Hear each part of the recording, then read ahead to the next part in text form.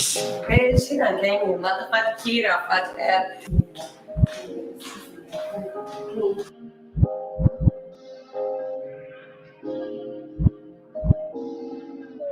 I guess I kept you waiting too long. Got you all in my bed, your legs spread like a rumor I know. That pussy be talking, telling me every little secret you hold. Don't ever compare me to that nigga don't know that you the fucking with the lights on. Got your legs on my shoulders, I'm deep stroking all night long. You love choking and kissing, sex in the kitchen, it's the right song. And you know what the vibe is, love. You know what the vibe is, love.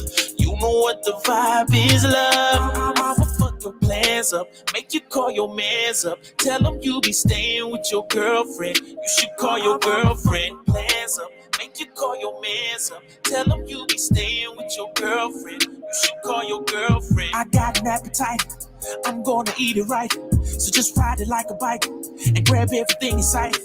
Pillow for you to bite, and you love the shit I like. You can't have it every night. You can't have it every night.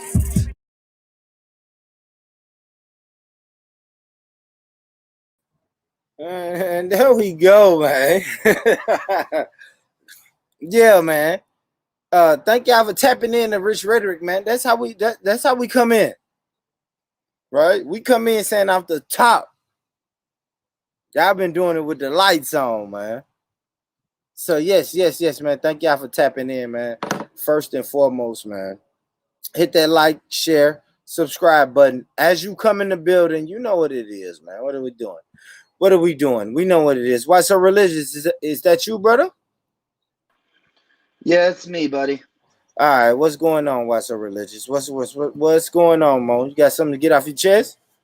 I just want to say, firstly, to Mr. Pelu, I'm glad you're here, buddy. I've only spoken to you a couple of times, and I liked our conversations. And also, he says he lives on Eastern Standard Time. This is Central Time for Born Rich, but it's okay. You're only one time zone off, bro. You were really close. But Born Rich, I know you don't need me to stand up for you on Valley's panel, and that's not what I was trying to do. I was just saying that fucking, to me, that is some bitch boy shit, bro. It's we say in America, it's all good though. So I know you don't have to stand up for me, dude. I know you don't need no, me it's to not stand even up for about you, standing up. and I wasn't trying to do that. Good. No, you good, man. You good, man. I don't want to. You know what I mean, like I said, I don't want to. I mean, bring shit from other channels onto this channel. No, I agree. I agree. What's going on, Mr. Paylo? How you doing, brother? Yeah, right? I'm good. I'm just saying shout out to Born Rich. I mean, I'm not gonna be able to participate as much as I want to be because I'm going to work. I'm on the subway. I'm going to work and do the night shift. But shout out to Born Rich. Much love to the Born Rich crew. Yes, sir, man. Get that paper, brother. All right, so why so religious? I used to look at those subway maps, and I would get pissed that my wife made me go to New York, bro. I hated it. like I hated going to New York. But what were you saying, Born Rich? I'm sorry, sir. I mean, shit. The basis of the show is the Derek Chauvin case, right? The officer that executed George Floyd. What do you think about the sentencing, man? What do you mean? Not enough time? From what I heard, it was 22.5 years, right? Yes, 22 and a half. Matter of fact, hold on. Let's play a little bit of parole or without. I did not hear if he was available for parole or not. May. The sentencing comes 13 months to the day since Floyd was killed. You'll recall Chauvin was convicted on 3 counts back in April. Prior to his sentencing, members of George Floyd's family, including his daughter Gianna, shared statements on how they've been affected by his death. We also heard from Derek Chauvin himself, along with his mother, for the very first time. CBS News correspondent Jamie Yukas is in Minneapolis with the latest. Derek Chauvin sat motionless as emotion poured out from the family of George Floyd. I miss you and I love you. Including Floyd's now 7-year-old daughter, Gianna. Her loss played out in court while other family members addressed the former Minneapolis police officer directly. I wanted to know from the man himself, what were you thinking? What was going through your head when you had your knee on my brother's neck? Our family is forever broken. My family and I have been given a life sentence. We would never be able to get charged back. Real accountability on the road to justice. Chauvin now has 90 days. All right, my bad, y'all. I was trying to play a news article, but shit, I can't play too much. No, Shark my shit, but he got I was just wondering. 22 and a half years. Does he have an option for parole or not? Yes. Okay. So what are you saying? That I know how everything long? about the sentencing, because I didn't know that. I'll tell you right now, my opinion is if you get tried and convicted of murder, I'm all about capital punishment.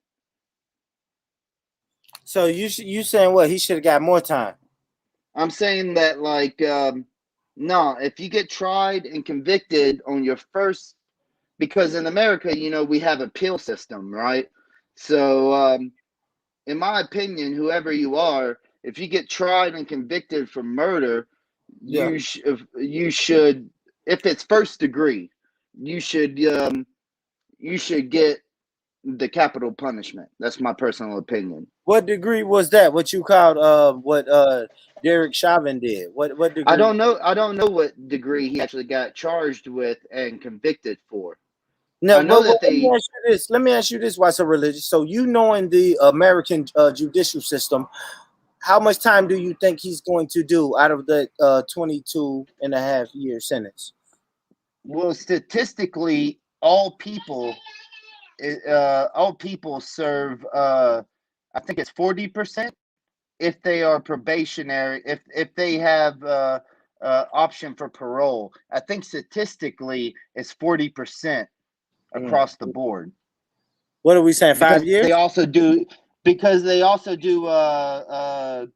behavior. You know what I'm saying? Yeah. So what are we saying? 5 years? We're saying what are we saying though? 5 years? Well, no. If you break down the math, let's use easy math of 20 years. 40% would be almost half, which would be 10 years. And then you break it down just like another 10% would be about 8.5. I'm saying 5, but I hear you. Because he's going to get time served. He'll get some time served time. Oh, yeah, good point. In America, they do time served, and when you're held, if you don't get bail, if you don't post bond, right? You know what I'm saying? Like, if you don't post bond, they will credit you with the time that you serve inside of the jail as prison time also.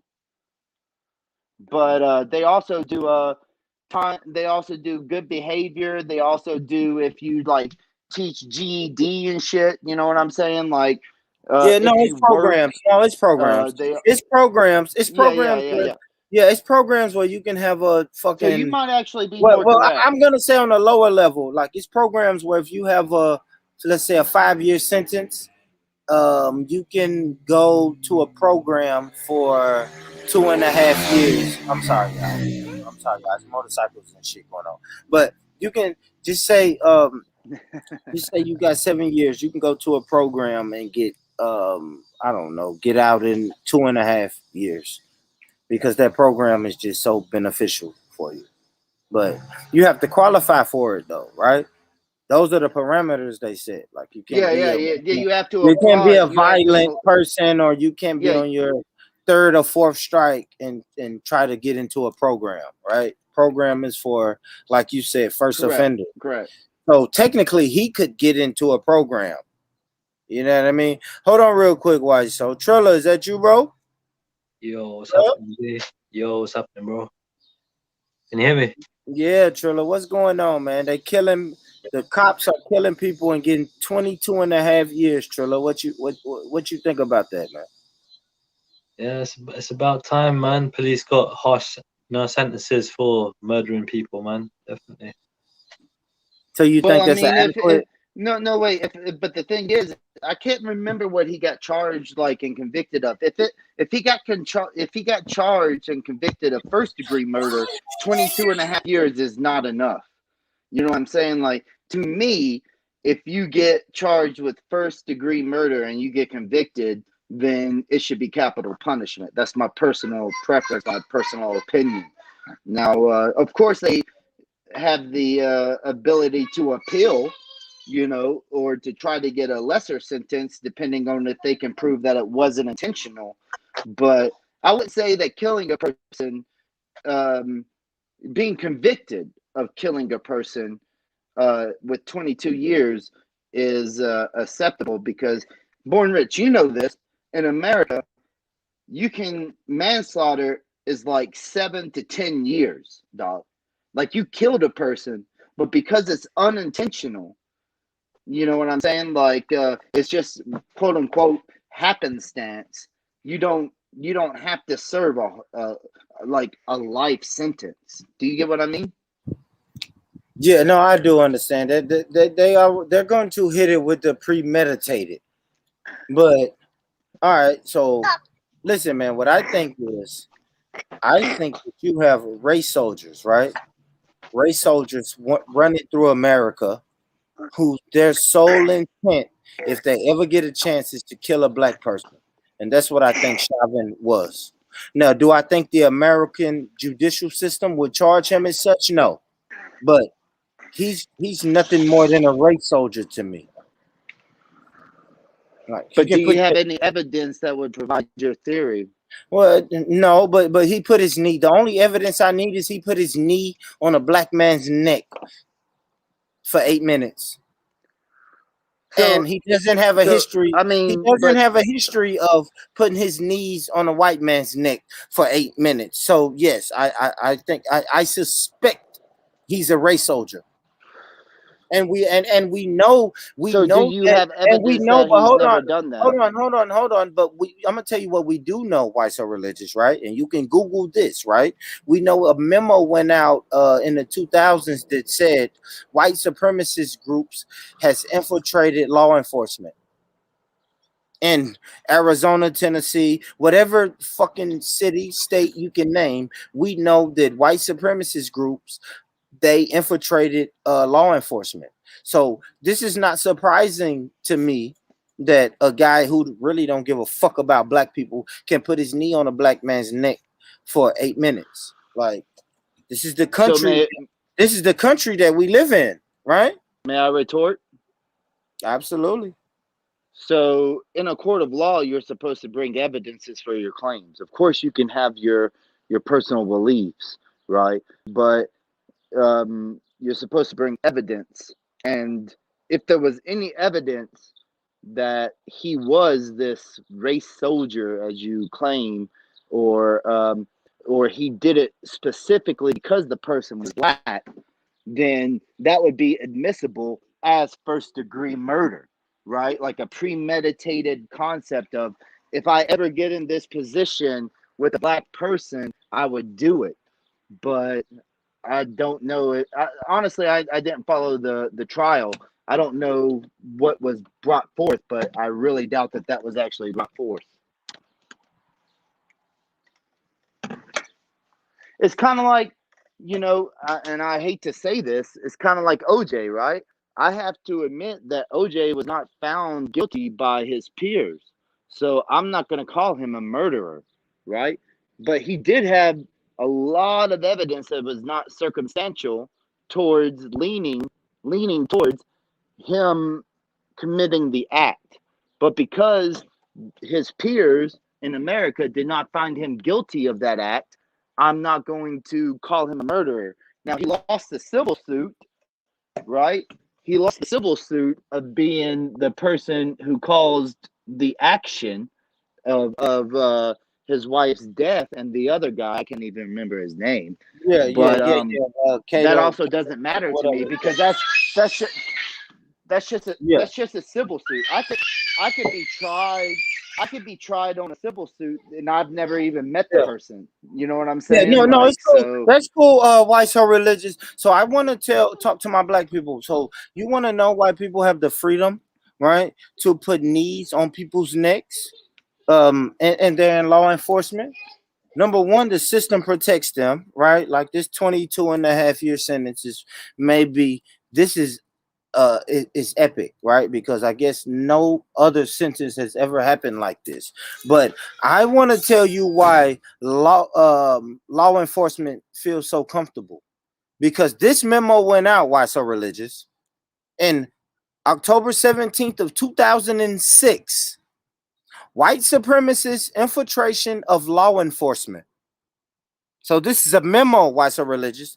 That went out. Like this was distributed, right? So unclassified, and it's prepared by the FBI Counterterrorism Division. So, like, you know what I mean? Like, what are we doing? What are we doing? This intelligence assessment provides an overview of white supremacist infiltration of law enforcement and derives its information from FBI investigations and open sources available as of August of 2006. This assessment addresses the terrorism topic of the NIPF and responds to intelligence requirements. You see what I'm saying?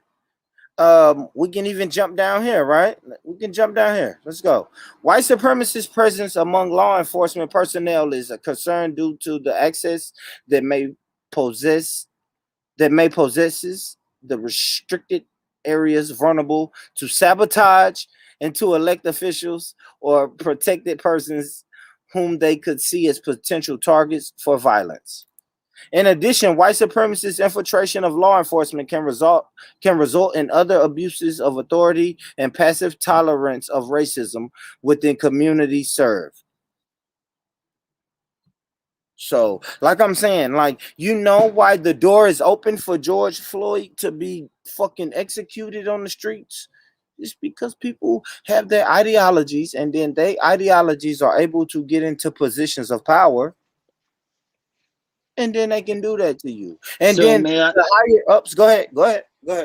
I was just going to ask, does this study say, or this memo mention the percentage of alleged white supremacists that have infiltrated the police system across the country? Oh, what do you need? Like a specific number? No, I don't need a specific number. If it was just something that was like understand. even a wide range, I'm just wondering, because I could make the same claim about black supremacists, right? I know you may not like that. I can make the same claim about Asian supremacists. I can make it about any race. But like, just because there's a memo saying that an ideology could infiltrate law enforcement does not mean that there's substantial data to back up that claim. I'm not disregarding your your presentation. Yeah, I don't I'm know just when you say asking. data. I don't know. I'm giving you a FBI memo that's giving you people, Yeah, right? the, So if you the look at the screen FBI is now, the if you look FBI at is the all screen about now, data. you should say it again. Sorry, my son started laughing. I was saying, and the FBI is all about data, right? Like So when percentages, you say and data, that's a like what do we contention. need? Like, so when you say data, what do you mean? I don't understand what you mean. Like, do you mean like numbers? Are you looking for numbers and statistics? Because on the screen is people. Like, this is a guy that they said infiltrated his group, infiltrated law enforcement with the sole purpose of fucking Well, pushing that's their agenda and murdering non-white people. So that's what I'm saying. Like, I don't know what you need. Do you need a certain percentage or well, number? no. Well, I mean, if there is an actual threat, you would have to quantify that threat, right? Like that's the claim that Muslims make about them not being terrorists, is that you have to quantify the percentage of actual Muslims that are threats and have actually done uh, actions that are threatening, as opposed Yeah, to I mean, I the understand what you're population. saying, though. Hold on. Now, I understand what you're saying, bro. But then you don't really question the stats and the data when they tell you that whatever the percentage of black children grow up in single parent households. Why so religious? Do you understand Actually, what I I'm do saying? question it. But no, Actually, I do you question don't. it. No, you obviously don't question because you spew it. Like you spew it, and then you don't No. question it. I do question it because this is a good example about what I was talking about on Veli's channel, and I know you Let's don't want get to it. cross stream. It don't matter. Let's just get But it. Let's just get when it. Just say what you're gonna say. Let's go. so when I brought that up that one time, I actually put my links in the back chat. James Jones and Raheem, both of them are Blue Wrench mods, able to give links, and I used other sites outside of the census, right? I can't remember the site's exact name right now, but it was a site that was dedicated to black Yeah. knowledge So what in are you America. saying though? So what are Like you that's saying? actually inside. But so what I'm saying is their numbers were different than the census, which totally makes sense because their numbers are collected at different times, right? But they provide the numbers to try to give a realistic, practical concept to the conversation that they are bringing forth. Now, when you bring forth this memo from 2006, do we even know that this has not been rooted out by the FBI, that they have not done an internal investigation? Because if they put a memo How do out, you do that? Let me ask you this though. Hold I on. don't know. I don't know. No, I don't know. exactly. I don't know. Let me tell you, you don't know how to do this, right? Let me tell you what I've never heard a person say. Why so religious? I've never heard a person now that I suspect, right? I want to make sure I use the word suspect, right? Now, I have people that I hear and I talk to that I know are racist. They will gladly admit that they're racist. But I've never heard a white person that I suspect is being racist tell me, you know what? You're right. I am racist. So no one is going to say like that's what I'm saying. So we can use the same numbers, right? Let's use the That's kind same. of weird No, because that's kind of weird. Hold on. Let's use the same strategy that people would use to get statistics, right? If I asked a single mother, "Hey, are you a single mother?" She can tell me yes or no. If I ask a guy who fucking does everything it takes to be a police officer, and then I ask him, or before I even ask him, hey, are you involved in any white supremacist groups? They're going to say yes or no. Like how, like you said, how do you check that? You can't. You can't really check that. But then you have the investigation that the FBI did and said, yo, when we hired a bunch of white supremacists, and then when we really went back and did the numbers and crunched the numbers, yeah, they were white supremacists and they But what are infiltrated those numbers? But many. what are those numbers? I don't know I'm what asking numbers you're looking for. I'm looking you for the just memo. The most important thing is the memo. Like this went out. This had to go out. This had to go out to different agencies and different police and different law enforcement agencies around America that was like, yo, we've been fucking bamboozled. They bamboozled us.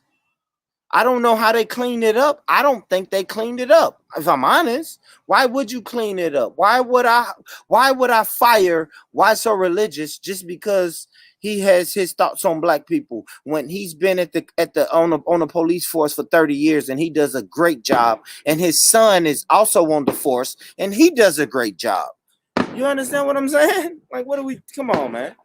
Come on, man. You don't need numbers to know. Only thing you should see, well, I ain't gonna say you should see. I'm gonna tell you what I see. I see neon necks. I see white officers shooting black men in the fucking back. You know why? Because they don't understand them people. And they come from fucking white supremacist background. And they infiltrate law enforcement. Period. Point blank, period, man. That's just it. We can't say they're not white supremacists. Okay, sorry. And that's the My problem, wife black called people. me. Hold on real quick. And that's the problem, black people. We don't call them what they are. We say that's a rogue white man who accidentally kept his knee on that man's neck for fucking 9 minutes. No, he's not. Let's call him what he is. He's a fucking racist race soldier that can hide behind a badge and hide behind a corporation, right? Which is a whole company, which is a whole government that is built to protect it.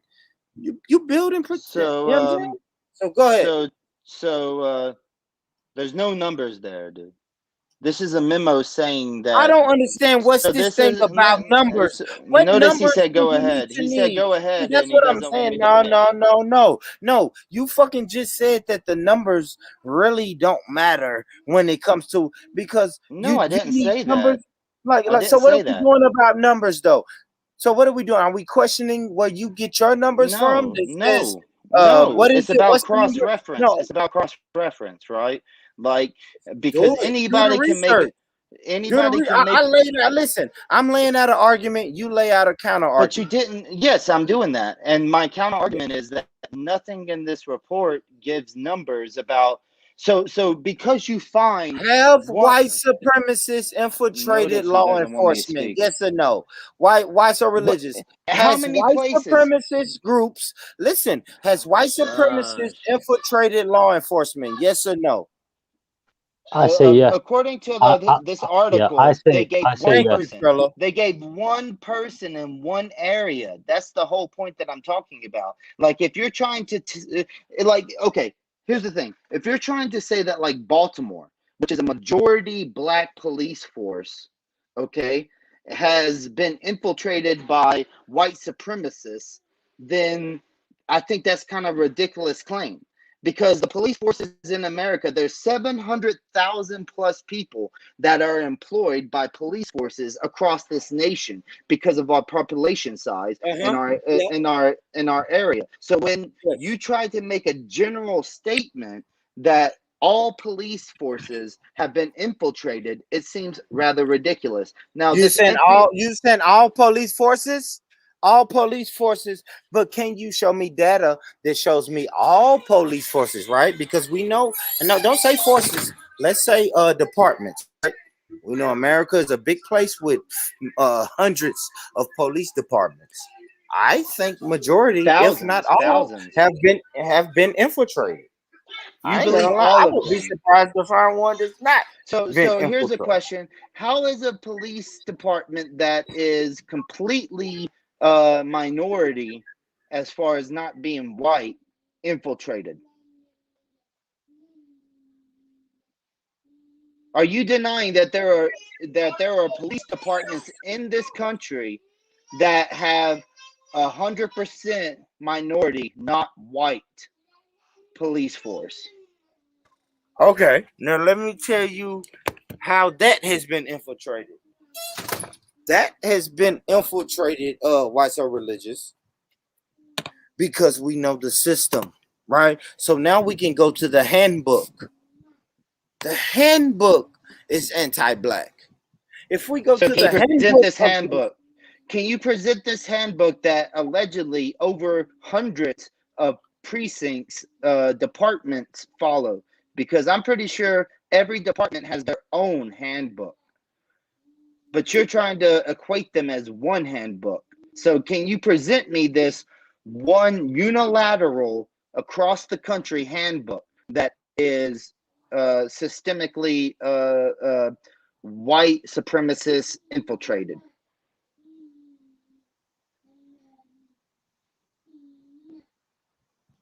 Hold on. I'm grabbing something.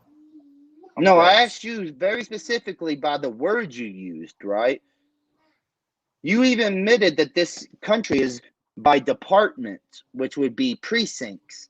So then you tried to say that there is a handbook that they all use. Rewind the video and listen to it. That was your argument. We good. We don't. Okay. So then right there, I just dissected one point. I know. I'm not worried about who did what, who won and who lost.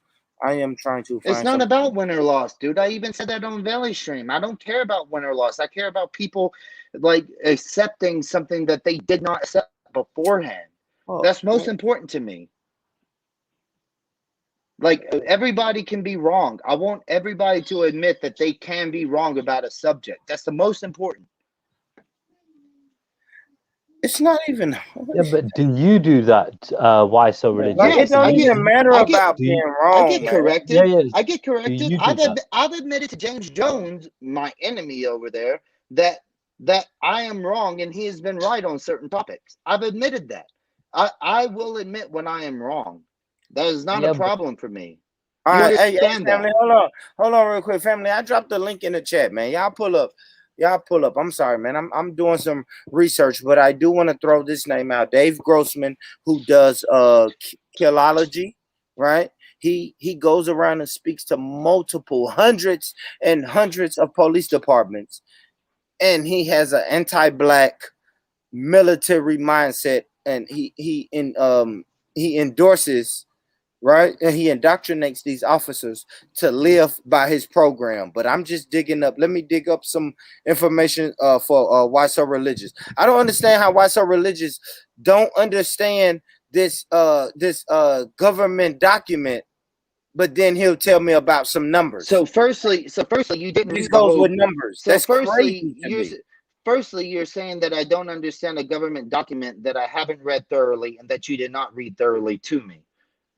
Right? You just pick out a couple of parts. And then when I questioned those parts, then it became an issue about the document.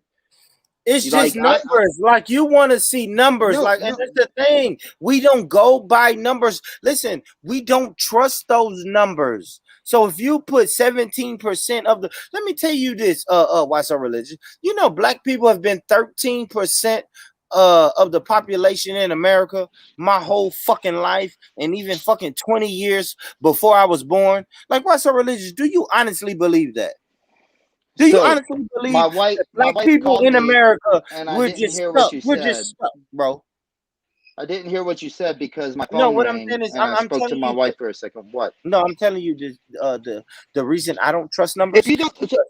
If you don't believe the numbers from the government, why do you believe this report from the FBI, which is a part of the government?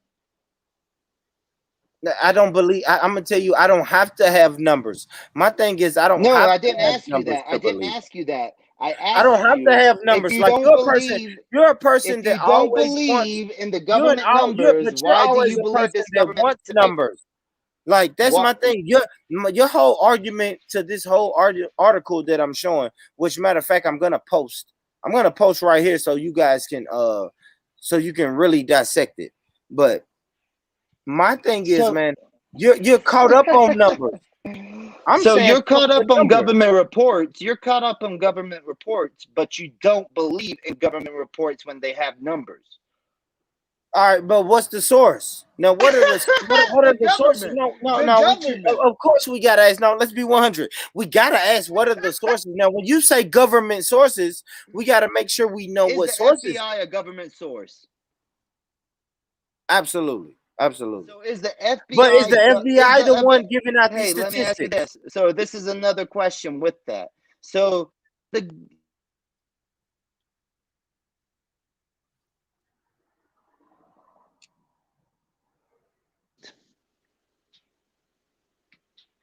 Hello? Yo.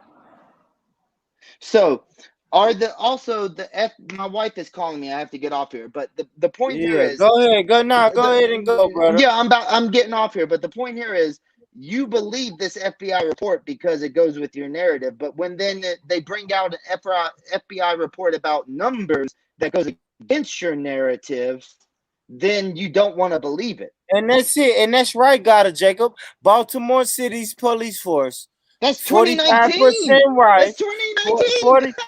40. You said 2019. That's nothing but 2 years ago, bro. All right, now I want to let me make this announcement because this guy has a bad habit of doing this. I did not kick him. I did not remove him. I didn't do anything. He fell off. He has a bad, you know what I mean? But we'll get, you know what I mean? We'll get him out of here. But it was fun for the moment, though. You know what I mean? Yeah. That was pretty fun, man. But we not gonna pretend like these people ain't race soldiers, man. We're not. We're not gonna pretend like everything is so fucking kumbaya that motherfuckers ain't coming to knock you off. So, you know what I mean? Ain't that right, Trilla? Yeah, man. Well, some people are just difficult, man. Like he doesn't like answering straight up questions, man. You know, just seems to be the case. Likes to try and close down the argument as quickly as possible, innit? And, Yeah. Yeah, he's not gonna do. I mean, he's gonna root for law enforcement. He think law enforcement is always right. What do you think? So Trilla, so damn, you answered the question though, right? 22 had 22 years. You think that's enough for murder by strangulation? Who, me? Huh? Do I Yeah, think you.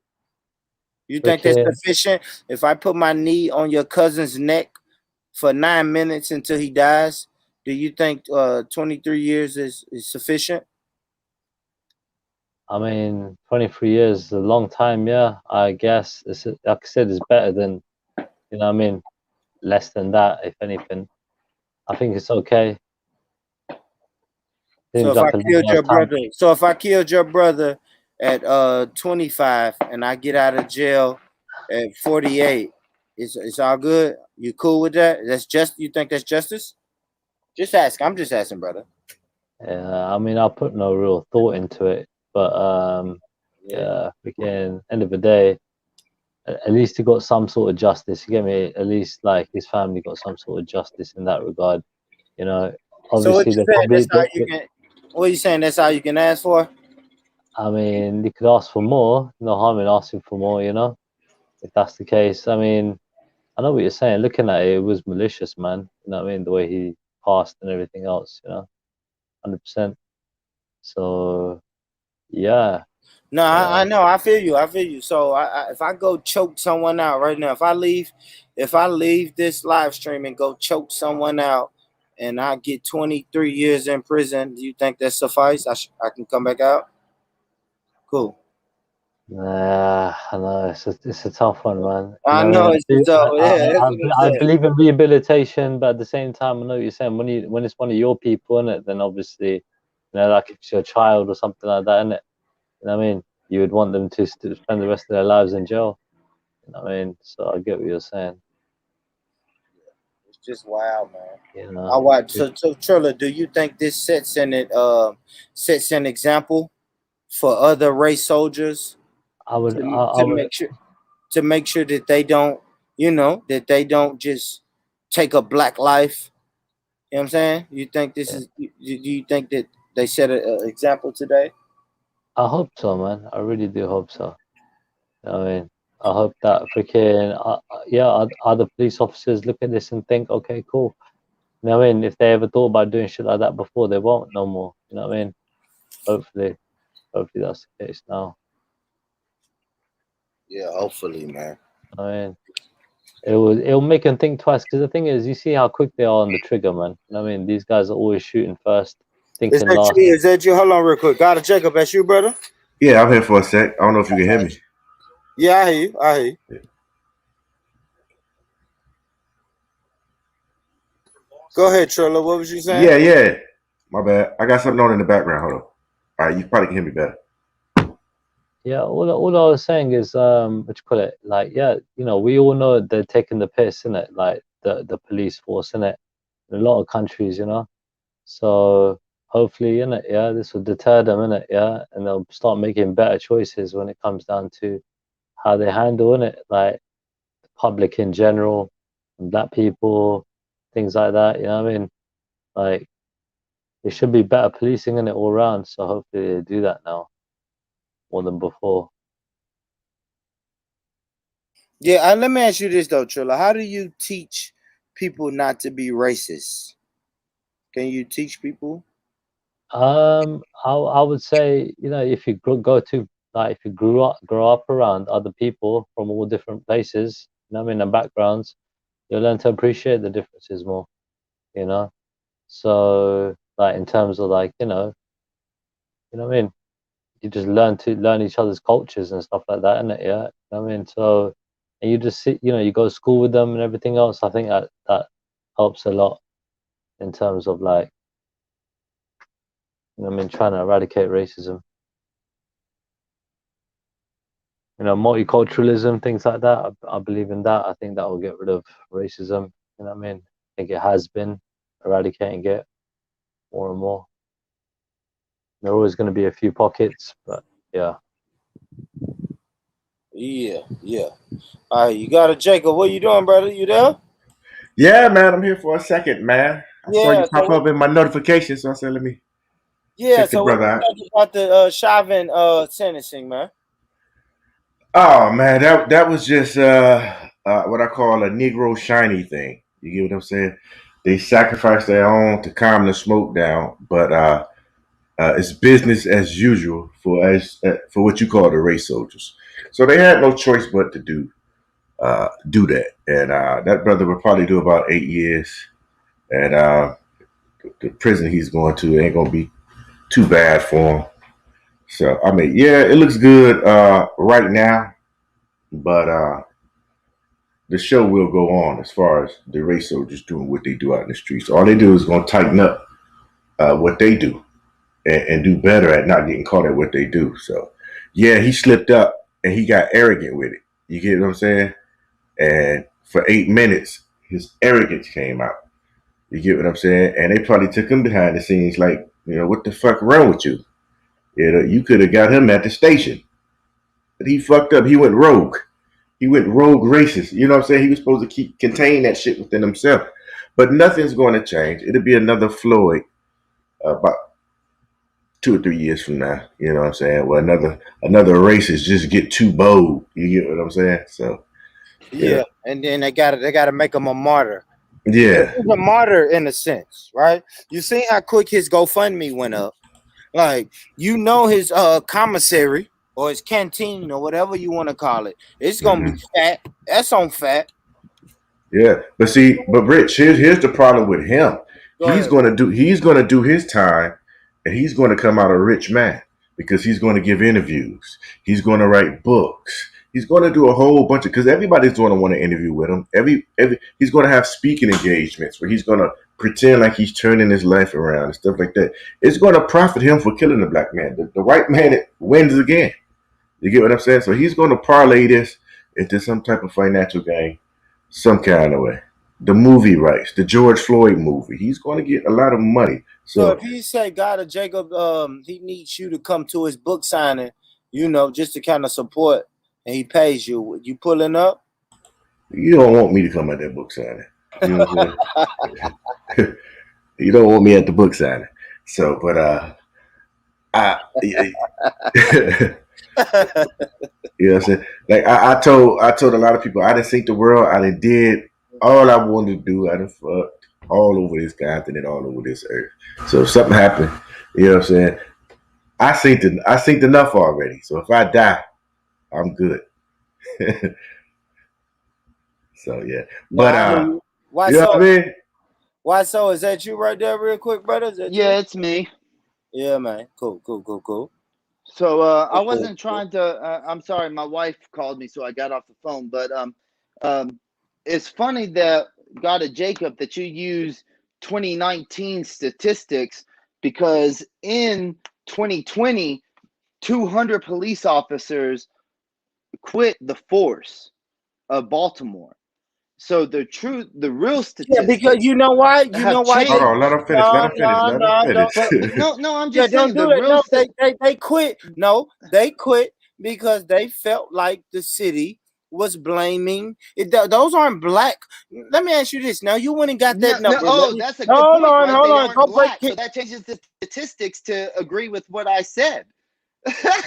What's the number? What's the number of black officers that 200. quit? That's the point here, right? It wasn't black officers in the majority that quit. It was white officers. So when I said that Baltimore is a predominantly minority, when you think of like white nation city that is policed by them, it fits. Now, those numbers that you brought up were correct, Gotta Jacob, in 2019, but there was a mass exodus inside of the offices, the departments. Yeah, but Of the white officers. Go ahead, God. Yeah, you're talking about a mass exodus, and let's keep in mind, 2019 is not that far removed from the data, if you will. If we was to present this, somebody would accept 2019 as a valid data point to make some kind of rational conclusion. My whole thing is, I don't have the access to truth in numbers. Neither do you right now of what the department is really reporting. You get what I'm saying? At least I don't have it. I ain't seen none of it right now. But I can use that 2019 report to kind of make a logical conclusion that what you said isn't really a ground truth, because I don't see a turnover that fast in tactics and the way they police the people and everything. You get what I'm saying? So I believe. I understand that Right. presentation. I understand that. But when I'm talking about the here and now, and I can mention, like, okay, they haven't posted the statistics of the officers by race that are still around since 2020, but they have posted the article that I gave about the exodus, the leaving of 200 officers. Now, even if you use the statistical concept of 45% of the officers were white and then the other ones weren't, it still drops the number down statistically, even if everybody who quit wasn't white. You get what I'm saying? And the numbers wouldn't add up to that data. The whole point that I was bringing up was that Born Rich he accepts government issued data or concepts as long as it fits his belief. And then when you bring up statistical data based off of, let's say, race, which is what he was going at, right?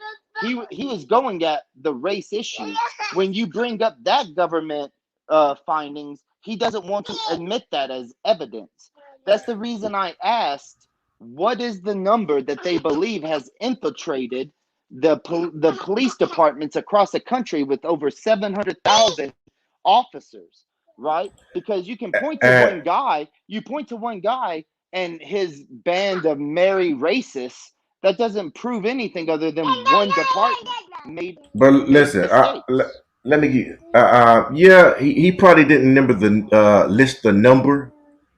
You get what I'm saying? And I don't think that was the gist of it. You get what I'm saying? Because I don't think whoever put it in the article didn't know the number. Just the mere fact that the article said it was infiltrated is enough for Born Rich to draw some type of conclusion based on the historical data of police departments. You get what I'm saying?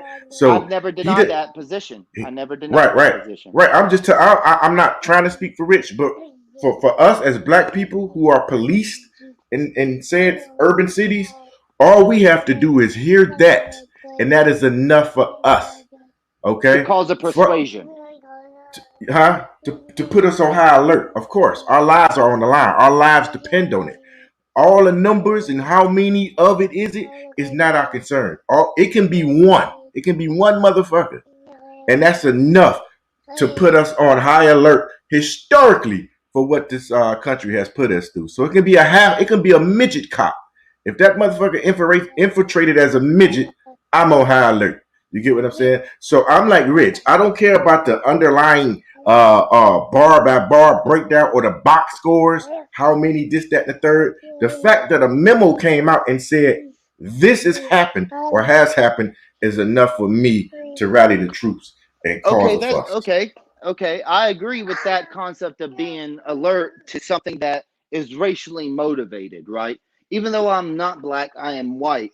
It could still be reversed, right? I would still feel if a paper came out and said that that there is and my son, right? He's half Asian.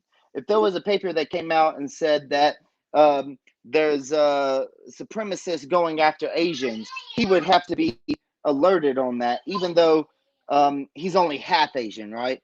Only his skin, only his eyes are slanted. Nothing else looks Asian about him. Okay, that's a fact, dude. Whether you like the way I said it or not, that's the way it is. He whiter than me, dude. So, but what we have to look at it as, there's always going to be that anomaly, right? There's always going to be that statistical person who steps in, whether it be white, black, yellow, brown, red, however you want to describe it as skin tone, melanated or not, whatever the way is. There are always going to be those people who have this ideology and they can get into the system. Let me interject right quick. I hate to cut you off, but my only thing is when you bring up when you try to other stuff, the problem is with your criteria is that it doesn't have a history of violence against Asians in this country. There's no history of violence, or Asians were never targeted in this country. So when you That's bring actually up not true, though. That's actually not true, though, because if you look historically, Asians were targeted inside San Francisco. And when? You trying to other the story? I'm a mute on that. No, yeah, exactly. Hell no. Hell no. You're not going to bring it. Who do you think were the people who carried dynamite? Who were the people that carried dynamite into building the railroad systems that were why so religious? We gotta have an honest discussion. That wasn't a mass. Let's have an honest discussion, brother. Dude, I'm not trying to be dishonest. I'm just saying that they were looked down upon where they carried glycerin back in the time when it was not we safe. Talking something different. Let God check him go. Why so religious? Let God check him go. I'll listen to your difference. I'm not trying to interrupt. I'm just trying to say that there has been differences in this country between races, not just black and white, but with other races included between white and others. That's all I was trying to point out, dude. I'm not trying to say that one other person had it worse. You're pointing that out for what? Because it's just like me. I live a life where now my son is a half race person, right? He's gonna allegedly, to your argument, he's gonna have to deal with this stuff too. Now, I feel like he should grow up and make his own determination. He's gonna have to deal with what stuff? The cops aren't killing Asians and white people like that. What are we doing? What are you talking about? Well, you're gonna have to deal with what stuff? Well, that would be a cultural difference, right? Because full-bred Asians, if you will, people who are Asian and keep to the Asian communities, typically are not culturally inside of America the same. You'd have to admit that, dude. If you want to be in an honest conversation, that is a difference. Let's put the onus on the officers. You can look at it from grades. You can look at it from college admissions, college. No, I understand college. I understand college. Cops are killing black college students. You can look at it from criminal. You can look at it from criminal stoppages, from alleged criminal stoppages. You can look at the differences widely, right? But there is a cultural difference inside of America between races that, when it comes to the forefront, people don't want to address. Now, I'm not saying I have. I'm gonna tell you what we don't. Hold on. I hear you. Why so religious? What we don't want to address is the cultural differences inside of these police departments. Exactly. There's cultural. They are able to murder with impunity. What do you mean? That's why they are able to just go around here willy-nilly, knees in the neck, shoot you in the back, say you was reaching for Skittles. You know what I mean? Say that you attacked me. Like, come on, bro. That when we talk about cultural differences, we're talking about the cultural differences inside of this American inside of these A American police melting pot, departments. right? A melting pot, right? It's not a melting, it's a melting pot, but then we still have the same old racism, same old white supremacy inside of these police departments. So it can be a melting pot all you want to be, but if the police are knocking black people upside the head and telling Asian people to please go home, it's a motherfucking problem. But you don't really have that example, right? Like, you have the example of, I don't have that example. May I finish? You have the example of black people in America being historically other and treated as such when it comes down to go ahead. Hey, why so religious? I ain't got time for this one, but I do appreciate the conversation. I'm about to dip. Got Jacob. I ain't trying to interrupt you. Let me give No. I ain't man. Brother Mike. I just want to give. Is this Brother Mike? Brother Mike, say something. I don't want to get porn bomb. That's all. Got to Jacob. No, I ain't want to stay on Brother too Mike. long. I was What's up, bro? What's up? Got it, All right, Jacob. go I'll ahead, get go off. ahead, I'll get off if it keeps you on, buddy. Like no. I have something to do anyway. I'm gonna come back. I'm gonna just tell him. Okay. The brother Rich, I'm gonna mute for a while and I'm gonna be quiet for a second because I gotta wrap up some stuff. That's all. Okay. Well, I'll always get off this panel if it determines you or me, bro. No. I didn't want to say. I didn't want Born Rich to say a God of Jacob, and I'm not there. I'm still here, but I'm just doing something in the back. Yeah. So I'm not trying to negate the facts of historical problems, racism, and mistreatment of black people. I'm not doing that. What I'm trying to do is present that it is not only black people that have historically been treated as other or have had mistreatments, racism, and plights against them, right? Now, I'm not saying that What's the point for that? I'm not saying those plights are equal. I'm not even trying to say that those plights are equal. I'm not saying that those injustices are equal.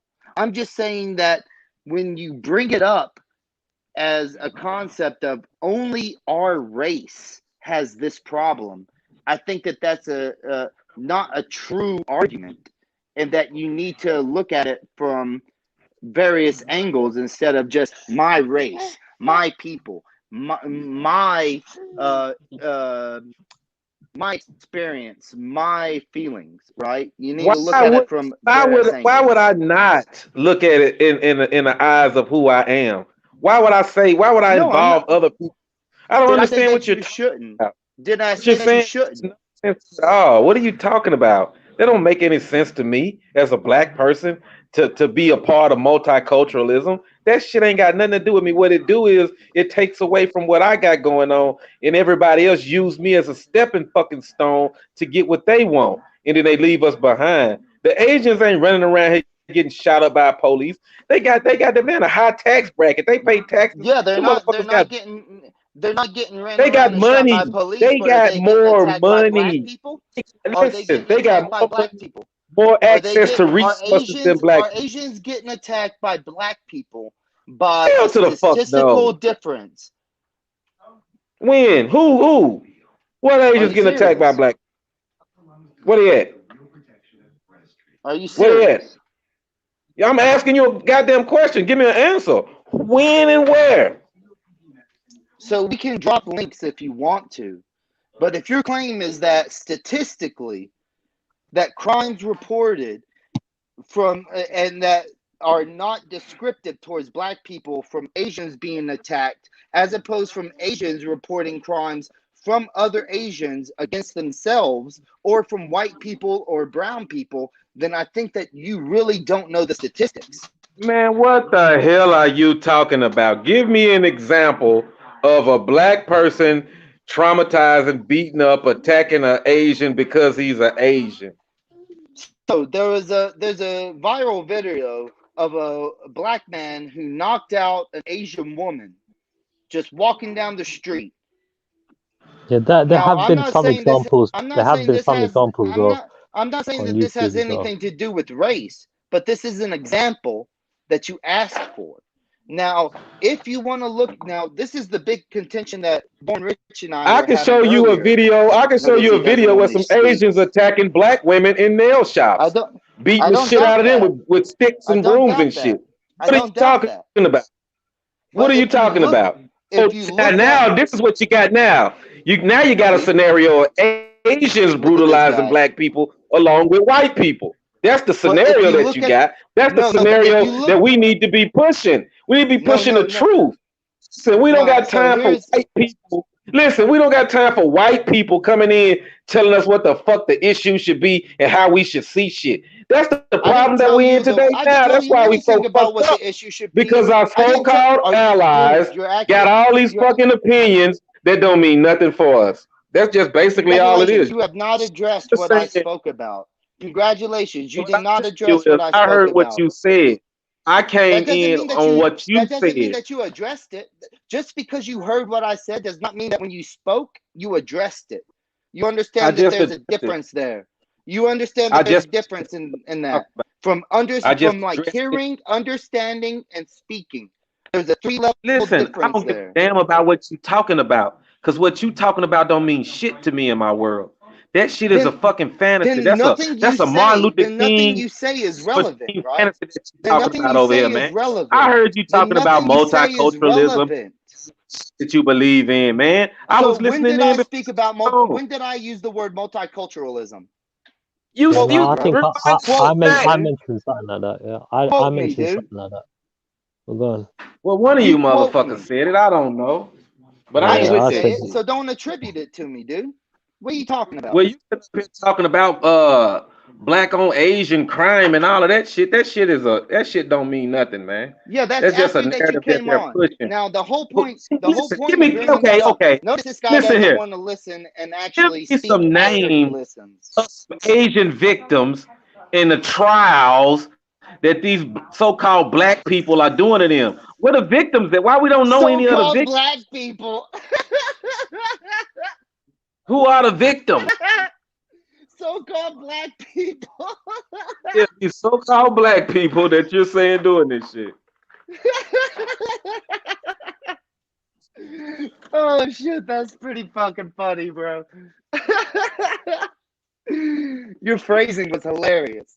So the point here is what I brought up when Born Rich brought up his federal FBI paper about the infiltration of white supremacists inside of police departments across the nation, right? I agreed when God of Jacob mentioned that it puts people on high alert when they are not of that race. It doesn't matter if they are black, um, uh, yellow, red, brown, whatever fucking color, right?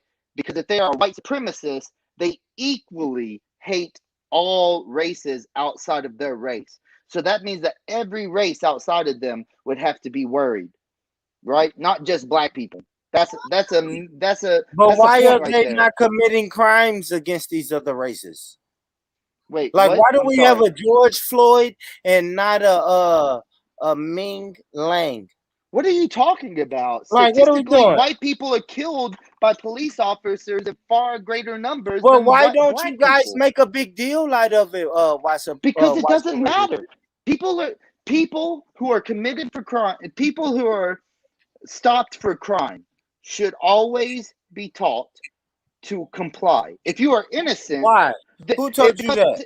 if you're innocent, then it's 20 minutes and you walk away, bro. It's not this concept that you have to fight them for your innocence, because you will always lose, right? The police department will always win in that Yes, Oh, it's you're argument might. right. against So you. So you're telling me when they're might is right. targeting, yeah, when You're they're saying might targeting is black right. people for being black, What? yeah, Am I that's saying the what is issue. what? No, let When they Trilla go. Let Trilla go. What'd you say, Trilla? when you said right, the police always win, right? And I have to agree to that extent, because when the police force target specifically black people because they're black, yeah, which is wrong, right? We They shouldn't be doing target. that. Oh my gosh. Profiling in it, people, yeah, race profiling, all that stuff, right? So like, it's end of the day, it's unacceptable and it's wrong, and that needs to So stop, so right? so So look, if the Go police ahead. are I'll doing address it, that. I'll Yeah, address address that. yeah, that. I'll address that, but we're gonna continue with what I was saying before it was an interjection.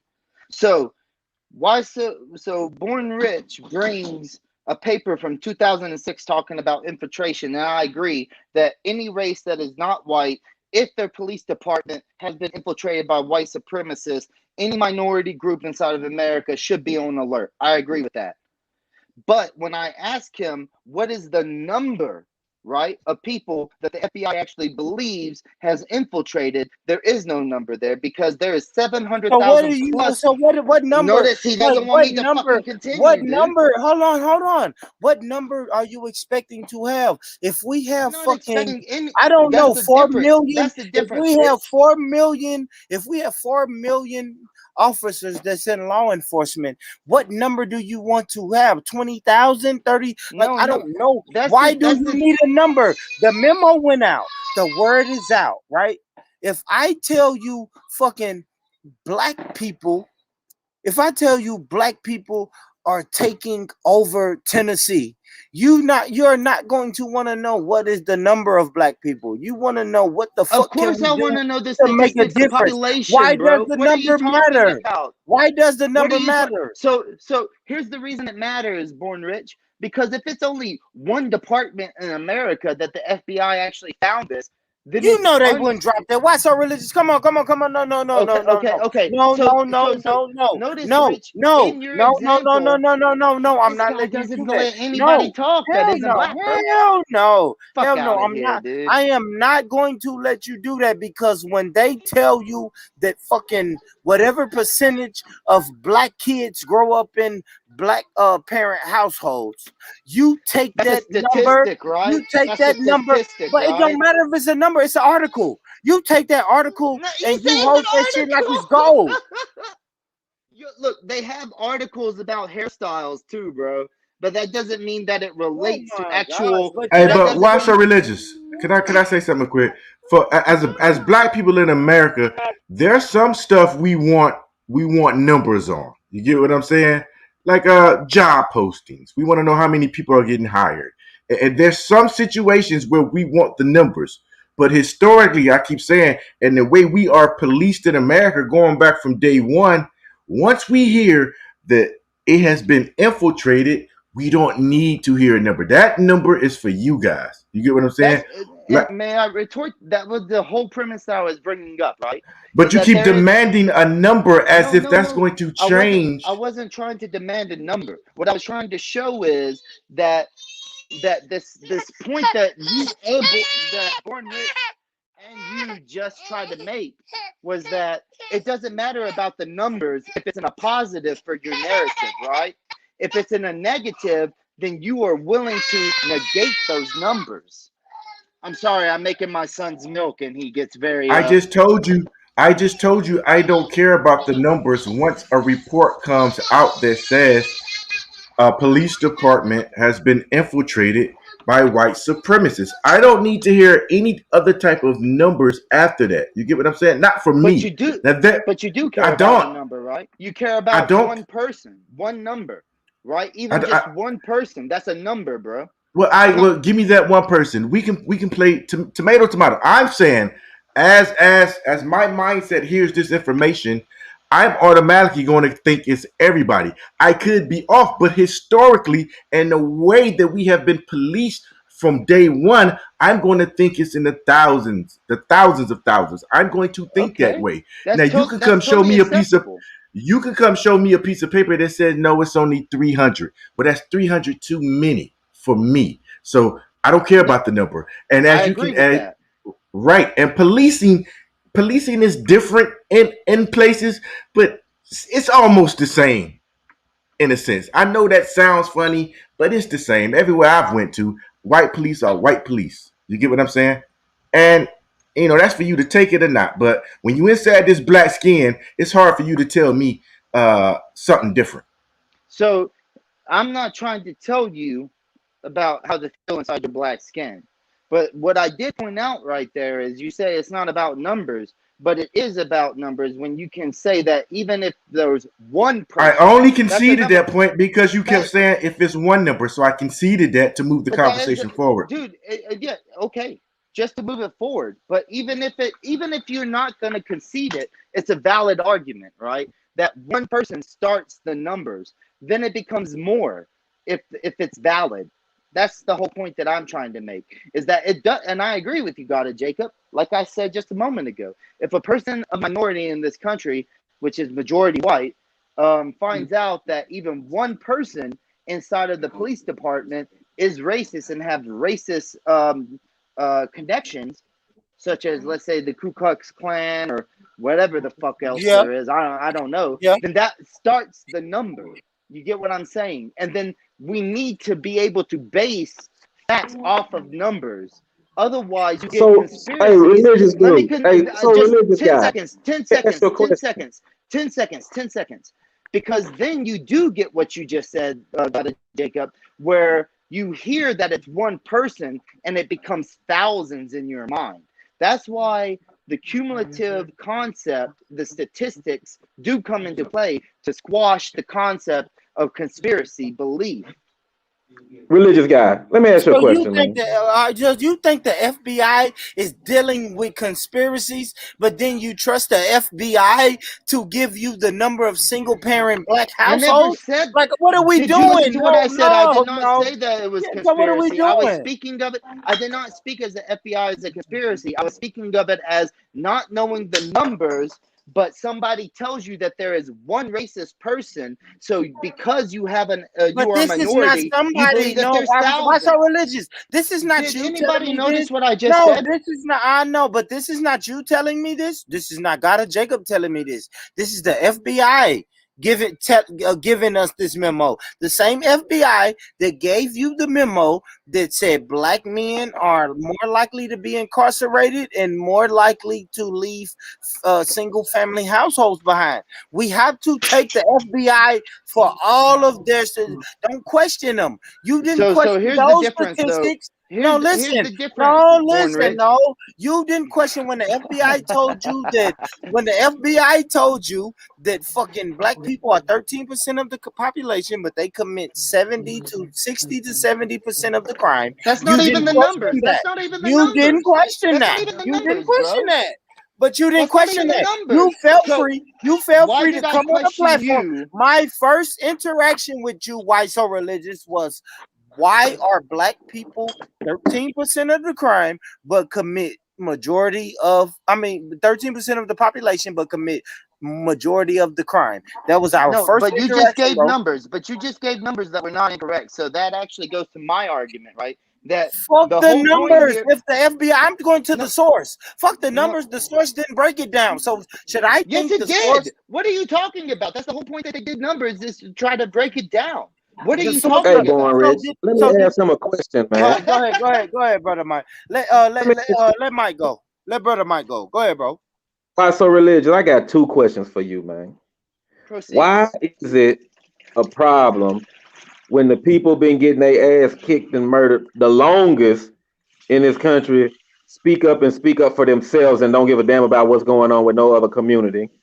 I don't. And why do you believe that I should give a cop 20 minutes of my fucking time because he want to harass me and make himself feel important and I should comply? Why the fuck do you think that I should give him 20 minutes of my time just because he's a cop? So to your two questions, firstly, I don't believe you should have to care anything about anybody outside of your race if you don't want to. You know what I'm saying? Like, that's never been my argument. I don't care about it. Like, people have said, like, I think I've said it on Born Rich's channel. I don't care about the white race. It don't mean shit to me, dude. Like, I don't consider, like, you know how Born Rich will call people brothers that are or sisters that are black. I don't call white people brothers and sisters because it doesn't matter to me, dude. Man, then you just sit up here and say that we should be concerned it's not only black people. Didn't you just say that shit? No. No. If you rewind it, what I said was that if you want to look at the criminal rate and the criminals committing crimes against other people, then you would have to look at the race of the people. And then you could look at the reasons possibly why that Man, you is said it's occurring. not only black people getting brutalized by the Yeah, white I did say supremacy. that. Exactly. And I I they know said what the fuck you lying. historically. said, I You said man. know, I mean, of historically course. too. Let me tell So you you this, so you brother Mike. dodging that question. Answer the second question, man. Why the fuck should I give that cop 20 minutes of my Question, time? dude. What are you talking about? I didn't dodge You your didn't question. answer it the way you're supposed to answer truthfully. Go ahead to the second question, So man. you have to decide what my answer is. No, because you're denying shit that you So I said. So I have don't even to want to hear. I have I don't want to hear nothing that you gotta say no when you answer start is denying shit that acceptable. you said, man. No You said answer is that. acceptable unless it agrees with your opinion. It's not No, even about that. It's not even no, about you're that, man. denying shit Like, that you said, man. So let's move on to the second question. Answer that for me, man. what's the second question, Mike? Why do he feel like I should give that cop 20 minutes of my fucking time and I've done nothing wrong? Dude, I've been pulled over before. I've been stopped in the street and I just complied, dude. Like that's Oh, just so the you're thing. saying comply or die when you know No, I didn't that. say that. What are you Oh, talking so what about? are you saying? So no, you did say that. You said No, I I think said that you most will people. lose. You I said said you this will earlier. You will lose. lose. You You will. will That lose doesn't if mean you. die, dude. That's But your it does when you're black. exaggeration. That's Why your so religious? exaggeration. Why so Because you're religious? black. Why so Okay. religious? No, Okay. listen, Eric Garner. You know when it mattered. You said it don't matter if you're black, but it mattered to Eric Garner. It mattered to Alton Sterling. It mattered to George Floyd. You It can't mattered to prove that those Breonna were Taylor. racist So deaths. listen, You why can't are prove these that those people are murdering? racist I killings or don't give a deaths, fuck. dude. I don't. You know, I can't prove it, but I can tell you what history shows me. It's when Congratulations. You black have your people belief, listen, dude. You have listen, your listen. belief. Can I land? Can I land? I am saying that history shows me when black people don't comply, they die. And now, if you want to, I don't have numbers, but I have names and I have stories and I have articles. I can give you articles of when black people don't comply, they die. So you're saying, hey, black people, if you just comply when you know black people have a distrust of the police system. And the reason that we distrust the police system is because the memo that I just showed you in 2006, the FBI said, hey, your local law enforcement has been infiltrated by white supremacists. It's So funny how you know What that else? You know they, what hold else he on, hold missing on, out of that, hold on, Ball Rich? hold on, and then I'm gonna let you go. You know Let what me else he finish. missing? Let He me missing finish. that all Let me these black finish. men Hold on, Mike. unarmed. Mike. They did not have guns. Mike. Let me finish. So you know that we have a distrust towards law enforcement, and the FBI told us that you should have a distrust towards law enforcement if you're a black man because it's been infiltrated. so And now White So Religious is telling us, yo, if you don't comply with these white supremacists, they will put their knee on your neck. They will shoot so if you you in the look at the back. numbers, They will if you choke look you at to the death. numbers, if Let's you go. look at the numbers in America, white people are 3 times more likely to die by law enforcement than any other race. Do they Now, have if you want, guns? Are they so unarmed? Let's do the how, statistics about unarmed people. yeah, let's do it. How many unarmed people died in 2020 that were black? I don't know. Let's go to the FBI statistics. Your No, you don't statistics go guy. to that. No. Actually, this is Why so no, religious? you No. don't go to the No. FBI statistics Why on so this one. religious? No. You're Why right. so religious? You're a numbers guy. You are a You don't go, numbers guy. but you don't go to the FBI statistics for this one Where do because you go? you go to the Washington Post has been no, You this go is to a true. newspaper article? Get the fuck out of here. No, this A is true, newspaper dude. article. Yeah, because they have been following this for 20 years and they have the most accurate because the FBI deals Who with owns the Washington Post? Hey, Who don't. owns the Hey, Mike. Washington Hey, Post? listen. Mike. I got something for you, Notice Mike. they don't want me to He listen. don't They even don't want me to believe speak. this, Mike. Mike. He Yo, don't believe this article. I'm sharing the screen right now. He don't believe this article that comes from the official FBI, but he's telling us to believe the Washington Post. No, I He's never said. questioning the FBI. No, listen. Wait. I never He's questioned the questioning FBI. What the are you talking FBI, about? but What he's are you telling talking us we about? should get our statistics from the Washington Post. No, Man, wait. get What the are you fuck out of talking here. about? So, Get firstly, the the fuck out FBI. of here, man. So, firstly, the FBI deals with criminal yeah, claims, right? A person being hold up. detained or It don't matter. questioned and being shot by police or killed in various manners is not an FBI statistic, my guy. Do you understand the difference there? Born Rich, do you understand that the FBI does not keep statistics about people who are being detained or questioned? So how do we know? Hold on. Okay. So do you understand what? that? Hold on. Why does that Do even you make understand sense? the difference of the What? But what are conversation? they? Okay, you telling me what they're not doing? What are they keeping numbers of? People who are officially Police arrested? file? No, they are police Oh, talk to investigations. me. What are you talking about? So police investigations, and then they also do convictions.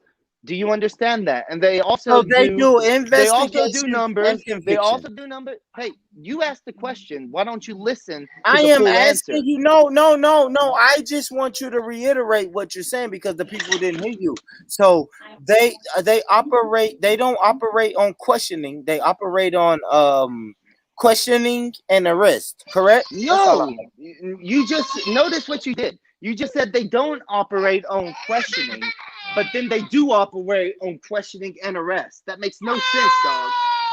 Do you realize that? Yeah, get the little one. Get the little one, Watso, man. Get the little one, man. Get the little one, man. Raise that little one to get him a black wife, What man. you did was you conflated two arguments together. So the FBI statistics are about investigations, convictions, and acquittals. Now, the reason I mentioned the Washington Post is for 20 years, they have presented cases of people who have been shot and killed by police. Who owns the And Post? where did they get those numbers from? The FBI, right? No, they don't get them from the FBI. They do it So from. they only get them No, from they don't do it from the Washington FBI. statistics. Where do they get those statistics from? These local Let me these answer local law before you keep go answering ahead. questions, right? Because you haven't read the article. So let me answer before you keep asking questions. So the Washington Post, which has multiple affiliates throughout the nation, compile their statistics and their case from Dragging black people through the mud since the 60s. Hey, your mic going out. Why so religious? This is It need to crazy, go man. out. It need Yeah, to go go out. ahead. Like Talk to him, brother who owns Mike. the Post? Who owns the Post, man? Who owns Washington Post? Right? Like, what are we doing? Do we know these numbers are these are fucking white supremacists? I even know that when this article comes out, I know that this article is a meaning to push propaganda. Hello, can you hear me? We can hear you, man. Can you hear me? Okay, so the Washington Post doesn't go off FBI statistics or registrations of crimes committed. What they go off of when they have their annual report is their affiliations across the nation where they own different publications report incidences of people being killed by police officers, and then they break it down to if the person had a weapon Can you tell or they me didn't. who are they? Who owns the Washington Post? Can you tell me that? Yeah, Jeff Bezos.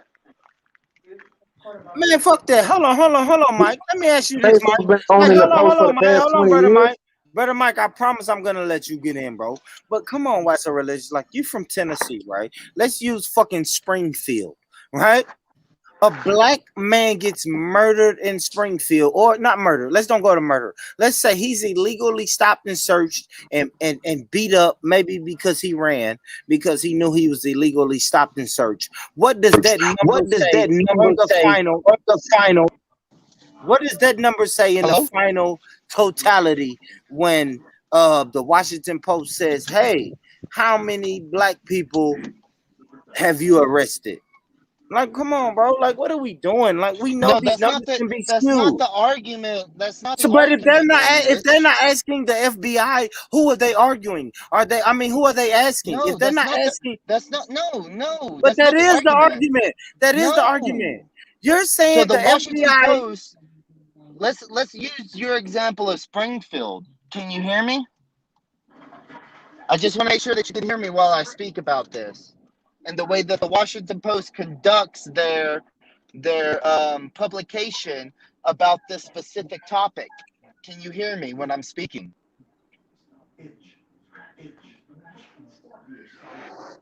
Yes or no? Hello? Yes. Okay. Do this is that they have reporters that actually read the police reports and investigate that the person had a weapon on them, they didn't have a weapon on them. They go to the crime scenes themselves. This has been an interaction for 20 years. This has nothing to do with the FBI, right? Now, all I'm presenting with the Washington Post is that it is the most accurate data that we have. I'm not saying that it's completely 100% accurate. What Man, I'm how many saying white is, people in America, man? How many white people in No, America? yeah, who told no, fuck notice that. the Chauvin Who topic. wanna told him? Who told him, right? And you're a guy who don't even believe in religion. So you don't really believe a Look at this absolute guy top of the changing. guy. No, listen to me though. Listen to me. Why so religious?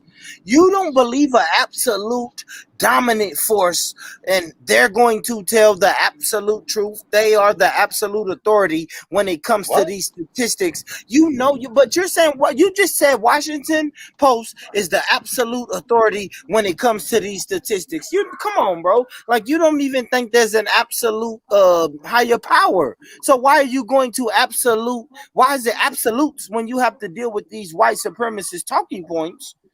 But then it's not even an absolute when it comes to spirituality or anything else. Anything else we talk about is no absolutes. But then when we get to these fucking Washington Post statistics, that's the absolute. Man, get the fuck out of here, man. Get the fuck out of here, man. Quit playing with me, man. Mike, what was that, brother Mike?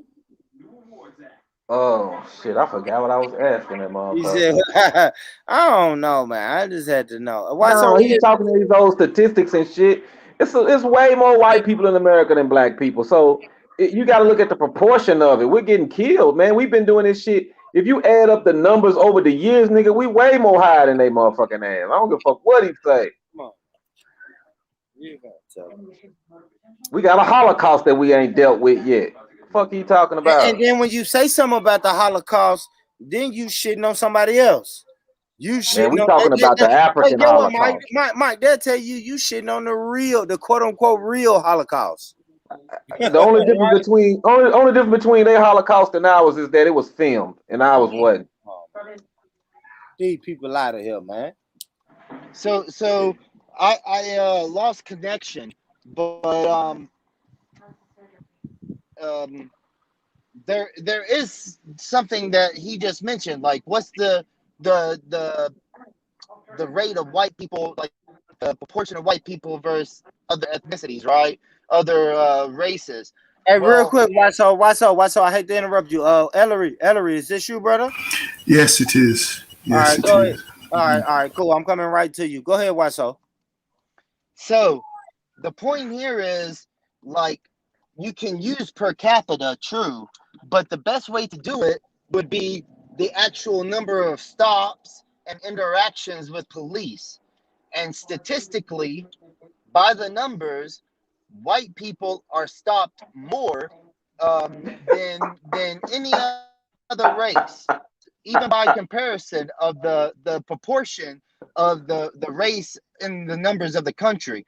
Now, the difference here that might seem a little askew, though, is that there are crime areas in this country, right? Every city has a crime area, and not every city has the same race-based crime area, right? Some areas might be a predominantly white crime area. Some cities might Man, have a predominantly black that's why crime you keep area. falling off, Some man. areas might have Born a Rich, go to the predominantly next guy. You Asian. giving him too much time, man. He's boring me, bro. He just keep going on and on and on and on, man. Don't nobody want to hear that shit, man. The bottom line is, man, I got pulled over by one cop 3 times in 1 week, and he took me to jail each motherfucking time. How many white boys going through that? I bet What it's did he more. I bet it's charge you more black with? boys out here doing What that. did he Some charge you with? bullshit. Some Well, no, bullshit. that's not what you went to court for, right? So what's the actual charge he charged you with? Being black.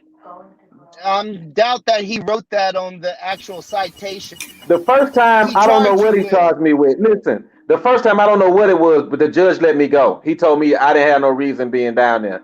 Then the second time, he said he saw me flee from Hello? somewhere where somebody was at, and I wasn't nowhere near that, and I had to pay to get out. The third time, I don't know what the fuck it was for. It was some years ago. I don't know what the fuck it was about then. But I never So, got charged with anything, so I'm sorry, basically. I'm sorry, my phone cut out, I guess. All I heard was it was some years ago and it was some bullshit and you didn't get charged then. But Neither time. Basically, what he was so you doing, he was did get fucking with charged. me. Here's the thing, you did get charged with something. That doesn't It mean just that you didn't. were found guilty. It The means judge that you threw were it out. charged with something. The judge threw it out all 3 times. Okay, then but you were charged with something. So what was it? Is the question. I don't know what he charged me with the first time. I'm So not sure just a what it couple was. of black, but now you can't remember. No, this was over 20 years ago. That's fine. But the point that I'm making is when I ask you what the charge is, The you second just say charge it's was about being fleeing. black. Yeah, that's basically what it was because I didn't get charged with anything. When I went the first day I went to court, they threw it out each You did time. get charged with something. That's the point, though.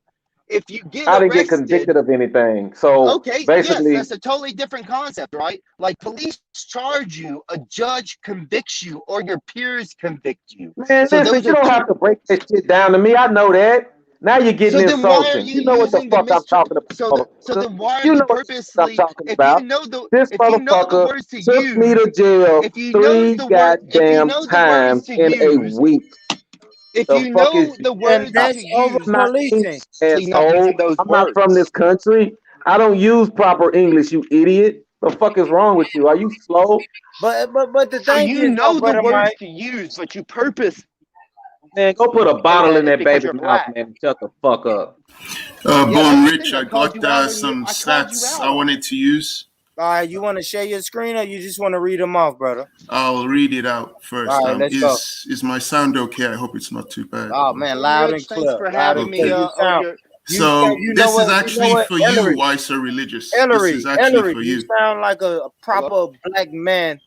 You know what I mean? With Thank you. bass in your voice. Talk that shit, brother. Sure. Okay, this is actually for Wiser Religious. Have you heard of the court case, Floyd versus City of New York?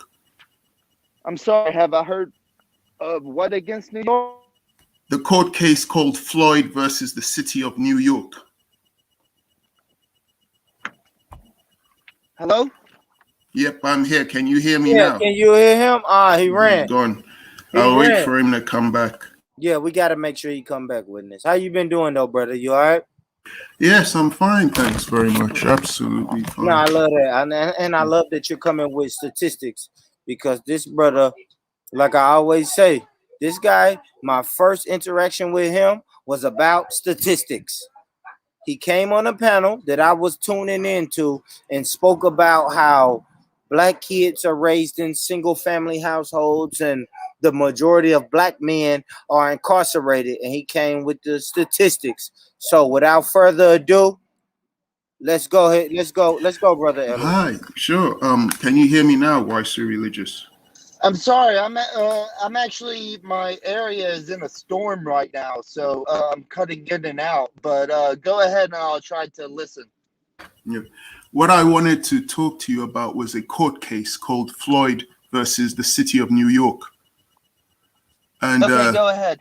Sure. The case was a lawsuit filed against the City of New York, Police Commissioner Raymond Kelly, Mayor Michael Bloomberg, and named and unnamed New York City police officers. It alleged that the defendants had implemented and sanctioned a policy, practice, custom of unconstitutional stops and frisks by the New York Police Department on the basis of race and on national origin. So that was the case against them. It was taken to court, and after a while, the judge ruled in August 12, 2013, that the New York City Police Department had violated the 4th Amendment by conducting unreasonable searches and the 14th Amendment by systematically conducting stops and frisks in a racially discriminatory manner.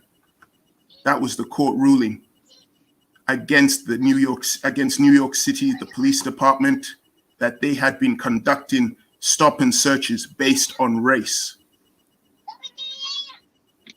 I'm listening. That's it. So that's not a case of one black guy or two black people complaining that, oh, this police guy stopped me on the basis of being black. This actually went to court, and the city of New York was found guilty. I've never denied that happens.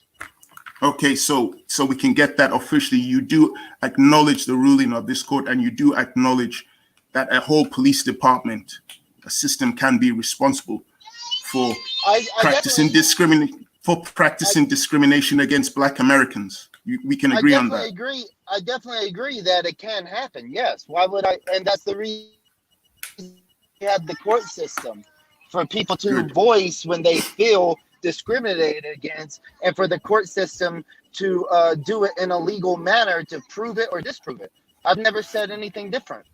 No, but the court system didn't automatically prove this. The defendants had to find lawyers and had to spend a number of years getting this done. I'm not saying the court system. Of course, the defendants have to bring in the courts decide if it is the legality of their claim and if they have been victims of discrimination and prejudice. Yes, I agree with that. I don't understand. Okay. Good. I've never so at least we can. That. Good. So it's just good. So we can come to an agreement that it is possible in the United States of America for a state and its police department to be against Black Americans. This court case is proof of it. So at least on that basis, you are in agreement with all the Black people here that it does happen.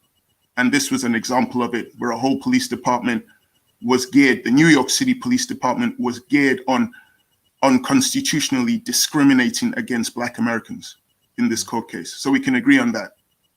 Yeah, I'll leave you guys to it. Yeah. Good night. God bless. Yep.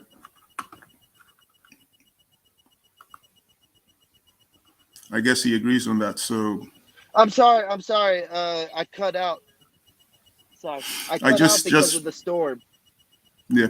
Okay. So we can agree then that it is possible for a whole police department in America to unconstitutionally. I wouldn't say a whole police frisk. Department.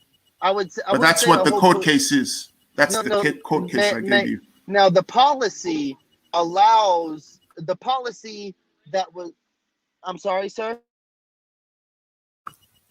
I'm saying that this. I'm sorry. So the policy was wide range enough to be affected across the whole department, but that doesn't mean that every person in that department enacted those policies, correct? Yep, I didn't say every single person in the department. I gave like the ruling was very specific. I'm cutting in and out, so I don't want to misquote you or anything. You know what I'm saying? No, so, I'll tell you. On August the 12th, 2013, Judge Schniedelin ruled that the police department had violated the Fourth Amendment by conducting unreasonable searches, and the Fourth Amendment by systematically conducting stops and frisks in a racially discriminatory manner. This was against the New York Police Department.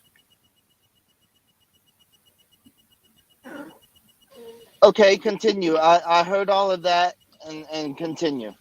That was the ruling. They were found guilty. So the man who took it to court was Floyd, 2008. That was the claim that the case was against the city of New York, Police Commissioner Raymond Kelly, and Mayor Michael Bloomberg, and certain police officers, alleging that they had implemented and sanctioned a policy, practice, custom of unconstitutional stop and frisks by the New York Police Department on the basis of race. And they were found guilty in that court case in 2013. So that's not just an anecdotal story by one man. That's a whole department. Yeah, I agree. It's not anecdotal, right? But that's the reason that we, at least in America, have the system of judiciary, the three branches, right? The legislative branch creates a law, and maybe they don't know if it's legal or not, right? But they make the law, and then the executive branch enforces that law because it's brought through legislation, and then it's up to the judicial branch to find out if that is actually legal or not.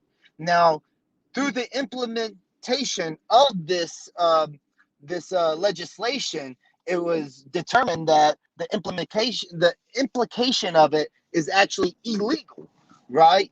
Like, because they were breaking the Fourth Amendment of unlawful search and seizure, right? So it wouldn't be the same thing as if You're missing out the other part of the ruling. You're missing out the other part of the ruling. The ruling said that it conducted. It said it systematically reasonable cause, right? So that would be totally different. But because the legislation was so widely wrote, people were just stopping people randomly, and it just so happened that, and I don't know. That's how I see it. Like, it just so happened. No, that's you didn't listen to the ruling. You didn't listen to the ruling. The ruling was that the stop and the frisk were based on race. That was the ruling.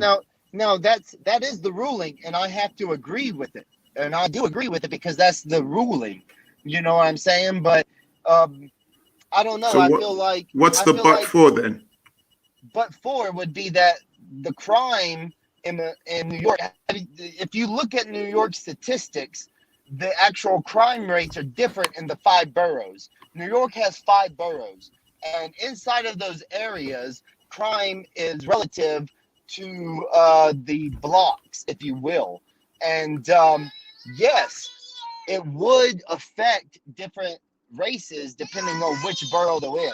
Now, I'm not trying to defend this at all. I'm just saying I could see why it occurred. And if the judge said through the evidence that was presented through the defendants that it was racially motivated, I don't have preview to that evidence. So I'm going to accept that judge's response and declaration. You get what I'm saying? Like, he's previewed more to the evidence than I am.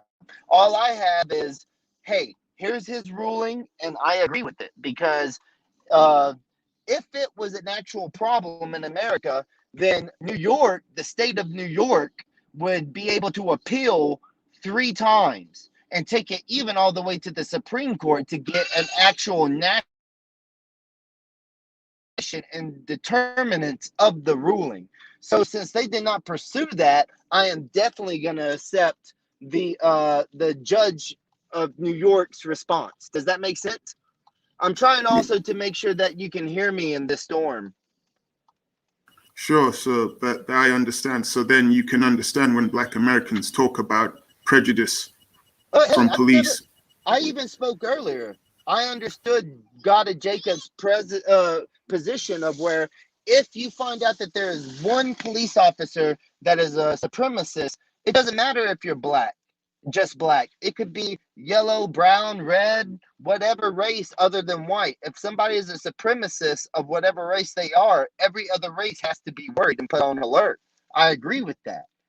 But when you use just one person as an example of a country that has over 700,000 police officers in multiple departments, it can cause a conspiracy. Do you get what I mean by that? I might agree, but in this case, it actually did find that whole department guilty. No, I agree. I agree with that example that you brought. I'm just saying the concept that it could bring, if you don't have the correct statistics of infiltration of of supremacists inside of departments across a nation that has over 700,000 officers and multiple departments, it can cause a conspiracy belief. That's my whole position. I'm not saying that it's just like if an Asian supremacist gets on the force, every other race has to be worried. If a black supremacist gets on the force, every other race has to be worried. Correct? It depends. I mean, the Asian supremacist might have a problem with black and brown, but not have a problem with white. It's much more complicated. So, so it doesn't mean that every single race will be under threat. It might just be one race that's under threat. Okay, what did you say, sir? I said that I looked at the example you gave about the Asian. The Asian supremacists might not have a problem with white people, but might have problems with Black Americans. And It's a that's the lot more same thing with the complicated. white supremacists, though. You could use the same argument that they might not have a problem with Asians or Black. You know, that is the concept. Like, people call me racist, and I have an Asian wife and a mixed child, but they still call me racist. So it could still be thrown on somebody of a different race who is in an interracial relationship too, right? Yeah. It's a lot more complicated. Racism is complicated. Yeah. So I'm not trying to defend any position. You understand? I'm just but I know. But at least we've come to an agreement with the evidence I gave of the New York City Department in the Floyd versus City of New York. It was just to highlight the possibility of a whole department being found guilty of being prejudiced against Black Americans. I never. Can you hear me? I'm sorry. I'm just making sure because you went on mute. Yeah, I can hear you now. Okay. Yeah, I never denied that the system cannot implement legislation that is systematically racist. I never denied that. Or that could be implemented that maybe wasn't meant to be systematically racist, but is implemented in that way. I've never denied that. Okay, good. So we all agreed on this thing then. That's Hello? good. Yeah, I can hear you. Can you hear me now? I see you're unmuted, but I can't hear you. I'm probably gonna have to go back. Yeah, he's having problems. Yeah, well, that was it. Just to tell him about the Floyd versus City of New York case. Unfortunately, the whole police department was found guilty of racism against Black Americans and Latinos as well. It would just be good whenever Black Americans talk about their oppression.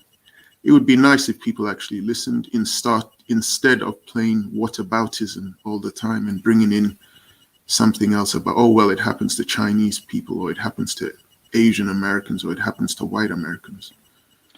Well, if I did whataboutism, that's not what I was trying to achieve. We all commit fallacies by accident, right?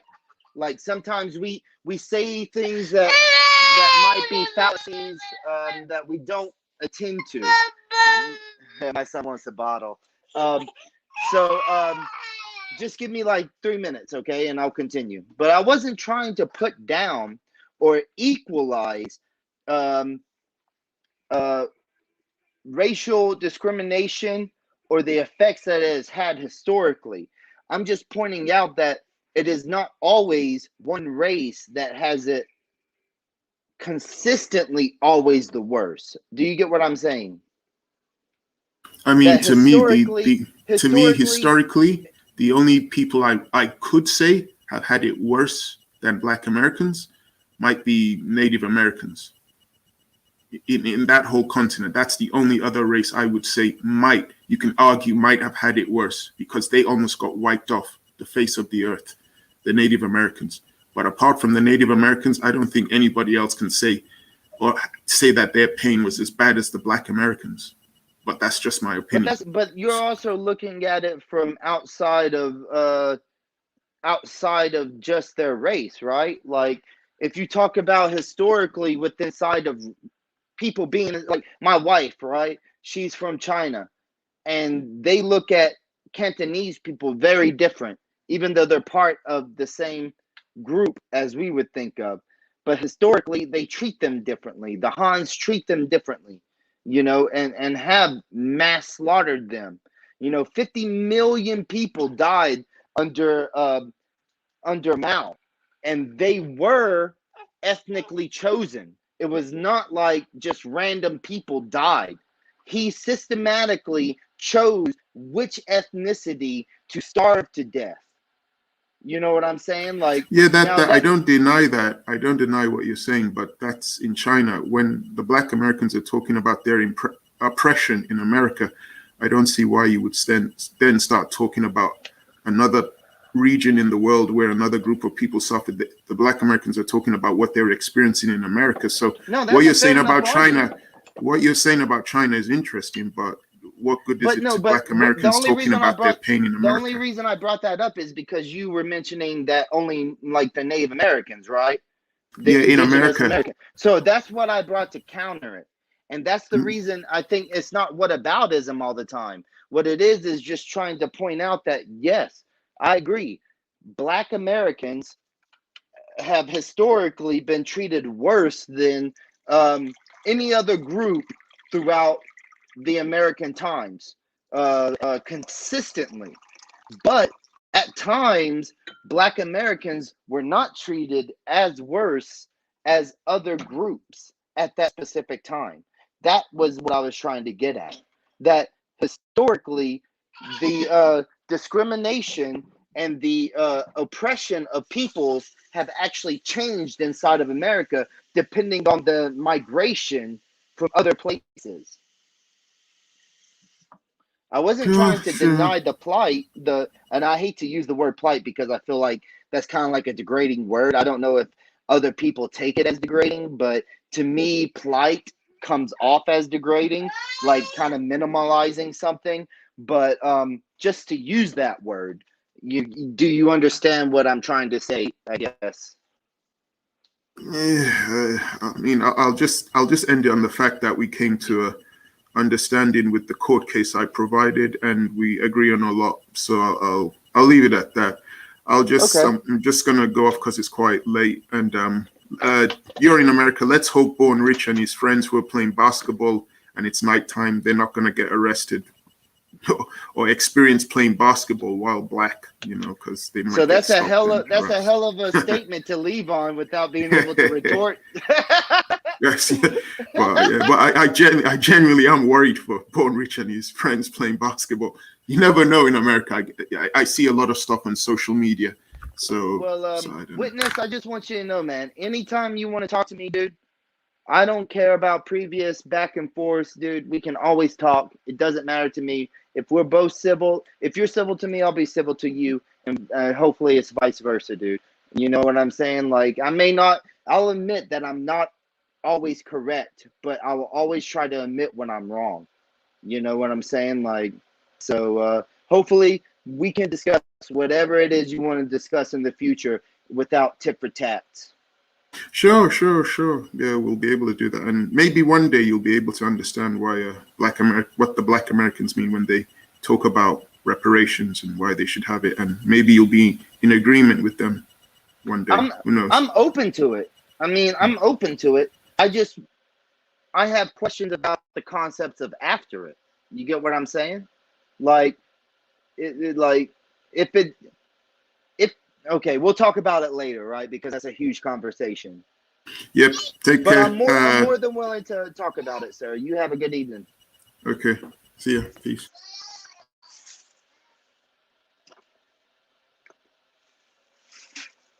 Born Rich, I'm sorry if I took over your panel without meaning to, and I'm sorry if everybody left because of me, sir.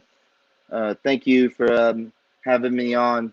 And like I said when I first came on, I wasn't trying to like stand up for you or whatever on Belly's channel, but I just felt like that was some bitch made shit that James doesn't vocalize himself on your channel the way that he'll vocalize himself on a panel where everybody's got his back.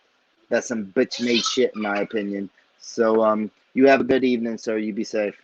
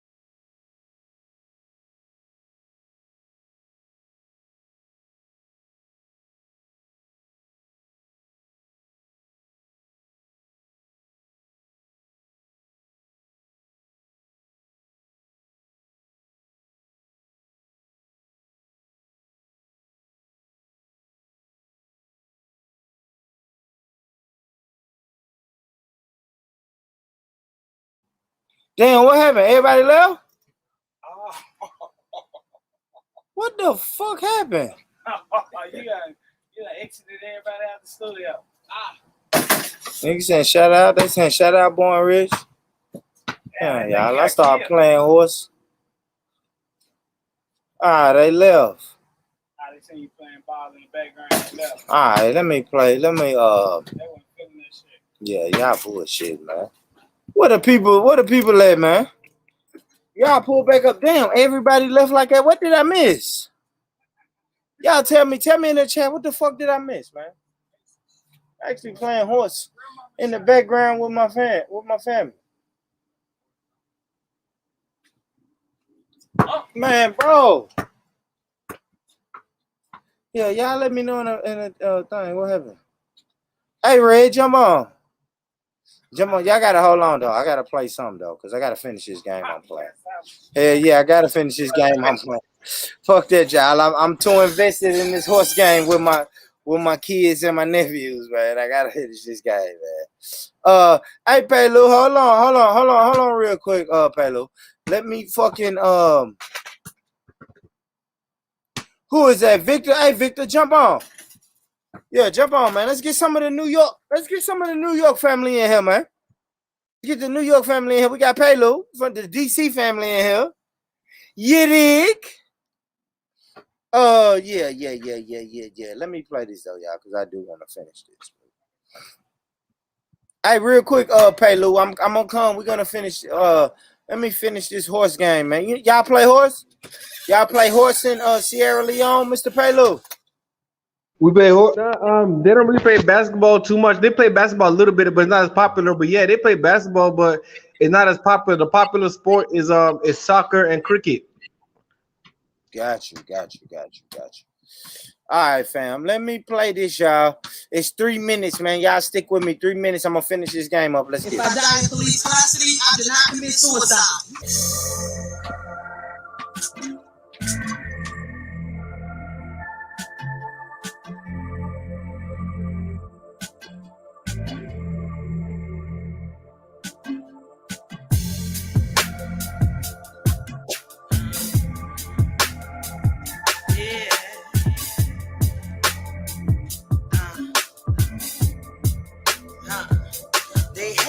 I'm black and proud and unapologetic, and I wear the crown, and they cannot forget it. Yes, I'm.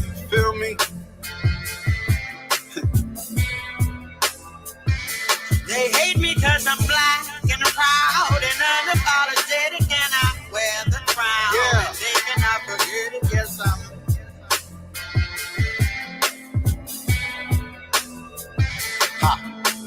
You know they study your genetic code, then give it to the highest bit of soul. Push out the fire like a bender gold. The devil diggers cause we been the gold. Melanated bodies on a sugar boat. Document December with no winter coat. Now they buck breaking on the whipping post and put the foreign language on a nigga though.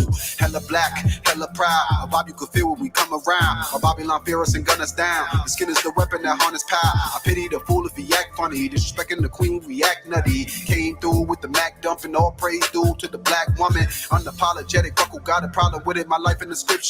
It happened cause I said it, now I manifested, so I'll be painting a picture. Niggas breaking bread and they drinking blood now. That shit look like voodoo. I feel empowered every time the sun come around. Do you? They hate me cause I'm black. They hate me cause I'm proud. They hate me cause I'm black. They hate me cause I'm they hate me cause I'm black. They hate me cause I'm proud. They hate me cause I'm black. They hate me cause I'm black and I'm proud. Black and I'm proud. I'm black and I'm proud. Black and I'm proud. They hate me cause I'm energy. Niggas couldn't put a price on it, no dollars. I am T'Challa, Kamanga, wrapped up in the finest linen, no collars. Are the gods the same? Jesus, Jehovah, Kukulkan, Buddha, and Allah. All war names, just to separate our people, divide and conquer. So much more to gain, cause we suffer through all the rain, through the hunger and all the pain. Still we open up doors and things, cause we are the people, under the eye of the eagle, ready to ride on the eagle. That shit I've been trying to teach you, dying to reach you, cause nobody fly in regal. Yeah, black and I'm proud, never lacking a lot. I created that bullshit, so God, I'm allowed. If you on that bullshit, it's whacking them out. Booking these shows and we packing them out. I don't act for the clout, you know what I'm about. System designed for us not to get out. We must be divine, I'm nothing to doubt. They hate me cause I'm black. They hate me cause I'm proud. They hate me cause I'm black. They hate me cause I'm black and I'm proud. Black and I'm proud. I'm black and I'm proud. Black and I'm proud.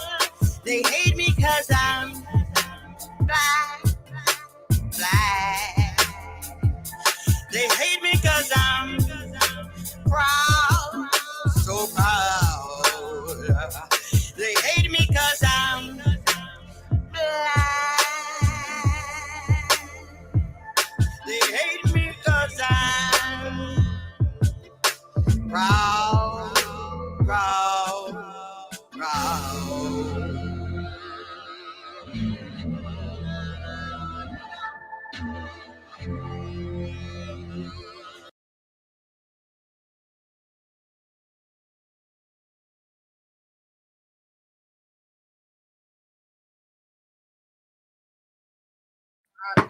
All right, so yeah, man.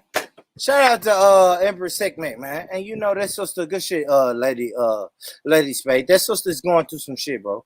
She had a big ass tumor taken out of her, man. Yeah, chemo. No bullshit, bro. I actually did it on my show 2 days ago because I follow her on Instagram.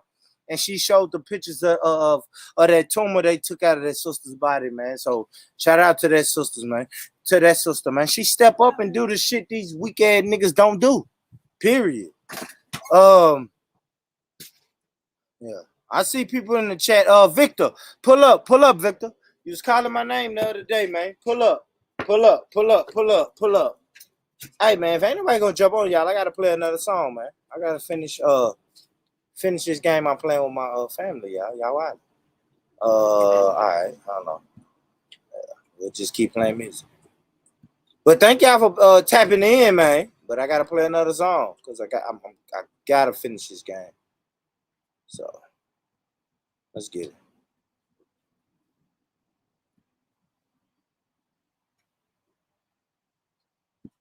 Bitch, you done named your motherfucking kid off like that.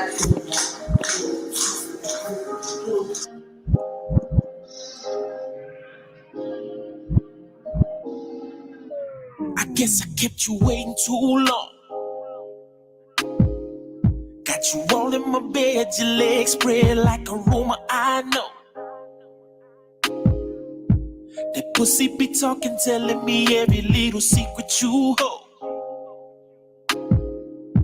Don't ever compare me to that nigga don't know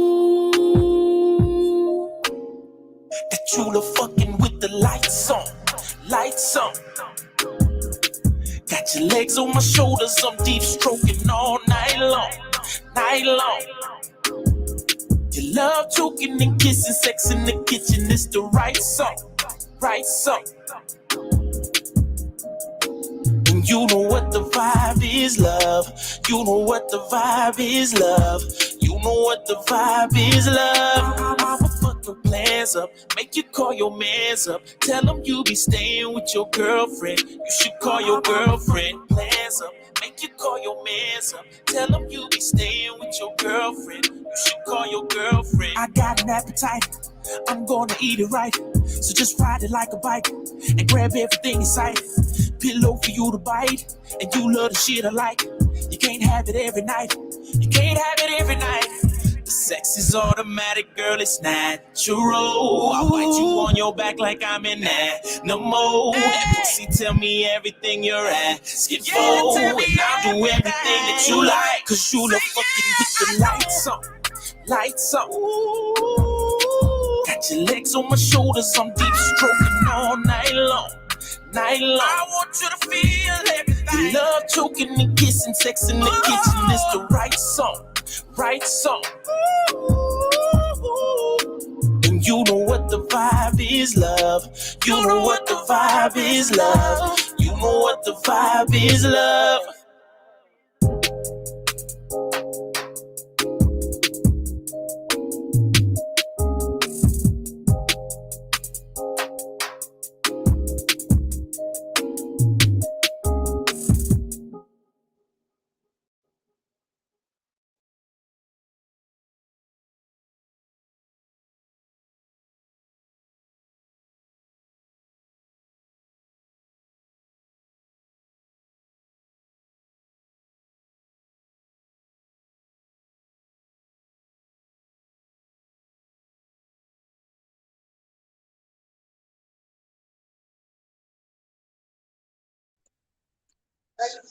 What up, what up, what up?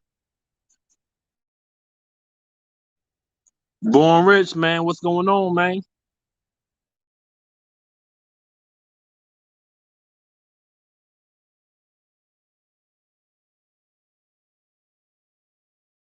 Oh, my bad, my bad. What you doing, Nito? You good? Chilling, man. Chilling. Yeah. Hey, what Palu at? Tell Palu to pull up. Pull up, man. Yeah, pull up. Pull up.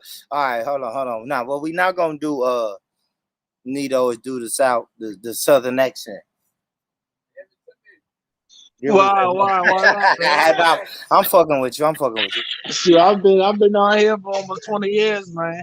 Hey, so tell me this though, Nito. What do you think about the Chauvin sentencing? I think for right there, you know, that's good. Who go is it? I think it's good. I think it's good that he got that. But I want to see him get 22 and a half more. Yeah, damn, y'all. Plus, he need a whole courtroom slammed on him. Fuck the book. I think 22 years is a lot. If you do the whole 22, you're not going to. That's why he need more. What you say, Queen? I said I think 22 years is a lot, but he's not going to do the whole 22. He's only going to do 15. All right. Okay, so we've been asking though, Queen, how long do you think he's gonna do? 15. Plus whatever he get with that federal. So they're gonna slam him. They're gonna slam this guy's head in that federal, trust. I've been missing that way the whole day. And you let you just roll. I'm horrible.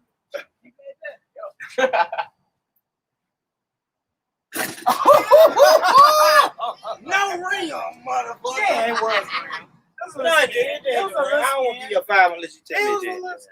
Just say it, don't hit the rim. Oh! My bad, y'all. I'm sorry. No, you cool. Hey, me and my wife were here laughing when you said what you're not gonna do. Hey, man. Yeah, that's funny.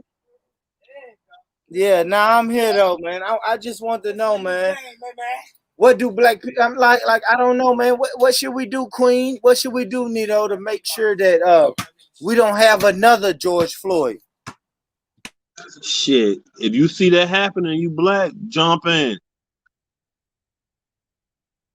Because I would have been arrested or shot that day, like I said before to you, man. Fuck that. And everybody say what they can do, what they would do. I know what I would do. My wife know me 100%. Baby, what do you think I would have did? I would have suffered the consequences later, but I don't think I could have stood there and watched that happen. Me either. I know I wouldn't have. Nah, I hear you. Yeah, I hear you. Nah, it don't do that last. I hear you. My bad, y'all. Like I said, I'm playing horse in the background with my. Oh, that's cool. I get it. Yeah. Hooping on them though, sis. They not ready for it. I probably could dunk if I wanted to, but we ain't gonna. Man, how many letters you got, man? You probably got an R. You probably already got an RS, man. How many letters you got? I got an S. Fuck you, Nito. Yeah, you I'm probably one shot away. Oh fuck. He said, "Hey, Nito said you probably got an R or S. I got an S, man, because he's shooting his fucking left hand. You know what I mean? The people in front of me shooting that fucking left hand, man. I can't do the left hand, man. Man, But you gotta practice, man. I know, right? Right. Yeah, that's what I'm talking about. Thank you, bro. I know these boys. I know these boys from Phoenix, I'm man. gonna hit that though, right? Like, you know, I'm gonna make that shot though. Yeah, I'm gonna make that shot. Yeah, man. So yeah, man. What y'all been doing all week, man? Nito, you been good? Man, it's been a lot of rain. Is this me and you? Yeah. Oh, it's just me and you had up. Oh shit, my fault, y'all. Let me my bad, y'all. Let me play a video real quick and get this nigga out of here, man. I didn't know it was just me. Yeah, I know. I don't want to lose the viewers, man. But damn, I gotta get him out of here. One more time, y'all. One more time, y'all. Yeah. I know I'm losing, but fuck it. Let me. Would you spin them down? Yeah. I got one letter, but it's just me and somebody head. And me head up. How many letters they got? I'm gonna kick his ass. What you got? He got S. And I got S. Oh yeah, he done. He done out here, man. Let me put this nigga to sleep, y'all.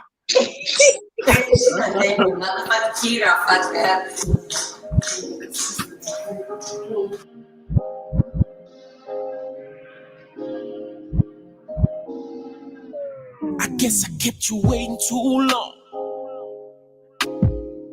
Got you all in my bed, your legs spread like a rumor I know. That pussy be talking, telling me every little secret you hold. Don't ever compare me to that nigga don't know that you the fucking with the lights on. Got your legs on my shoulders, I'm deep stroking all night long. You love choking and kissing, sex in the kitchen, it's the right song. And you know what the vibe is, love. You know what the vibe is, love. You know what the vibe is, love. I'ma fuck your plans up, make you call your mans up. Tell them you be staying with your girlfriend. You should call your girlfriend. Plans up, make you call your mans up. Tell them you be staying with your girlfriend. You should call your girlfriend. I got an appetite, I'm gonna eat it right. So just ride it like a bike and grab everything in sight. Pillow for you to bite, and you love the shit I like. You can't have it every night.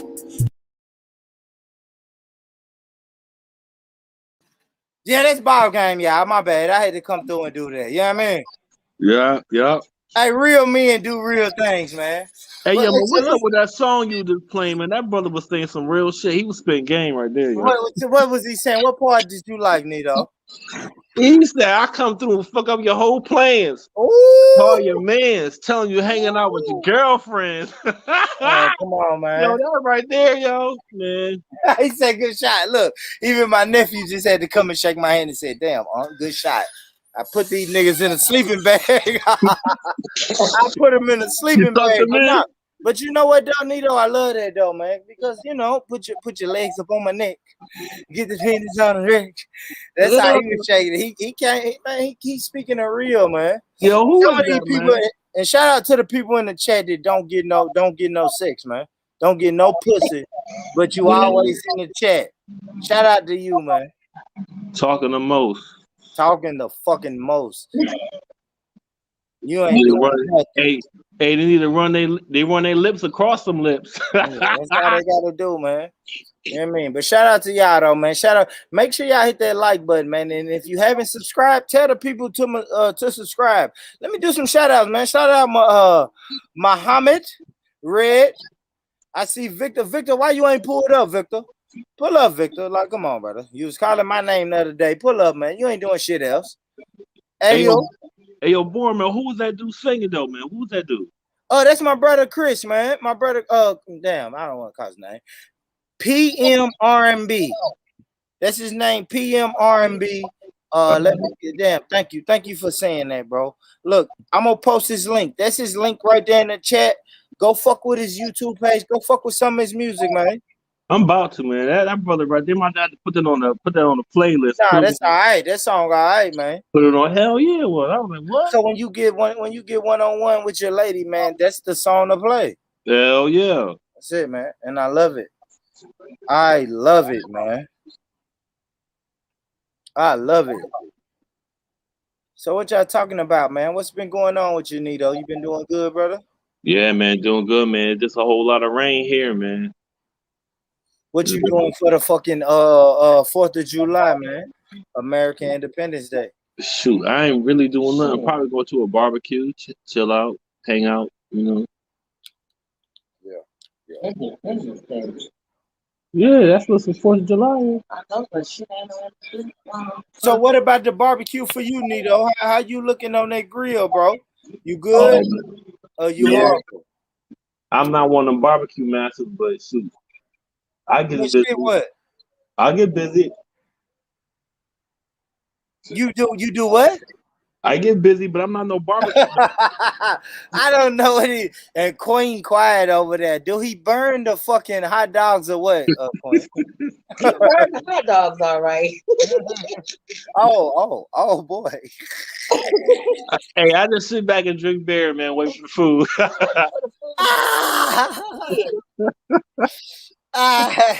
So he nah, but I got a grill. Okay. I got a grill in the back, man. I ain't fired it up yet, man. Yeah, I fired my little grill up from time to time. I did. I actually fired my grill up on Sunday. Fuck it, man. Yeah, it was the Father's Day shit. I was like, you know what? I'm gonna fucking barbecue, cause I know ain't nobody gonna give me shit. I got a couple cards and, like I guessed, a pair of socks. So I knew what the fuck I was getting on. But I'm appreciative. I'm appreciative for it though. I don't want to seem like I'm bitching about it. I appreciate it and I love my kids, but I never expect my kids to give me anything. But I do know if they're gonna get me something, I know what they're gonna give me. Socks and cards. So I'll take that. But yeah, I decided to fucking put some shit on the grill. I did my thing, man. I ain't the best. But I'm gonna tell you, Nito, why I want to be the best. I'm gonna tell you why I want to be a grill master, because I noticed the man on the grill, he talk a lot of shit. Yeah, they do. Mm-hmm. And that's what I want to do, Nito. I want to cook all the food and talk all the shit. Yeah, but half of them do though, man. That do, man, they can back that shit up, man. Mm-hmm. I'm talking about their own drugs, their own barbecue sauce. I'm not talking about that shit out the bottle. That's a fact. I fuck with my cousin. I fucking love my cousin because he's the man on the barbecue. He's fucking drinking, smoking, cooking, and talking shit. And I like that swagger. Because you probably get a couple of hands of cars in too. Like you doing? Come on, bro. Everybody gravitates to their energy. Yeah. That's why I like it, Nito, right? Yeah. Because, Nito, every barbecue you go to, if these are your people and you know the guy on the grill, you're gonna speak to him for at least 15 minutes. Yeah. Yeah. That's true. Right? Yep. No matter what you do, you're gonna talk to your mama, grandmama, all your cousins that you ain't seen, but you're gonna make sure you spend 15 minutes or more at that grill talking to the guy who's the grill, because he's a conversationalist and he's a good shit talker. Like my cousin talk shit. My cousin might say, "Hey, bro, hold your hand out. Taste a little piece of this goddamn brisket." Yeah. Like, oh shit, okay. Yeah. You then know you point how out it is, what piece man. you want. Then you point out what piece you want. I mean, you get put that one over in the corner right there. That's mine. That's a fact. Yeah. He say, "Hey man," he said, "Hey, this brisket a bad motherfucker." And then he give you a little piece of the brisket. You like, God damn, that's a bad motherfucker, man. See, brisket, it ain't never nasty, hard to Nito. Hey, Nito, it ain't never nasty. When he say taste this and damn, pause. Let me say pause. But when he say taste this and tell me what you think, it's always good. That's true. See, that's what's up. See, brisket hard to do too, man. You gotta know what you're doing with brisket. You don't want that shit to come out tough.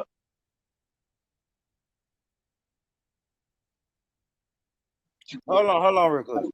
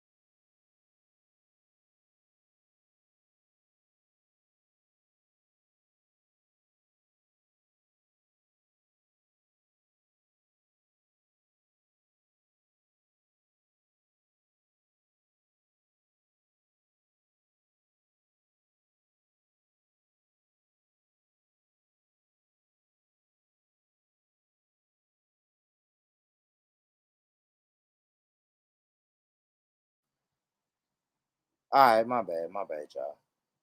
My bad, I'm back. Nito, you there? Oh yeah. Where was I at, man? Let's play some videos, man. Let's get some videos popping, man. 10:33. I'm like, shit. I don't know, bro. Probably finna shut this shit down and go watch me some basketball and boxing, man. Let me drop that. I'm gonna drop them. That ain't Man, Phoenix is doing the thing, man. Phoenix about to take this. I think it's gonna be Phoenix and Milwaukee, man. That's what it's looking like. What's the score? What's the score on that Phoenix? It was 79-74, I think. Phoenix up by 5. Yes, a good game. With one and some change left in the fourth. That's a good game, man. Yeah. Let me drop this on here. Yeah, they go to link, man. If y'all want to pull up and talk some shit, man.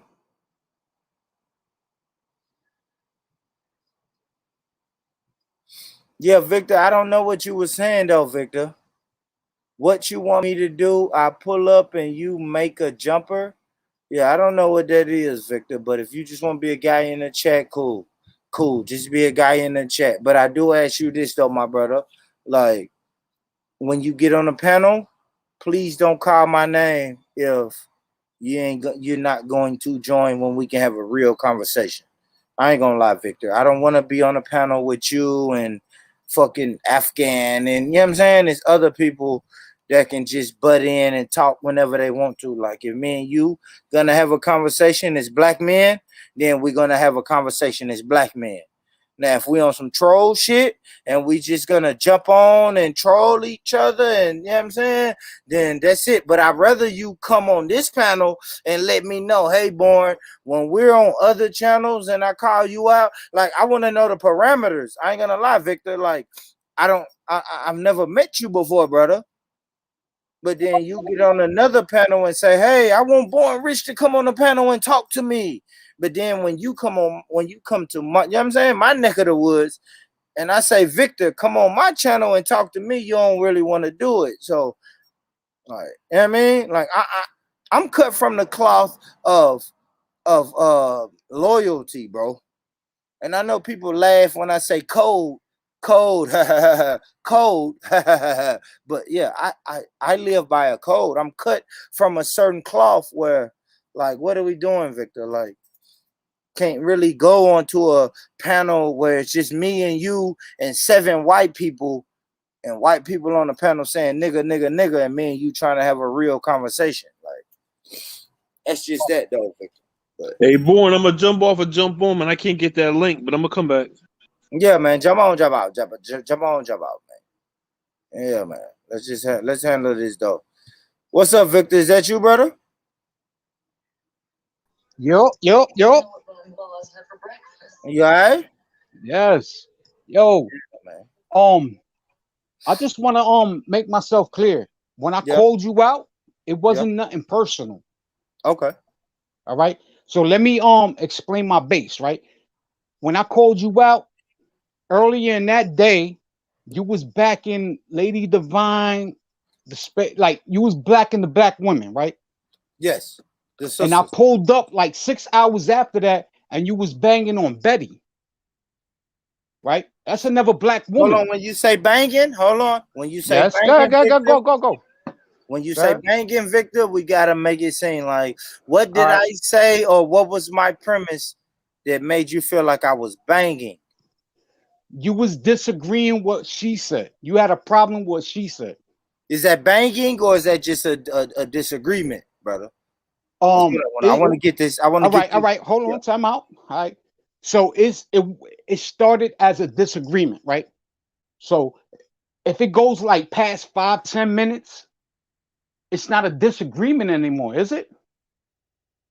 I think so. I think Betty was taking it somewhere that I didn't want to take it, but I was still having a disagreement. I had jumped on. I think you're talking about the panel where Betty and DC Brad was going hard on each other.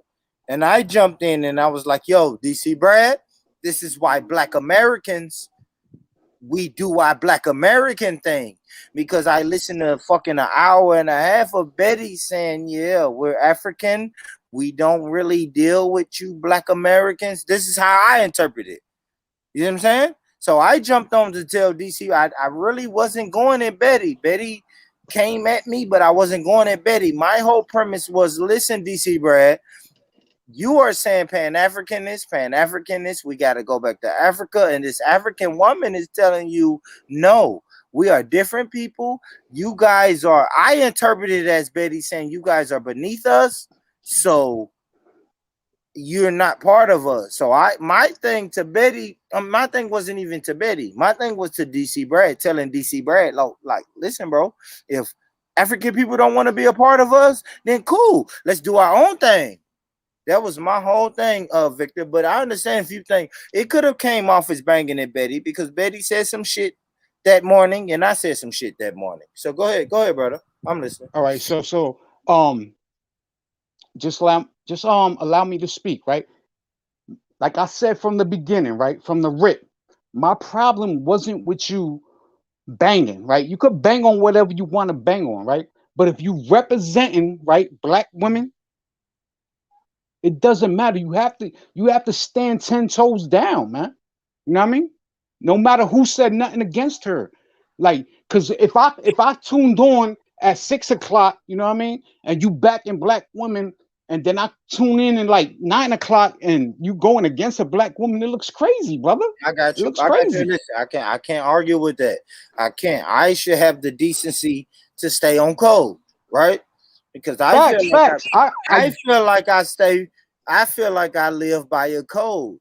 I don't know, man. I feel you though. Victor. Because hey, yo, brother, look. Go ahead, bro. I ain't jump on for nothing personal, right? Yeah. Mm-hmm. You know what I'm saying? I just want you to be consistent, right? Because we on another platform. We in British, right? Like we in a different fucking continent, right? Absolutely. So what we gotta do? We gotta rep what we say, man, no matter what. And when I tuned in, I was like, damn, my brother's like, he's switching now. Like, you can't represent Black women and go against a Black woman. All right, bro, but you know, I don't know. Rich. I'm not trying to cut you up, brother. No. What I'm saying is I have a little history with Betty where some disparaging things were said. Who don't, Rich? Who don't? Betty, yeah. She's like that. Mm-hmm. Yeah, she's and really my thing like is, that. I'm not trying to knock Betty because Betty a lot of times is talking that shit. I ain't gonna lie, Victor. She's talking that shit, bro. But it's That's certain a fact. That's 100. It's certain times where she are saying, listen, you guys don't know about Africa, so don't even think about Africa, don't speak about Africa. And I'm like, oh, okay, all right. But then she starts the disrespect of Black Americans. So that's always been my knock with Betty. Other than that, me and Betty, like, we good. Yeah, yo, Rich, I get that 100%, dude. But I'm saying, if you going back black women, come on, brother. Be 100. Like, let me ask back you this, them all. Victor. Let me ask you this: Do you back black women? Yo, to keep it a buck, Yeah. I back what's right. What's right. Do you think Afghan is right when he says nigga, Fuck and no. Fuck no. Hold on, Victor. Fuck no. Hold on, Victor. Fuck no. Victor, you asked me if I thought it was right. I just answered. I know, I got you, but I said you, Victor, in the same breath or on the same street. Go true, brother. You big up Afghan, and you say no. talking Afghan, or I bigged up Afghan. Rich, I bigged up Afghan. At first.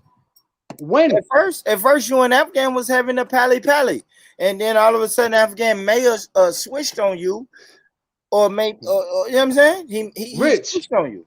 You do understand? I only been on Veli's channel 3 times. Yep. Who did you get into with the first time? Let's go. I know, but Rich, this is what I do, right? I test people. I test their temperature. I want to see where everybody's at. So I always test anybody I come on the panel with. I test Afghan too, but I know what he's about, man. Come on, man. I don't big up Afghan. You got to show that, brother. Show that, brother. I get you. Bring the receipts for that one because it's not man. there. It was just kind of weird, man. It was weird, man. The first time I heard you on a panel. That's what I'm saying, brother. I don't jump on panels like that. You know what I mean? I know you don't, bro. That's why I was surprised to see you on a panel. Nah, because you call my name. If you call my name, I'm gonna pull up. No, that's what I'm talking about tonight. No, tonight, yes, I called your name tonight. Right, if you call my name, I'm talking about the random. No, Victor, I'm talking about the random day when I just was at work and I said, you know what? Let me see what's going on G Block, and I tapped on G Block, and you was on G Block saying, yo, let Afghan talk. Let Afghan. No. But listen. Yep. Rich, you know why? Jumped on there too early in that day. You was banging on Betty, right? But before that, you was bigging up Lady D and Nine Ether. Like, if you supporting black women, stay on that. That's all right, Victor. All right, that's why I called you out, brother. That's it. I understand that, Victor. All right, that's my point. All right, no, that's cool, Victor. Now let's get into that, brother. Let's get into that, right? Let's go. Is it possible for me to big up or salute some black women, but not all black women? Yes, absolutely. So if I say I fuck with black women, and then I hear a black woman say, yeah, I don't fuck with black Americans because they're rapists and drug dealers and thugs, then in my mind, Victor, fuck that black woman. And I'm sorry. But I'm sorry, right, so we're never going to build. I want to deal with black women that I have the possibility of building with. I'm never going to build with a woman that says born rich and black men like born rich are baby daddies and they're never going to get that shit together. I can't. All right, so let me say this real quick, Born Rich. So if you felt that way, the best thing you should do is not say nothing. Don't express your feeling. You know what I mean? You don't have to put that out there. If you disagree with her, let it go. You know what I mean? Just let that one go. You know what I mean? It's a black woman. I'm not gonna fight with my sister. I'm gonna let that go. And maybe later on I could teach her, you know what I mean, to see it from my way. But don't bang on her. So let me ask you this though, Victor. Do you support, ask me anything, brother? Do you support black men and black women? What, as a couple? Period. Like, period. I don't know what's your politics, what's your talking points, what you stand on, what's your morals. Now, if you say I just stand on truth, I understand that. But do you believe in do you support black couples? Let's say that. All right, so let me tell you this, right? All right. If I say I support black couples, right, then I have to go to the other side of the spectrum and say I support white couples, right? Because if I don't, then I won't be balanced, right? All right. So you know what? I'm gonna leave that one alone, brother. I'm gonna still stand on truth. That's it. Yeah, that's it though. But I mean, like I do support black women, but I'm not going to support a black woman that says, "Yo, you from America, you're a slave." And yeah, but Rich, I get that, but you really don't have to say nothing about it either. I sit back all the time and hear Jupiter, Wendy, like talk crazy stuff, and I don't say nothing about it. I can't say that though, Victor. But Victor, all right. Now I've seen you on a panel, right, with Ka and maybe Afghan or somebody, and you're saying, "Yo, Ka, don't talk to Afghan," or you're saying, "Yo, this person, don't talk to this person." Like you were speaking about some shit, and in my mind, right, as an observer, I'm listening, I'm watching the stream like Victor. All you got to do, bro, is mute your mic. Don't get in it. But you've jumped into arguments where I didn't think black people needed to be in. You get an argument between Afghan and Raj or Afghan and Trillo. Nah, I never got into a nah, brother. Was it? Well, somebody brother, in the chat, but chill, brother. Somebody in the chat, don't let miscategorize, like don't do that to me, brother. I don't want to miscategorize you, bro. Right, don't do that, man. I never got into. I don't do shit like that. So, but you fuck with Afghan. No, I don't. This is your problem, man. I didn't jump on. Do you know that night what I jumped on for? Because Plisco, the Scottish boy, was getting at Betty. Okay. And nobody was saying shit. And I jumped on the panel and I told him, chill, man. You know what I mean? And it got me mad because I'm like, yo, where the brothers at? You know what I mean? For the black women, where they at now? And nobody says shit. I jumped on that panel that night, man. And that's why I came at you. And I said, yo, jump on, man. You know what I mean? Because I seen you going at her the same night. I told James Jones, jump on, man. Because I had some words for some people. You know what I mean? No, I get that. I get that you feel. I don't know, man, but it was it was. Yeah, I don't back Afghan. Look, brother. Victor, I don't back Afghan like that. I don't know if it's Afghan. I don't know if it's Ralph, but it's. I don't back none of them. None of them. Okay. Hey, yo, you're gonna have to show yo. Look, Rich. Yeah, just bring the go tapes. back and listen to the stream, though, brother. Bring the tapes, brother. I don't back none of them. Bring the tapes. Hey, and I don't back none of them, man. I never have, never did, man. Come on, baby. What up, Nito? I tune in the G Block every morning. Yeah. Sit back and don't say shit. A lot of people over there got reckless mouths, man. That's why a fact. That's why I never jump on there, man. Cause a lot of people got reckless mouths. If I get up there, man, I'm gonna be reckless too. So all I do is sit up. Sometimes I salute and big up people I know that's on there. And if not, I just sit back. I sit back for hours. People won't even know I'm on there because I don't say nothing. I just want to listen. And a lot of people got reckless mouth. And when it comes to Betty, man, I hear her sometimes. She cool people, man, but she got a reckless mouth, man. Yeah, she go crazy, B. I'm not. Look, that's not my beef, right? That's not my beef. I know how Betty get down, right? My only thing I had with Born Rich, the only reason why I called his name out, if you backing black women, if you like them or not, back black women. That's it. That was my only problem with the brother, man. He can't say nothing beyond that. But still, though, man, if you reckless, how can you back that up? You know what I mean? Is she talking reckless? That's crazy, man. So listen to this, brother. From the other side, they think the women that he do back up, they think they talk reckless too. There's people that think they talk reckless too. You know what I mean? Yeah, they talk reckless with a meaning, though. If you just but that's what I'm saying, brother. If they talk reckless, they talk reckless. Just back your corner regardless. You know what I mean? And that's the only reason why I even jumped on that night. I feel you too, but if you reckless and you negative towards your own people, you gotta get checked, man. Yeah, but she don't like it. She's like that real African Biafra joint. You know what I mean? So she's real hardcore with it. You know what I mean? So she Yeah, gonna see everybody. See, that goes to where we're born. Brother. See, that goes to we're born to saying if you for your black people and you talk that good black shit, and then you turn around and say black people there, black people here ain't worth shit, then it's something that you gotta check that. You got to. Cause I never heard Lady D and Ether 9 say black people here are this and black people here are that. No, they for everybody black. But yo, you gotta understand that Betty, she's not Caribbean. All right. She don't consider herself as an Afro-Caribbean. She's like real African. See, it don't matter, just like you said. Nah, brother. To her, it does though. Supporting black, support black. My game's different from hers. I'm talking about her, brother. Her game's different. That's how she think.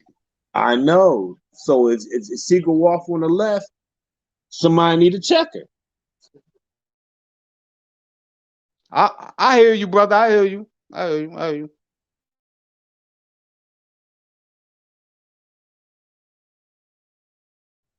Hey, yo, Born Rich, come back in, brother. My bad. I'm here. I'm here. My bad. I'm watching the end of this game. Pelu, you there, brother? Pelu. Yeah. I'm here. Yeah, man. You hear me? Yeah, you hear me? Man. Yeah, I just like I said, Victor, I just didn't know, man. I didn't know, man. He was on the panel with fucking Afghan, and he was talking his shit. And damn, who was the person, Victor, you didn't want to speak on that panel? Damn, Esau. Yeah, it was Esau. Yeah, you talking about Esau? But it was Esau versus Afghan. So like, why wouldn't you let Esau rock when we know Afghan been saying nigga on the panel for he calling these women nappy head hoes and doing all of that. Why wouldn't you let Esau come on here and say what he got to say to give him his medicine? All right, so let me answer that real quick. First of all, it wasn't Esau against Afghan, right? So Esau, he had black, right? He has no reason to come on the panel and call people black dirty niggas, call Veli a coon, right? Being half black, you know what I mean? He don't get that right? Yeah. So I'm gonna check him regardless. Hey, yo, wait, born, chill. We from America. You don't get that right just because you have black, right? Be in the struggle. Show your work. And he don't show his work. He a troll. And I'm gonna bang on him every time. My thing is we don't let Afghan don't show his work. Afghan just gets on there and say nigga. Afghan ain't black though, born. Afghan ain't black. Why don't we he ain't have him black out, though? Victor, why have you been on the panel with Afghan and you ain't talked shit about him? You silenced Esau. Esau only came on that panel to address Afghan, and you said, hold on, Afghan. Esau is never going to talk while I'm on this panel. I think, me personally, bro, I think you could have held that same energy with Afghan, knowing all of the disgusting shit that Afghan has said. That's all I'm saying. But Rich, I don't back Afghan. I never backed him though. See what I'm saying? He get the work too. I never backed him. I haven't heard it, but go ahead, Pelu. I get that. Yeah, let the next brother through. Because I don't got all day because I'm at work, so I just gotta jump in and jump out. But so I'm sorry for this. I'm sorry for not being able to stay here and really talk. I got to jump in and jump out. But I just want to say that I agree with Born. I mean, I didn't hear all the conversation, but generally I agree with Born on this issue because even me, I'm African. You see me, I'm black right here, but I'm an African. I'm from Sierra Leone. But I understand where you're coming from with Betty sometimes because I heard her talk about all this crazy stuff about Caribbeans and all this other stuff. Even if you don't even if you don't really, even if you're not too hip on some aspects of the culture, the way she goes, she just tries to she tries to throw all of them under the bus and throw all people under the bus. So I don't really like that neither. So I understand where Born coming from. You can't just say, oh, you black and all black women. You have to back all black women. But if some black women are going against other type of black people so hard for no, I mean, to me, I think it's uncalled for how hard she go against them. So I understand why you wouldn't back them. And think about Afghan and what's name, and I agree with the same thing he's saying with Afghan and them, all them. Even me, ask him. I've gone against Afghan. I came and went him head to head. I beat Afghan. All the white supremacists. I be owning them. I be owning them on a regular basis. That's my hobby. My hobby is going intellectually and owning white supremacy with their own history. I be killing them with their own history. I be killing arguments with their own history. But yeah. But why wouldn't you just let Esau rock against them? Like Esau, my guy. I mean, I don't know Esau too well, but I mean him cool because I be talking to him on Brian joint. So me and him cool. I'm not saying I know him like that. I be honest, I don't know him that well, but the time I know him, me and him real cool. So I mean, I don't see why you just want to let Esau rock against Afghan. I really don't understand your logic. I don't understand your logic with the Afghan issue, and I don't understand your logic with the Betty issue. That's all I want to say.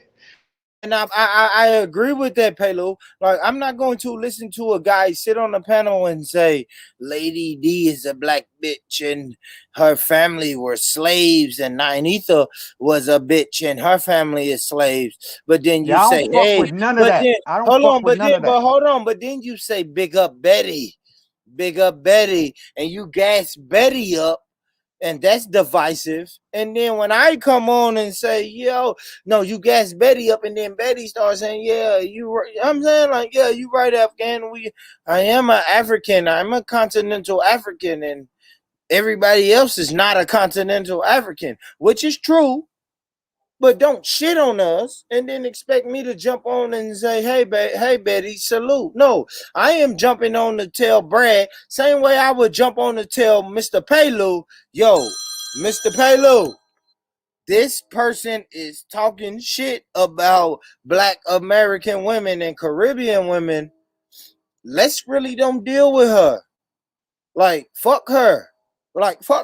Let's get back in our little corner and do what we normally do. We don't have to fuck with them. I don't know, Victor. I don't know, man. Hey, Born. Go ahead, bro. In a crowd of black people, we all black, no matter where the fuck you from. That's what I'm saying. That's right. That's my view too. That's my view too. In the crowd of black folk, we all black.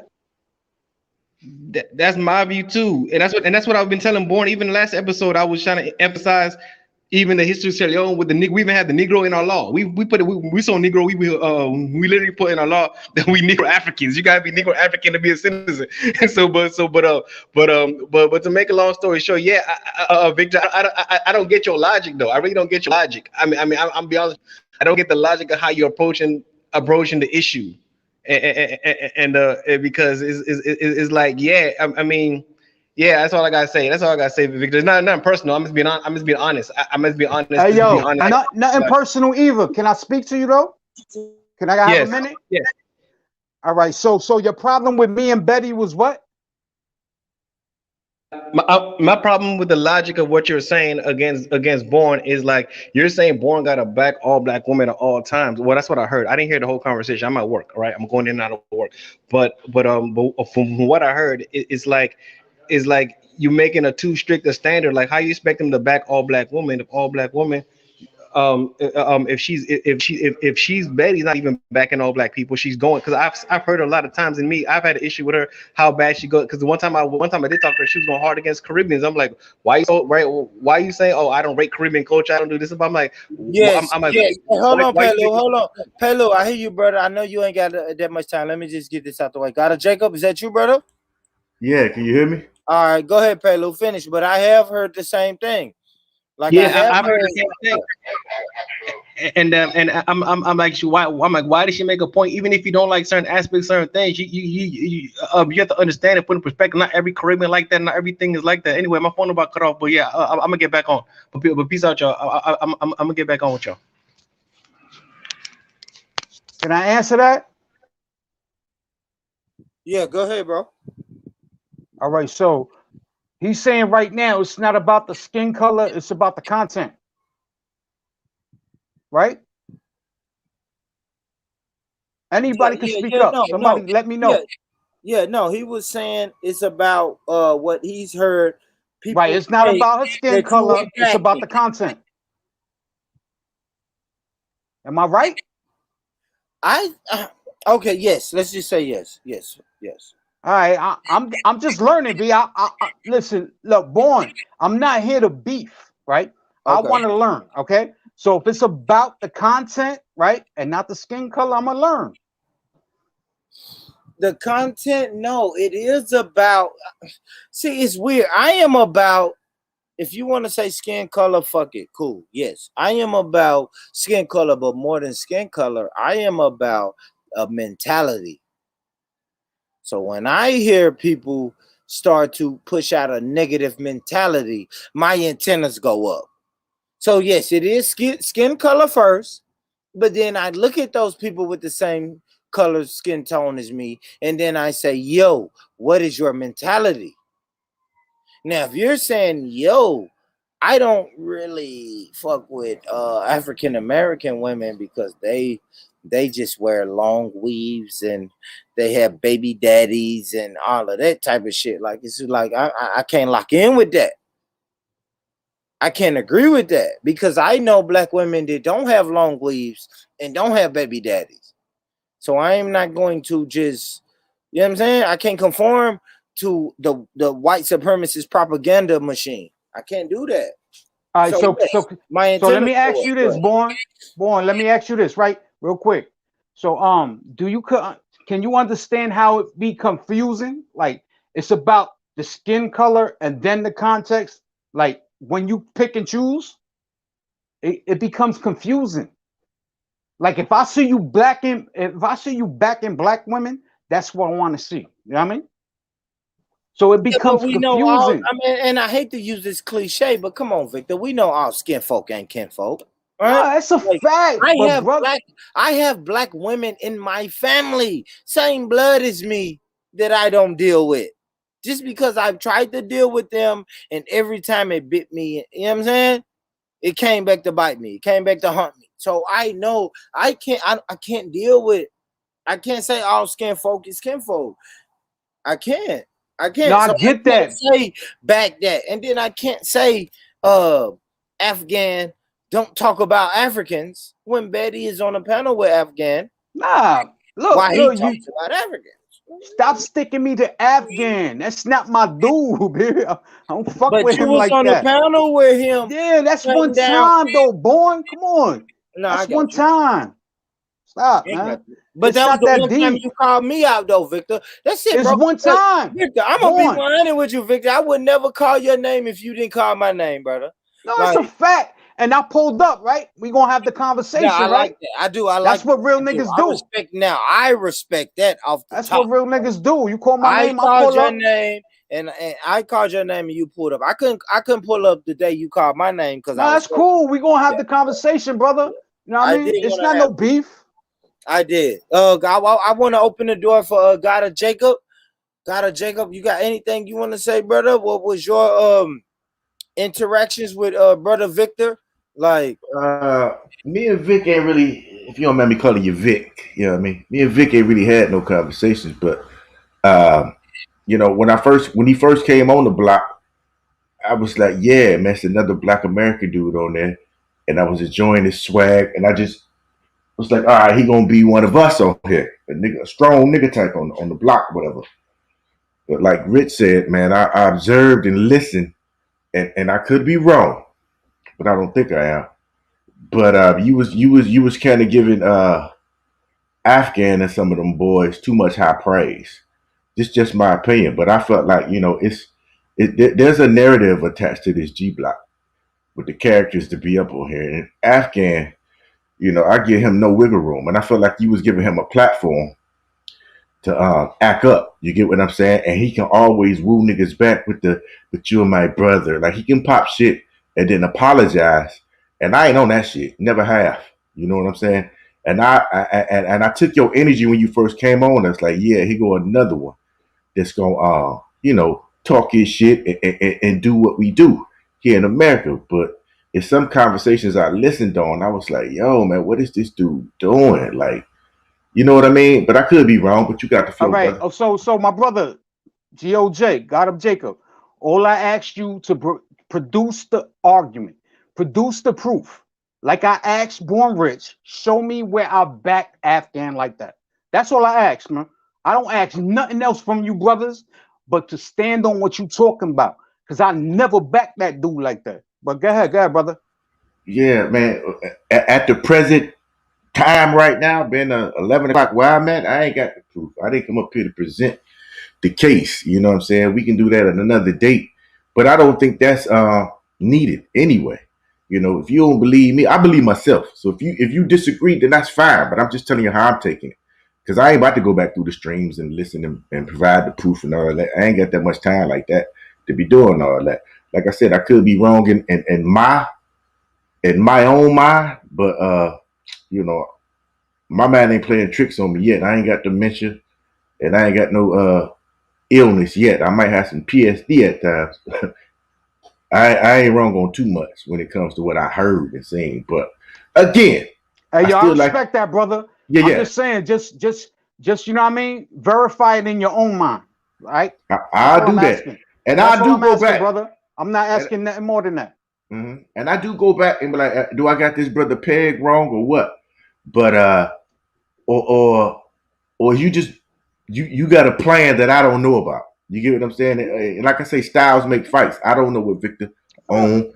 He might be setting the nigga up for this and that. You get what I'm saying? So I just be like, let me just hear the brother out a couple more weeks. I don't know how long you gonna be on here, but I just fall back and observe most of the time. And I said maybe he got a bigger plan that I don't understand. You know, and I got to catch up to where he at. But right now, I'm just like, yo, it is. Yeah, brother. I only jumped on 3 times, and 2 times I jumped on for a female. Yeah, I don't chat to dudes like that. Yeah, time will tell, you know. But like I said, when you first jumped on, I was lacking that energy. I was lacking that. Yo, I'm from the Bronx. I'm this, that, and the third. I was like, okay, we got another hitter in here. You know what I'm saying? Then I was like, yo, what the fuck? What happened? One love, brother. One love, Yeah. brother. You know what I mean? That ain't gonna change my mind about you, brother. Go ahead, man. You good? Yeah. But that's it, man. I just see how it go. But Nito, I be seeing you in the chats, man. What's up to you, man?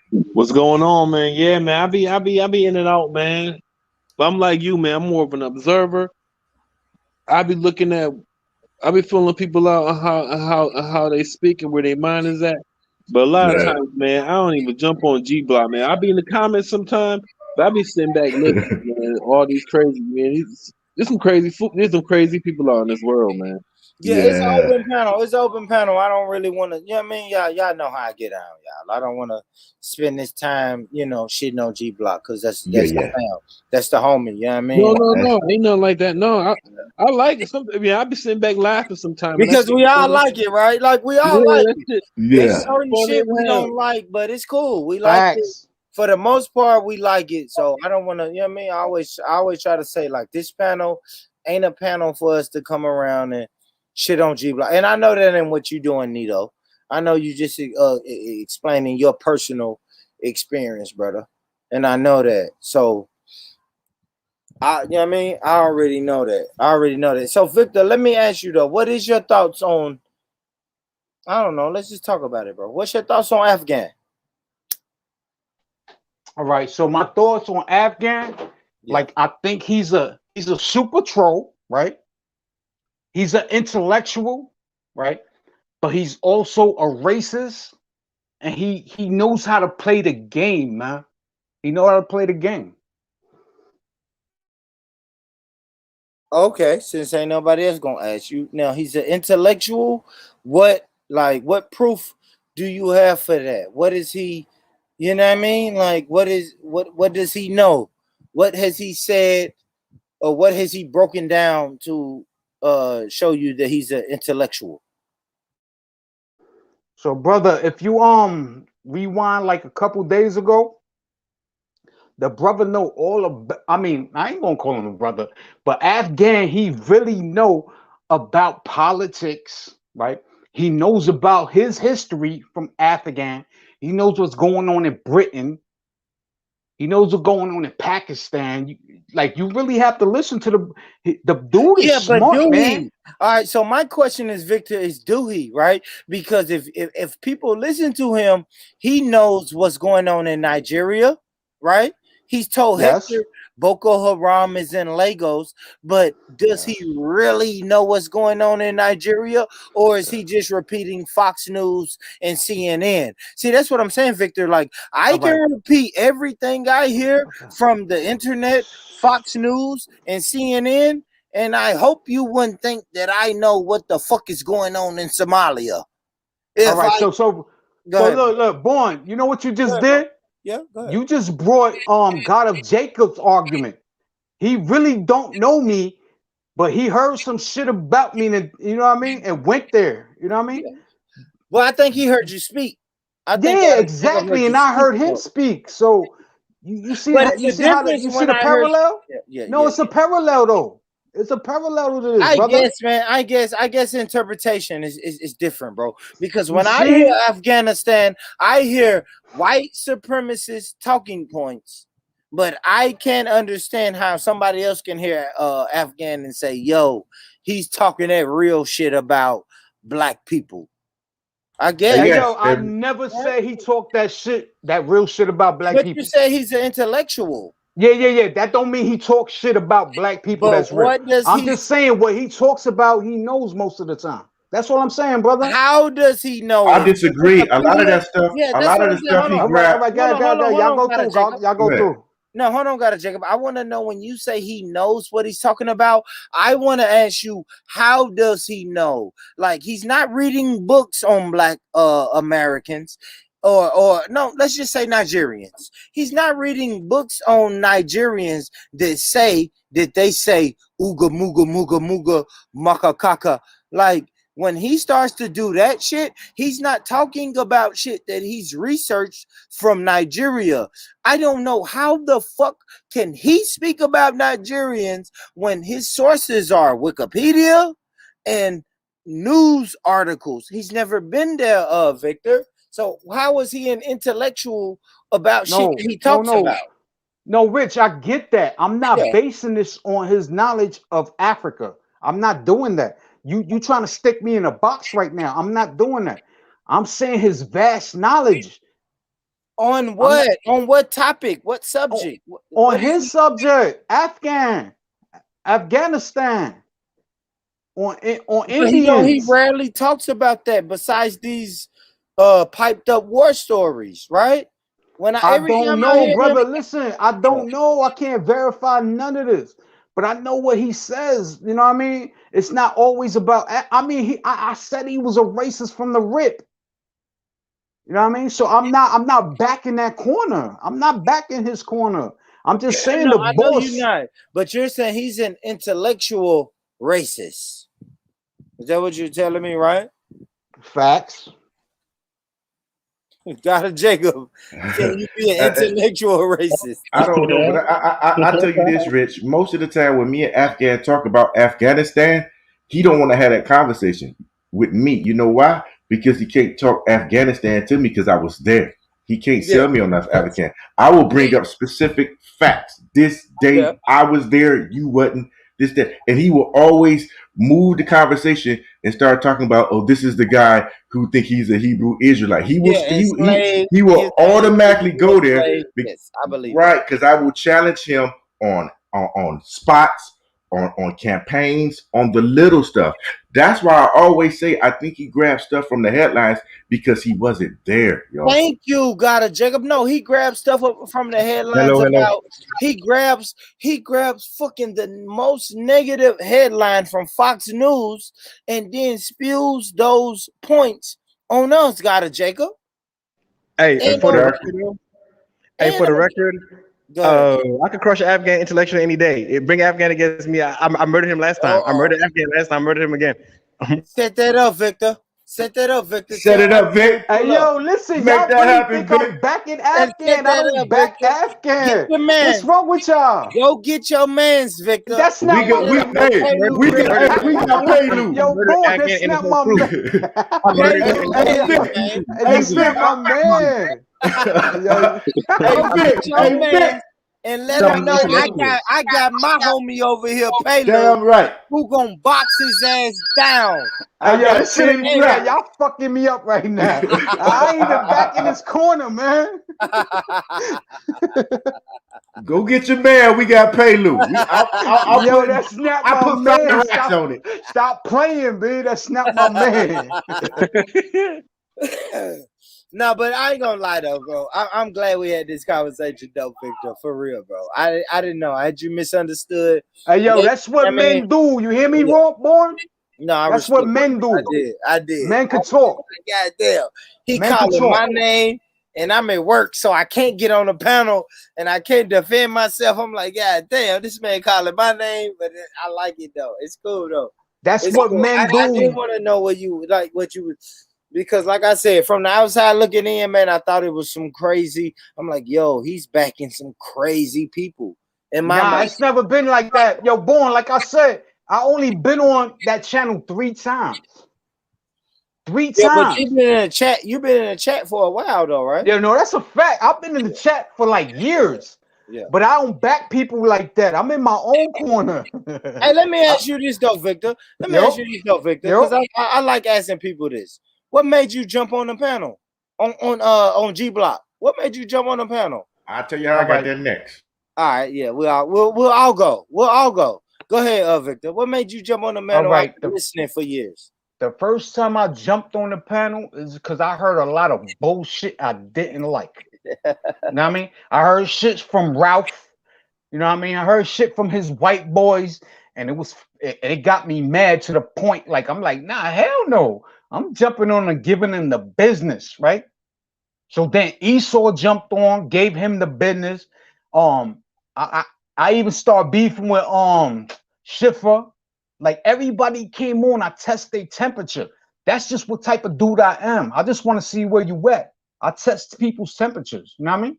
So I jumped on the first time like that, but my second 2 times I jumped on, it was talking to females. Yeah. Talking to what females? Betty and none of your business. Yeah. Who else? Betty and who?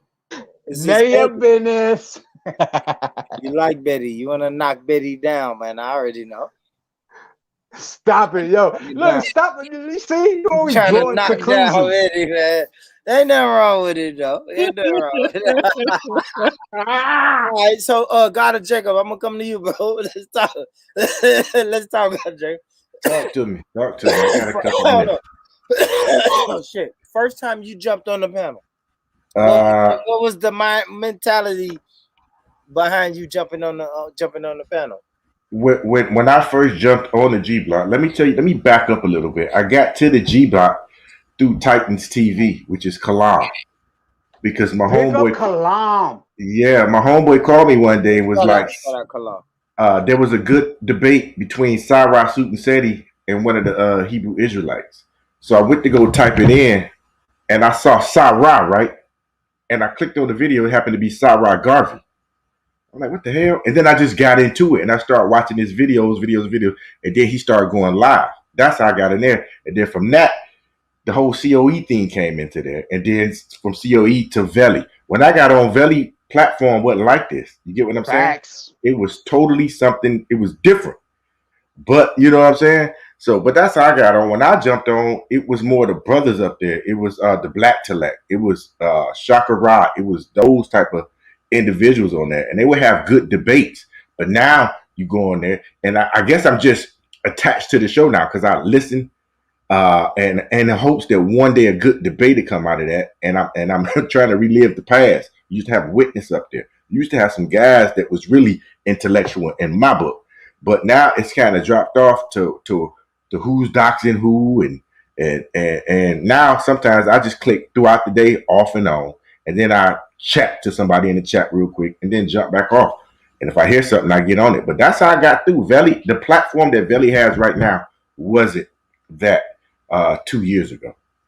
So now I'm notified, and when I see him lit up in my little things, I click on and listen. He good for entertainment purposes. He's like my radio station. You get what I'm saying? If I ain't listening to the Breakfast Club, I turn his shit off. Nah, that's cool. And for the boxing fan, Tank won, man. Javante Tank Davis, man, just won. I knew he was gonna do that. 11 round, man. Put that Mexican guy down. That was the biggest fighter he fought yet to this date, though, man. That's a big. You said what? That was a big heavy. That's a big guy he was fighting. He went up in weight. Yeah, he got to get up. He's getting his weight up. Yeah, I like that. Yeah, and I'm not trying to interrupt the conversation, but yeah. No, I'm glad you said that. To salute our black brother, our Baltimore brother. Yeah, for real. Right? He don't know how to talk, right? I get that label, right? I get people come on here and make fun of my accent. They say, "Damn, boy, you don't know how to talk," and I respect that brother because he don't know how to talk. But you know what? He can punch. That's it, right? He know how to do something. Yeah. I know how to do something. Hey, Rich, he can make you sound like him after he hit you in the damn mouth. Yeah. Hey, he's thick with his hands. GOJ, dumb. Hey, yo, GOJ, you dumb, man. He punch you in the face. And he punch you in the face. You say, "God damn, shout!" You like, you sound just like him. I was goddamn walking, goddamn. I failed, goddamn.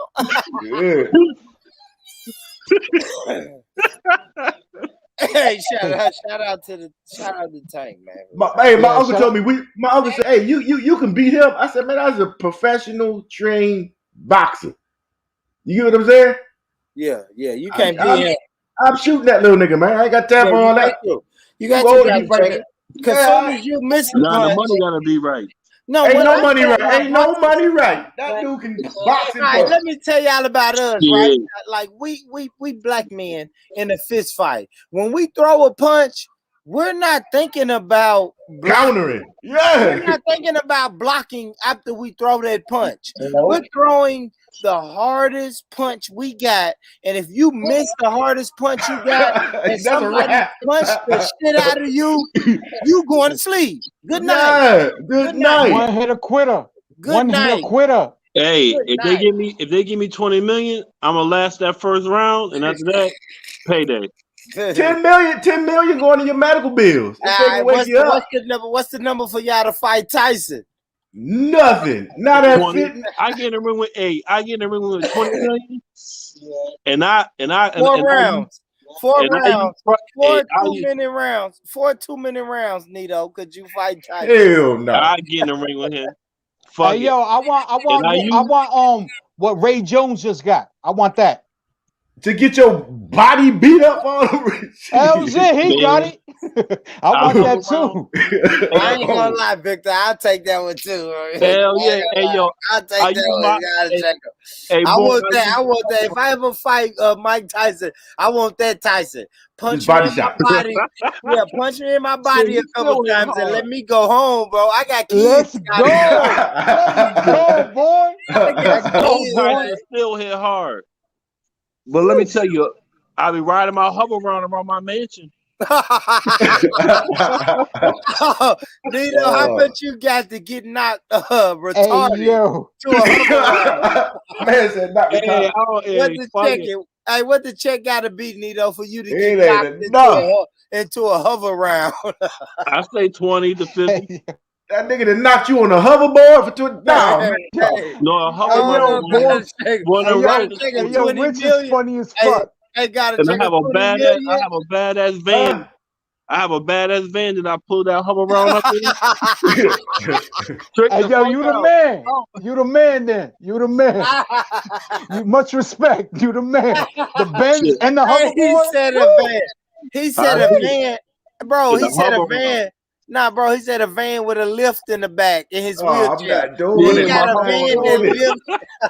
He got a van that lifts his wheelchair up into the back of the van. No, that ain't worth all this. Hell no, man. No. I'll take 20. Give me 20 million, God, Jacob, and you can knock me into a hover round. Fuck it. Hell yeah. That's it. He said, fuck that shit. He said, fuck that shit. And Mike Tyson will fuck around and hit you in the head when y'all agreed to have body shots and shit. You know He'll lose it on your ass in that ring, man. Hey, yo, that's a lawsuit. I'm suing that nigga. You wouldn't know. That's That a nigga lawsuit. man, you be dead, We man. said But they body. got a Jacob. We But they said got a body. Jacob. I never lose that side of that bank.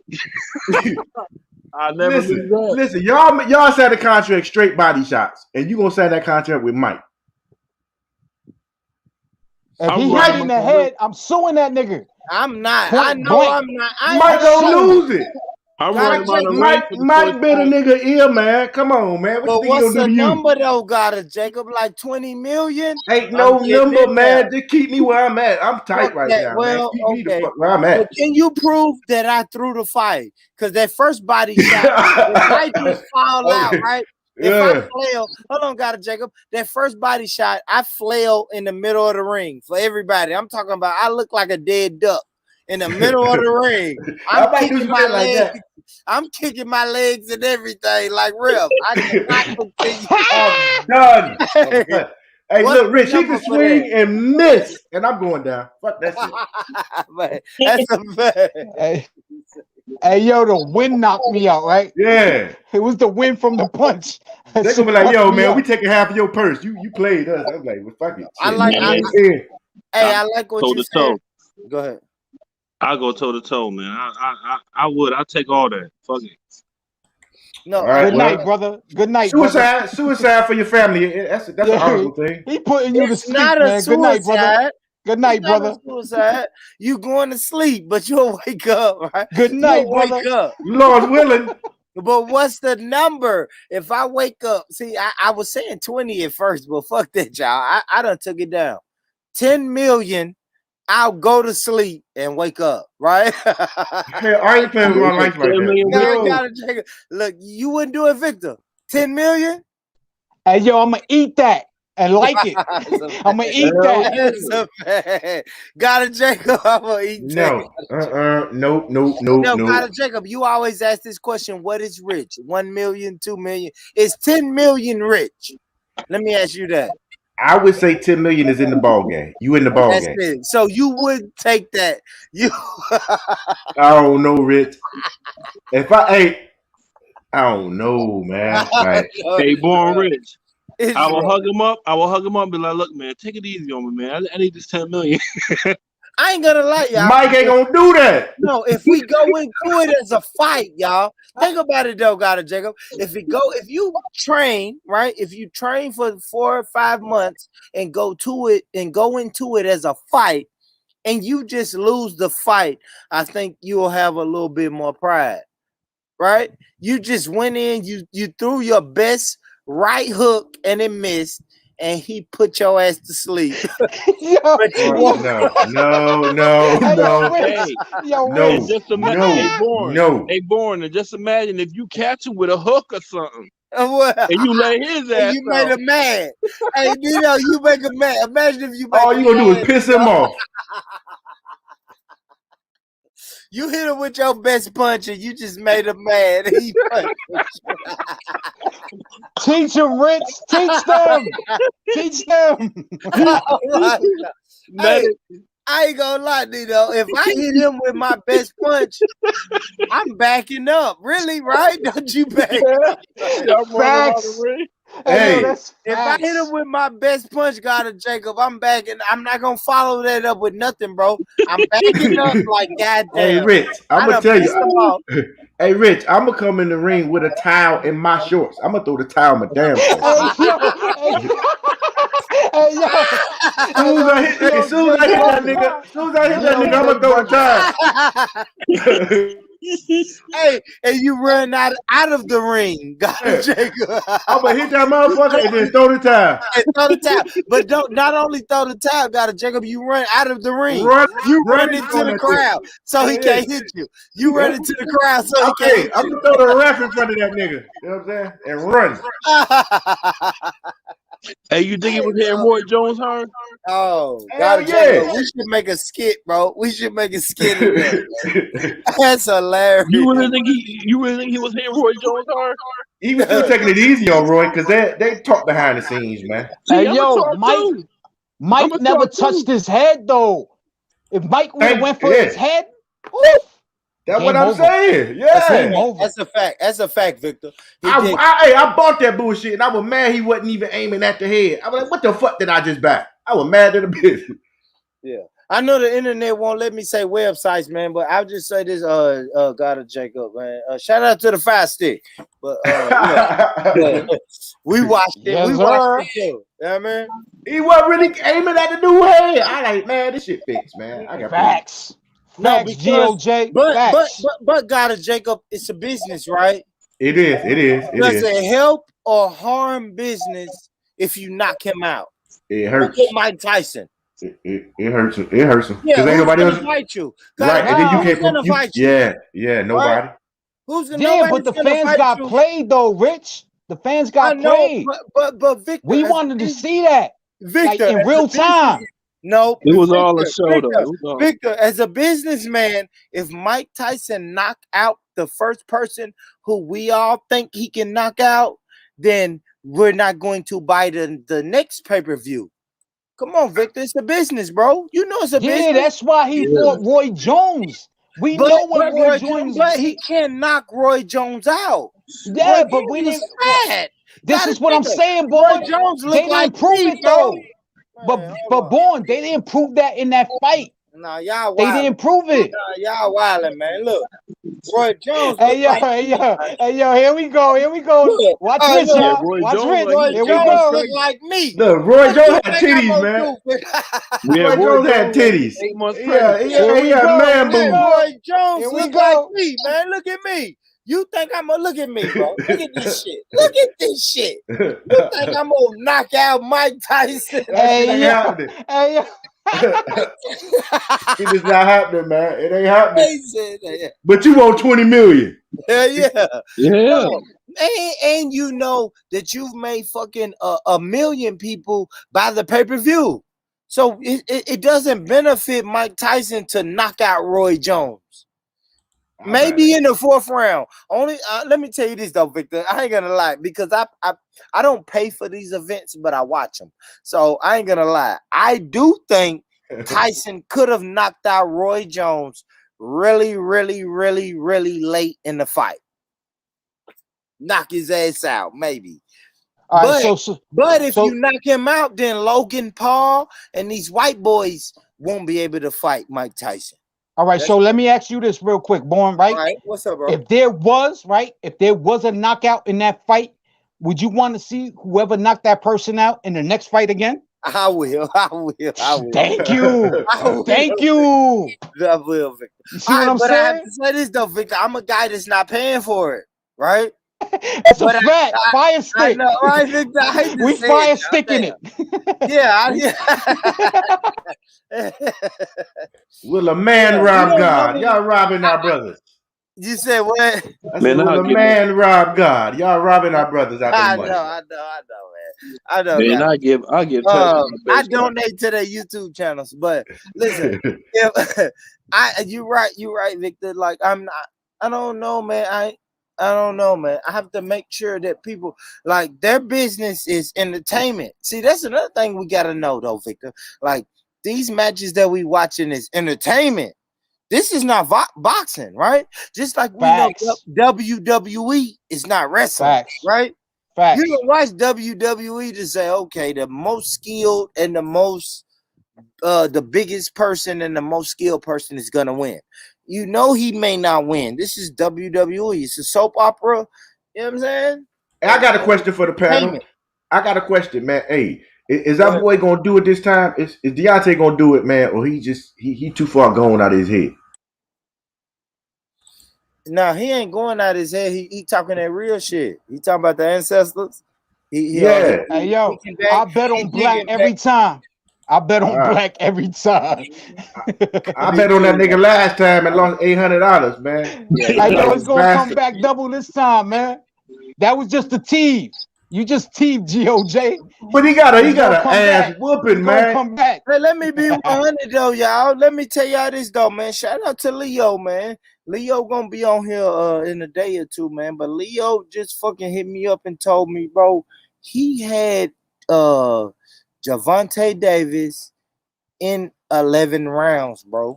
Wow. Javante Davis knocked him out in the 11th round, man. Did he bet on it? He get that back? Hell yeah. No, hell yeah.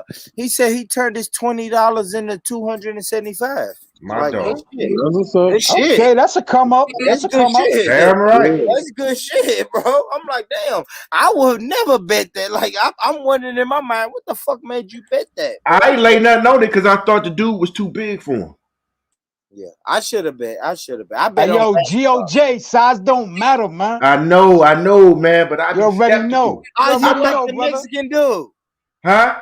That's what you saying. You like the Mexican dude? No, he was no, I didn't like the Mexican dude. I just thought that the Mexican dude was too, because he moved up pretty much 2 weight classes. He doing the the Floyd path. Floyd, yeah. What's the path? 130. Yeah, 130 pounds, 135 pounds, and 140 pounds. He fought 140 today. I thought 135 was just that was going to be the pinnacle of his career. But when he took on this dude who walked in the ring, yeah, they weighed in at around about 1 something, but he really gonna walk in that ring at about 155. That's a fact. Yeah. Once they hydrate after the weigh-in, he gonna walk in the ring at 155. Yep. So, but he proved me wrong. I'm glad. Don't get me wrong. I'm glad he won. But I was just like, okay. I fuck with Tank though, man. I think Tank hard, man. I want to see him fight more people. You know what I mean? Yeah. Fight more people. Shout out to the UK family, but I want to see him knock out somebody from the UK because UK people say UK. He said me too. Thanks. But hey, shout out on that American shit. Yes. He said let's get that. But okay, let's get that back. Hey, we got to bring that heavyweight title back. We got to bring that heavyweight title back over here. Hold on, Victor. You don't think American boxers are the best boxers? Hell yeah, American boxers are the best, man. What? We knocking niggas, and I hate to keep saying niggas, man. I'm trying to stop saying that. Fact. But we knocking people out, man. Hey, yo, we throw niggas around like they throw cunts around, right? You cunt. Right. Everybody's a cunt. Everybody's a cunt in Britain. We could do that. For real. That's what I always say. Like, if we don't do nothing else, we fight. We just right. But you know what? Like boxing is, in my mind, what us as black people need to do as a community. We just need to organize it and train. Right? We need to organize it and train and direct that energy into an enemy, right? Identify the enemy and train to attack that enemy. For real. Yeah. I'm saying? And look, being racist. Whoever the enemy is, right? Right? Whoever the enemy is, got a Jacob. Bro, they used to have the boxing gyms all over Cleveland when I was coming up. They all shut down now. You got about 1 or 2. We didn't have that in Nashville, boy. For real? Hey, Victor. Victor, you New York, right? You knew. Yes. We grew up with y'all had boxing gyms in New York. Listen, we grew up with the PAL, right? It was the Police Athletic League, right? Yep. So the police sponsored us fighting each other. You know what I mean? That's where all our golden gloves came from and all that. You know what I mean? So we really got it, Jacob. Like, we do this. What is that, y'all? The PAL. We all had the PAL. I played for PAL 7, East End Stallions when I was little. Bro, we had PAL. PAL had a fucking boxing gym. I ain't gonna lie, that boxing gym now in America houses criminals. Yeah, now, right? But I'm talking about back in the days, boy. Back in the day, in the 90s, we came up. That was a box. We put the work in. And we had the Boys and Girls Club. They had a boxing. Right, we put the work in. We paved this path, man. We paved this. You know what I mean? So we know already. What the hell happened to us, man? When we drop off from boxing, man? Like, what the fuck happened, man? The MMA. I think propaganda. No, I think propaganda. I think propaganda gave us basketball and football, and told us boxing is full of corruption. Right? They gave you Don King for boxing. Hold on, Don King from Cleveland. He had the boxing gyms going on around. But what did the white man tell you about Don King? Right? He's a scammer. I ain't gonna lie, bro. That's Cleveland, though. He said this Cleveland. No, it's Yo, not. hey, yo, I don't like you saying they got a Jacob. GOJ. I I'm don't dead like you saying serious. that. Don Say all King, the I don't people Don like from you King. saying Cleveland that. scammers. I'm just saying, man, everybody got to hustle. That's every hood, man. That's in New But I York. don't That's think in you saying Tennessee. that's Cleveland though, because I can go build with some brothers in Cleveland. Got Yeah, you can. I'm just saying, man. Yeah. Don King. Nobody can talk shit about Don King to me. All that gems he But had going. the white media made him look like a caricature, right? A clown, right? If I'm honest, he helped him out too, though. The big fro, and only in America. And he's the guy who shitted on Mike Tyson, right? In history, he's going to go down in history as the guy who took advantage of Mike Tyson in his younger years, right? Yeah. But he had them apartments down there. He was putting single people in. Like he did a lot of work behind the scenes. I like you saying this though, Jacob. I've never heard this though. I've never heard this. I'm saying Don King is corner. Back your corner, GOJ. He's a legend in Cleveland, man. Back your corner. I like that guy. He's a legend in Cleveland, man. I'm gonna set up the Don King show for you guys. Yeah, you're a legend in it. Yeah, he was a crook. But goddamn it, shit. Crooks gotta make a living. Hey, Victor, I like that though, right? That's hard. That's hard. Yo, he's back in his corner. You gotta respect that. Yeah, you gotta respect the man for back in his corner. Because listen, I'm gonna tell you this, bro. I never give a fuck about what American media tells me. I know a lot of times when American media tells me to go right, I probably should go left, right? You know what I mean? Or stand still. So stand still, right? Yeah, or stand still, right? I don't know. That's a fact. But when they tell me that Don King, when I see 17 documentaries about boxing and they say Don King was a piece of shit, I love to hear God Jacob say, no, he wasn't a piece of shit. You know what I mean? Hold on. I ain't gonna go that far. I'm just saying he did a lot of shit that don't get caught in documentaries and stuff. You get what I'm saying? It was the Jewish promoters that was fucking everything up. You know what I'm saying? If Don King wouldn't have got him, the Jewish promoters would have got him, man. I'm just saying he did help Cleveland out tremendously. And you know what though, God Jacob? I'm not saying he couldn't have been the scapegoat, right? Yeah. Because some people will say boxing is dead. And some people will try to blame that on fucking Don King. But I'm not surprised because we know Bob Arum fucked up boxing. Exactly. You know what I'm saying? Like we know you're going deep now. Rich, you're going deep. But we know these people names that fucked up boxing. We know it. We know. I ain't even gonna lie. Mike Tyson homeboy, Castellano. Yeah. In Catskills, New York, where Mike Tyson had to go, bro. You can't tell me that's not a groomer. Come on, that's man. That's not a fucking groomer, man. He took that black man from fucking New York, moved him to another part of New York, Catskill, New York, and had him in a fucking grooming farm, bro. Pretty much. He raised him as a buck. Yeah. Victor, I don't know what you know, bro. You from New York, man. Talk to the people, man. What's the Mike Tyson story? All right, so what? So what I know about Mike Tyson, right? He was born in Brooklyn, right? He went to juvenile detention, right? In New York, it was called Spofford. He started knocking out the guards. He was like 14, and he was knocking like the grown big ass guards out. You know what I mean? They couldn't fuck with him from day one, right? He got out of jail, and then the boy Castellano put him on. You know what I mean? And show him how to put that to work. And the boy became the best fucking boxer ever. So I ain't got too much to say about that, man, for real. Yeah, the but boy is the best. He lived with Castellano, man. That's what I'm saying. So I can't really say too much bad about the boy. You know what I mean? Because the boy I'm made him. not saying that about Tyson. I just don't trust that white man Castellano, right? No, I get that, but he still brought the man there, though. You know what I mean? He did. He changed his life. He did change his life. That's what I mean. So I can't really knock him for that, brother. I really can't. I can't shit on that. I can't shit on that, bro. Because us as black men, we go through things, right? We experience certain experiences that changes our life. So I can't knock a black man for fucking changing his life, even if the white man and being the best, though, and being the best. But I think on, we man. the best at everything, though, Victor. Tyson was I ain't the gonna lie, best. I'm biased, Victor. I Me think I too. we the get best that. at Yo, brother, I everything, get right? that, born. But Tyson was the best at 21. Come on, man. But You then gotta we got respect Floyd that. Mayweather. Then we got Floyd Mayweather. He was the best. Now we got Tank Davis until he gets beat. Fucking he's the best. Like our people, like we the best, bro.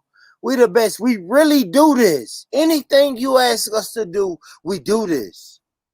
Plus, That's why yes, I'm sir. saying soccer. We have to go I ain't past gonna it, lie. man. I'm saying soccer though, Victor. I think if Black Americans or Black Caribbeans or Black people in America really take soccer serious, I think we could run that. What you think, Gotta Jacob? What you think, Victor? Y'all think we could run soccer? Hey, yo, hold on, real quick. Let me Yeah, say, bro. the boy Pele. All right, Google that. What was was an he from? African that fucked up soccer back in like the 80s. Yeah, I'm not saying Pele. the Africans though, Victor. I'm saying You talking about Black black Americans? people. We talking I'm about black talking people? about Americans though. I'm talking about Oh, Black you talking about black Americans. Americans? Yeah, You talking because about you don't Pele think and all them cats? because you Yeah. know I'm what? just talking about black people that as a general. No. All What I'm right. saying is, yes, we have a lot of Black Africans and Black Spanish people. All of our Black people that they run soccer, right?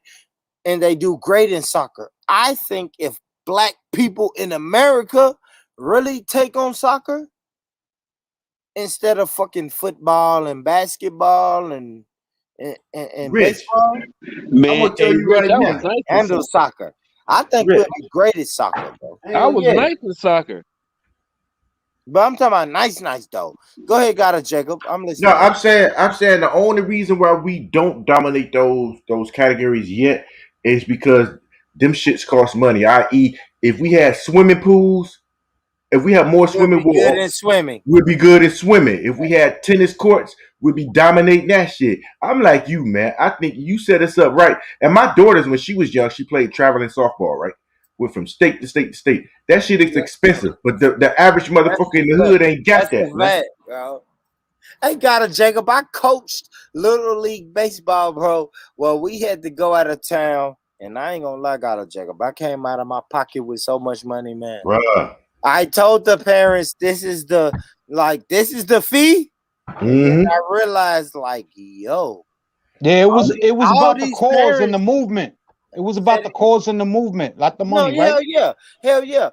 When I coached Little League Baseball, I'm gonna tell you when I got my enjoyment. When I saw 14 kids playing baseball go to an all-white city, and we're sitting there getting ready to play baseball, and then they fucking come and check our gloves. And they check our baseball bats just to make sure we're following the rules. And I'm like, yo, who told y'all to come and check our shit? And they would tell us, guess what they would tell us, Gotta Jacob? The other team. The other black. team.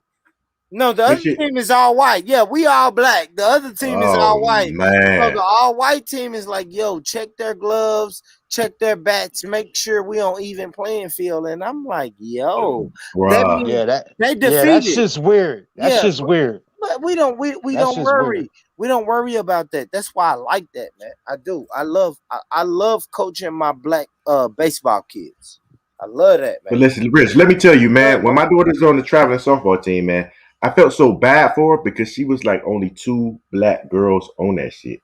And she couldn't really get into that whole team spirit thing. She was a great athlete, but I just wish more of the black, the black daughters had a chance to play that sport, because I believe we would have dominated. Man, my daughter was pretty good, man, but it just cost so much money from bats, $300 goddamn dollars. I was spending so much money on that shit, and but I ain't gonna lie, I loved it. Traveling, we went to we went everywhere. The furthest we went was to Arizona, bro. Went way out there, and but it was fun. It just so damn expensive. You get what I'm saying? And I just know every kid coming up couldn't afford that. So, but and that's what it kind of made her not like it no more. As she started getting older and that shit, it wasn't enough of her around. You get what I'm saying? Yeah, it wasn't enough black people. Yeah. Yeah, but hey, if you put some, I'm gonna finish up right here. If you put some motherfucking some ice rinks up, man, we'll dominate that shit. You make that shit warm enough for us, we get out there and fuck some shit up. You know what I mean? I believe it. With the right coaches, damn right. Yeah. Because people shit on black coaches. I'm gonna tell you this though, God Jacob. I can't speak from no other point, no other location inside of America. But I'm gonna tell you about what's going on here, right here in Tennessee, bro. Like these young brothers that my son play football and basketball with, like they're getting full scholarships to quote unquote white schools. Man. Like I am watching the brain, not even the brain drain. I'm watching the athletic drain. Like I am watching white schools come to these white people come to these fucking black schools that they haven't been to in 17, 18 years, bro. Since the 90s. Since the 90s, bro. Like it was a long stretch in my local community, man. Like we know that black men and black boys that went to this high school, they were pretty much grandfathered in, or they were recruited so tough that they went to this big boy Division I college. That was in the 90s. But my whole life, man, they shut that shit down, bro. But what I'm noticing now in my son's demographic, that these white schools, they've came back to the hood, and now they're getting these kids back out. Of course. I wish some of these 5 stars and across the board, I wish some of them would at least entertain HBCUs. And I'm talking about, you know what I'm saying, to put us on the map. Let me say something, God Jacob. All right. So the first thing I want to say about HBCUs, right? Yeah, they white funded. Let's shout out, but no, I'm not going there. God Jacob. Shout out Tennessee State University, right? I want to shout out, right? Because I'm in Tennessee, right? So Tennessee State University, great college. Wilma Rudolph, if y'all know about her, you know about her. Absolutely. But Tennessee State University, man, my homeboy that I grew up with, his son was fucking recruited by the big boy schools. And he went to Tennessee State University. That was last year. He played a year. It was cool. But this year, bro, Master P's son is coming to Tennessee State University, got it, Jacob. That's what's up, though. You know what I mean? To play basketball. Yeah. Rich, I always can say, man, if you good, they gonna fire you. I don't give a damn what school you came from. Good shit, got it, Jacob. They gonna fire you. Who you playing against? They may even use that as a knock against you and say, well, you didn't play against nobody, but they're still going to draft you to see. Yeah. Look at Dame Lillard and the dude, what's his name? Ja Morant. Hell yeah. And John Morant went to fucking Murray. What is it? Murray State. And Murray State played. Murray State is in the same division as Tennessee State University. Come on, man. It's a lot of guys who came out them so-called mid majors who dogging it in the league, whether it be football or basketball. Hey, look, Panelist said Morehouse. We don't know about them. Morehouse broke as shit, man. They barely making it, man. Don't do more. Hey, yo, that's an HBU, man. Still, I know. Hey, man, I graduated from HBCU. Come on, man. I graduated. You can't knock it down. Don't knock it down. Know, but he put that shit in caps like they popping like that. Let's give him a few more years, man. Jacob, you hard. No, I have a cousin. No, I can't do that, Jacob. I'm gonna tell you why I can't do that, because I have a cousin who fucking went to Des Moines, Iowa, and he's a black man, right? My black cousin. Okay. He went to Wyoming next month. You said what? I said I'm going to Wyoming next month. So yeah. He went to it's Iowa. It's Iowa. Oh, right? Iowa. Okay. Des Moines, Iowa, right? That's the capital. Yeah, he went there and he was a principal there, and then he came to like a subdivision in Atlanta to be the fucking principal. I mean, not the principal, but the administrator over a couple high schools and elementary schools. So, yeah, Okay. man. Shout out to that brother for Yeah, we got a shout. Yeah, teaching man. us. Yeah. We got a shout him out. Joe Clark in this thing down there in Atlanta. He is. Free Mr. Clark. Free Mr. Clark. You know what I mean? He is. But shout out to Morehouse. He went to Moore. You know what I mean? He went to Morehouse, man. And Morehouse brings some black people out of that guy to check it. They ain't all phones got it. Morehouse got to get it together, man. You see they drum line? They pretty much got garbage cans they beating on, man. They got to get their money up. Yeah, I gotta see it. I guess. You know me. Let's see. Yeah, they beating on Morehouse, Margin Man. Yeah, they drums. Fuck, they got holes in their drums, man. They beating on paint. They beating on paint cans. Hey, yo, stop that. No bullshit. Holes in the drums. He wild. I'm bullshit. I just see Mr. Pulu down there. I know he going crazy over Morehouse. So. Uh-oh. Let me share my screen. These girls looking good, man. Y'all want to see some ladies? Matter of fact, man, look, hit that like button, hit the share button, subscribe button, and I don't know why y'all not fucking with this ticker that's scrolling across the bottom. It's the Instagram. If y'all got Instagram, Victor, you got Instagram, brother? Nah, my G, I don't. All right, cool. Nito, Instagram?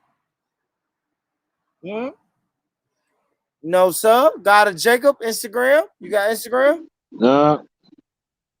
Y'all ain't fucking. Nah, I ain't got Instagram. Well, what about PayPal? I'm about to download. Hold on.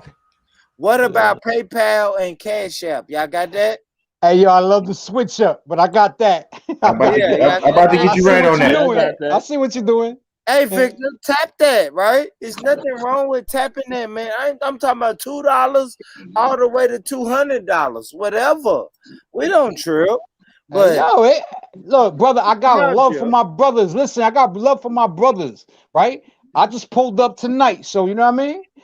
It'll be there. Trust me, it'll be there. Yeah, I got you, boy. Nah.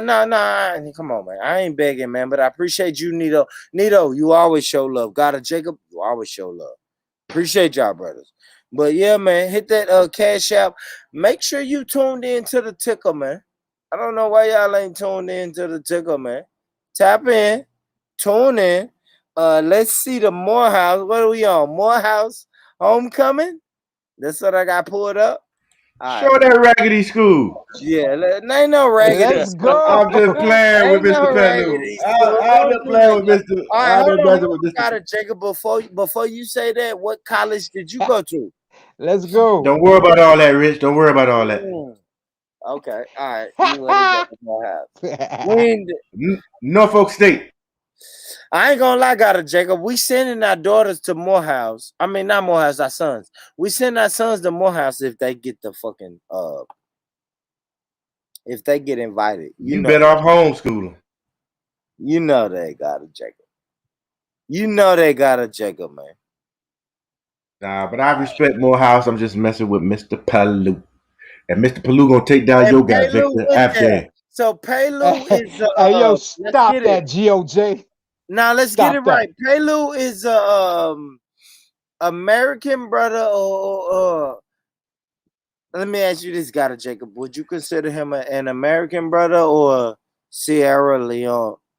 A Hamite? Is he? I don't know. Hey, he kind of moving like Ham, man. Hamite. He's a Hamite. Is he Ham? Is he Ham or is he Jacob? He might be a ham sandwich. He might be a ham sandwich. He ham. I need more time with Mr. Pelu, but he loving on that white man, so he might be a ham. I'll fuck with Mr. Pelu, man. That's my brother, man. I know to me he say some wild shit, but all right, let's go, man. Let's go. Let's get it.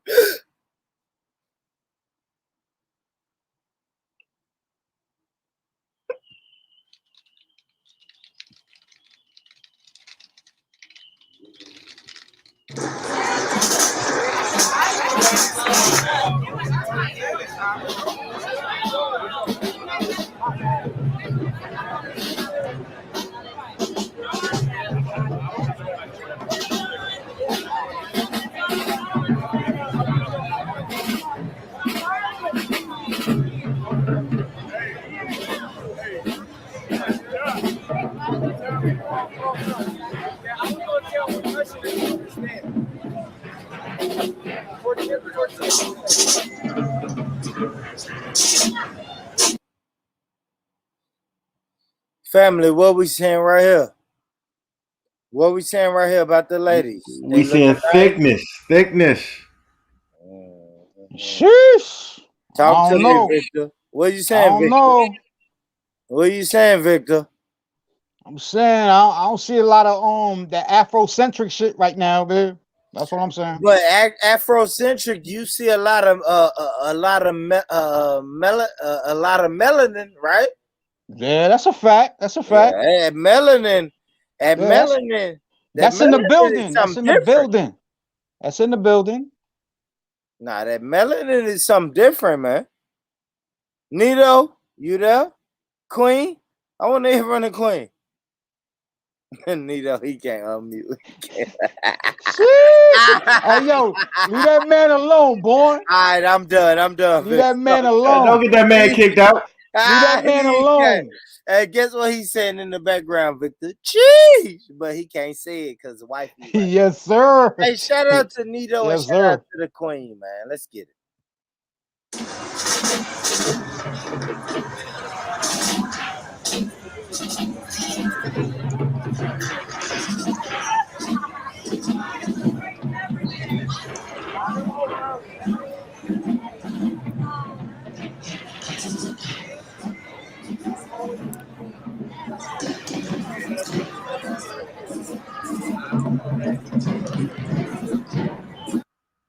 Hey, Rich. Yo, Rich. I'm here, yo. Go ahead. Your government start with a C, right? Man, what's going on, God, Jacob, man? You could have emailed me, man. I'm just saying. It start with a D. What we doing? Okay. I don't know what we doing. No, bruh. Listen, man. Hey, yo, y'all bugging. Listen, drinks on me, man. I'm just trying to verify. Yeah, I don't know, God, Jacob. Come on, bro. You know you got a way to hit me up. Yeah, you're right. But hey, drinks on me, yeah, man. It's a D for It's a D. everybody. It's a D. I just slid you something. Derek ahead. McGee. Yeah, Go handle ahead. that. Yeah, go ahead, God, Jacob. It's Derek McGee. I don't know why you asked me that though, God, Jacob. I said that. I just sent you a little something. That's all. All right, cool. Hey, Born. No, I ain't gonna lie, bro. It do. You fuck it. Hey, Born. You dox me. Yeah. It started with a C. What's up, Nito? Talk to me. I'm not on that doxing. I just want to make sure it hit the right spot. That's all. No, not you. Oh. I see that. I'm not blind. So I was asking about these guys. But you want me to rock two black eyes though. You back. You back. You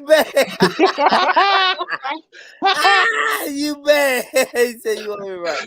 No, it ain't like that, Queen. No, hell no. Nah, she sleep. She sleep anyway. Yeah, and respect to the Queen, man. You know I ain't trying to make you. You know what I mean? It ain't no rock too. You know what I mean? So this is Morehouse Band Homecoming. They marching out. Let's get it.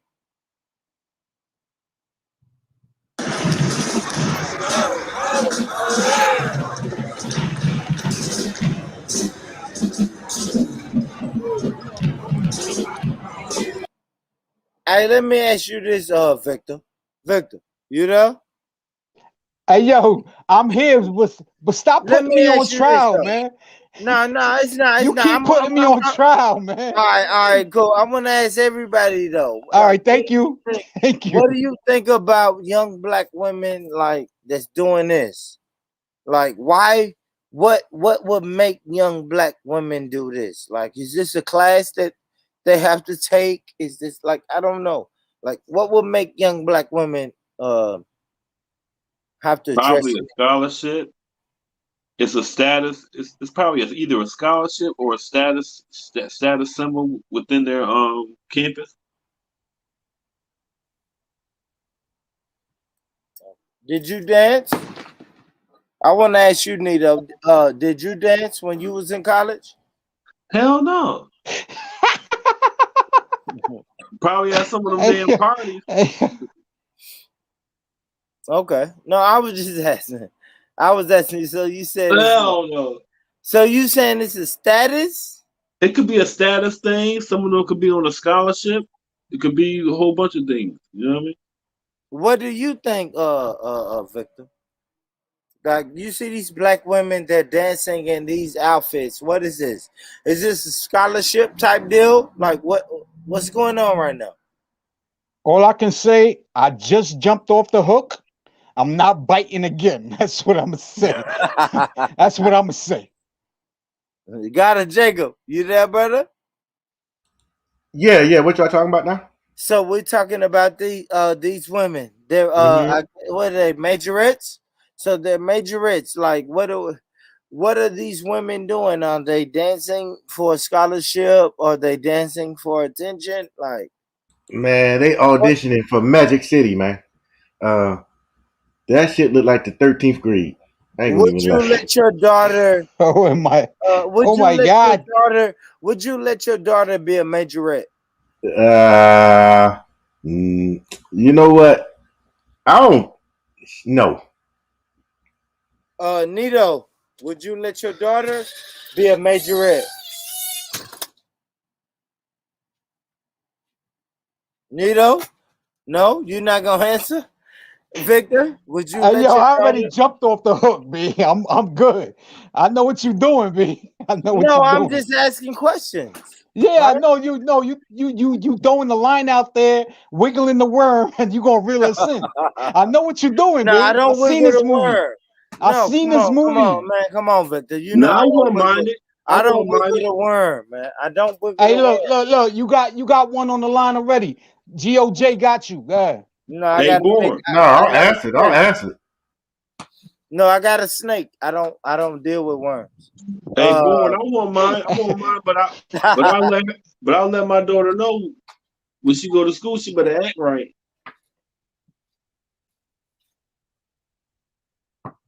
You heard me? You saying what? Say it again, bro. I said I wouldn't mind, but I'll let her know she better act right. She better not have me come onto that school acting a damn fool. Or what you gonna do? Act the damn fool right along with it. I don't know what act the damn fool is. Now that's something we need to talk about, y'all. It's men. It's me. Yo, you see, you should have jumped off the hook, man. Oh my God! I'm trying to help y'all. I'm trying to help y'all. I love this conversation. I know what Born doing. No. I love this conversation. Hey, got it, Jacob, because I have two daughters. Yeah, I have two daughters. As do I. No, listen. I don't quite know what. I'm not gonna say I don't know quite. I don't know what jump off the porch means, but I do know. I said hook. Nobody's listen. My brother, I said hook though. I do. I know, jump off the hook. Jump off the hook. Right. Jump off the hook. I don't know what jump off the hook means, but I'm gonna tell you what I do know. Nobody's disrespecting my two daughters. Hell yeah. I have two daughters. Nobody's disrespecting them. Matter of fact, nobody's disrespecting any of my kids, right? But if we're going to speak about daughters, I have two of them. Nobody's disrespecting my daughters. Nobody. That's what fathers do. That's what fathers do. I have a daughter around that age, man. She 24, man. Hell fucking no. Somebody your daughter is 24? Yeah, I'm 46, man. Okay, Nito. Yeah, there's gonna be some problems. Yeah, you probably should kill him. Hey, boy, Well, let you know me what? ask you this though, Nito. But you Nito, know what I rock with. So hold on, hey, hold on, Nito. Hold on. Let me My ask you, daughter Nito. 25 and the other Nito, one is 21. no, Nito. Let me ask you this. What would it take for a black man, I guess, to make you feel comfortable where he can date your daughter? I got me him, his mama, his daddy, and half his damn family. Nito, did you do that? Did you do that when you was dating your wife? Hell yeah. You're a damn liar. I You're did. a goddamn liar. I told you jump off the hook, man. You did not. I'm You telling did you the not. God, Jump off the hook. I'm telling you the God honest truth. I did. You single met your wife's mama, father, whole family before you. I mean, of course, before you married your wife. Yeah. Like, marriage is a whole different thing. What was the conversation before you asked your parents, should you marry your wife? See, we ain't had that conversation because both my parents was it. They was already deceased, man. But I met and talked to hers, and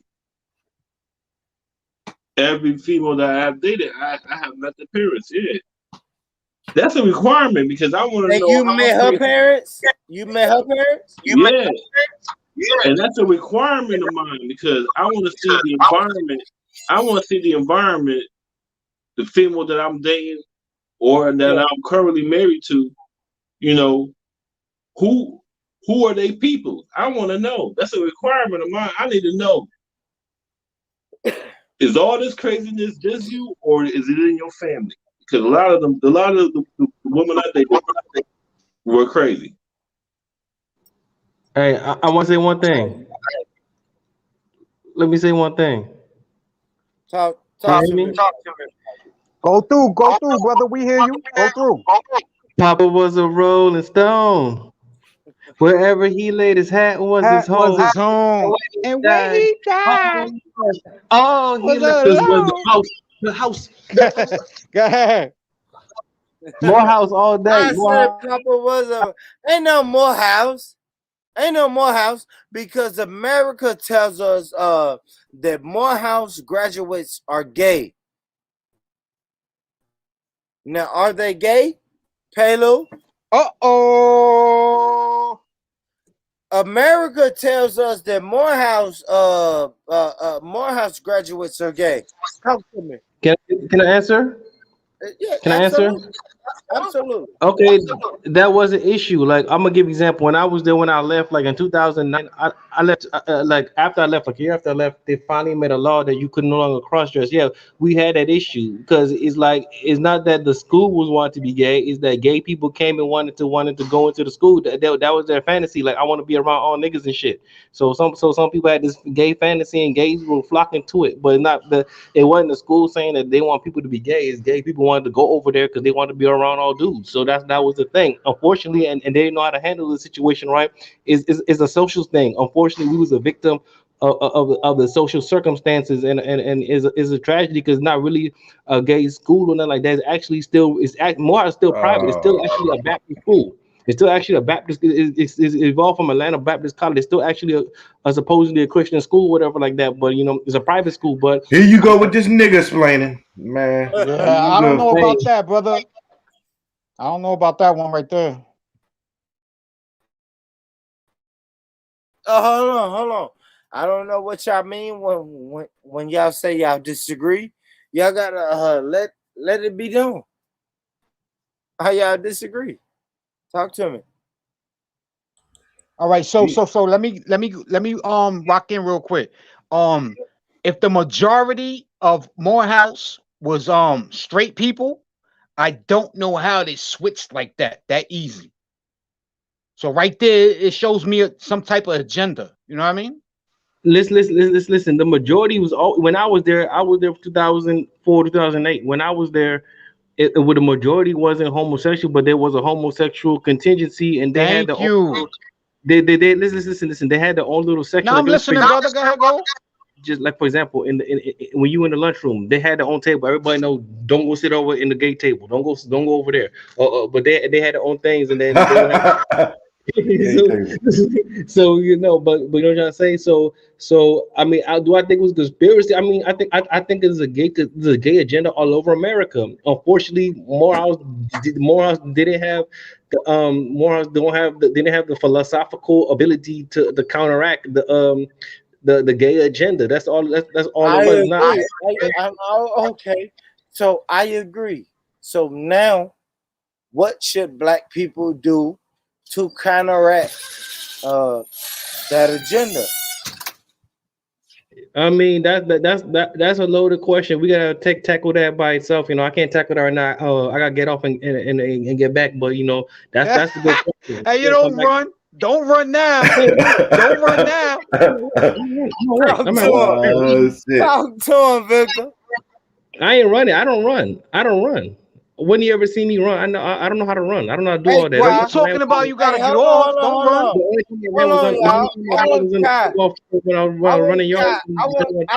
I want Kai to pull up. No, fuck. Yeah, no. Damn. Pull up. Yeah, I'm sorry, y'all. I know it's loud as fuck. Yeah, we get down over here, man. All black people, right? You know, but that's a sport college. You know, Martin King was over there. Spike Lee went there. I remember when I used to go around there, Spike Lee used to come to our dorms and buy us liquor and stuff. Spike Lee was cool as a mug. SpikeLee used to come out. Farnsworth Bentley was over there. I remember Farnsworth Bentley. Yo, you ain't answer his question though. Answer Rich's question. What you talking about? You talking about a societal question that's bigger than Morehouse. You talking about a whole society. Rich asked you, how can you change that? You talking about fathers. You talking about societal issue? That's a whole societal issue, and you gotta fix society. I mean, you telling me I don't know how to fix the entire society in this one conversation? I have my ideas. You know what I'm trying to say? I have ideas of how you fix society. All right, so express that. Express your ideas. I mean, first and foremost, people gotta have a better connection to the God who made them. If people connect to the God who made them, then they're not gonna go these unnatural things. People are disconnected from the Creator. That's first and foremost.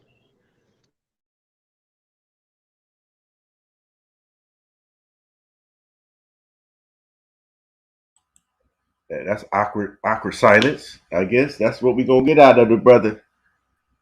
Yeah, hey yo, GOJ, I was hoping for more, man, but he fluffed it up. Fell short. He fell short what I was expecting from him, man.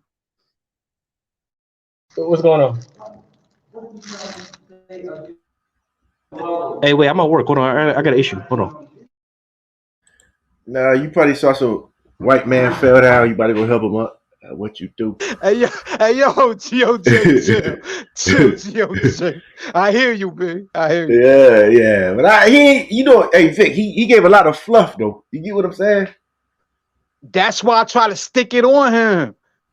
He always do that shit, man. That be making me mad. But who was that? He said Kai pulling up. That's your man too, right? You be bigging up Kai. Hey yo, GOJ, leave me alone. But I'm saying though. But I'm saying just because I'm on that channel don't mean I rock with everybody there. But I fuck with Kai though. Kai love you, man. I fuck with Kai though. He an African. I gotta fuck with my peoples, man. He's a what? He's an African. He a South African. Yeah. Shit. Why he won't pull up? But why won't he pull up, right? He'll pull up. Yeah, drop the link again, brother. He'll pull up. I just dropped the link. See that? Hey, Vic, that's our problem, man. We invite everybody to the barbecue. We're Africans. Hey, yo, GOJ. You gonna leave me alone, GOJ? You gonna leave me alone? Man. That's 100 though, Vic. Like we say, yeah, Kai is a cool brother, and then Kai tell one of our black sisters, yeah, I'm Asian. And we sell y'all weave products. You fucking like hey, yo, well, I hear you, brother. Right? You ain't got to go no further. Like what you ain't gotta go no further.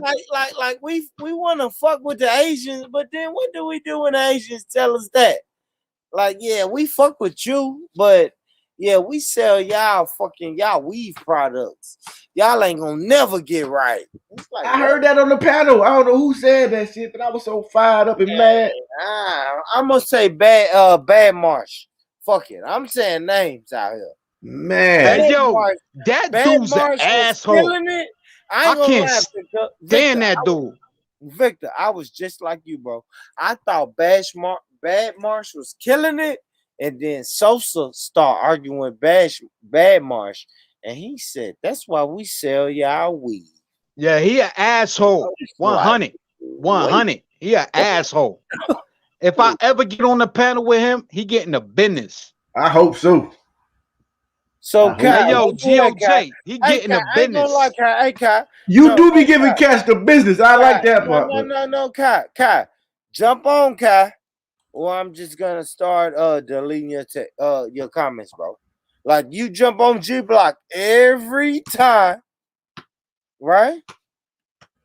You wanted to be black, man. Come on up here and chill with the brothers. That is a fact, Kai. You address me in every time I come on G Block. You address me, Kai. Address me now, brother. Just like Victor did, right, Victor? Right? Yes, sir. Right, hey, Victor? Yo, Kai, come in, man. Step into the American paradigm. Yeah, that's a fact. Victor vouch for you. He gave you the hall pass. You can walk through the community. Hey, yo, GOJ, you gonna leave me alone, man. No. Stop Victor talking for me. For him, and I relax. If Victor say relax, I relax. Damn right. You know what I mean? Come through, Kai. Come on, come through, Kai. Every panel. He jumps on every panel and he addresses me in every chat. You talked to me today, Kai, when I wasn't even talking. That's right, Kai. Come get jumped in, man. Make it official. Come get jumped in. Yeah. And if you stand on your square, you good. We respect that. I'm a black man. I respect other men who stand on their square. Don't talk shit in one chat and jump on the panel. And then when, you know what I'm saying? And then when I jump on the panel, you don't want to pull up. Like, come on, man. Like, pull up. Let's do it. Let's handle that. He said 5 minutes. Yeah, okay. 5 minutes, exactly. What he got to do in 5 minutes? He ain't got shit going on. I just want to ask y'all, before he jumps on, what do y'all think? Is he Asian or is he black? Well, black ain't it. I think he Asian. Is he an Israelite? Fuck no. Yeah, I'm busy. I'm at work. Yeah, I can't answer all them questions, but I'll holler at y'all later though. Peace out. All right. You going, Pelo? One love, Pelo. I'll be back. I'll be back later. I got some work to do. All right, Pelo. Go ahead. Tell that white man I said what's up. You know you love him. Hey, yo, GOJ, you the worst. You the worst. Messing with Palu. You the worst. I like messing with Palu. But Palu, hey, our guy gonna take down your guy, Vic. Palu versus Afghan. We gotta make that happen. Hey, yo, fuck you, B. On everything. And we gotta make sure Hector ain't fucking with Afghan, man. Hector was saying some shit about Afghan, man. I'm like, yo, bro, fuck Afghan. Yeah. You would never get me to get down with that dude, man. I just be like, I know. And you know what, though, God, Jacob, I love that. You know what I mean? I love that. People say we not on code, but the code is when Afghan talking this shit, we jumping on that motherfucker. If we don't come in as a gang, we don't exactly. Yeah. That's what I like. Yeah, that's what I like. I'm that's all the one way thing. 100. Rich. I ain't jumping on there to talk shit about Afghan unless the sisters is on there. Hey, yo, Rich, that's one thing I always peeped. When you come through, GOJ back right behind you, yo. And y'all start fucking shit up. Y'all start fucking shit up. I be like, damn. Nah, that's I'm like, hold on. I hear Rich because sometimes I have it playing in the background. Yeah. I'm like, is that Rich up there? And I'm like, all right, fuck that shit. Yeah, he be fucking it up too, yo. Y'all go in, man. I respect that. Y'all go in. My brother, man. You have to have some type of code. period, man. I am gonna have a code, man, and everybody act like Black American brothers don't have a code, but it is a code. Hey, yo, Rich, I think our code is stronger than everybody else's. Facts. I don't know. I don't know. I think. Y'all. That's what I said. I think. I agree. I think it is, man. Go ahead, I think it is too, but it's hard to put a finger on what it is. But when one of us is in distress, and I'm gonna just keep it to the panels. Okay. We up on that motherfucker. You get what I'm saying? That's a fact. Hey, That's a fact. I see three. This you, brother? It's me, man. The Black American. What you talking about? This Black American code. What's up? What's that? What's going on? The British in the building. You Black Americans think that you're on code? We got one. What's going on? We got one. What's up, big one? What's this Black American code? Hey, hold on, guys. Yo, who's that? Kai? Yeah, bro. That's me, man. Let's go, Kai. All right, let's go. Yeah, I like that. Now we got a conversation going. All right. Big up, bro. Big up, man. Salute, Kai. Salute, Kai. I like that. Salute, bro. Salute. I like that. So got I'm staying on mute. Go. Yo, GOJ. Amia Sharala, bro. Come on. Man, quit talking to me, man. Talk to Rich. Hey, yo. Hold on, GOJ. I want to get to the bottom of this. Why don't you accept his greeting? Because he got to tell me who he is first, man. Yeah. You don't believe he's an Israelite? I don't. All right, now Kai, you claim that you're an Israelite, right? That's right. What nationality are you? Israelite, man. What nationality? But see, that's that bullshit. What country? What country? What tribe? What tribe do you come from? He stands on Kwam Hashiala. That's it. Yeah, but that's not a tribe. Anybody can say that. Like anybody can say that, though. Hey, yo, Rich. You know I'm stirring the pot right now. Yeah, I know you are. I know you are. You stir the pot. I am too because I know real Black Israelites. So my antennas go up when I hear Ka say I'm an Israelite. So I want to know what tribe, Ka. I'm from the tribe of Levi. Fuck out of here. Fuck out of here. Hold on. Fuck out of here, man. Hold on. Kai. Hold on, Gotta Jacob. What tribe is Levi? Is that the Jamaican? That's the Caribbeans. So that's Jamaican, Turks and Caicos, all of the Caribbean islands, right? Pretty much. Is that Haitians? The Haitians too. That's the tribe of. That's the tribe of priests, man. So your father, hold on, Kyle. So your father is a Caribbean? Now the thing is, bro, that's DOJ's interpretation, man. What's your interpretation? No, we're not gonna do that. What is your father? What ethnicity is your father, Kyle? My father's an Israelite, man. But look, the tribe of Levi is the Haitian. Hold on, got it, Jacob. I got it. I got this. What country was your father born in?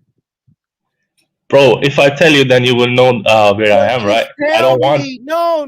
I don't care if you tell me. Just tell me because you come from the seed of your father.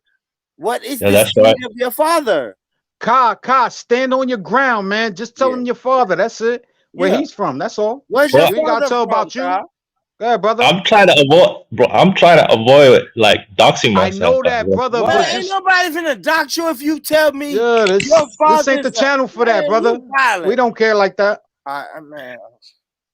Nah, bro, but the demons are listening, bro. The demons are watching this. Hey, yo, Ka.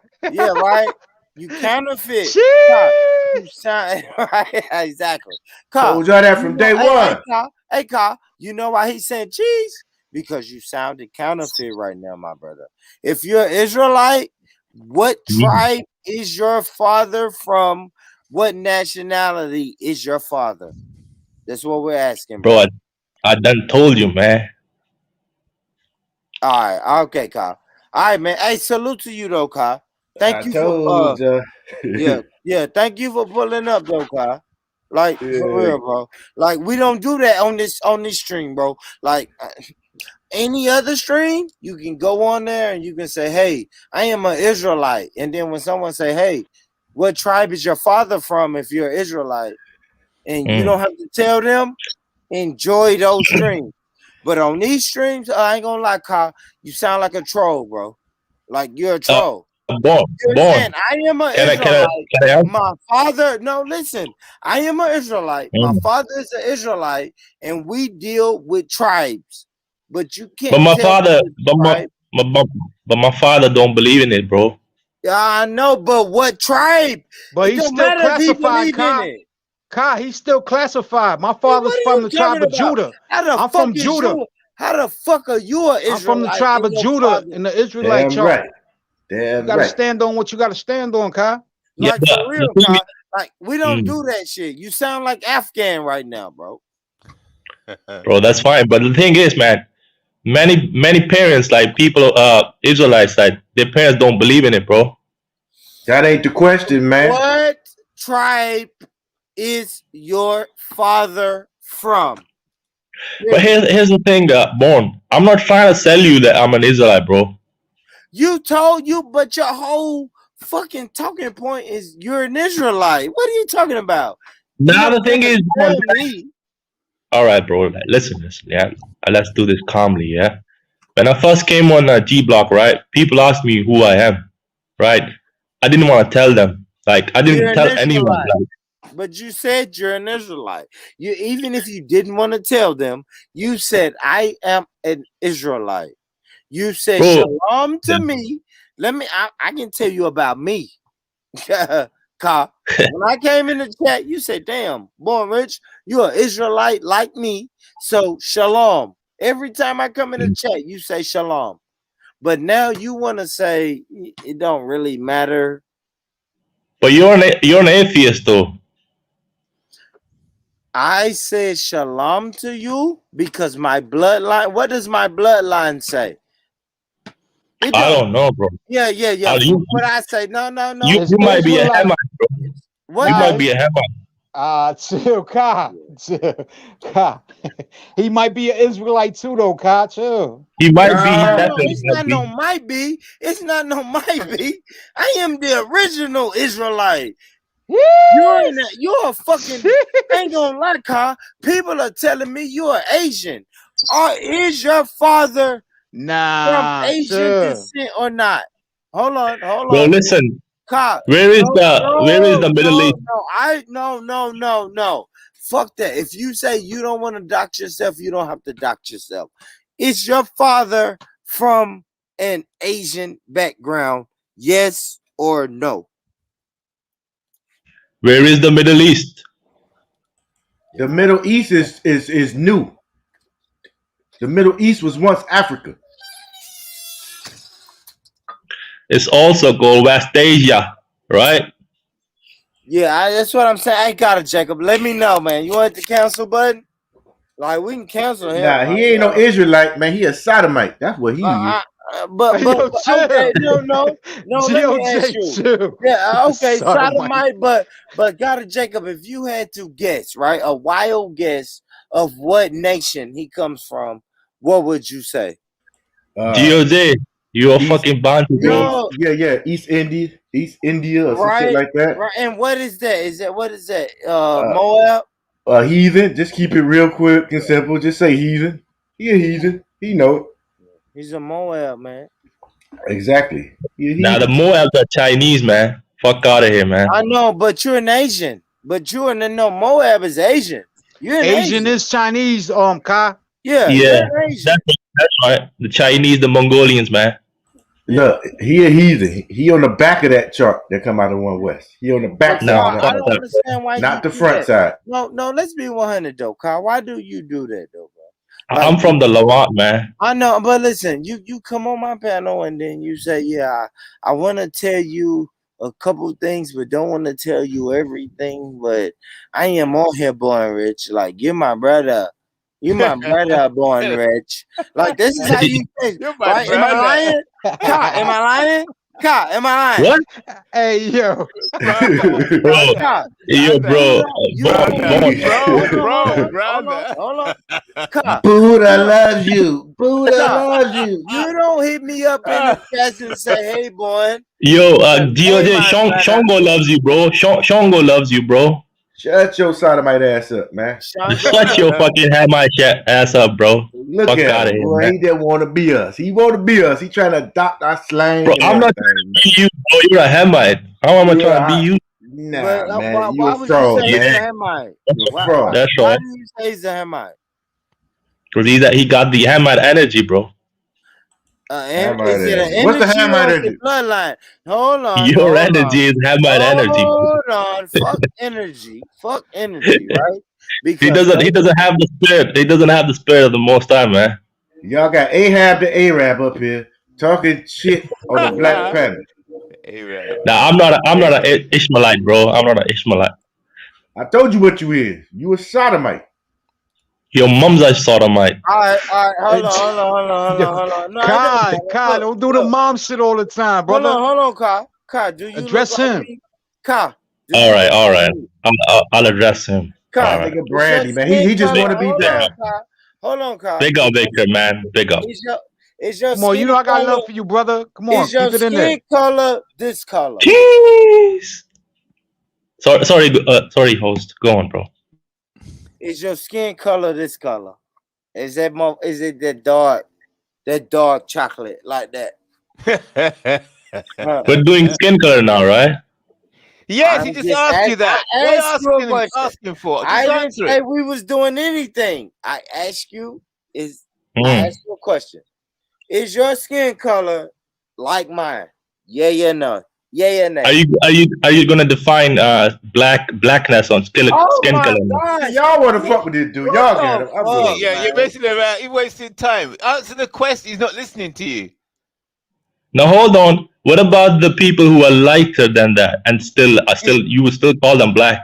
Why is that? He's not going there. He's just asked you. Born Rich just asked you a direct question. Just keep it simple. You But answer that ICT, question, and then you go for another one. I overstand things, IC3. Even though I'm dumb and low IQ, but I still overstand things, yeah? And what I does know that where he's. mean? What is the benefit of this overstanding? Does it enable you to communicate? It enables me to understand the road where he's trying to lead me, man. Ain't nobody leading you nowhere, man. All right, where are you going? Hey, Kai, go on me, bro. Okay, where would you like to go? Where would you like to lead us to? So Born, if you marry a white woman, yeah, would your children be still classified as Israelites? If I marry a white woman, yeah, and have kids, what does those kids would let me ask you this: where does the seed come from? From the father, yeah. So you tell the people what the answer of that question is.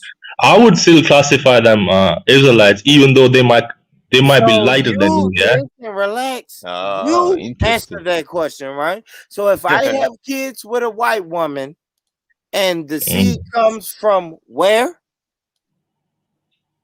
Well, no, I'm asking you. Where does the seed come from? From the father. So exactly.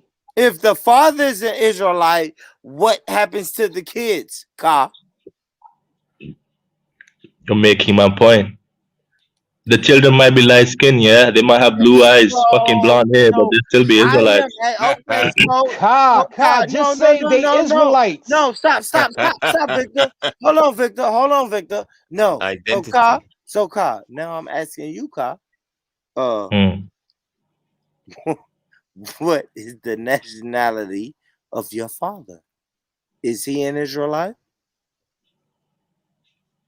Yes. What tribe, my brother? Bro, you're gonna keep I am asking me. That comes asking to you. yeah. Stop. I please, bro. Like, don't go off the topic. I am asking you what tribe. I am from the tribe of Judah. My father is from the tribe of Judah. Even if I have a baby with a white girl, our child is from the child of Judah. What tribe is your father from, Ka? All right, I'll say this. Yeah, my grandfather Hey, is Ka, I darker ain't than gonna lie, you. Ka. Let me be one. Ka, if you don't answer, bro, I'm gonna kick you off. Like, I gotta be 100. Like, I'm tired of doing this, bro. Like, for real, homie. Like, for real. Like, what tribe is your father from? You're an Israelite. You are fully aware of tribes. What tribe is your father from? That's it, bro. Like, come on, what are we doing? Levi, bro. So your father is a Jamaican. My grandfather is darker than you. What? Your Bro, listen. father? No. Hey, yo, this is. Hey, yo, Hey, Kai. Victor, should I kick him off? Nah, When Victor don't say kick him kick off. him off, I'm He kicking already you off. listen, Born. He answered. He's from Levi. Let him explain that. All right. We look, Kai. It's not about color right now. All right. It's about nationality. Get to that. Okay. I'm telling you about my grandfather, man. Yeah, but it's Well, not why skin are we color right saying now, brother. grandfather? Why are we doing grandfather, Victor? Talk to him, Victor. Listen, bro, man. This is all right, bro. You're telling me you wanna kick me off, right? I'll leave myself, man. It's cool. Yeah, I don't know about you, Kai. No, I ain't gonna lie, bro. I just don't know, man. It's weird, bro. Like, you come out of nowhere saying you're an Israelite, but then you like big up Afghan. He's a cool guy when he don't do nothing but shit on Israelites. Like, I don't know, bro. I'm gonna be 100. But that's D Block, man. All What do right, you expect? Victor. Yo, can't hear you, Born. Oh shit! I keep muting myself. But what I'm saying is, though, it's like, man, I just don't know, bro. Like, the same thing about you, Victor. Like, I just didn't know what was going on with brother Victor. I felt like he was bigging up Afghan, and I'm like, yo, you bigging up Afghan, and he's saying that big head hoes and nigga. I just don't be knowing though, Kai. Like, Kai, you Bro. come through and say you're an Israelite, and then when I ask you, like, maybe you know what, Kai, I ain't gonna do you like that, bro. Let me know your definition of an Israelite. Like, let's get that. Maybe I have a wrong, because I do come up under the One West doctrine, right? So when you say One you are West? Israel, so when you say One you are West? Israelite, yeah, the One West doctrine. So when you say you're an Israelite and you're Asian, like, my antennas go up, bro. So maybe I should let you explain, how are you an Israelite? Can I answer now, Bone? Absolutely. All right, thank you, bro. The first time I came up on G Block is when people start asking where you from, who are you, right? I didn't want to tell anyone because I knew that block is atheist block, right? And they mock people for their beliefs in, right? But after a few days, I did tell them, but I still kept it to like a very few details, right? I didn't tell them exactly where I'm from, but slowly I told them I'm from the Middle East, and I told them if you want to believe me, that's fine. If you don't want to believe me, that's fine by me. And I'm not trying to tell anyone or prove to anyone who I am, where I'm from. That's my thing. I ain't trying to tell you. But if you keep asking me who I am, I'll tell you. But if you don't want to believe me, that's up to you, bro. Like, I ain't trying to prove anything to anyone, right? As far as the Afghan thing is goes, that's G Block, bro. You've been on there, you know the madness, bro. Like, you gotta be like cool with everyone if you wanna be there, right? I just do my own thing, man. I don't like anyone, but I don't hate anyone. That's just the I feel paradigm of that. G Block. I feel that though, Kai. But what makes you consider yourself an Israelite? It's the spirit of the Most High, man, telling me who I am. It's waking me up, telling me. And you said your parents don't deal with that. So as an Israelite, like, you subscribe to the Bible. 100%, bro. Now, Rich, 100%. he said. Hold on. 100%. Wait. Time out real quick. Now, are we talking? Hold on. Are we Hey, I'm just saying. Look, hold on, Victor. let me just say this real quick, Rich, and I'm gonna get out. All right. He said he's from the tribe of Levi. I'm just gonna put that out there. All right. I'm just gonna put that out there. That came from his mouth. He's from the tribe of Levi. I feel you. And I can't. I'm gonna tell you, Victor. I can't. Me personally, I can't argue with that. But I am bringing on people on my show next week to argue this point, though, because they're going to tell me Levi got a Jacob and Ka. I heard Levi is the Caribbean islands, right? Jamaicans, Haitians, Turks and Caicos, right? I know. I know. See, that's what I'm saying. You're saying, is that where your father is from? The tribe of Levi? Why is Gio typing in the chat and not speaking, man? I don't understand what you just said, bro. But what I'm saying is your father from the tribe of Levi? Is he a Levi? Yes, my grandfather. Is he Jamaican? I said Jamaican.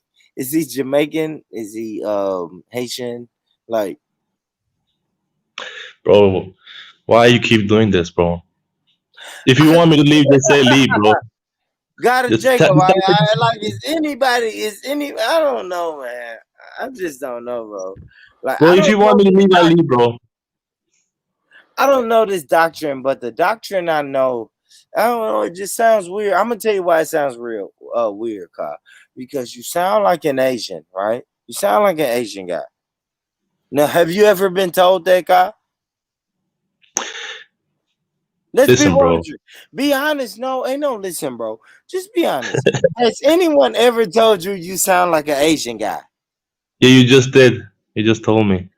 Victor, does he sound like an Asian guy? IC3, does he sound like an Asian guy? Somebody answer me. Yes, he sounds very Asian. Yeah. At this point, you know what I mean? I rock with you, Kai, but I'm not sure right now. I'm really not sure. So so thank you. I don't want to think I'm tripping. He sounds like an Asian guy that's saying he's a Hebrew Israelite. I'm gonna ask you, IC3, have you ever heard an Asian guy say he's a Hebrew Israelite? Never. Victor, have you ever heard an Asian guy? Never. That's all I'm saying. So Victor and IC3, am I wrong for my antennas going up when I hear an Asian guy saying he's a Hebrew Israelite? No. Yeah, my antennas go up, right? My radar goes up, and I'm like, yo, who the fuck is this? Right? Am I wrong for thinking that? Come on, bro. Like, I'm not the type of guy who's gonna sit around and say, hey, Ka, you're fucking funny, Ka. No. Thanks, bro. You sound fucking stupid. Just like if I hear just like I had a conversation with Victor when I felt like Victor was backing Afghan. And I'm like, yo, Victor, you was backing Afghan, and me and him had a conversation. He said, no, I wasn't. But I am going to ask anybody when it don't make sense, it don't make sense, right? When a black person is backing Afghan, say, you goddamn right. Y'all are nappy head hoes. I am going to confront them people. And when I confront them people, it's because my radar went off. Come on, Kai. You gotta be 100, bro. You are an Asian, and your father is from where, bro? Like, talk to us, man. Like, talk bro, to us. Victor don't back up Afghan. I am from Tennessee in America. Hey, yo, say that again, Kai. Victor don't back no Afghan, man. He said, you deflecting. Jeez. Hey, yo, don't get mad, GOJ. Be quiet. I'm mad as hell. What he said? Mad as hell.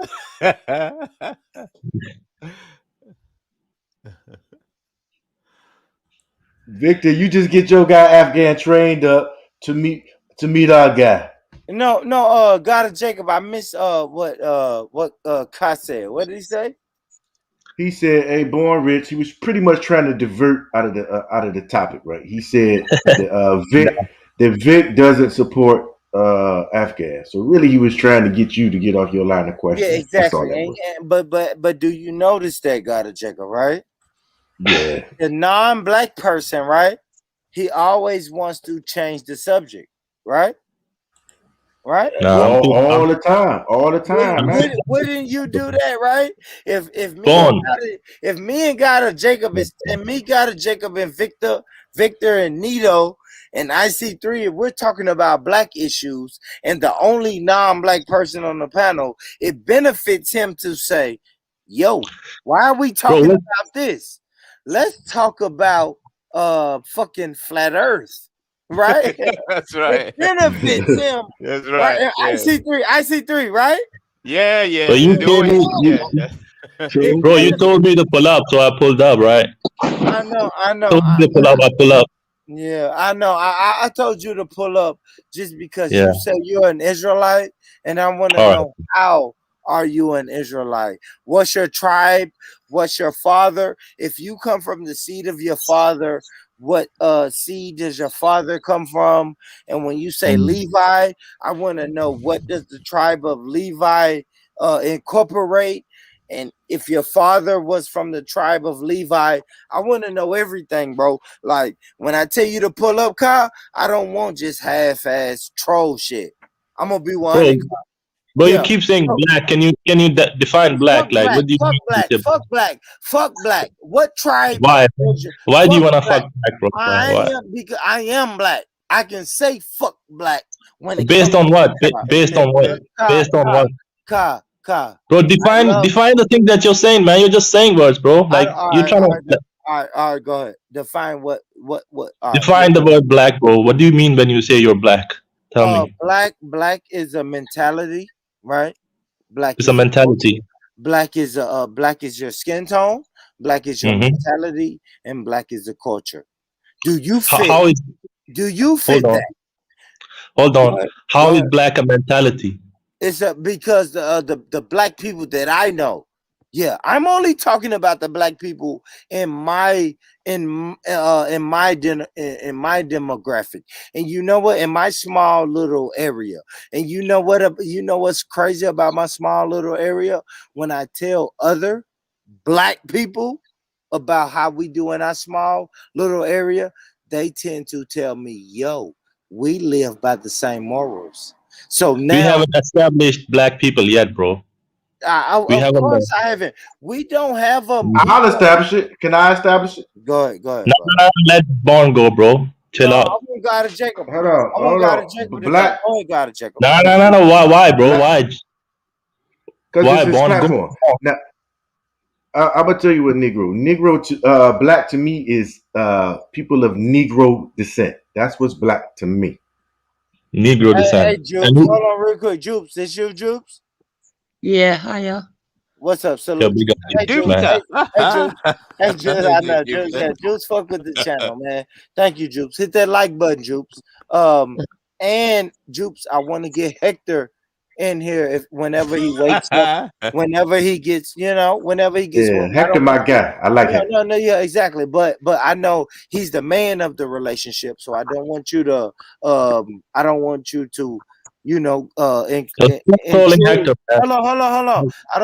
to intrude in whatever he got going on. But if he has time, I definitely want Hector to pull up because Hector's great for this conversation. But go ahead.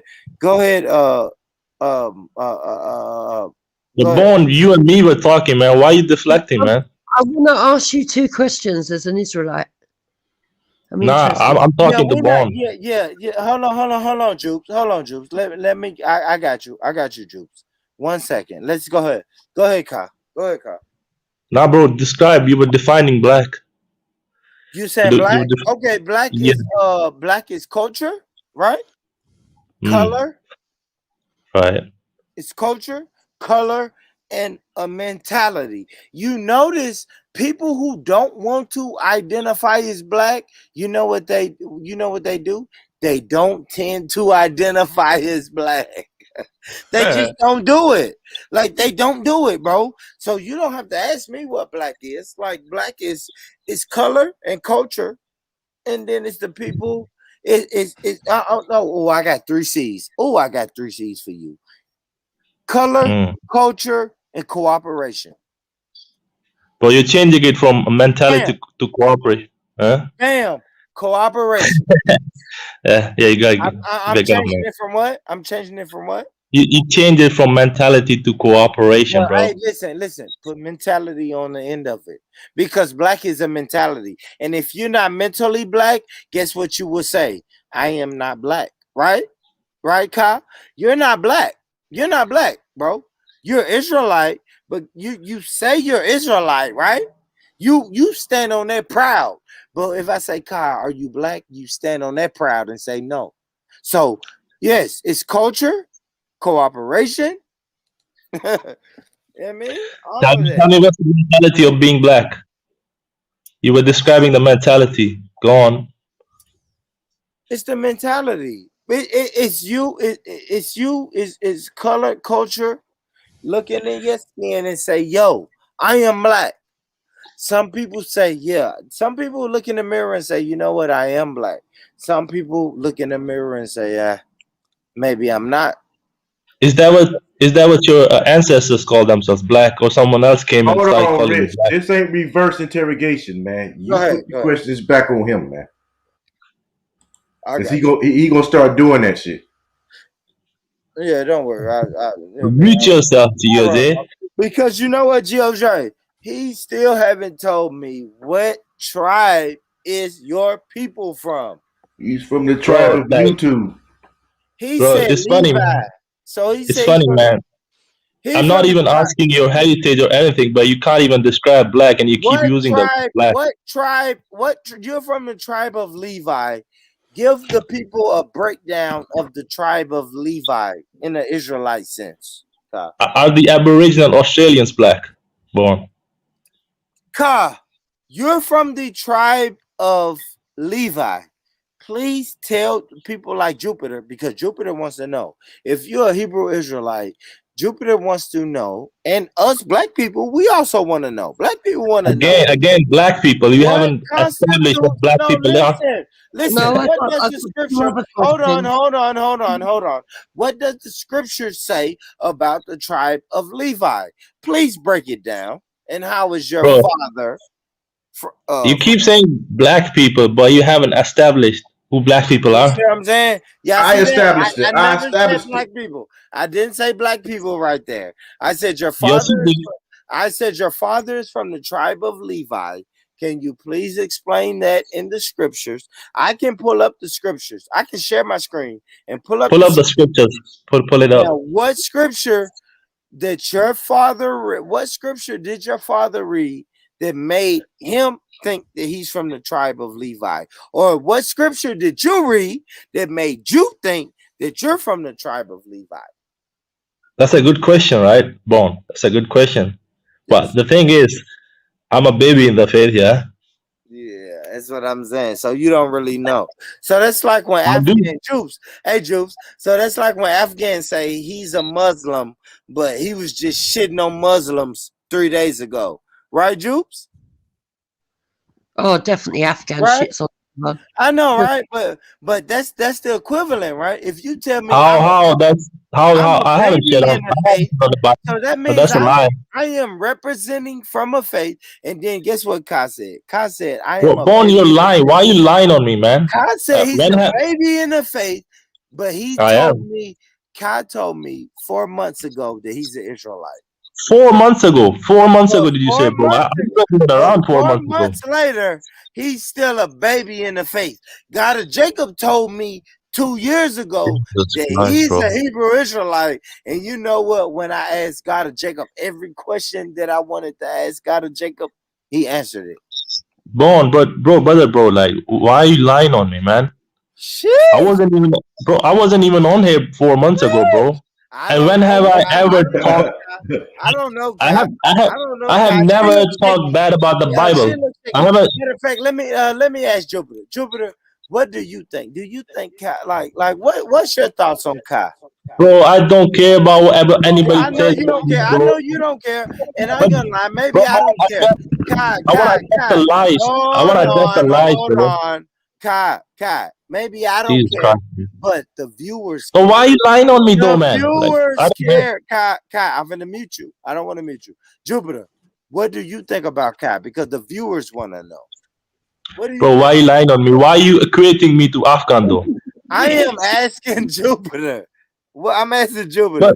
But you, brother, let me I answer didn't this say one, and then anything. You said big up. You said big up Afghan, and you said big up Atticus. I really hope that Atticus and Afghan can get along because both of y'all are good people. I'm only going off what you say. You said but that's Afghan C block, is bro. good people. So That's Jupiter, C block, hold on, bro. relax. Bro, let me answer. Let me answer Oh that my one. gosh, man. Go ahead. Unlike Afghan, I don't trash the Bible. That's the difference. But you said Okay. big up Afghan. You were on the panel when Afghan called Lady D and Nanita nappy headed hoes, and then you was on Nah, the that's a panel. lie. You was on a That's a lie. panel. You was on a panel the next day when Okay. he said I am going through my shit, and you said big up Afghan. Bro, this is a whole fucking contest to the fucking 8 hours of stream, man. When did I say that? What conversation we were having, man? Like, bro, don't do this fucking manipulation, man. Bro, fucking allow that, bro. And you're trying to equate I me ain't gonna like lie, with Afghan. I Like, gotta let Afghan the is audience. fucking. I'm just Afghan letting says the that. audience. I'm just letting the audience speak up. Nah, bro. You're I don't spinning a know what. narrative, bro. Oh, I don't, You're spinning Kyle. a narrative. I don't, Kyle. I'm asking you every question that I ever wanted to ask you.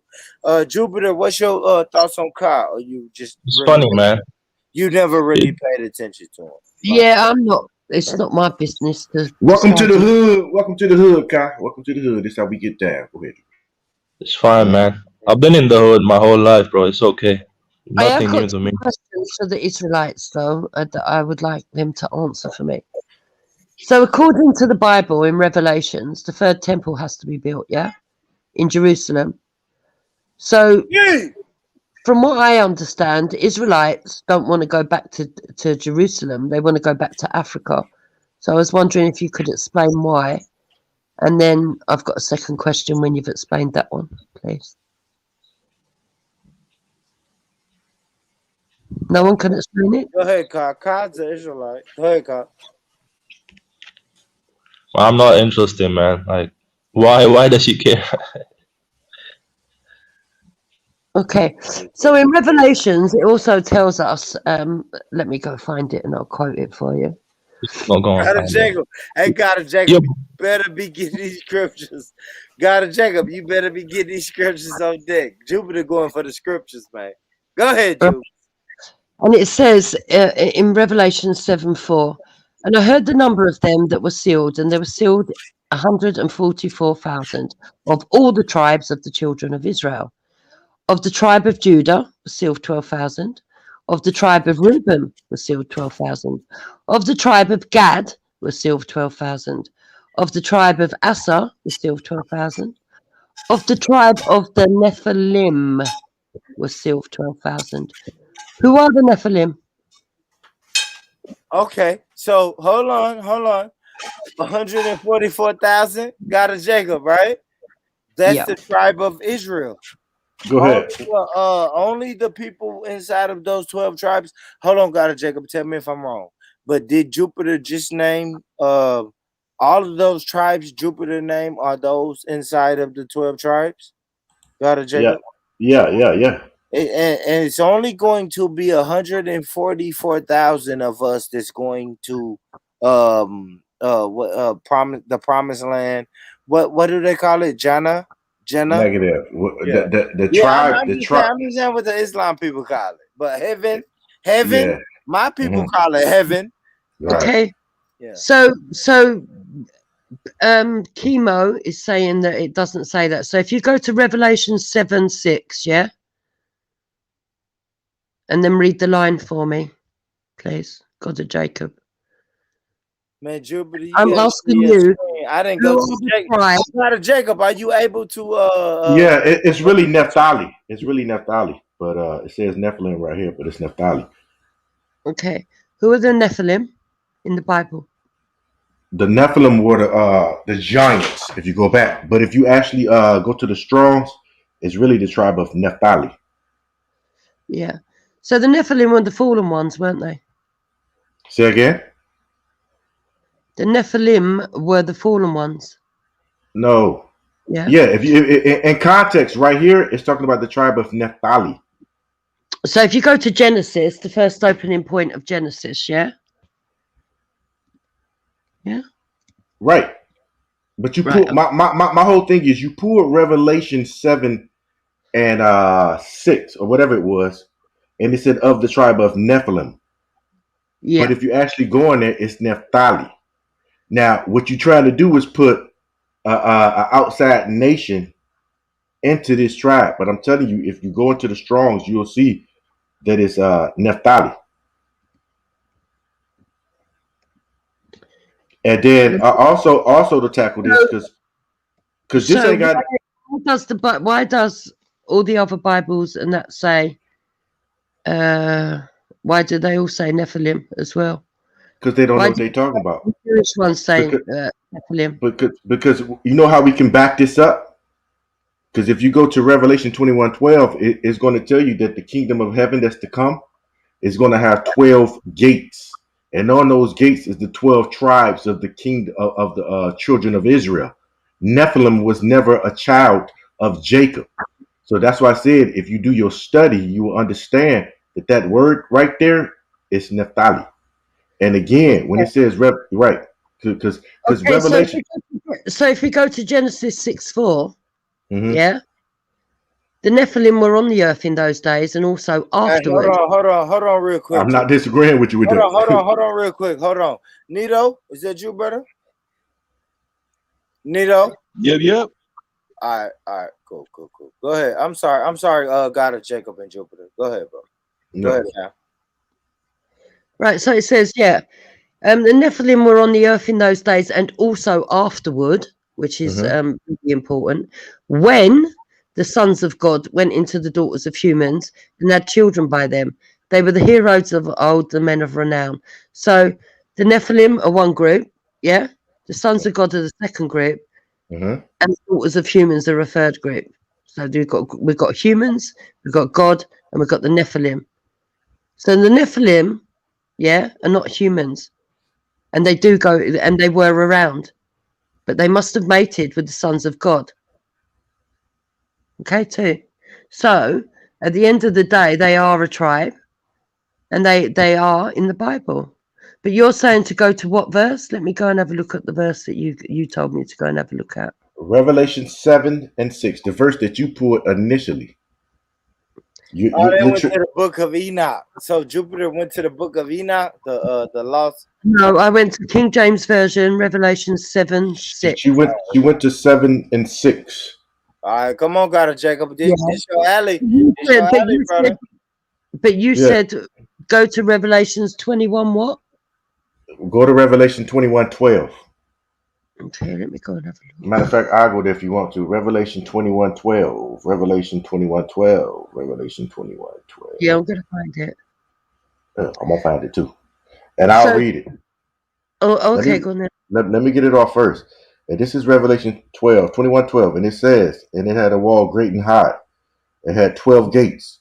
And at the gates, 12 angels, and the names written thereon, which are the names of the 12 tribes of the children of Israel. Now, did Jacob have a son named Nephilim, or did he have a son named Naphtali?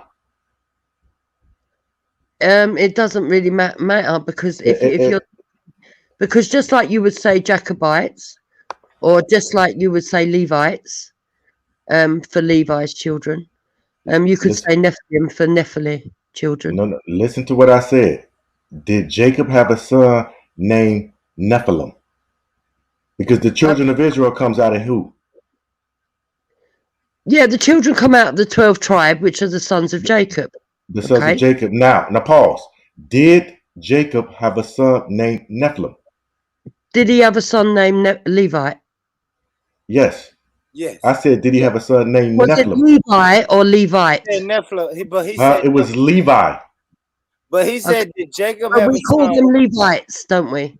Right. Did he have a son named Nephi? What would be the short? What would be the short version of Nephi? Facts. That's a fact. What I'm telling you is Nephilim are the plural for the children. Of who? Nephili. Nephili. Or Nephali, or however It's you pronounce Nephali. Jacob did have a son named Nephali. I'm telling you, that's what that is. Yes. So Jacob had a son called Nephali. Yes. And they are the Nephilim. No, they are Nephtali. Nephilites. No, they are Nephilim, plural. Just Jupiter. like Levi is the son, but his Jupiter. descendants are Levites. Jupiter. Jacob did not birth Nephilim. He obviously did. All right, let's go to hold on. Let's Bible passages tell us so.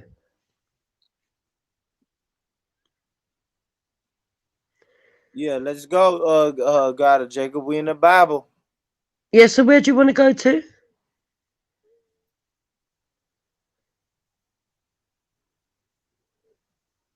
I got the Bible, I got the Bible app right there on deck, boy.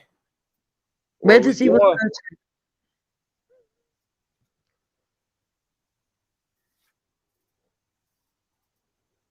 You hold on. What Chemo saying? Where you getting that from? If it's a Muslim source is lying, because the Bible don't say that. What the Bible don't say, Chemo?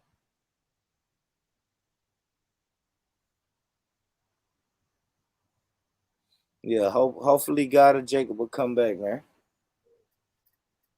Look at Jupes. Jupes on her scripture, man.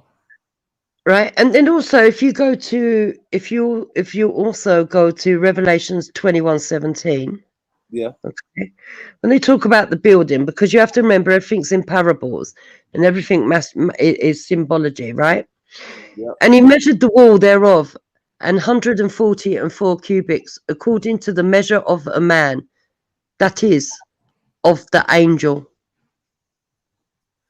Nephilim are fallen angels. Nephilim are falling angels. They were the angels that mated with earthly beings. Yes. We know this because if you go back to ancient texts that predate the King James Bible, if you go back to the Torah, if you go back to Sumerian, they give you a good explanation. You have to understand all the Holy Scriptures to understand some of this stuff. You think so? Yeah. So you can't just focus on the New Testament and really gain an information about Christianity. No, you can't. You just focus on the New Testament, you're gonna do yourself a misjustice. You have to understand it. Now, British Christians, what do they focus on? That's got nothing to do with me. Yeah, because they focus on the New Testament. Yeah, because people are individual. But at the end of the day, what I'm telling you is if you really want to understand the Bible, you have to understand many religious texts. Yeah. Okay. So Jupiter, what do you say to the people that say the Bible is not for you, right? Because you're from the tribe of Edom, right? Or Esau, right? And I would say, can they prove that? But listen, the Bible, the scripture is only for Israelites, and you're not an Israelite. So what do you say to people? How do you know so? How do you know so? Well, because they said the tribe of Edom is red and hairy, right? And we know a white man is not technically a white man. He's like a red man, right? He gets mad. What do we say about white men and white women when they get mad? They turn red, right? That's right. People will tell us that the tribe of Edom or Esau is the white man or the fucking white woman, but the Bible only speaks to the tribe of Judah or Jacob, and you guys are not part of that tribe. What do you say to those people? What I say is that you're talking from sheer nonsense. The reason that there are hidden tribes is because that through genealogy, your skin can change. So, for example, Hector is a fully blooded black man. I'm a full-blooded white woman. Our children are mixed race. Depending on who they marry, we don't know what color our grandchildren would be. Unfortunately, some people But haven't they got come from the tribe of his Hold on. father. Unfortunately, some people haven't got the mindset to understand genealogy. Okay. No, I got you. I got you, Jupiter. Number two. Hold on, real quick. Number Just let me two, promote it.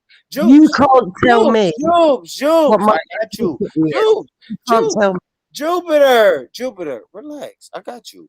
Family, I just dropped the join link in the chat. If you want to join, click that link and let's get it popping. That's all I was saying, Jupes. Like, yeah, talk your shit.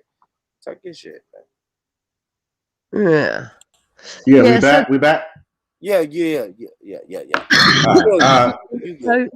Yeah, I just wanted to before we left talk about that last question. When Jacob's sons. Now I want to go to because she was in Genesis. I want to go to Genesis, the 49th chapter, and I want to start at verse 1. And I'm kind of speed up for the sake of the scriptures and time. Genesis 49 and 1. Genesis 49 and 1. We're gonna start right there, and I'll read. And Jacob called his sons and said, gather yourselves together, that I might tell you that which shall befall you in the last days. Verse 2. Gather yourselves together, and hear ye sons of Jacob, and hearken unto Israel your father. 3. Reuben, this is one son, thou art my firstborn, my might. And I'm going to start right there just so I can keep going on. Verse 4, because I'm naming the sons. Verse 4. Unstable as water, thou shalt be not excelled because he went into his father's bed. Verse 5. Simeon and Levi. Okay. And that's another son. I want you to stop me when you hear Nephilim. Of my soul, this verse 6. Of my soul, come out into thy secret, unto thy assembly, my honor, be not thou united. For this is anger. They slew a man, and there, blah, blah, blah. I'm just going down. 7. Cursed be the anger of the fierce, and their wrath is cruel. I will divide them in Jacob and scatter them in Israel. Verse 8. Another son, Judah, thou art whom thy brethren shall praise. Thy hand shall be in the neck of thy enemies. Thy father's children shall bow down before thee. 9. Judah is a lion's whelp for the prey. My son, thou art going up. He stooped down. He couched as a lion, and as an old lion, who shall raise him up? Okay. And it says the scepter will not depart from Judah. That's verse 10. Verse 11. We can skip that because I just want to get to the sons. Verse 13. It picks up on the sons again. Zebulun shall dwell at the haven of the sea. Verse 14, Issachar, strong as an ass, couching down behind two burdens, between two burdens. 16, Dan shall judge his people as one of the tribes of Israel. And we can go down to verse 19. Gad, a troop shall overcome him, but he shall overcome in the last. Asher, his bread shall feed, and the yield of his royals and dainties. Naphtali is a high, let loose. He giveth goodly words. And Joseph. And then if you go down to 17, it's going to mention Benjamin. Did you hear any Nephilim? No, because like I explained to you before, that's plural for the descendants. Just like Levite. So, okay, there's Levi, which is Levi, but his actual descendants are called Levites. Levites. Here's my question. Are you saying that Nephilim is not Israelites? I am saying that the Nephilim are Israelites. They are a lost tribe, and they are Nephilim, angels. What I'm trying to tell you, if you go in the Strong's dictionary, it's going to show you that word right there is supposed to be Naphtali. And I took you to Genesis Nephilim to show. will be the name of the son. And I took you to Nephilim are the name of the descendants. And I took you there to show you when Jacob called his sons who the sons were. And Nephilim is not the son. No one's disputing that's not the son. I'm telling you that the descendants, his children, are plurally called Nephilim. And the Nephilim are right at the beginning of Genesis. We also know Nephilim are the ones that fell from heaven. They are angels, half angel. There's no You such thing go as a half angel. Can Sumerian. you pull me the scripture that says Sumerian. half angel? Hold on, we gotta have a If you conversation, go right? to Sumerian, you will find that they are the descendants of Marduk and the Agigi. Right. Now can you pull the scripture that's talk about half angels? You would have to go to Sumerian to understand that. No, we should go to this Bible and pull it out. That's what we should do. Okay, you go to Genesis. Go to Genesis. Mm-hmm. Yeah. I'm there. And there were Nephilim there in those days. So go to Genesis and you'll I'm find there. it. Genesis where? It says, Genesis 6:4, the Nephilim were on the earth in those days and also afterward, when the sons of God went to the daughters of humans and had children by them. They were the heroes of old, men of renown.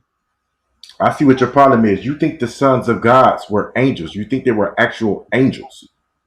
When it says the sons of God right here, these are human beings. This was the chosen of God first. The sons of God failed. No, that's not true. That's not true. So the sons of God are explained when you go back to the Sumerian text. You will understand who the sons of God are. There's And if you go back to ancient half angels. African tradition, you would know, right, that they also talk of the fallen ones that come out of the sky.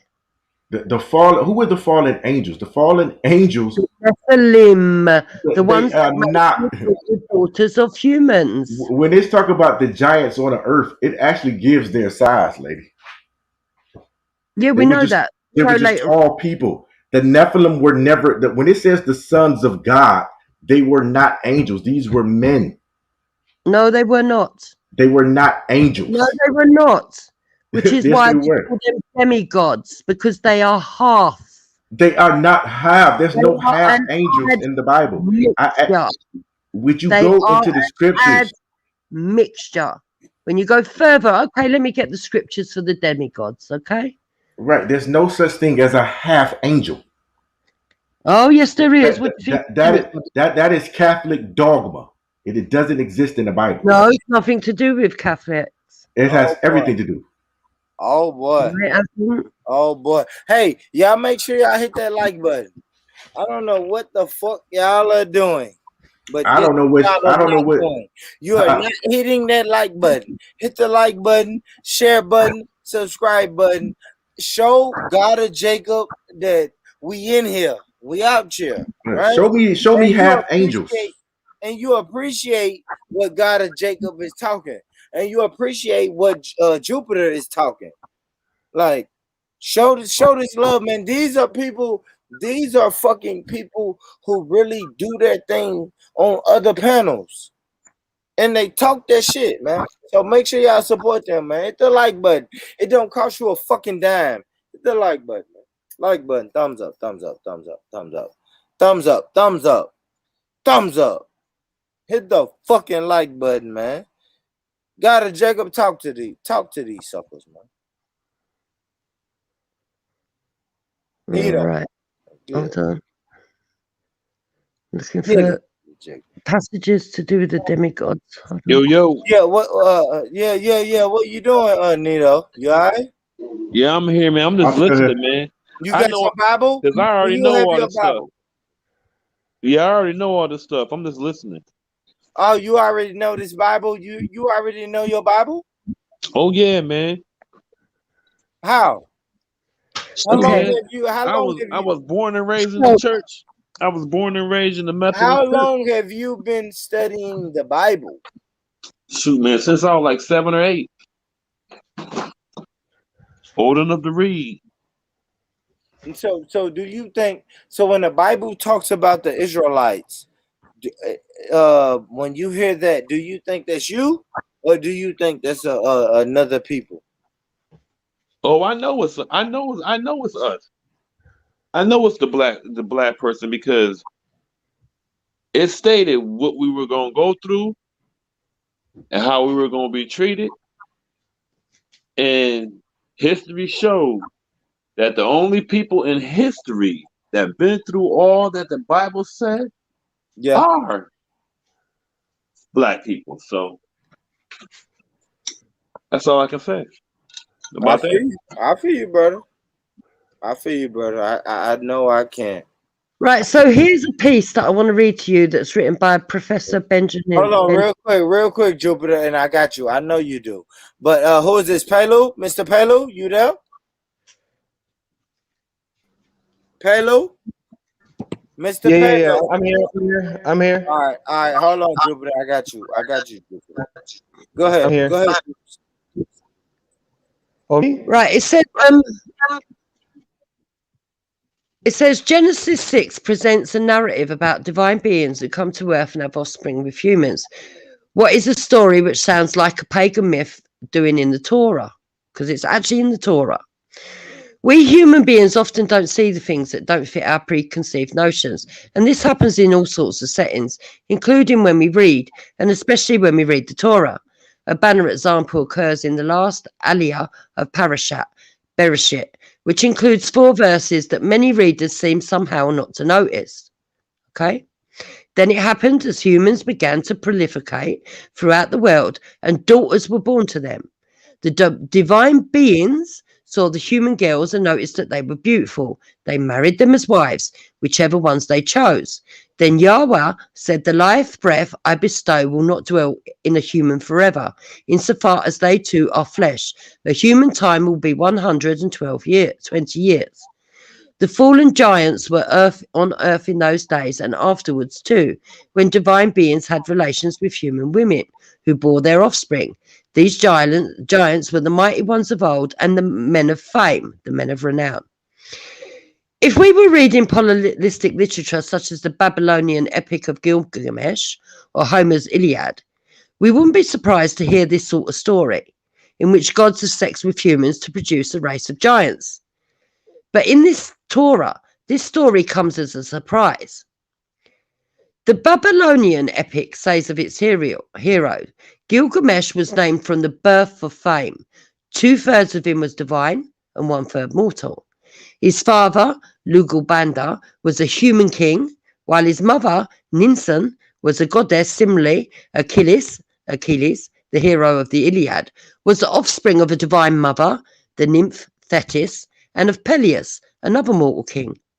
In the Greek poet Hesiod's description of the world's origin, the Theogony, we read, Achaemene, a human woman, gave birth to the wonderful strength of Hercules, when she and Zeus of the storm cloud had mingled together in love. But what is a story like this doing in Genesis? Isn't the Torah a monotheistic work? The unusual nature of this story, along with the fact that it is so short and at the very end of Aphrasia, when synagogue goers' attention might be waning, lead many readers to overlook it. But paying attention to those parts of the Torah that surprise or disturb us always pays off. The Torah, in fact, is monotheistic, but then does it include the fragment of what sounds like a pagan myth? And it does. Yes. God did decree that mixing of this sort should not occur, and yet it does in Genesis. And therefore, and that's a professor writing that. So at the end of the day, yeah, we can quite clearly see that the Nephilim were the offspring of Jacob, and obviously the woman he chose must have been divine. All right, and notice that's not biblical. Some professor said that. All right, now, but all I got to say is after the flood, which of the giants survived the flood? And I'm gonna tell you. So, after the flood. Yeah. Well, it depends what scriptures are you going to? Are you going to go to the source, which is Sumerian, or are you going to go to the Bible? I'm in this Bible. I don't want no professor. The only head professor is the Most High God. Go to the Bible. The demigod that survived was Noah. After the flood, listen to what I said. After the flood, Of all the giants of that land, which kingdom remained after the flood? Which kingdom? Right. Yeah. So after the flood, you had Cain's people that were still alive. Okay. Well, that's okay. Well, hold on. Let me finish. That tells me you don't know. So I'm gonna go to Deuteronomy 3. No. You have to go Hold to on. the solution, Right. and you I'm have going to to go the and source. you have to go and Hold look on. at the original sources. Listen. When you read for 5 minutes, I didn't interrupt you. Most Okay, of my cool. stuff is rhetorical. This is Deuteronomy 3:11. It says, "For only kingdom of Bashan, remain of the remnant of the giants." Now listen to this. Behold, his bedstead was a bedstead of iron. It is not of Rabbath of the children of Ammon. 9 cubits was the length thereof, and 4 cubits the breadth of it, after the cubit of man. You get what I'm saying? So this was a man who had a bed. Yeah. He was not an angel. He had a large bed. These were large men at that time. Demigods were men. They were half earthling. This was a man who laid in a bed. Yeah, that's what demigods did. Yeah. And their land was taken, and their land was taken over by the tribes of Israel.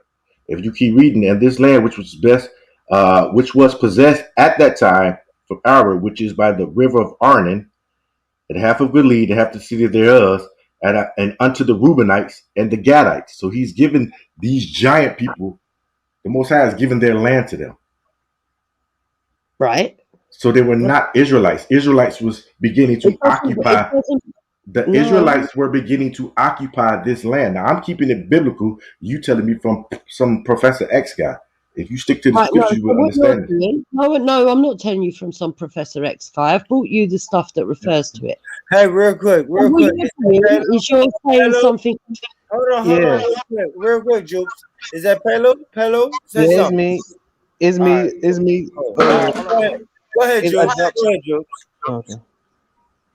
So what you've done is you've gone and brought something quite irrelevant, because you said that after the flood, right, the only giants that existed were these.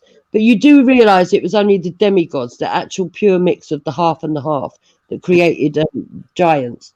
Their offspring weren't giants. Right. Okay? The Bible, Isaiah 8:20. Are you familiar with that? Isaiah 8:20. Let's go and have a look at it. Yeah, and I want you to you read that loud and let it hit you. You want me to read it? Go on, you can read it if you like. Yeah, this is Isaiah 8:20.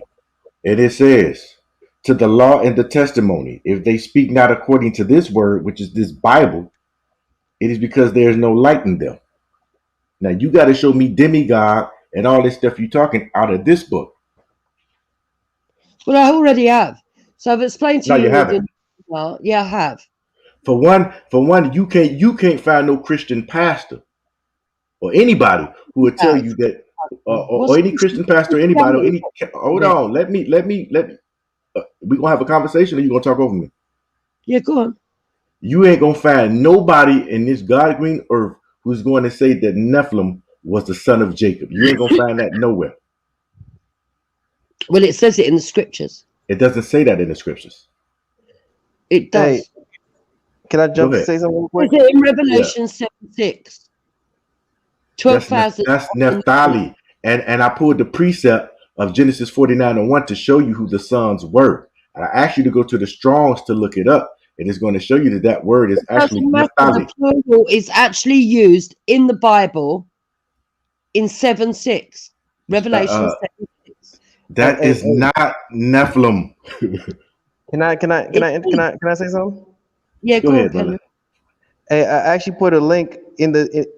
I can't share my screen on my phone. I'm on an Android phone, but I actually put a link in the comments, and then even in the private comments. In the public comments, was a rabbi actually explains the whole issue in Hebrew. Can't no rabbi tell me nothing. There ain't no white man about to tell me about this Bible. Well, what does the rabbi say? Just out he might of can interest. tell you, but he ain't gonna tell me.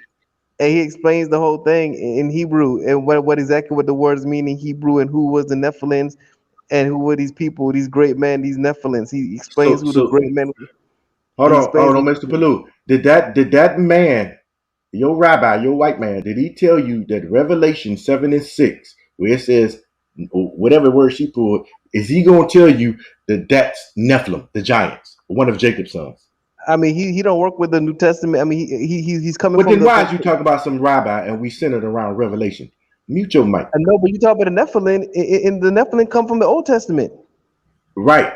And he's also in this New Testament. We're centered around this New Testament. And I'm telling you that the Nephilim that's in Revelation 76 is not the giants. It's No, I'm Nephilim. not saying these giants. He don't say it's giants. He said it was great men, and these men were just men of power who had power in the land, and these people were being tyrants.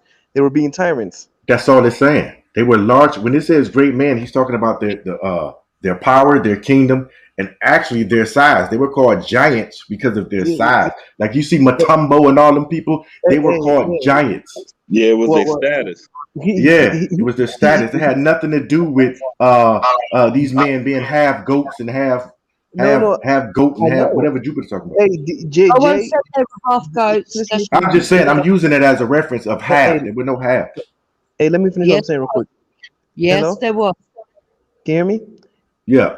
Yeah, we have very simply, yes. The guy was saying that these Nephilim, he didn't allude to size. He just said that these are people of high status. These people were the rulers. These rulers. That's what I'm saying. Yeah. Why I'm were they agreeing the with you. rulers? Because I'm they were agreeing men with of you. renown and they were of the bloodline. And why were they of the agreeing with you. bloodline? Because they were I'm agreeing demigods. with you. They were of the gods. I told you, pull me that demigod scripture. I read you Isaiah 8:20, and it says, "To the law and to the Let me testimony, put if they this speak not on according vote. to this word, it is because there's no light in them." You keep saying demigod. I need you to pull that verse, Mr. Pelou. What you say? Yes. I'm just saying, yes. The rabbi, according to Hebrew, what he was saying that he was saying something similar to what GOJ is saying, that these people were just powerful men of high status, and these people became tyrannical, and these tyrannical people were basically molesting the women. They were basically, yeah. Yeah, and that's how they created the demigods. No, but they weren't demigods. They were regular humans. Regular The people. people had just become powerful. It's No, almost they like they're weren't. And Mr. Pelou, I took her to Deuteronomy Nephilim 3 and actually 11 to show her that these were men who had regular beds. They were large in size, and at that time, after the flood, they had no power. Why? Because the Most High started giving their lands away. He stripped them of their lands, and they started splitting them up between the children of Israel, the Israelites. So how are they Israelites? That's what I keep telling her, that Nephilim is not a son of Jacob. No, yeah, I agree with you. The Nephilim had nothing to do with Israelites and Jacob, according to the rabbinical. I'm going by the Orthodox rabbinical sources. So you're right, according to Orthodox rabbinical sources. Well, on this one, I would accept your white man. But anything after that. But yeah, as far as when Rich talked about Revelation 7 and 6, when they start talking about the seal, that seal is not representing just how many Israelites are going to get in. That is the government. 12,000 from each tribe will be the government of the kingdom to come, the ruling government. Ancient Hebrew sources identify the Nephilim with angels of some description. They were men of great renown. That much is in common with the Greek tradition of the heroes of divine heritage. You keep going to this scholar. I want you to go in that book. Yeah. You ain't gonna find it in scriptures, Jupiter. But with that being said, I'm not about to argue the point further, but they were not angels. Now you can walk away thinking they were angels, but they were not angels. When man began to multiply on the face of the land and daughters were born to them, the sons of God saw that the daughters of man were attractive, and they took as their wives as they chose. Then the Lord said, My spirit shall not abide in man forever, for he is flesh. His days shall be 120 years. The Nephilim were on the earth in those days and also afterward, when the sons of God came into the daughters of man, and they bore children to them. These were the mighty men who were of old, the men of renown. Genesis 6:1-4. I've shown you this time and time again. That's not saying they were angels. You know who else? He's in there. Hold on. You know who else were the sons of God? The Israelites. The sons of God. Were they angels too? The sons of God, of course. So the Israelites were angels too, and they were called the sons of God. Well, if they're of Jacob, they must be. If they've all got the same mother. If they haven't got the same mother, then possibly not. What the hell are you talking about? I'm saying the Israelites were referred to as the son of God too. Were they half angels and half men too? Right. So the Nephilim were the offspring of the sons of God and the daughters of men before the deluge, according to Genesis 6:1-4. So they were the admixture, right? Did you hear my question? Their children still went on to live. Because if you're saying that the deluge killed everybody apart from Noah in his boat and the descendants of Cain, which we know that there were descendants of Cain that actually survived on the mountaintop, if you actually go to the Sumerian stuff where the source comes from, right? You will understand, yeah, that most of Jacob's children must have died then. Most of his descendants must have died. Listen to what I'm saying. You are hung on this thing, the sons of God, and that's triggering you to think that they were angels. Okay, go to Ezekiel 32:27. Go get it. Pull it. Ezekiel what? It says, when people began to multiply on the face of the ground and daughters were born to them, the sons of God saw they were fair, and they took wives to themselves of all they chose. Then the Lord said, and it's the same passage as Genesis, my spirit shall not abide in mortals forever, for they are now flesh. Their days shall be 120 years. The Nephilim were on the earth in those days and also afterwards, when the sons of God went into the daughters of humans who bore children for them. They were the heroes of old, warriors of renown. Right. It doesn't change the initial point we made. These are men. They're not angels. The sons of God have been interpreted as fallen angels in traditional Jewish explanations. And according to Numbers 13:33, they later inhabited Canaan at the time of the Israelite conquest of Canaan. That fallen angel doctrine, that is Catholic dogma. There's no such thing as a fallen angel. Them to spy out the land of Canaan, which I am giving to the Israelites. So they went up and spied out the land, and they told him, yet the people who live in the land are strong, and the towns are fortified and very large. And besides, we saw the descendants of Anak, which would go back to Sumerian Anunnaki. So they brought in the up to the Israelites an unfavorable. I don't know what you're talking about right now. The land that we have gone through as spies is a land that devours its inhabitants, and all the people that we saw are of great size. There we saw the Nephilim. Yeah, they saw large men. Yeah, and to ourselves we seemed like grasshoppers, as so we seemed to them. Numbers exactly. He's saying these were large people. They were when he said it, when they were like grass. They weren't large. I never said Hold they on. weren't. Hold on, Jupiter. Is you gonna monologue or we gonna go back and forth? Because I'll mute my mic and let you do your thing, and then I'll come back and do my thing. Yeah. How you want to do this? No, go on. Right. When it says when they're giving that example as grasshoppers to large men, that's just what it's saying. These were some huge guys they were about to go battle with, and some of them were scared. Some of them were scared, but the Israelites went over and conquered those men. So you mean to tell me that the Israelites went over and conquered these angels?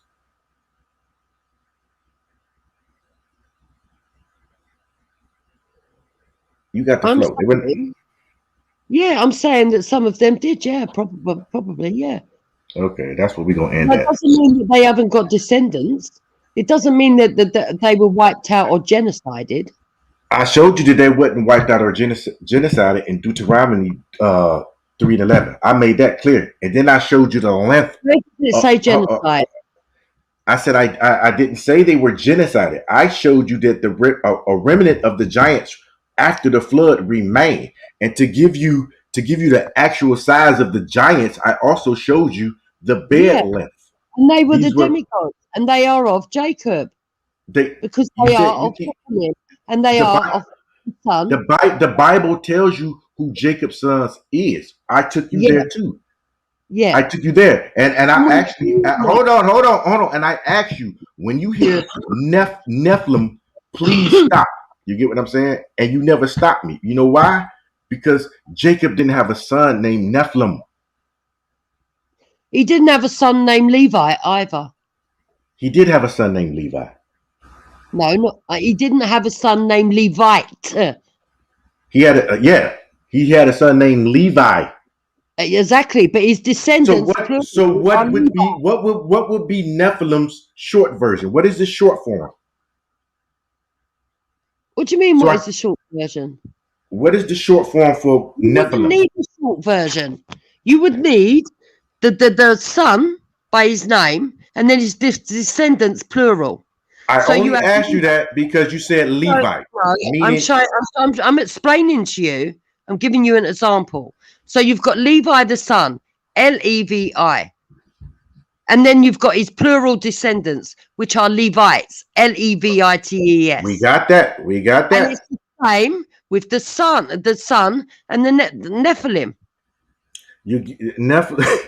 Nephilim is not a son of Jacob. No, it's the descendants of Naphtali or whatever his name is. Right, Naphtali is. But Naphtali is not the Nephilim, is what I'm trying to tell you. You're getting your your tribes mixed up. He's the father of the Nephilim. Who? Naphtali. You've got Naphtali. Right? Naphtali. And then the descendants are plural called the Nephilim.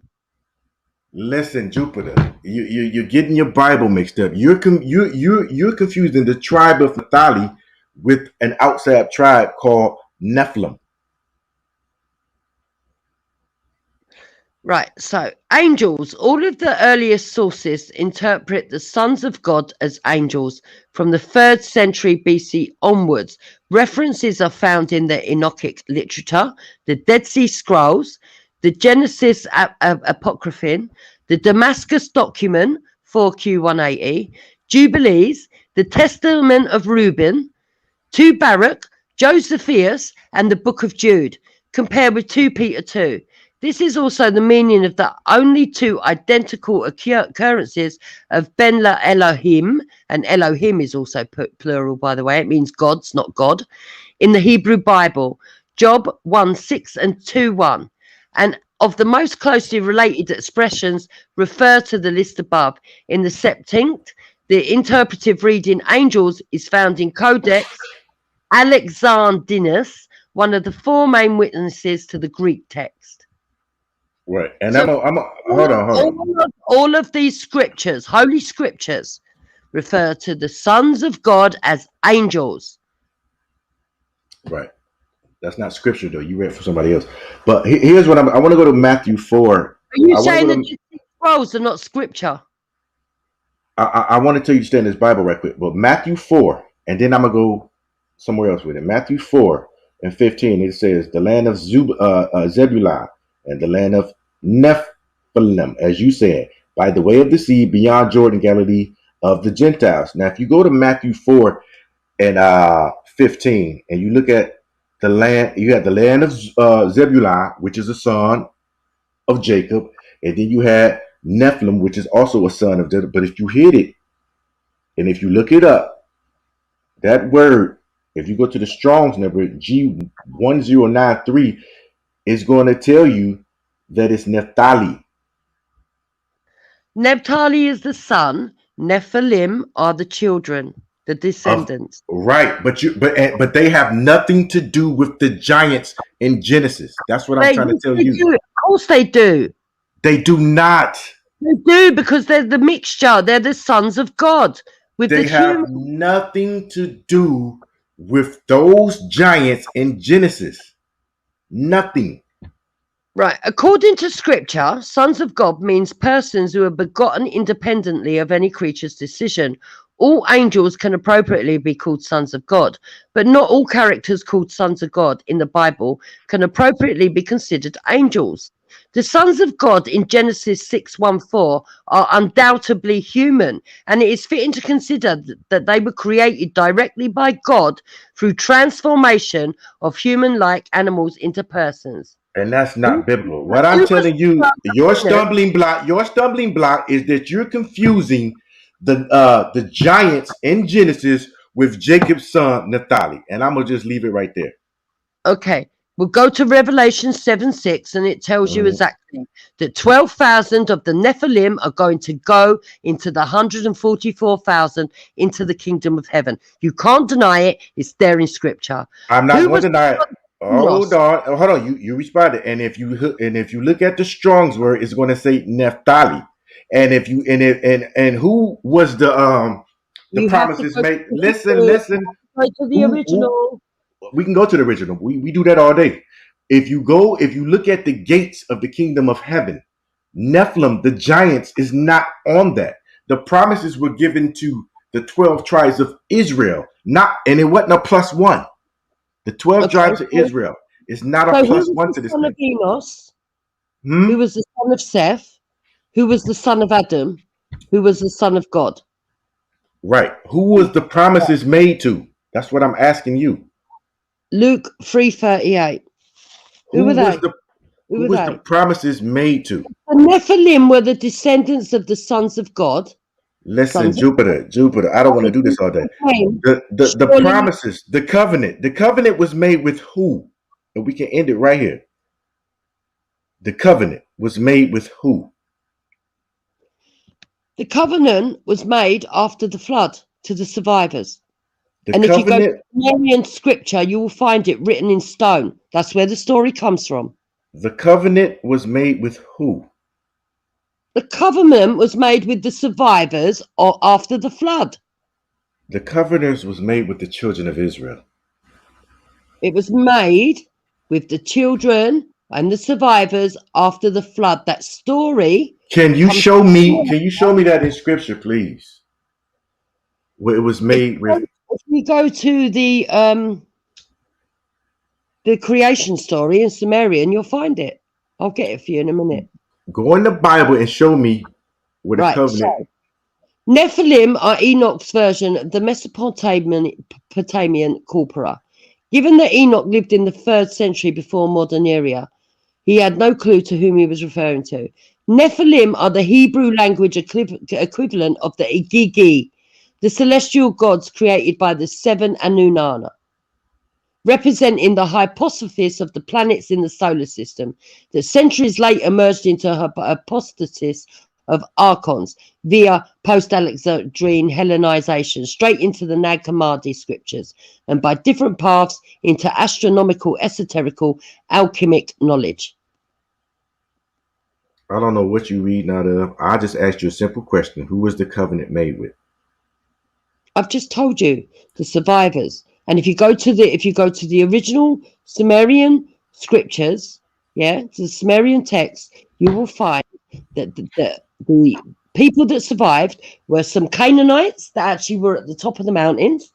And this actually fits into archaeology, by the way, because they've discovered that this certain mountaintop is where all grass seeds stem from.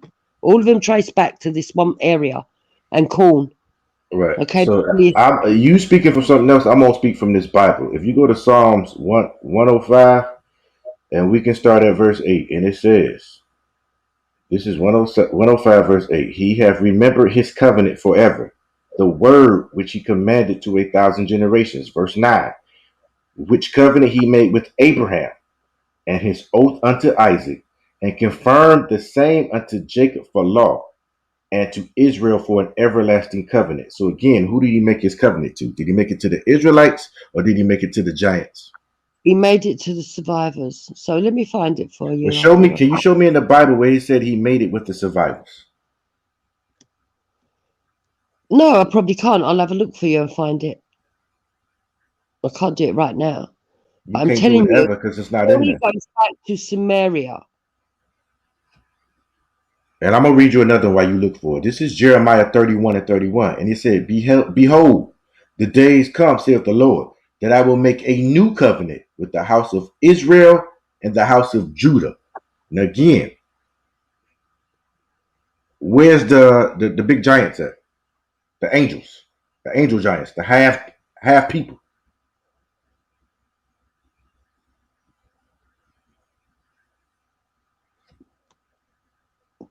And if you want to, and if you're not cool with the Old Testament, he says it again in Hebrews 8:8, and it says, "For finding fault with them, behold, the days come, said the Lord, that I will make a new covenant with the house of Israel and the house of Judah." So the covenant was always with the children of Israel, not with some half angels that didn't exist in the Bible.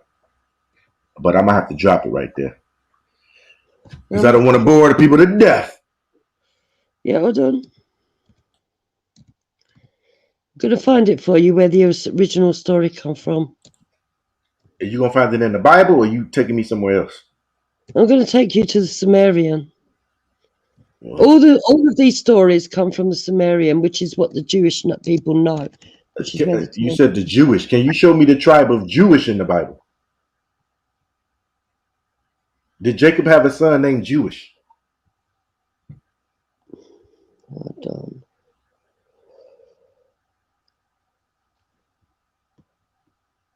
Right, so this is the Sumerian creation myth.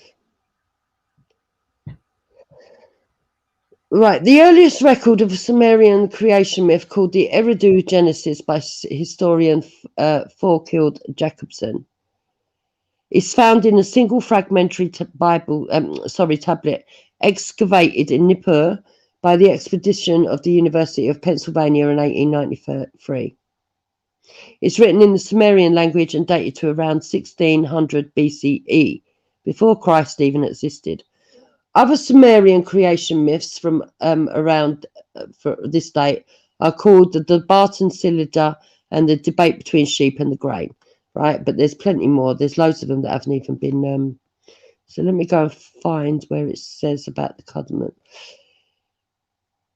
Right. Before the missing section, the gods have decided to send a flood to destroy mankind. Enki, god of the underworld, sea of freshwater and equivalent of Babylonian Ea, warns Zishudra, the ruler of Shurapak, to build a large boat. Through the directions for the boat are also lost. When the tablet resumes, it describes the flood. A terrible storm rages for 7 days and nights. The huge boat has been tossed about on the great waters. Then Utu appears, and Zishudra opens a window, prostrates himself, and sacrifices an ox and a sheep. After another break, the text resumes with the flood apparently over, and Zishudra prostrates himself before An, Sky, and Enlil, who give him breath eternal for preserving the animals and the seed of mankind.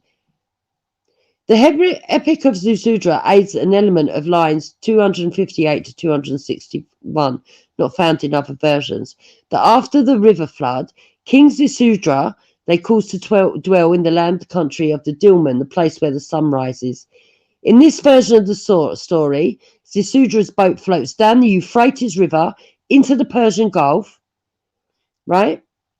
The Sumerian word in the line 140 of the Gilgamesh flood myth was interpreted to mean mountain in Akkadian, although in Sumerian, Kur means mountain, but also land, especially a foreign country, as well as the underworld.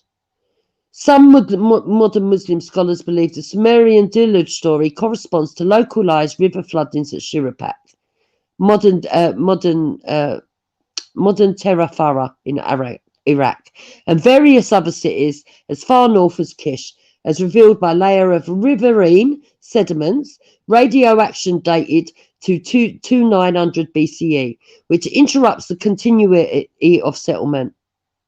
Polychrome pottery from the Geminasa period, was discovered immediately below the Shirapuk flood stratum. None of the pre-dynastic antediluvian rulers have been verified as historical by archaeological excavation, but the Sumerians purported them to have lived in the mythical era before the Great Deluge. A Sumerian document known as the Instructions of Shurapak, dated by Kramer to about 2600 BCE, refers in a later version to Zishudra. Kramer stated Zishudra had become a venerable figure in literary tradition by the 3rd millennium BCE, right? There are other flood myths that are also similar to the Sumerian story, right? And these include, the Genesis flood narrative in the Bible. So all of these stories go back to the very earliest one, the Sumerian flood myth. I'm trying to find the covenant because it does cover it on one of the tablets. I've got to find the right tablet. Well, while you finding that, I'm gonna just let the people know. There was no half angels, half goat man, no demagogues, not like that in the scriptures. When it's talking about the sons of God, these were actually human beings. You get what I'm saying? Human beings. And after the flood, the only tribe that remained left was the kingdom of Og, and their land was also given unto the children of Israel. So there was no man. That is Catholic dogma. You get what I'm saying? Hold on. I'll let you keep looking for your scriptures. Let me do a little talking. That's all Catholic dogma. It's not scriptural. And the giants of old is not an Israelite. You get what I'm saying? Jacob had 12 sons, and those big giants were not one of them. Okay.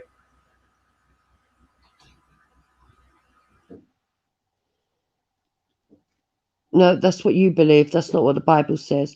In Revelation 7:6, it's quite clear. It's quite clear. It's quite clear. Hold on. You said it's quite clear in 7:6 that you keep that Nephilim. Right. So hold on. Let me ask this one question, and maybe this will get it. Are you telling me that 7:6, the Nephilim right there, is the same Nephilim that was back in Genesis? The descendants of, yes. One of their descendants married Jacob or had children with Jacob. Created the Nephilim tribe. Yes. Is that in the Bible? Well, it's obvious. It's written there in Genesis, and it's also written much later. According to Numbers 13:33, they later inhabited Canaan. Okay? Yes, the children of Israel did inhabit. And when you go to the Sumerian text, it's Cain's children, the ones that were, because he was cast out, wasn't he? Right, to walk in the wilderness. He went in the wilderness. He met someone else, and he married. Right, his children actually survived according to their creation story. According to their flood myth, their flood story, which is much older than the Bible, much older than the Torah. Some Canaanites actually survived. Of course.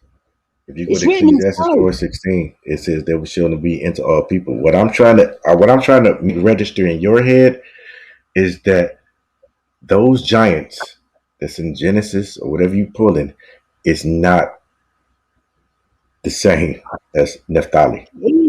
It's not the same as that. I'm explaining to you. No, you ain't got to explain to me. You must be explaining to this audience, because the Bible I have doesn't say that. So the Lord said to Moses, "Send men to spy out the land of Canaan, which I'm giving to the Israelites." Okay? So they went up and spied out the land, and they told him, "Yet the people who live in the land are strong, and the towns are fortified and very large."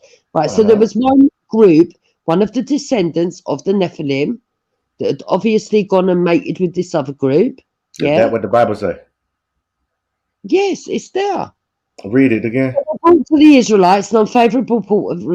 Where you at? Let me follow you, because I'm half sleeping, half trying to listen to you. But where you at? Where you reading that from? Right, so this would be according to Numbers 13:33.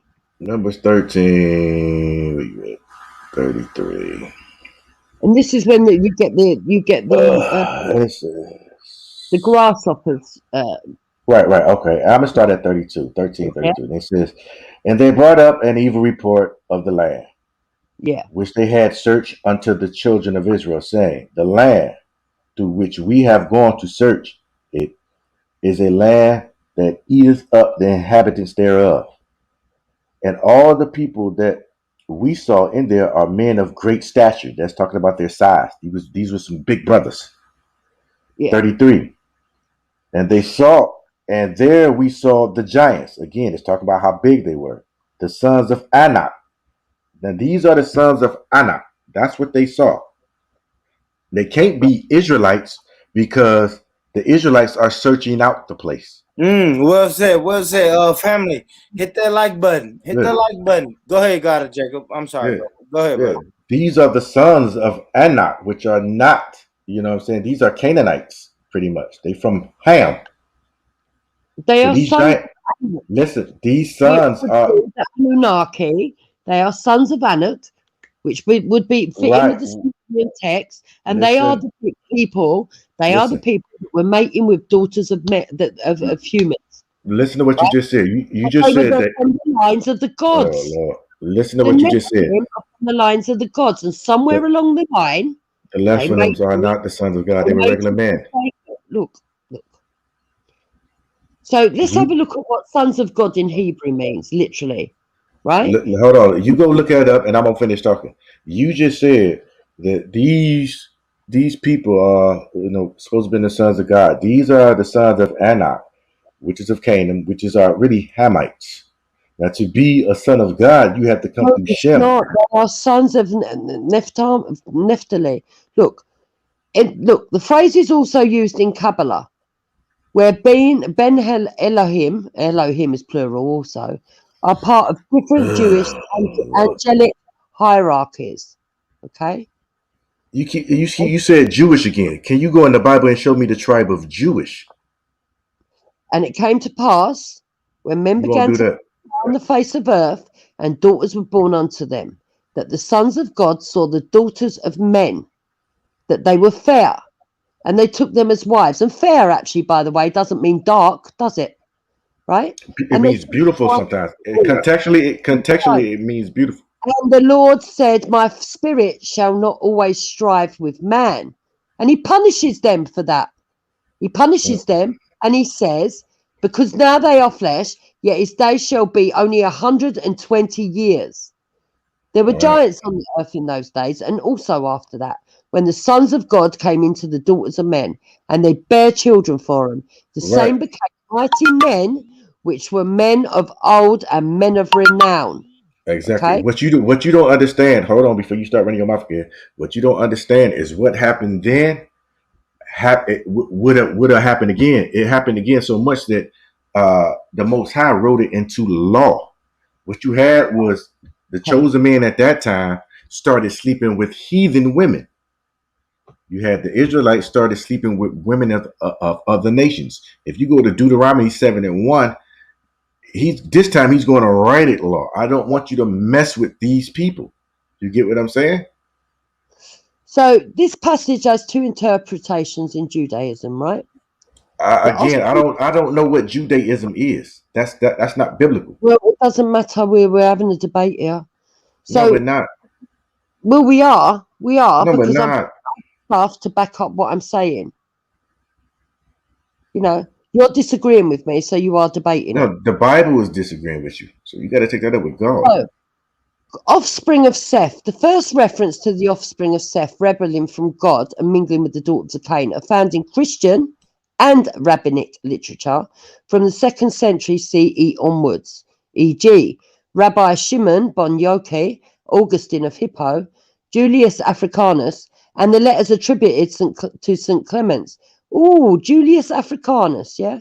It is also the view expressed in the modern canonical Amharic Ethiopian Orthodox Bible. Oh, would that be an African Bible? Right? In Judaism, sons of God usually refer to the righteous, i.e., the children of Seth. Angels, all of the earliest sources, interpret the sons of God as angels from the 3rd century BCE onwards. References are found in Enoch's literature, the Dead Sea Scrolls, the Genesis Apocryphon, the Damascus document 4Q180, Jubilees, the Testament of Reuben, 2 Baruch, Josephus, and the Book of Jude. This is also the meaning of the only two identical occurrences of Ben Ha Elohim in the Hebrew Bible, Job 1:6 and 2:1, and of the most closely related expressions to the list above. In the Septuagint, the interpretive reading angels is found in Codex Alexandrinus, one of the 4 main witnesses to the Greek text. So you've got all of these holy scriptures, not just from Israelite. You've got it from ancient Christian Orthodox Ethiopians. Are you done? Yeah, so what I'm saying, if you want to go back and you want to state that Africa is the Holy Land, okay, which still doesn't truly make sense in a way, because you need to build the third temple in Jerusalem, okay? I But have if you no idea what you're talking about at this time. My whole point right, is so this. in Revelations, you Eh, don't have to build the third. Okay, let's go to Revelations again then. Hold on. You keep talking and talking and talking. My whole thing is, and to the people who are here listening, there was no angels, no man angels walking There around. were. These were. Can you? I let you spew and talk over me. You got to understand this ain't the G block, right? So my whole thing is this: there's no angels. There was no men angels. These were regular men. And then she went to Numbers 33 and 13. Now she says that the giants were of Jacob, but here in 33 and 13 you have the Israelites, Jacob's sons, who are about to go kill the giants. You get what I'm saying? So again, it's just the reason why she don't understand this Bible, because it was never addressed to her. You get what I'm saying? So you got the flow again. And also, before she get going, she keeps saying Judaism, which is not biblical. She's saying Jewish, which Jacob never had a son named Jewish. She keep mentioning some rabbinical dudes and all this. None of this is biblical. You get what I'm saying? And she keep bringing up other stuff, but there's no Judaism. There's no Jewish. There's none of that stuff. Jacob never had a son called Jewish. No, I never said he did. I said in Revelation 7:6, it tells you 12,000 of the Nephilim are going to go into the kingdom of heaven amongst 144,000, because they are the sons of Nephthali, or whatever you pronounce it. All right, let me ask you this question. Did Jacob have a son named Naphtali? Nephthali, yeah. Right. And you saying those were the giants of old days? I'm saying that they were the demigods. They were the descendants were the Nephilim. So who were who? It literally tells you in Revelation 7:6 that they are going to be amongst 144. Let me do it this way. If the Nephtali were the giants of the old days, who was Judah in the old days? What do you mean? Who was Judah in the old days? Well, if you're going to put the giants in Revelation, well, Judah is also of the 12,000. So who was Judah back in the old days? Of course they are amongst the 12,000. That is Right. not my argument. We Listen to don't what need I'm to mix up the line of Reuben. We don't need to mix up the line of any of the others. Listen to what I'm saying. We are talking about the Nephilim. I'm talking to you about the Nephilim specifically. Right. And you're trying to tell me that the Nephilim, which is the giants of old, is Jacob's son. That's insane. And it's not. I'm telling you, it's one of the tribes. If you go to Revelation, hold on, people, that tribe that she's talking about, that tribe is really Naphtali. It's not the giants of old. It's not them. Nephthalim, right, are the same as the Nephilim. Okay, Nephilim are the 12,000 that are going to go into the 144,000. So you have got the tribe of Judah, you've got the tribe of Reuben, you've got the tribe of Nephilim, you've also got Manasseh, right? Another 12,000. You've got the That's Simeon. Manasseh. That's Manasseh. Your stumbling block. That's Manasseh. Your stumbling block. Your stumbling block is you're confusing the Hamite tribes that was in Genesis, and you're trying to make them Jacob's son, and that's where your stumbling block is. But I'm gonna rest it on that because I ain't even in the mood to really break this thing down. But if they want to listen to you, got the flow. Okay, we'll just leave it there. But I'm telling you that there is more than enough evidence to show that that is the case. And I'm telling you, all the evidence I need is in this book, and you won't find no body to tell you that the Hamites in Genesis are Jacob's sons. You're not going to be able to convince anybody of that. I wasn't talking about Hamites. That's where the giants come from. Oh my God, the giants come from the fallen angels. They are Hamites. What makes you say they're Hamites? They're literally sons of God. The Nephilim were not sons of God. Yes, they were. They were the fallen ones. They were the sons of God, the men of renown. Literally in Hebrew. When it says fallen, hold on. Nephilim in Hebrew literally translates as the sons of God, the fallen ones. It literally translates as that. I'm gonna let you keep talking for a second. When you say it's fallen ones, that's another stumbling block for you. When people think fallen angels or whatever it's supposed to be, they think that because they think that well, let me explain this. When man was created, he was created to be everlasting. And when they broke the commandments and started sinning, they fell. They didn't fail from heaven. They fell from the status of rulership. You get what I'm saying? They didn't fall from the sky. When it says they were fallen angels because they was built in the image of God, they were built to be. It's really interesting that you believe that the Israelites are going to go back to the promised land, which you, according to Israelites, is Africa. And actually, African traditions also have sons of God that fell from the sky. If you actually know what is it? Is it a Gimodo? I'll have to ask Hector when he comes home. But there is a Gigi Omodu or something like that. But the name is there.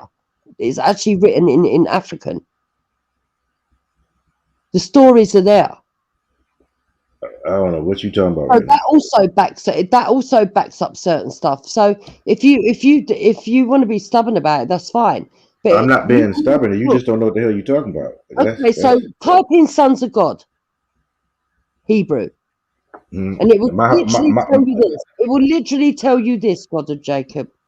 Sons of God in Hebrew, literally, sons of God, is a phrase used in the Hebrew Bible and in Christian Apocrypha. The phrase is also used in Kabbalah. Listen, I'm going to leave it on this. Hold on. Different Jewish angelic heiresses. Now, I know that you don't believe in Jewish. I understand that. You've told me this before. The Bible doesn't believe in Jewish because you won't find it in there. And if it's in there one time in the New Testament and it's speaking negative towards this Jewish thing. But my whole thing is this, man. Her stumbling block is she think that Ham is the son of. She's mixing tribes. She's mixing people up. And the fallen angel is a Catholic doctrine. It's a dogma. When it's talking about this fallen angel, it's really talking about man who were given the commandments of the Lord, and they failed. When they broke it, we would go on to do it again. I'm gonna read something real quick. Hold on, let me finish. I'll let you ramble on. You got to discipline yourself. When people talking, you just can't step on them. This is Wisdom of Solomon 2, and I'm gonna read 23. Wisdom of Solomon 2 and 23. It says, "For God created man to be immortal, and made him to be the image of his own eternity." Verse 24. "Nevertheless, through envy of the devil came death into the world, and they that do hold this inside do find it." Again, when it's talking about falling, it's not talking about a guy falling from heaven. He's falling from a position on this earth. That's all it's talking about. And again, the giants in Genesis is not Naphtali in Revelation 7 and 6. You got the rest of the night. Okay. So the first mention of, sorry, where am I? No, Eucharistic text, right? Klaus Westermann claims that the text of Genesis 6 is based on, this is another person, you can find this on Wikipedia, right? Eucharistic text. Sorry, I'm about my translations, I'm not very good at it, right? In Eucharistic, a cognate phrase in, this may occur in the Eucharistic bow cycle, right? The phrase bin in sons of gods is also attested in Ugaritic texts, as in the phrase Fur bin Lim, assembly of the sons of God.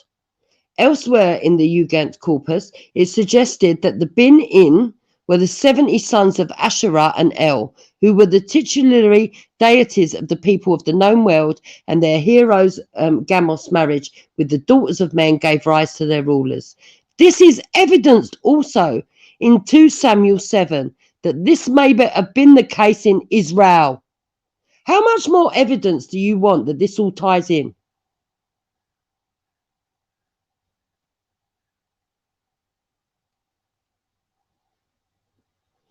Different sources, versions of Genesis 6, 1-4, vary in the use of sons of God. Some manuscripts of the Septuagint have emendations to read sons of God as angels. Codex Vaticus contains angels originally. In Codex Alexandrinus, sons of God has been omitted and replaced by angels. So they use it interchangeably. The reading of angels is further confirmed by Augustine in his work City of God, where he speaks of both variants in book chapter 15, chapter 23. The Peshitta reads sons of God. Furthermore, the Vulgate goes for the literal, Filii Dei, meaning sons of God. Most modern translations, Christian Bibles, retain this, whereas Jewish ones tend to deviate to such as sons of rulers, which may in part be down to the curse of Simeon Bel Yohei, who cursed anyone who translated this as sons of God. Genesis Rabbah 26:7. Beyond this, in both the codices, Job 1:6 and Deuteronomy 32:8, where the phrase angels of God is used in the place where the Hebrews say sons of God. For the verse in Deuteronomy, the Masoretic text does not say sons of God, but sons of Israel. However, in 4Q37, the term sons of God is used. This is probably the root reading for the reading we see in the Septuagint.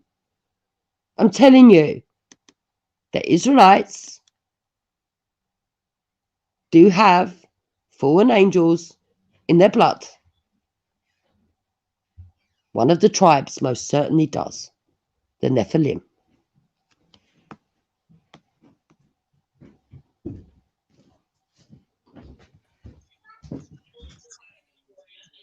Yo, Harlem, you there? Harlem. Yo, Harlem, you there?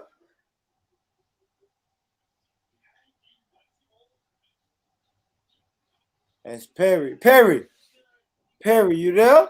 Yeah, I'm here, brother. What's happening, man? Yeah, man. How you doing, bro? Chilling. What's happening with y'all? Nah, man, we doing well, man. We doing well, and we're actually speaking about the Bible and the scriptures and the Israelite scriptures, right? So I guess what I want to ask you though, Perry, is the Edomite, right? The Edomite tribe. Right. Who do I think they are? Yeah. Not only who do you think they are, but what is the difference between the tribe of Edom and the tribe of Jacob? Well, the biggest difference, one of the biggest differences is that because they both won't have rulership over the earth, but Edom rulership shall come by the sword, whereas Jacob's rulership is going to be given to him by the Most High. Edom is weaker than Jacob. The Edom, his whole physical makeup is weak. All right, so Edom. So when we say the tribe of Edom, I want to make this clear though, Perry. Now, are we talking about like if we saying American or UK demographic? Is Edom the white people, the tribe of the white people? Yeah, it's the race of white people, but we know that Edom. So Jupiter, right? We have Jupiter on. Salute to Jupiter. We have Jupiter on the panel. Will we consider her an Edomite or Esau? I would. Okay, now what's going to happen to Esau? Oh, Esau has to go into slavery, and then when that 1,000-year period is up, and we go to the Father and become spiritual.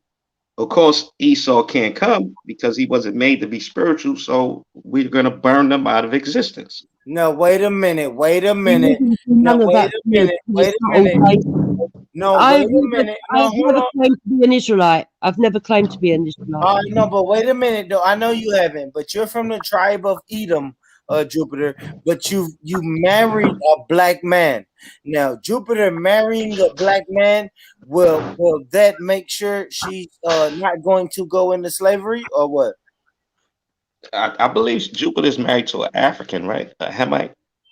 Would you call that a Hamite? God of Jacob? Would you consider Hector a Hamite? I don't know. I think I seen her husband. I think I seen her. I wouldn't necessarily say that.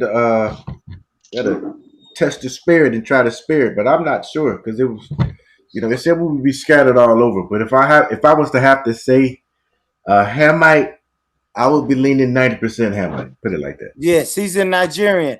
Chemo, does the scripture say that Hector is a Hamite? Chemo, y'all let me know because I'm talking to my Israelite brothers right now. So I want to know, like, what are we? I'm saying, like, what are we doing? Do you know what the creation stories of Benin are? In Benin, Nigeria, not Benin, Republic of Benin. Do any of you Africans know the creation story? I can tell you a little bit something about Benin real quick. I can tell Benin, as we know it today, used to be the kingdom of Judah and the kingdom of Dahomey. Hold on, Jesus, you gotta have some patience, man. Because if we gonna talk and you just talk over us, if Rich want to put you on the screen by yourself and just let you talk, I'm fine with that. I'm sorry, brother. Go ahead. Yeah. You got it. Yeah, I'm just saying Benin, modern day Benin now used to be the kingdom of Judah. When the Israelites, yeah, you can go look at the map of Edward Bowen, 1747. Hector comes from Benin. Hold on. He comes from Benin right now, but it used to be the kingdom of Judah when they fled into the interiors of Africa after 70 AD. It was one of the biggest. Jesus Christ! You got the flow, man. God damn, you can't even have a conversation. Well, yeah, because you're telling me what my Hector is. He's not. I'm not telling you what your Hector is. I'm not telling you what Hector is. Yes, I can't tell you. Hold on. I have to say this though, Jupiter. You can't tell us what Hector is. Like you can only tell us. I'm not telling you what Hector is. If he is from Benin. Right, but Benin before it was Benin was the kingdom of Judah. Benin is meant to be your holy city of Judah. Yeah, then he must be of the tribe of Judah. I know, Rich, can you hush this lady up? No, that's not true. Yeah, Jupes, you can't tell a black man. You can tell one black man what another black man is when black people know what black people are, right? I can't tell you what okay, what tribe does my husband come from? Okay, you can tell that. What tribe does my husband come from? And I'm not talking about physical tribe. He's a Hamite. He's a Hamite. No, Nigerian tribe. What Nigerian tribe does my husband come from? Jupes, he's a Hamite. But now the question in that your I head, am asking, listen. Your head, what Nigerian?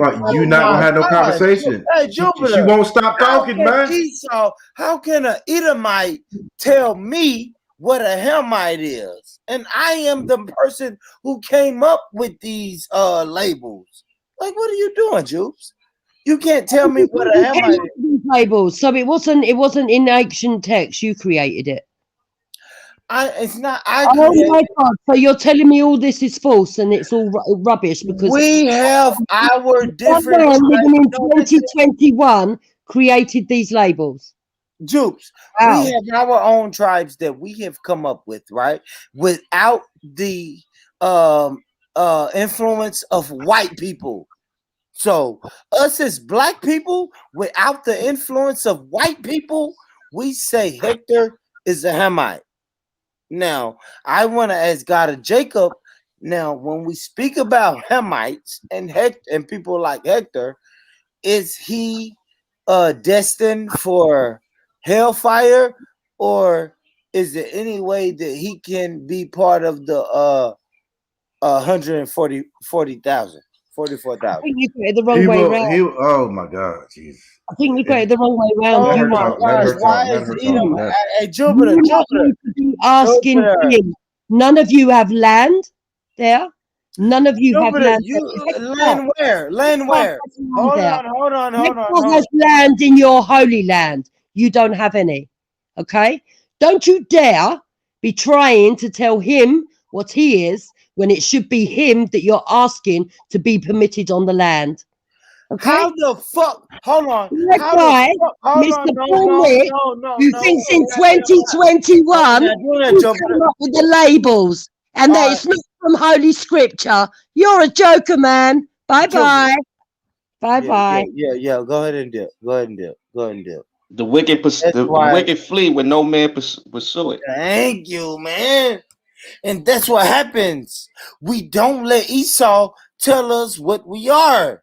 Esau think that they have the fucking Esau can marry a black man and then think she can come around and tell black men what's going on.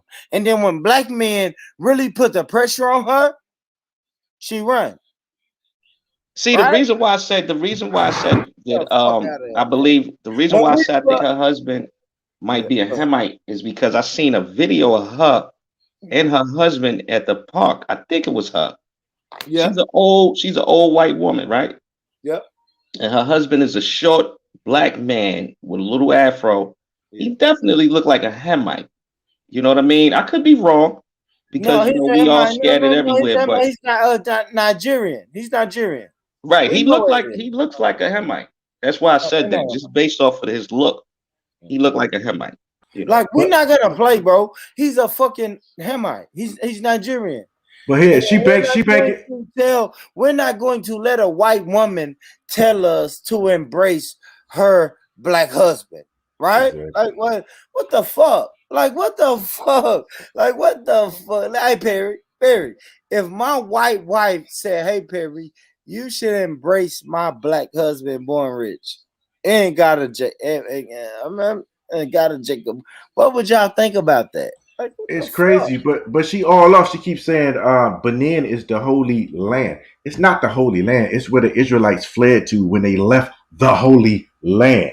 You get what I'm saying? So the Israelites did go to Benin. Right. It's now called Benin, but when they scattered into the interiors of Africa, they set up a kingdom of Judah and they dispersed themselves along the west coast. Where then you had the Hamites, the kingdom of Dahomey, came in and start selling the children of Israel off the west coast. And if you look at most of the maps going back to about 1500 to about 1803, most of the maps the cartographers have, it says the kingdom of Judah, right?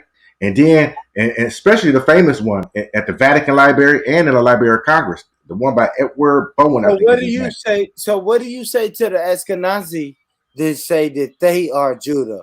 So when you reading that scripture and you interpret that scripture, it's Ashkenazi Jews that they subscribe to the same scripture you subscribe to. So what do you say to black people like me who say, why the fuck are y'all subscribing to that same thing that the Ashkenazi subscribe to? Well, the thing is, if you know your Bible, as soon as they say Ashkenazi, you should know something already. That's just like saying. Well, we know the Bible's not saying that. The Bible is saying the tribe of Judah, and the Ashkenazi people are saying they're from the tribe of Judah.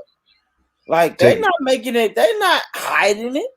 Yeah, but you have to go back to this book, man, and you have to get the historical descriptions of what the Jews look like.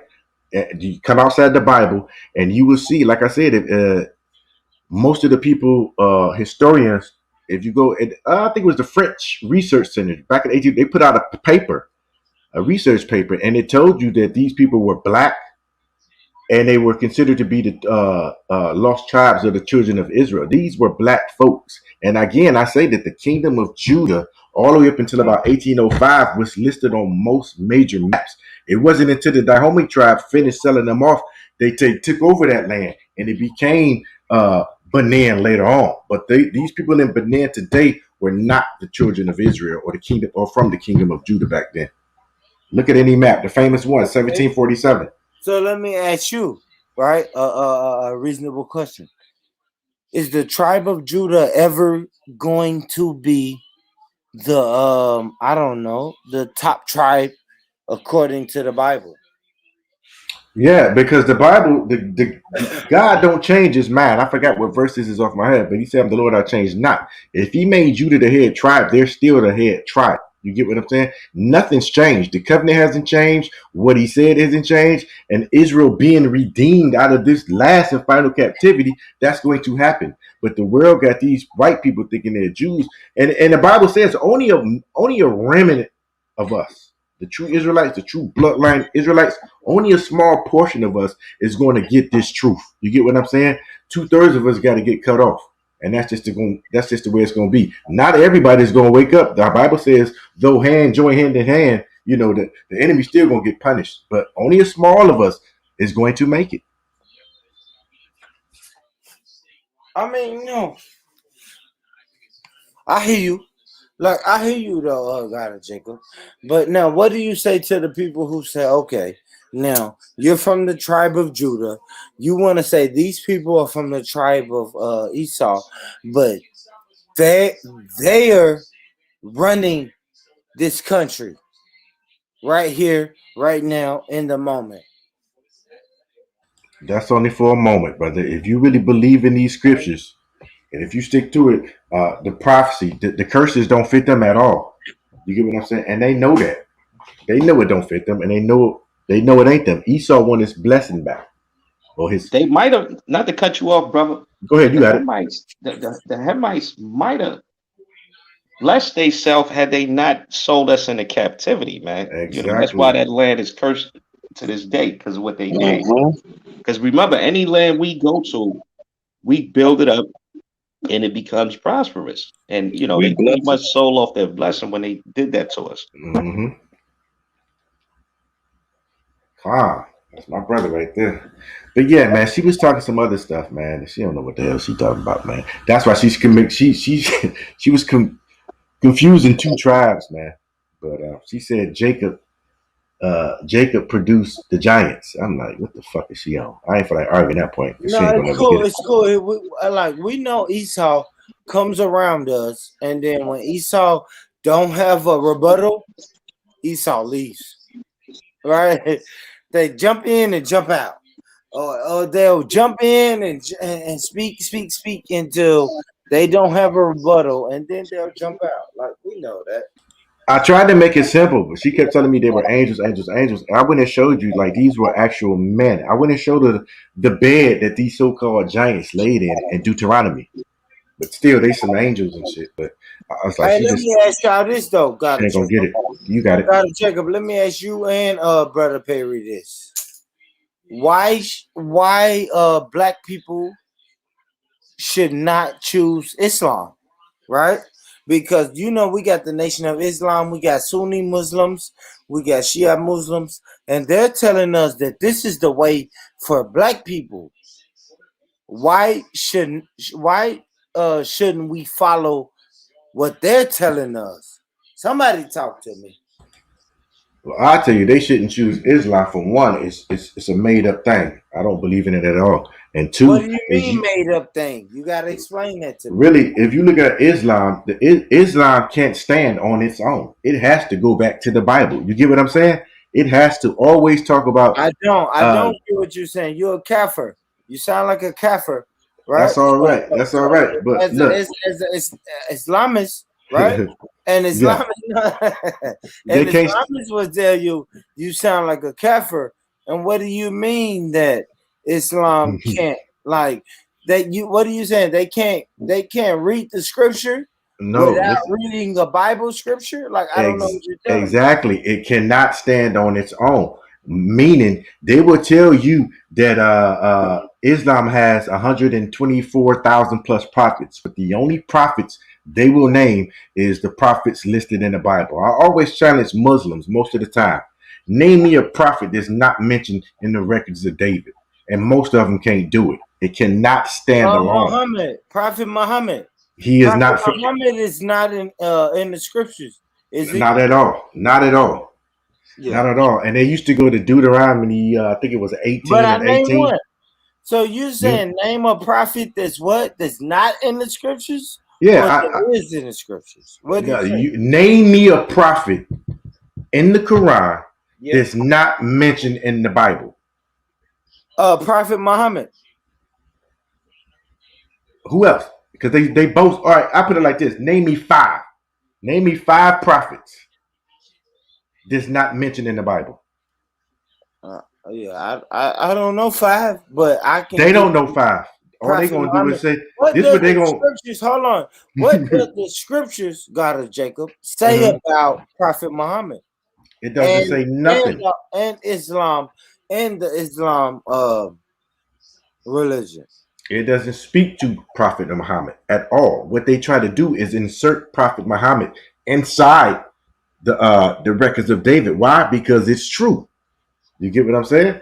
Because they can't build that Quran without mentioning the people. Rich, take this for instance. Yeah. Everybody wants to be us, right? There's nothing new under the sun. Cultural appropriation. That's what Islam is. They always cling. You saw Ka come around here. He doing what they did back then. Cling to the brothers. Ka say he's an Israelite. So that nigga is a sodomite. I told you what he was. What is the Asian? Now for real. What's the Asian? What's the Asian? Fucking who cares? He ain't us. He's a Moabite. He's a Moabite. Moabite. Something. I give you that. But but they can't name no prophets. Prophets and most of them tell you but you start telling them name the prophets, they be like Isa, Moshe, they start naming all the house of David. You get what I'm saying? Like stop that, stop playing with us. All they did was Israelites came before the Islamic faith. Right, way before. That's what I was gonna say. Like one of the main reason why we ain't got no business following that is because the Quran is basically a plagiarized version of the Bible. Now let me ask you this, Perry Harlem. I'm gonna call you Harlem. I'm gonna call you Harlem for the night. Harlem. So let me ask you this though, Harlem.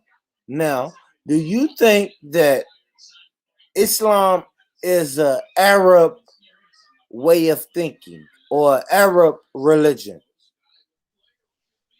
I think that Islam got started originally by, I don't think they was calling it Islam, but I think you had Israelites that were scattered in those areas because we all know Israel was everywhere.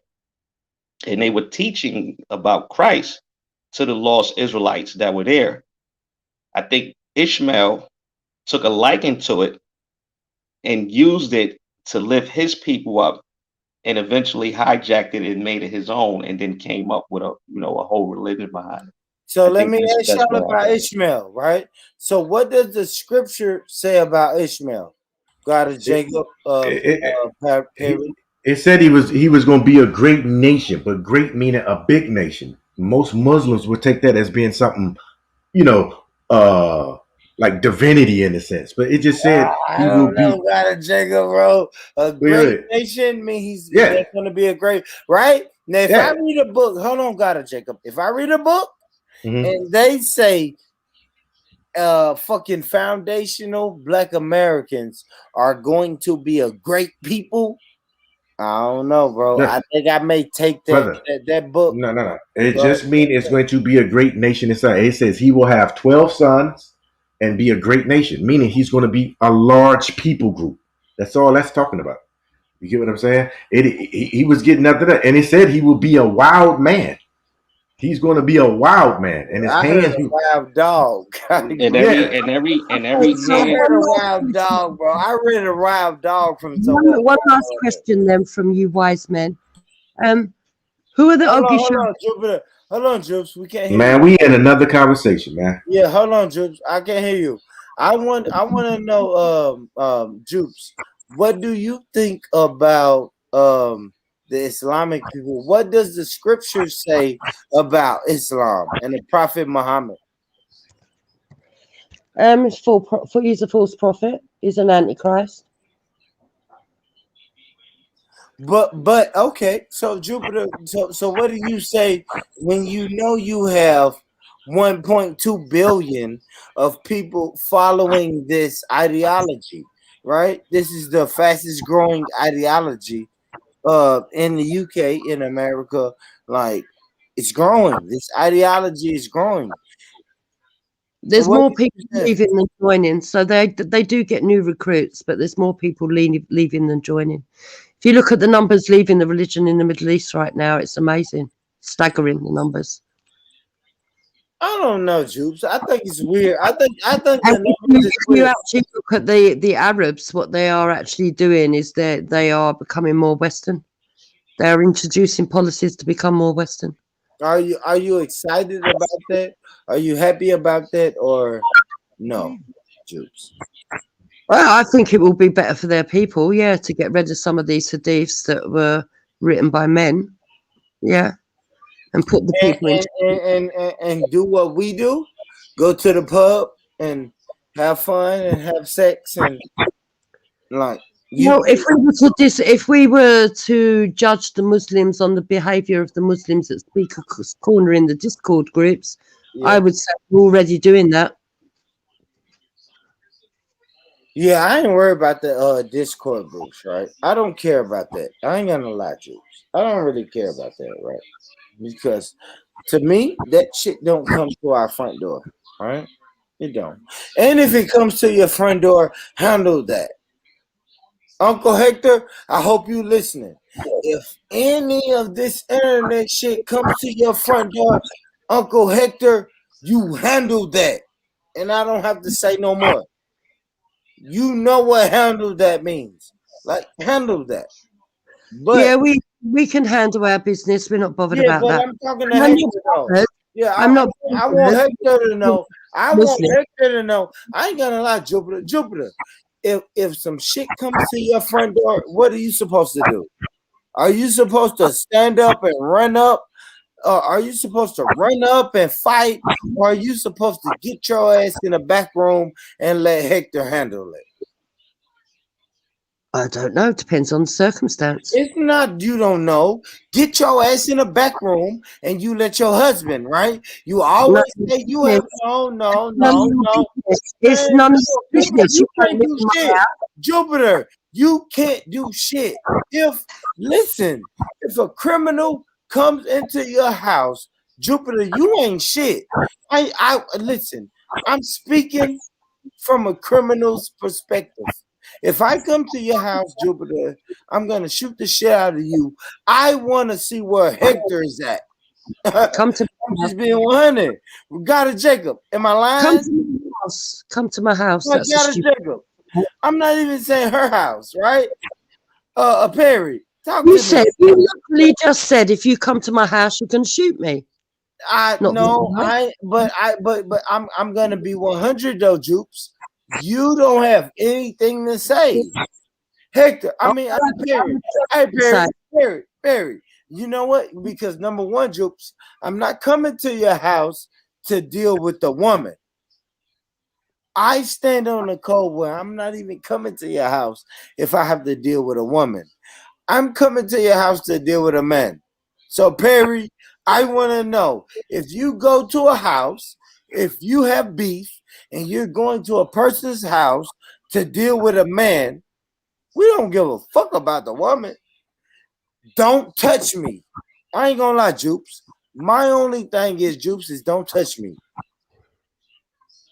I couldn't give a fuck. You step onto my property, the laws in this country back me up. I can do what the fuck I like. I understand that, Jupe. I understand all of that. But if I get in your house, don't. So if you step on our property, yeah, I'm entitled to self-defense, and the law will back me up. Absolutely. You should shoot me in the fucking head, Jupes. You should. So, You but should just murder me. I don't understand why we're talking about violence. I want to know from you guys, Yeah. what is the traditions of the ogre shows in Benin, the creation stories? Please tell me them. Oh, that's Benin. I don't know. I'm from America, so I don't know anything about But you Benin. should know about it because according to you, it's Judah. God of Jacob, you know? But you said according to me it's Judah, or did you mean according to God of yeah, Jacob. yeah, but make sure you say that Judah. Yeah. So God of Jacob, do you know the ogre shows? I think our Israelite brothers think that they're fucking Hamites, right? So Hector would be considered a Hamite. What is Hector's? What is I'm asking Hector's? you what the traditions are. Hold I'm on. asking you what the traditions are. I'm asking you how it links in actually to some of what you believe. But it's interesting that you don't know about it, Born Rich, considering you think. Well, I do want to ask you this. What is Hector's bloodline?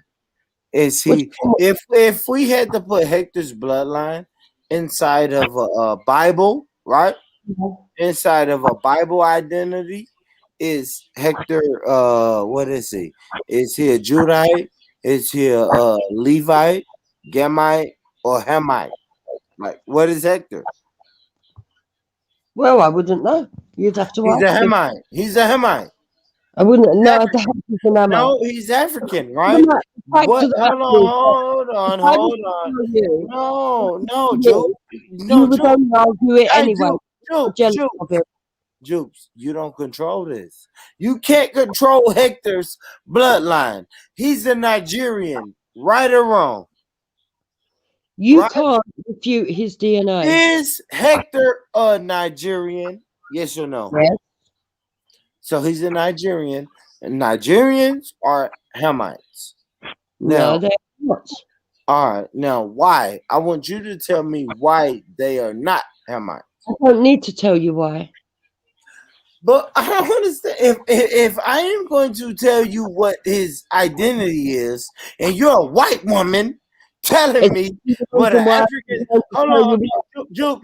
I respect your beliefs, and I believe as a white woman, I can't tell you about a black man because that's what you told me earlier. And you can't tell me what the fuck Hector is. You can't tell me what Hector is. If I say Hector, what a black man is. Yeah, but you would have to ask Hector. God damn, man. God damn. Yeah. Listen, what I'm saying is, Jupiter, you as a white woman, you can't tell me what Hector is. If I say Hector is my brother, right? You as a white woman, right? And if you say, no, matter of fact, if you say, hey, Born Rich, why is Hector your brother? I say, hey, Jukes, look at our skin tone. You can't then look at our skin tone and then look at your skin tone and say, nah, y'all ain't no fucking brothers. Like, you don't have a say-so, Jukes. Right, so Hector would tell you not all skin folk are kinfolk. It don't matter about what Hector would tell me. Hector is locked in. We don't give a fuck what Hector hasn't came on this panel and told me what he is. I'm listening to a white woman saying, Hector, my black husband is not your people. How I the never, fuck? But I how? never, But listen, Juke. I never said that. But what are you saying? What are you saying? You're saying Hector. No, you said Hector. If that's what you got from that, that's your own prejudice. I'm asking you. All right, I'm asking you, Jukes. I'm asking you, Jukes. What did you say then? You said Hector. I can't speak to Hector on his identity. You would have to ask Hector himself. Yes. Yeah. But for the last 30 minutes, you have been speaking without Hector about everybody's identity. On Israelites in general. Yes. It's not even about Israelites, man. We're going to get these white people out of here once we fucking separate. Out of where? You can't get me out of Benin. No, yes, we are, because we're going You can't get me out of Benin. we're You can't even step on their land without their permission. Let me You tell don't you own this. that land in Let me tell Benin. you this. We are How are working. you We are How working are you on going to step on Benin people's land and tell them to get out? You can't tell me to get out of We're my not own saying land. get out. We are You working can't on tell me Southern to get out of my own land. If I own a piece of that land, you can't tell me to get off it. I wouldn't dare try to tell you to get out Exactly. out of not Brooklyn, but British. I'm not. But black people in America, we are starting to get our own land, purchase, right? We ain't telling nobody to get out, but we are slowly but surely purchasing our own land, so where we can have our own black community. Okay. And you're going to do that in Israel, right? Because you believe you're the true Israelites, yeah? Oh, you gotta ask God and Jacob that. And Oh. Perry, you hear that, Perry? Yeah, I hear you, brother. What's happening? Yeah. So she don't think that you're the true Israelites, Perry. I mean, break it down. Break it down. Tell black people, not her. Don't worry about telling her. Tell black people how we are the true Jews, and we're from the tribe of Judah, bro. Yeah. Well, we the only people that that fit the prophecies and the description of the Israelites. And there's a lot of white people you can find on YouTube that has even figured this out because they actually read the Bible. You know, before I heard anyone tell me that I was an Israelite and I was reading the Bible for the first time and God allowed me to receive it. By the time I got to the book of Isaiah, it dawned on me like, oh, this is who we are. This is definitely talking about us. You know. Okay, so if I was to go along with your beliefs, right? If I was to understand your beliefs, I've got two questions then. Where in the Bible does it say all Israelites are black and only black? And secondly, like exclusively black. And secondly, when are you going to return to Israel to build the third temple? Okay, well, there's all kind of scriptures that let you know that the Israelites were black. First of all, the Egyptians were black people, and the Israelites often passed. I mean, you're gonna let me answer, you're gonna cut me off. Okay, go on. All right. Now, the Egyptians were black people, they were Hamites, right? And the Israelites often passed the Egyptians. Joseph, his brothers, they hadn't seen him in a while, but they thought he was an Egyptian. There's scriptures where it talks about God performing a miracle on Moses, where he turned his hand white and then it went back to his regular color. There's also scriptures where God cursed Moses' sister Miriam for talking crap about Moses and his African wife. And the Most High turned her white. You know, there's all kinds of scriptures like that. There's scriptures where Jesus is described as being black in different scriptures. You know, I believe they call him after a certain type of stone. But if you look up this stone, it's like brownish. It's like a brown color. You know, like the color of copper. You know, so there's a lot of scriptures that where it's obvious that the Israelites, their phenotype were of black people. You know what I mean? As far as us going back into the land of Israel, well, according to the Bible, when Christ returns, he's going to set us in that land. He's going to, the Bible says that we will be exiled into the fullness of the Gentiles, into the fullness of the Gentiles come in. You know, so they have a certain amount of time that they're going to be allowed to rule, and that time is almost up. And when Christ returns, according to the Bible, he's going to set us up in that land. Because Christ's kingdom, which is going to be the first kingdom, which is going to last for 1,000 years, it will be an earthly kingdom. All right, so let me ask you this. So when the Most High comes back, right, and he's just going to put us or put black people in that land, put the Israelites in that land, like these people are fighting over that land. How do we gain that land? Well, according to the scriptures, when Christ returns, all the people, because this according to the scriptures is going to be after the destruction of Babylon the Great, right? So a lot of people are probably going to think that we died during the nuclear holocaust, which is going to happen to America, because what's going to happen is all nations are going to attack America on one accord and drop nuclear bombs on this country. People are probably going to think we died, but see, what's going to happen is going to be a miracle greater than a miracle that happened during the Exodus, when God parted the Sea of Reeds. Biblical passages that say that we're all going to turn on. But I'm trying to answer the brother Jupiter. Just let me finish. I'll be real quick. I'm not long-winded. So this us being saved out of that destruction is going to be a greater miracle than us being saved out of Egypt, right? Now, when the nations see Christ, because after America is destroyed, all the whole world is going to start fighting with each other to see who's going to be the new number one superpower. But when Christ shows up on the scene with us, they're going to stop fighting each other, and they're going to come together, and they're going to think to destroy Christ. They're going to think, oh, let's get together and let's get rid of this guy. But Christ is going to kill a whole bunch of them.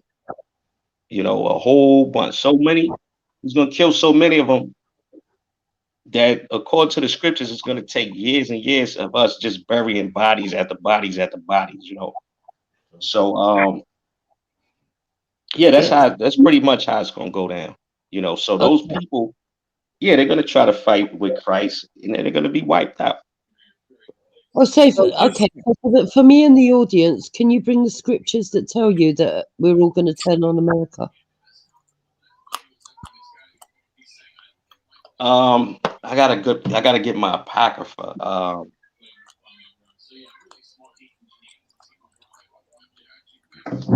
See if I can find my apocrypha. Mm-hmm.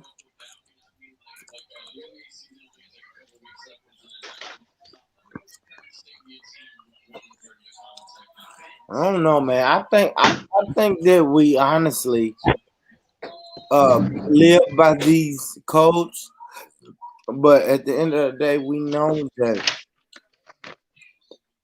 the white man is full of the bullshit.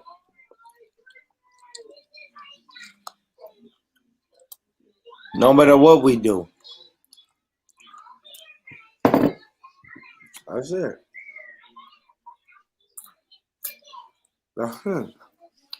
And I think Jupes, even though Jupes don't want to believe that she gets caught up by the white man, she does. And that's why white people call her liberal. Or white people will call her far right or far left. Sorry, I was talking to somebody. What was it? Don't worry. I'm just saying. We know that you may get called far right, far left, just because the simple fact that you have your own mentality and you have your own opinion. Yeah, so I get called far right because so I found that scripture. I found that scripture for you if you want. Oh yeah, please read it, please. Okay. All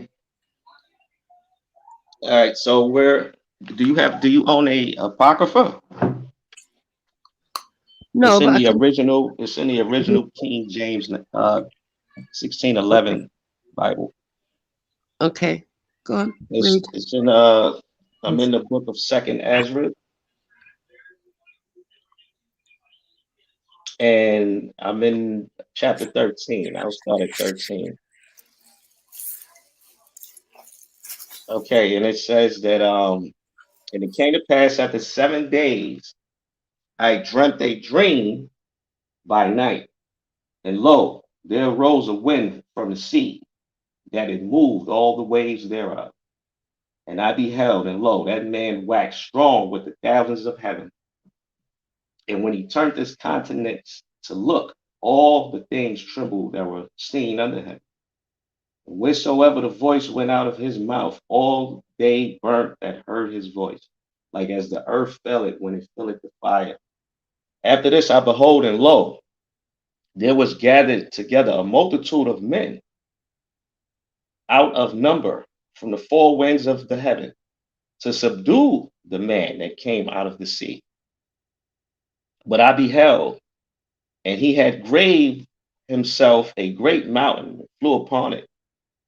But I would have seen the region or place without the hill was graven, and I could not. And after this I beheld, and lo, all they which were gathered together to subdue him were sore afraid, yet they still went to fight.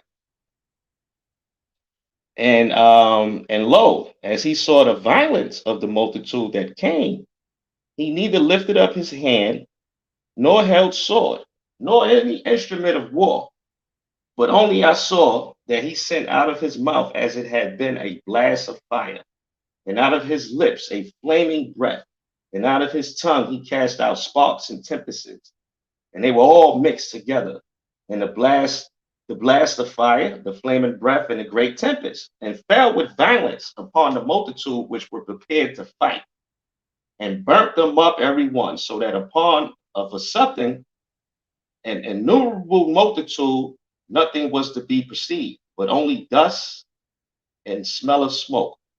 When I saw this, I was afraid. After this, I saw the same man come down from the mountain and call unto him another peaceable multitude. And there came much people unto him, whereas some were glad, some were sorry, and some were bound. And others, some brought of them that were offered. Then was I sick through great fear, and I awakened and said, Thou hast shown thy servant these wonders from the beginning, and hast counted me worthy that thou shouldest receive my prayer. Show me now yet the interpretation of this dream. For as I conceive in my understanding, woe unto them that shall be left in those days, and much more woe unto them that are not left behind, for they that were not left were in heaviness. So now I'm going to go into the interpretation of what I just read. He's going to break it down where you can understand it plainly. This is Ezra having a conversation with God. He's asking God questions on what's going to happen at the end of this thing. So it says, all right, so let me go with interpretation starts. It says, yet it is easier for him that is in danger to come onto these things than to pass away as a cloud out of the world, and not to see the things that happen in the last days. And he answered unto me and said, the interpretation of the vision shall I show you, and will open unto thee the thing that thou hast required. Whereas thou hast spoken of them that are left behind, this is the interpretation. He that shall endure the peril in that time had kept himself. They that be fallen into danger are such as have works in faith toward the Almighty. Now this therefore, that they which be left behind are more blessed than they that be dead. This is the meaning of the vision. Whereas thou sawest a man coming up from the midst of the sea, the same is whom God the highest had kept a great season, which by his own self shall deliver his creature, and he shall order them that are left behind. And whereas thou sawest that out of his mouth there came a blast of wind, fire, and storm, and that he held neither sword nor any instrument of war, but that the rushing in of him destroyed the whole multitude that came to subdue him, this is the interpretation. Behold, the days come when the Most High will begin to deliver them that are upon the earth, and he shall come to the astonishment of them that dwell on the earth. And one shall undertake to fight against another, one city against another, one place against another, one people against another, and one realm against another. And the time shall be when these things shall come to pass, and the signs shall happen which I showed thee before Then shall my son be declared, whom thou sawest as a man ascending. And when all the people hear his voice, every man shall in their own land leave the battle they have one against another, and an innumerable multitude shall be gathered together as thou sawest them, willing to come and to overcome him by fighting. But he shall stand upon the top of the Mount Zion. See, that mountain represents Israel. And Zion shall come and shall be showed to all men, being prepared and builded, like as thou sawest the hill graven without hands. And this, my son, shall rebuke the wicked inventions of those nations, which for their wicked life are falling into the tempest, and shall lay before them their evil thoughts and the torments wherewith they shall begin to be tormented, which are like unto a flame. And he shall destroy them without labor by the law, which is like unto a fire. And whereas thou sawest that he gathered another peaceable multitude unto him, those are the 10 tribes which are gathered away prisoners out of their own land in the time of Hosea the king, whom Salmanasar the king of Assyria led away captive, and he carried them over the waters, and so came they into another land. So now he's going and showing you how the peaceable multitude was different tribes of Israel, and then it's going to tell you how they got to America and this, that, and the third. But in a nutshell, what I just read to you was basically what I was explaining to you. You wanted me to go look up. Okay, so I've got 2 questions. The first question I asked you was, where's the literature that showed us that it was America that all the nations turned on? America specifically, because otherwise it's okay, you can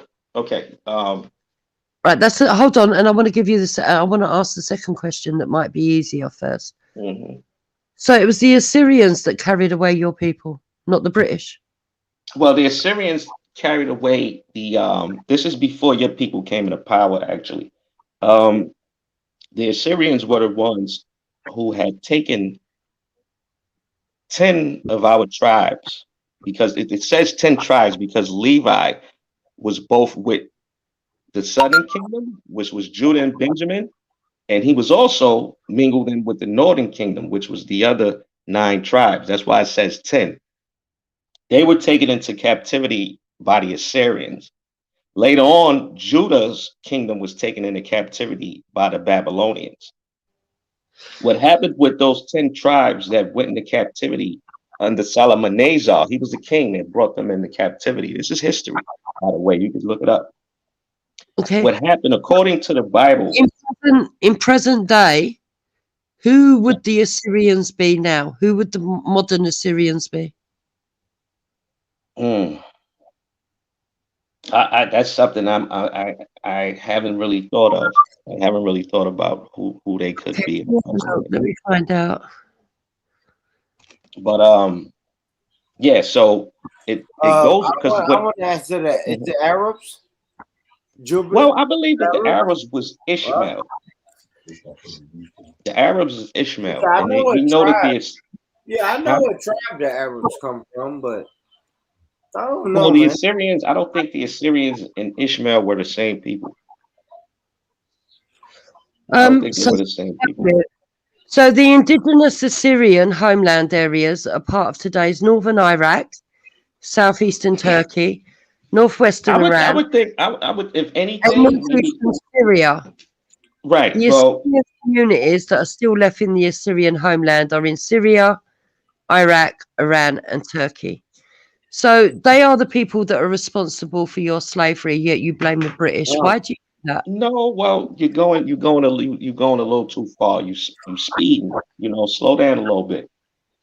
If anything, because even when you go back into those ancient times, the people that's in those lands now, like the people that's in Iran right now, they're not Arabs. They're actually related to the East Indians. Those are the descendants of the Persians. And the people hold on, relax. And the people that lived in Babylon in the ancient days were actually people that we will refer to today as Ethiopians. Cush had all of those lands. So, you know, just like the people that live in Egypt today, those Arab people, those aren't the Egyptians. Those are Arabs. So we know that lands change, like the people that live on lands change over time. People conquer lands and take over lands and move into lands. So you can't just look into a land and say, well, I see white people living over there now and think that they've always lived there. That's not the way things work. But I would think that the Assyrians might have blended in with the people that we refer to as the Ethiopians, which in the Bible is known as Cush, because they were actually the people ruling over those lands in those ancient days. And the Assyrians were very closely kind of related with the Cushites somewhat. So, you know what I mean? Because I know that eventually the Babylonians took over the Assyrians. You know, maybe they just mixed in with the Cushites that were living in those lands. Isn't it? So if we go to the Independent, okay. If we go to the Independent, dated, let me find a date for you. Dated Tuesday, the 30th of May, 2017. Yeah. Scientists who managed to obtain full genome sequences of ancient Egyptians for the first time have concluded the people of the Pharaohs were more closely related to modern Europeans and inhabitants of the Near East rather than present-day Egyptians. But the claims have sparked suspicion from one leading Egyptologist who questioned whether genetic analysis could justify such a sweeping claim. But it's there. So let me go and see if I can find another one, because for that story. He should have been murdered, right? Right, so. But you got to think, Rich. Anytime the truth start coming out, they're gonna automatically say they were them people. As we wake up to our true identity, you were starting to see white folks coming out saying, "Well, I'm not arguing. A doctor said this. A doctor said that." So they're always going to try to make themselves that people as we come closer to finding out who we truly are. They're always going to say some doctor said, or some scientist said, or some archaeologist said that they look more closer to them, and that's pretty much to keep you asleep. I agree. Right, so. Well, your people have been known to whitewash a lot of things, and they've even admitted it. So I'm very skeptical. I mean, I don't mind looking at the works of your scholars, looking at what they found, but I'm a little skeptical on their opinions because they're just that opinion. It doesn't make it fact. And with your people's history of whitewashing a lot of things, you know, I would be very skeptical about that. Like the scholar you mentioned and said, nah, that's not true. Because you also mentioned, when you said that, you mentioned that there was another scholar that disagrees with that. You know, and the scholars disagree all the time. You know, just because you read what one scholar says, that doesn't make it written in stone. There's 10 or 12 scholars that will say, no, that's not true. Because a lot of that is just their opinion. But I do like to look at the works that they found. I like to, and then I like to draw my own conclusion. Hey, brother, let me give you a precept on that, because I like what you was talking about with the whitewashing. And this is First Maccabees, and I'm gonna start at verse 46. Right? It's First Maccabees, verse 6. It says, "Wherefore the Israelites assembled themselves together and came to Maspah over against Jerusalem. For in Maspah was the place where they prayed aforetime in Israel." 47. "Then they fast that day and put on sackcloth and cast ashes upon their heads and rent their clothes." Pay attention to 48. "And laid open the book of the law, wherein the heathen had sought to paint the likeness of their images." So you had the heathens who were over the Israelites at that time starting to whitewash the paintings of the Israelites, starting to take on who they were, paint over the Israelites. You get what I'm saying? So I'm glad you brought that up. I just remember that precept when you came after that. So yeah, they have whitewashed a lot of history, and that's scripture. You see it right here in First Maccabees 48. And it says that they laid open the book of the law, wherein the heathen had sought to paint the likeness of their images. They started to paint themselves as the Israelites on all paintings and monuments and stuff like that to cover it up. Because, like I said, Jeremiah 17:14 said we would lose our heritage. And here you have them painting over us as the gods of the earth. Right. There's also images all throughout Europe of the saints. Hold on, Jupiter. I just want to say this real quick. There's also images all throughout Europe depicting the people of the Bible as black, right? And also some of the saints that lived at that time as black. And you know what their explanation for that is? Those pictures have gotten dirty over the years. Who says that? There's also a thing called iconoclasm, where white people was purposely whitewashing a lot of those images. I grew up as a Christian, and not once did they ever say that the people from the Middle East were white. Never. What are you talking about? I said that their explanation for instance the black Madonna, the explanation for that is that over the years the picture got dirty. Okay, can you bring the evidence for that, what you're referring to? Yeah, you can just look it up. I'm not going to bring you evidence. We're just having a conversation. I'm not going to bring you evidence every time I make a statement. You can just look it up. Scientists have successfully and analyzed DNA from Egyptian mummies that are thousands of years old. In the process, they found that the ancient remains are actually more genetically similar to people living in the Near East, countries like Israel, Lebanon, and Syria. The modern day Egyptians are. Okay. So what's the point? Because they are the. What's your point? I mean, look, I'm a firm believer. I'm a firm believer, right? That everybody originated in the Middle East. That's what Noah got off the boat at.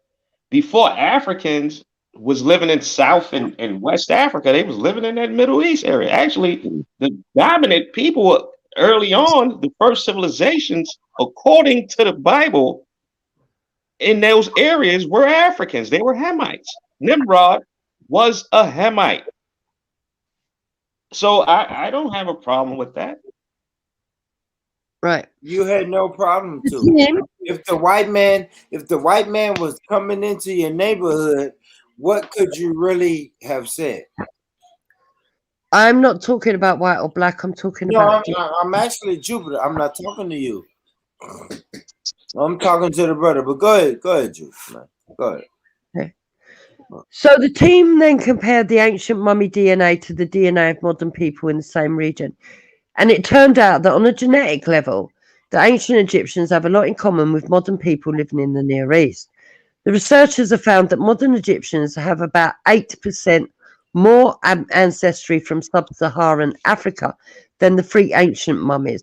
So the newer mummies, not the ancient ones had more Israel and Syria and all that kind of region. But the younger mummies actually had the sub-Saharan Africa. Who told you that? So the study was black men.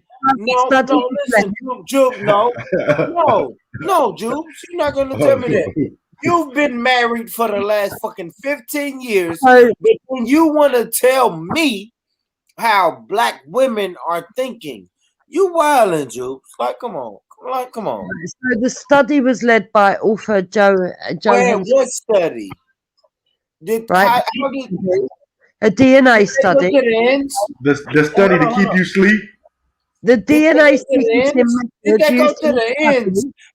make results robust. The researchers examined the samples for contamination and rejected any that didn't meet their standard. The team then looked at the remaining samples for patterns of DNA damage. We only see in true DNA. That's weird. The findings are interesting. Well, you could read in the Bible how certain Edomites would flee to Egypt. Egypt had a certain type of affinity for Esau. I've read stories in the scriptures where Edomites were protected by the Egyptians. So who knows what kind of mixing? Hold Uh-huh. on. Yo, big up, boy. Hold on, Big guys. up, boy. I know. Hold on. I know, guys. Hold on. Yo, Yo, big up, born brother. who is this? Motion, man. What I'm talking about? Oh, it's Motion. My bad. Salute to the brother Motion. Salute. Yeah, so Man, I've been up all day. Rich, I ain't expect to be up shout like out to this. my Big brother up, brother. Motion. No, real guy. Motion. Shout out Motion. I didn't know, bro. So know. if you go to the Daily Mirror on the 30th of May 2017, and the author is Ben Cossack, a new DNA analysis of ancient Egyptians shows that more Semitic and European than African. The team of scientists. What? That what? Sorry? That study is to throw you off. Don't believe none of that. Yeah, because Jupiter, you lot keep coming with these studies. Yeah, what's wrong with looking at artifacts? Like literally, what is wrong with looking at artifacts and seeing what's in front of your damn face? Like you need all these studies to try and disprove what? On the hieroglyphics is that there's 4 shades of people. Right. Okay. No, it's about the studies, Motion. Like, you know what I had a brother tell me? I had a guy tell me today. I showed him the studies. He was like, yeah, I don't really care about the studies. I want to know what's your philosophical, intellectual ideas. I'm like, what? Like, we was talking about race. Like, we were talking about race. Once I killed him on race, he said, well, No, the reason that I've brought this up is because it's gone into a passage that states that we're all going to turn on America, which was a bit ambiguous because America wasn't mentioned. Well, and then okay, I never got to go back. Daughter of Babylon.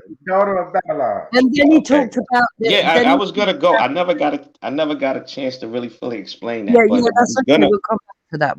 I was gonna go into. And then he went into the let Perry go. Hold on, Jukes. Let Perry go. Go ahead, Perry. I was gonna go into Revelations where it talks about Babylon the Great. Now it doesn't say America. You're right about that, but it's pretty obvious that that's talking about America. I also want to just read this real quick for you, since you want to go into science and recite what scientists say. Well, this is when people ask questions. They ask questions like, "Well, how accurate are DNA tests?" Well, look what the scientists say. It says most of the DNA companies, only test 0.02% of your DNA. Mm-hmm. Thus, the results are less accurate. You see that? Mm-hmm. So if you're only getting 0.02% of the DNA, you're missing out on millions and millions and millions of ancestors. So why you bringing that up, it means nothing. It's meaningless. No, you're misunderstanding. So they're talking about when they do commercialized DNA tests. They're not talking about when they're doing the proper genome sequence and done under proper analysis. They're talking about the genome sequence get traced back to. How far can they trace the genome sequence back to? And what do they trace? What do they use to tell you where you came from? Explain to me. How far back can they trace it, and what do they use? See what the scientists say. So. No, I'm asking you because you're using it as like a like it's the be all and end all. So I want to know from your understanding. You said I'm using it. No, I'm saying what you're trying to say. This is what the DNA is saying. So what does the DNA? What does the DNA actually trace from your understanding? What does it actually trace, and how far back does it trace it? Right. Well, it goes to ancient Egyptians. No, but what does it trace to tell people that you came from that area? The genetics. What genetics? See, this is the whole thing, right? Ribosinonucleic acid in the mitochondria of DNA. Jacob. She's just saying anything. Rich, they gonna hold on to this lie as long as they can. Do you not know what DNA stands for? No, Jupiter. Listen. It's not about what it stands for. I'm asking you, because you've come. No, let me finish. I wasn't asking for the science explanation or what you can read off a paper. I was asking you what you think about DNA. For me, let me finish.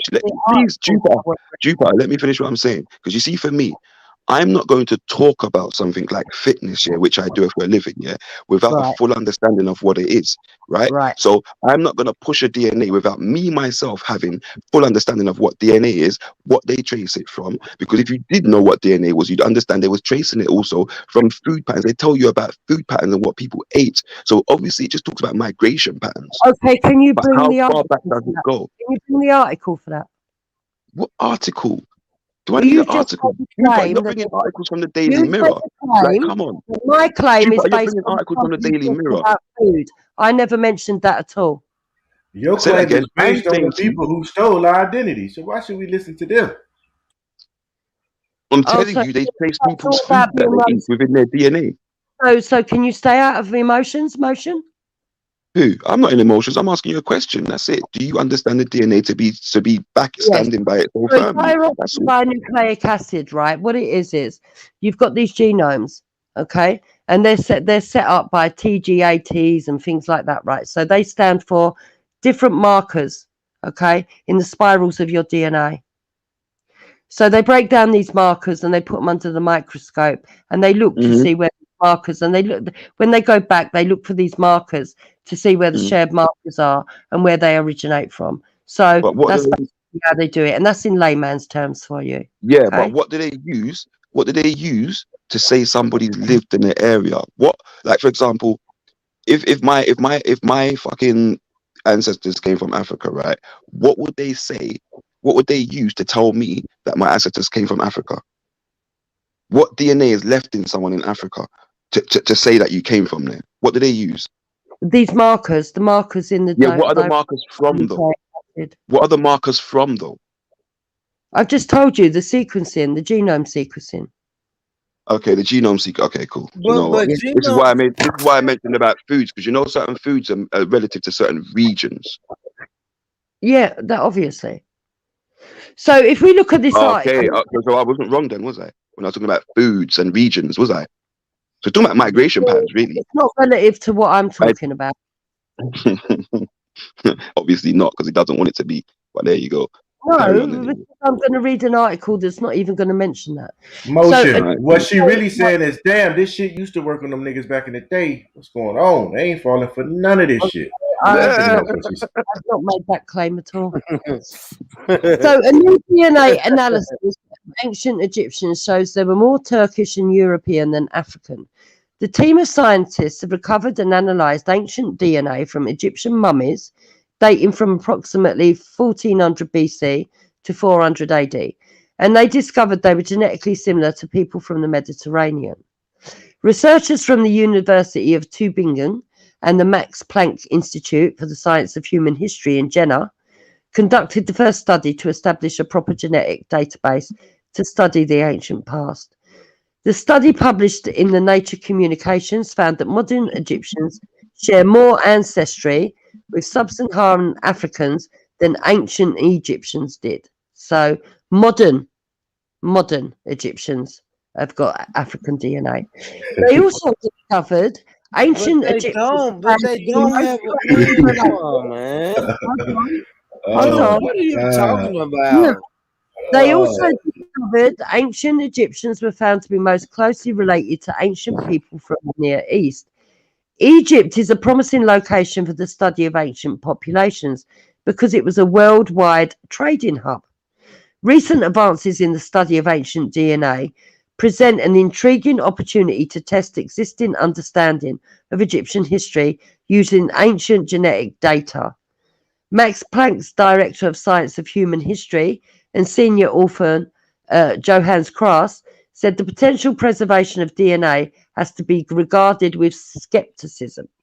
The hot Egyptian climate, the high humidity levels, and some of the chemicals used in mummification techniques contribute to DNA degradation and are thought to make a long-term survival of DNA in Egyptian mummies unlikely. Look, I'm going to give you a case in point. As a case in point, one of the most widely used genomic databases, even in the United States, the UK Biobank, consists of 95% of samples from European ancestry, making the resulting tests and research significantly less accurate for Asians, No, that's the commercial. African Americans, Middle Easterns, and Latino populations.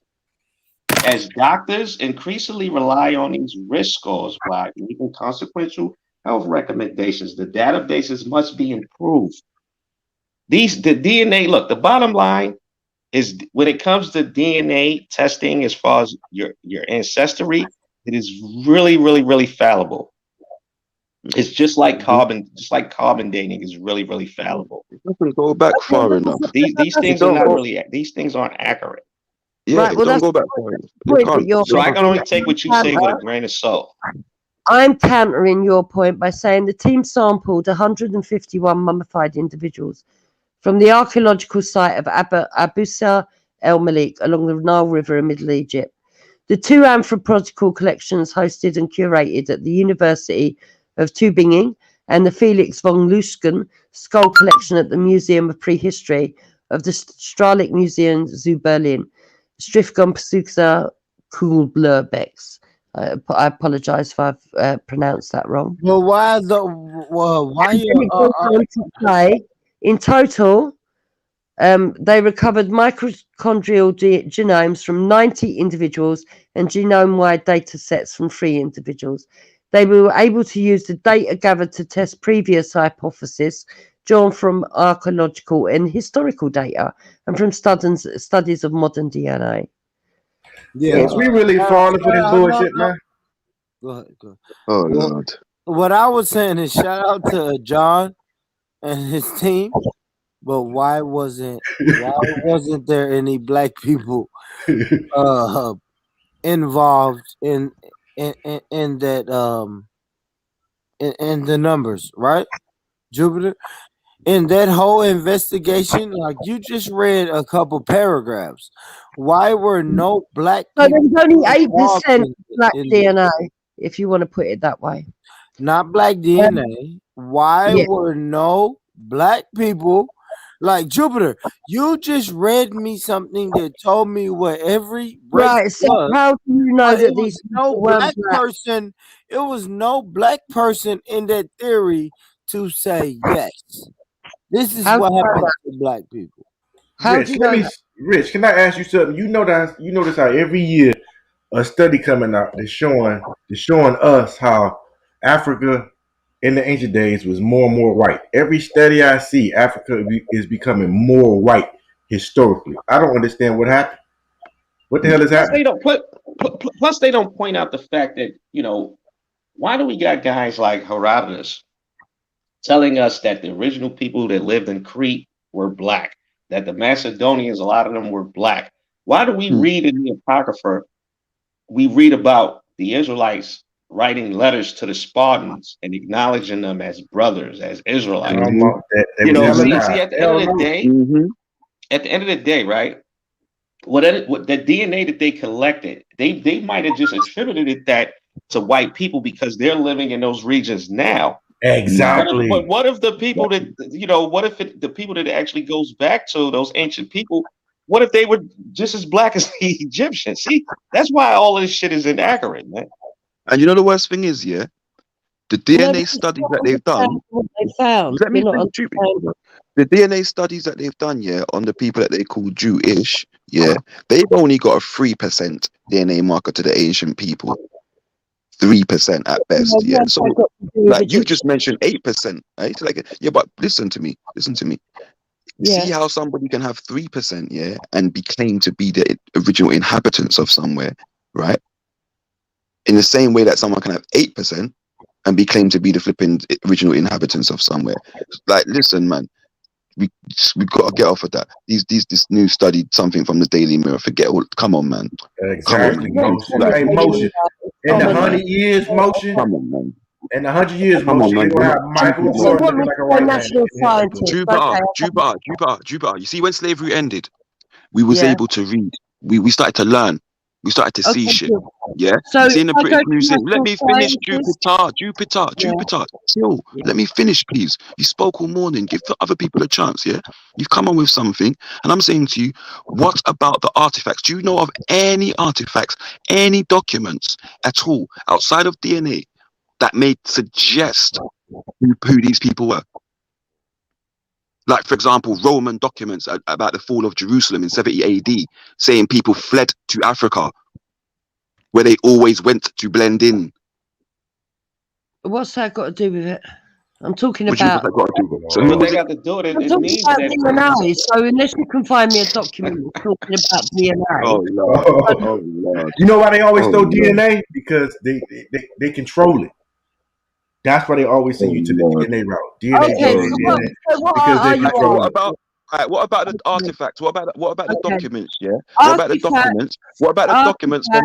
What about the documents from the Arabian slave trade that said that they freed these people and then they went into Africa? What about that then?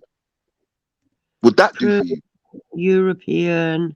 What do you want? Artifacts that prove See, European what I'm saying, man? influence in Just Egypt. ignorance. Yeah? Ignorance is unreal, man. Ignorance is unreal. It's cool. No, See, you they just want to asked get me they a want to question. get rid of the artifacts. But Yeah. what about modern scholars admitting Do you know what? that they I have got it on my book. whitewashed Yeah. history? What Give about me a that? second. There's documents that you can find on YouTube where they fully came out and said, you know, during certain times around like the early 1800s, they started to whitewash everything. They had an agenda. It was the academic field, the scientific field. They all had a white supremacist agenda where they wanted to I whitewash read that somewhere. this shit. Yeah, I read Do you that not know somewhere. So about Gert why Muller? should I trust? Why should I put that much trust in it? If Do you guys know knowing about how Gert these Muller? people get down. Do you not know about Gert Muller? What's that got to do with Teachers, Has it man. got? Teach. I'm asking you about has Gert. it Do you know got about Gert to Muller? do with genetics? So Gert Muller has a series of books, right? He has a series of books, yeah, talking about the forensic proof, yeah, and the ancient Black Hebrews, yeah. Right. Okay. That's why I ask if you know about him, and he goes into Right. He's arguing that there was no Black Hebrews. And you know, and for me personally, I don't really need all of that stuff. Yeah. Like, What was the you point know, of that? Who's saying there's no Black Hebrews? like for instance, you wanted me to prove that I America didn't want you to that prove that nothing. I asked you a you question. wanted me to prove that No, I asked you to prove that the scriptures said America. right. The scriptures Right. don't say America because America It was doesn't not say in America. exist. That's Relax. It doesn't say British neither. So Miss, are you gonna let me finish my literally. soliloquy real quick? Listen, of course the scriptures ain't gonna say America because America hadn't existed at the time. You're looking at someone that's having a prophecy. Now, why I say it's America? Because the similarities are just too uncanny. Now, when Okay. you go in, now what I was about to read in the Apocrypha, where it talks about where those 10 tribes went when they left Assyria, it says that they went to a land that no man dwelt. And it took them a year and a half to get there. And how they sailed under the Cape of Good Hope in Africa and went now, do you know that Christopher Columbus came to America based off of that scripture? Did you know that? Didn't know that. You didn't know that. See, and not only that, did you know? that's a fact. That's a fact. Do you know how many ancient Hebrew artifacts they found in the Americas? Do you know what some of the Spaniards said and wrote down in their personal diaries concerning the some of the tribes that they encountered over here? How these people knew Hebrew and how they knew about the Bible and this, that, and the third. Now, when you read the Apocrypha, it tells you how God allowed those 10 tribes to come to a land that no man dwelt. Right. Right? And they were supposed to come here and keep the laws, but they didn't. So God punishes them. So are you saying the Red Indians didn't dwell there? What? Are you saying Red Indians didn't exist? Am I What are saying you what? talking about? What did you say? Why can't you listen to let the man finish rather than equating something from what he said? Like, let him finish, man. And No, then you can understand. I'm saying that I'm saying that those Native American Indians were actually Israelites. Those were the 10 tribes that came over here. They probably came over here after they left Assyria and divided the land up amongst themselves. That's what I believe. Because Brother, do you not think some of the we have accounts of that. Brother. Meanwhile, the southern tribe, which is Judah, Benjamin, and Levi, they were still in Israel all the way up until the time when the Romans started ruling. And that's around 70 AD, they fled into Africa. So while the 10 tribes, the northern kingdom was over here in America, we were still in Africa, a lot of us, and everywhere else too. But the great bulk of us was more than likely in Africa. Am I allowed to ask a question yet, or you're scared of questions still? No, go ahead. I'm done. I just wanted to get my point across. Go ahead, say what you gotta say. Yeah, no, it just seems that every time I ask a question, people are presuming they know what I'm talking about. No, we're trying to understand what he's saying, Jupiter. But if you bark in, to say something, we won't get to the end of what he's saying. That's the point I'm making. Let him finish, then ask a question. It's not don't ask a question, it's ask it at the right time. Oh, okay. There's appropriate times. Motion. Yeah, of course. Because I'm trying to hear it too. Do you know what I mean? Like, if you're having a conversation, you're supposed to let someone speak and then you speak. You know how that goes. Okay. So first of all, I have a question for Motion actually, because I find it interesting that he wanted to come on and say that Hebrews were black. Why did you feel that was necessary?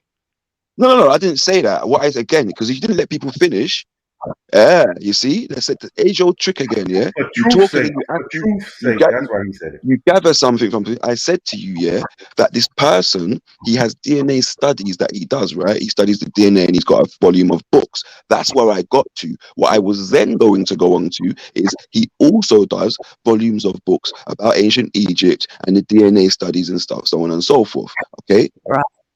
Yeah, this is why I said, do you know about Gert Muller? Right. Yeah, but why do you want me to know about him? What was your point? Why? Because he said you talk about DNA and he studies the DNA. It'd be interesting for you to read it from. Yeah, but for what purpose? Because he talks about the ancient Egyptians. Yeah, but for what purpose? What is it you want me to glean from him? I don't know. You maybe get what you get out of it. I don't know. You go and get what you get out of it anyway. I'm not here to tell you what you're going to get out of it. Read the book. It's interesting. If you don't want to read the book, you don't have to. What did you get out of it that you thought was relevant? What did I get out of it that I thought was relevant? That's not important. That's not important to me. I'm saying to you, read the book. It's not important. What made you jump on to get yourself involved to tell me to go? Jupiter, because you're coming up with all these fucking articles from the Daily Bloody Mirror. Oh, so you was in your paper. Do you know what I mean? Some rag paper. And I'm saying to you, read this stuff. No, we're having a conversation. Jupiter, we're having a conversation. You don't need to listen. There's one thing that I don't realize. Conversation before you jumped in. So what? It's not your panel, Jupiter. I never said it was. I never said it was. Chill. So chill then. Chill. You woke up. You assumed you knew what I've been here. I've been here listening. You don't know about me. I've been here listening to your shit. You assumed that you thought that I was going in a direction and you got butthurt and jumped on to argue a point I wasn't arguing. What point was you arguing, Jupiter? What was you trying to tell us? What was you trying to tell us? I didn't get that from him at all. I just think he wanted to come on and have a discussion with us. That's it. He wanted to be a part of the discussion. I didn't get any notion that man was butthurt or wanted to come on here to fight with you. He just wanted to be a part of the discussion. Bro, and this is the worst thing is, you just said something a minute ago, about the tribes being in America, and I was going to ask you, do you think that there was a bulk of them or a big portion that stayed within those regions as well and other regions, like going out towards the Indians and things like that as well? I have no idea. I believe that the Israelites started to become scattered, way before that, but I believe that the bulk of them was always in certain places. Now I believe that America is Babylon the Great. And I believe that it would only make sense that the bulk of the Israelites would be here. Okay, Israel was everywhere. Israel was pretty much, everywhere. Hey Harlem, in the Apocrypha, right? It talks about Osiris. You familiar with that? And Second Esdras. Say that again, brother. I didn't get that. Are you familiar with Second Esdras 13 in the Apocrypha? You talking about Artaxerxes? Yeah, that's what I was reading. I was just reading that when I was reading the thing for the sister, Juke. Yeah, that's what I was reading. Cool. And Christopher Columbus. Second Esdras chapter 13. Yeah, he identified that as America. Pimo is saying that the people that were in Americas, the original people, don't have the right haplogroup, and therefore they are not your people. They are not I think Israelites. Jupiter Yeah, on that I one. I mean, think hey, I that's think what if I'm they saying. go Like from sometimes go on, He's bro, go the on. thing entitled. that the things that make sense, the things that make sense to me, and that's pretty obvious. Sometimes science miss it, and I get it. Your science is inaccurate. I just explained to you why it was inaccurate. Okay. So I So don't, you don't I don't have to. silence, Like I said, I you don't. believe something written There was in black. that can be There was changed black by. native tribes. Oh, sorry, I can't even hear you, Jupiter. Properly. Your reception's kind of bad, to be fair. Okay, well, I'll tell you what. Seeing as it's become really boring, and you don't want a two-way conversation, I don't mind leaving. It's okay. Dude, I just said I can't No, hear come you. Your on, Jobes, reception is Bye. Jobes, bad. Jobes. Don't Bye leave, bye. don't leave, Jobes. Don't leave, Jobes. Stick around. We cool. We gonna do this civilized. We good, man. Just relax. Well, I was doing this before. I was talking to, is it Neo? I was talking to him about the scriptures, and I was trying to investigate the scriptures. And for some reason, everybody's going off on a All tangent. right. Well, let's look. Let's go back in the scriptures. Okay. Yeah. Let's not take it to So, the DNA and all that. Let's just talk about the scriptures. All right. so in the script, no, because it's interesting. So in the scriptures, you're talking about Assyrians who did the slavery. Okay. Yeah, well, yeah. Well, every nation, according to the Bible, Every nation had us in slavery. right, and every according to the scriptures, every nation is gonna pay. Even the Africans that look like us, even the Hamites, they're gonna pay too. Every nation had Israel in captivity, not just the Assyrians. Okay. And you believe that And all your people had us in the worst form of slavery. Okay. I'm asking questions. I'm not making statements. So, and your belief is that none of the Israelites can be any other color but black. No, I never said that. I believe, I believe it's possible. Like I don't know. You can be an Israelite. Who knows? It's according to the. I know one thing. But it's obvious that the Israelites are black. But yeah, there's possibility because look at it like this, right? If 300 years ago your father was an Israelite and then he had a white woman and had kids with her, and then his son had a white woman and had kids with her. Let's say this went on for like 300 years. Don't give her a loophole. She's gonna take that and say all of them became white. Don't give her that loophole. 300. Hold on. Well Relax, done. Jokes. Let me just finish. 300 years down the line, those people will look white. But guess what? You can't. You are what your father is. You can't kill that off. Yeah. There's a black dude on YouTube. His name is This dude is a clown. What's his name? That he always debating the Israelites. Vocab. No, not him. That's a white guy. It's a black dude. He runs with Vocab though. Is it G-Ka? G-Man. G-Man. That's the faggot. You cannot tell me that G-Man is not an Edomite. He is a chocolate-covered Edomite. He's an Edomite. His forefathers probably, if you go back down his line long, if you was able to do that, no one's able to do that though. But if you was able to do that and find out who his fathers was 400, maybe 1,000 years ago, I bet you would go back to an Edomite. But Harlem, look at what you did. You got every heathen in the chat saying yay, hooray, because that's the narrative they're sticking with. There's only one white person in the chat, so you. I also said heathen too. Heathen. That covers a lot of you. Well, I wouldn't call him a heathen. I mean, he's Christian. That's why a heathen is any non. I know you wouldn't, but I'm saying it. So you got them in there saying yay, and that is the loophole they was trying to use to say that's how the tribe of Judah and all the other tribes. You got to be quiet, man. That's the loophole they were looking for to say that's how Israel became white, all white. Right, but you know what, brother? That's exactly why Christ said he's going to have to separate the sheep from the goat. Remember the scriptures in the New Testament where it says that the enemy has planted weeds amongst the crops. Tares. There's a lot of tares out here. So So you know, that's why Christ got to do the separating. And You know, people dismissed it. So well done, Perry, for understanding genetics. Well done.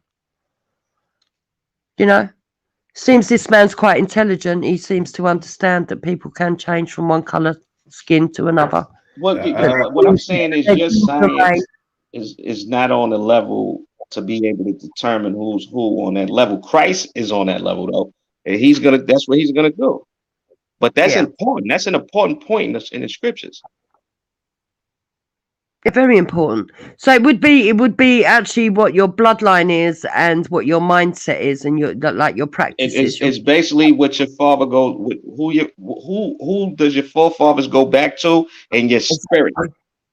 It's because it's a spiritual thing at this point. Of course. The damage is done. It's a spiritual thing at this point. I'm not saying no, we are Israelites. It's obvious that the Israelites are, the people over here, we're the Israelites. But I'm saying that at this point, I would agree with you that Israelites are probably black and white peoples. Yeah. Oh, look at I mean, look the Bible tells you that in these days, see, the reason why I say that we're Israelites is because we fit the prophecies of the Israelites. There's nowhere in the world you got a people that fuck better than everybody, fight better than everybody, dance better than everybody, sing better than everybody, do everything better than everybody, built America, the greatest country in the world, the whole world ate off America, and yet they on the bottom. That's biblical shit. That's why Kyle be on our motherfucking dick, because he know we the best. Okay, can you bring the best. And that's why they ain't get rid of all of us. Could you bring me that godly scripture that says black men fuck better than anybody else? Oh, no, I'm just saying, everybody knows that. Come on, come down. That's why you married to a black man right there. Look at this devil. Hold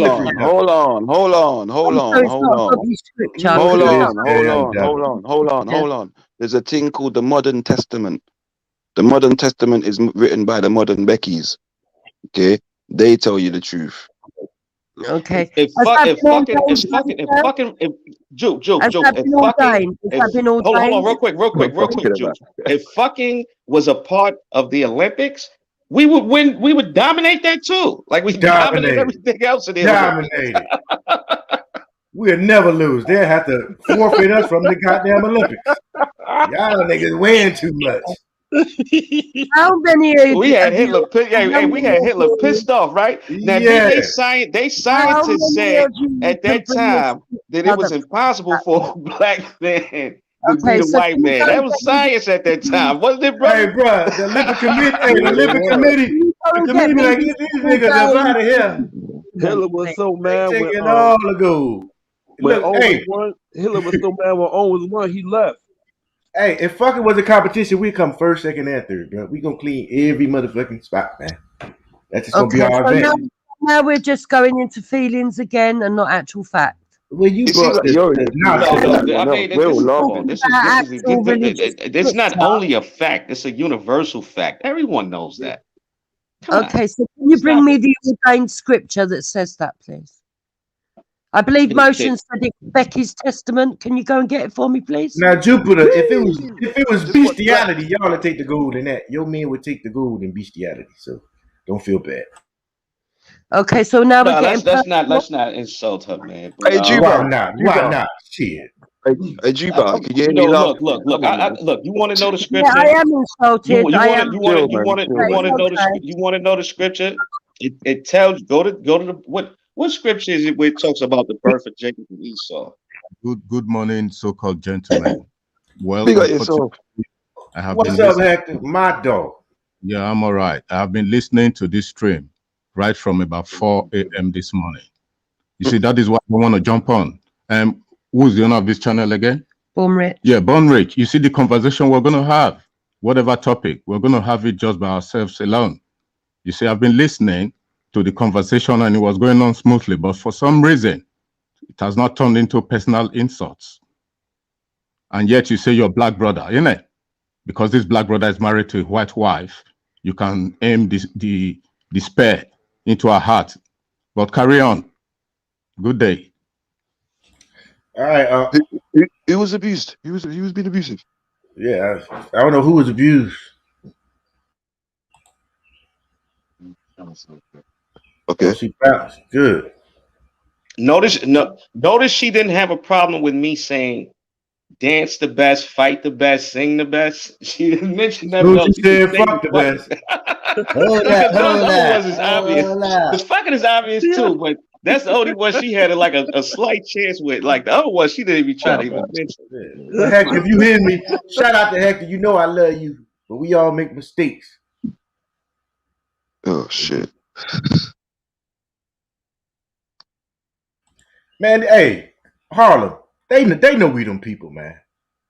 I mean, it's They pretty know we obvious. Like I said, them. bro, I don't have this. Look, this thing is what I mean by like a spiritual matter is obvious. Like it's just something that there was a time where I didn't believe that. I thought that the Jews were really those white people over there. Like but but once you get wisdom, it's obvious. It's pretty obvious.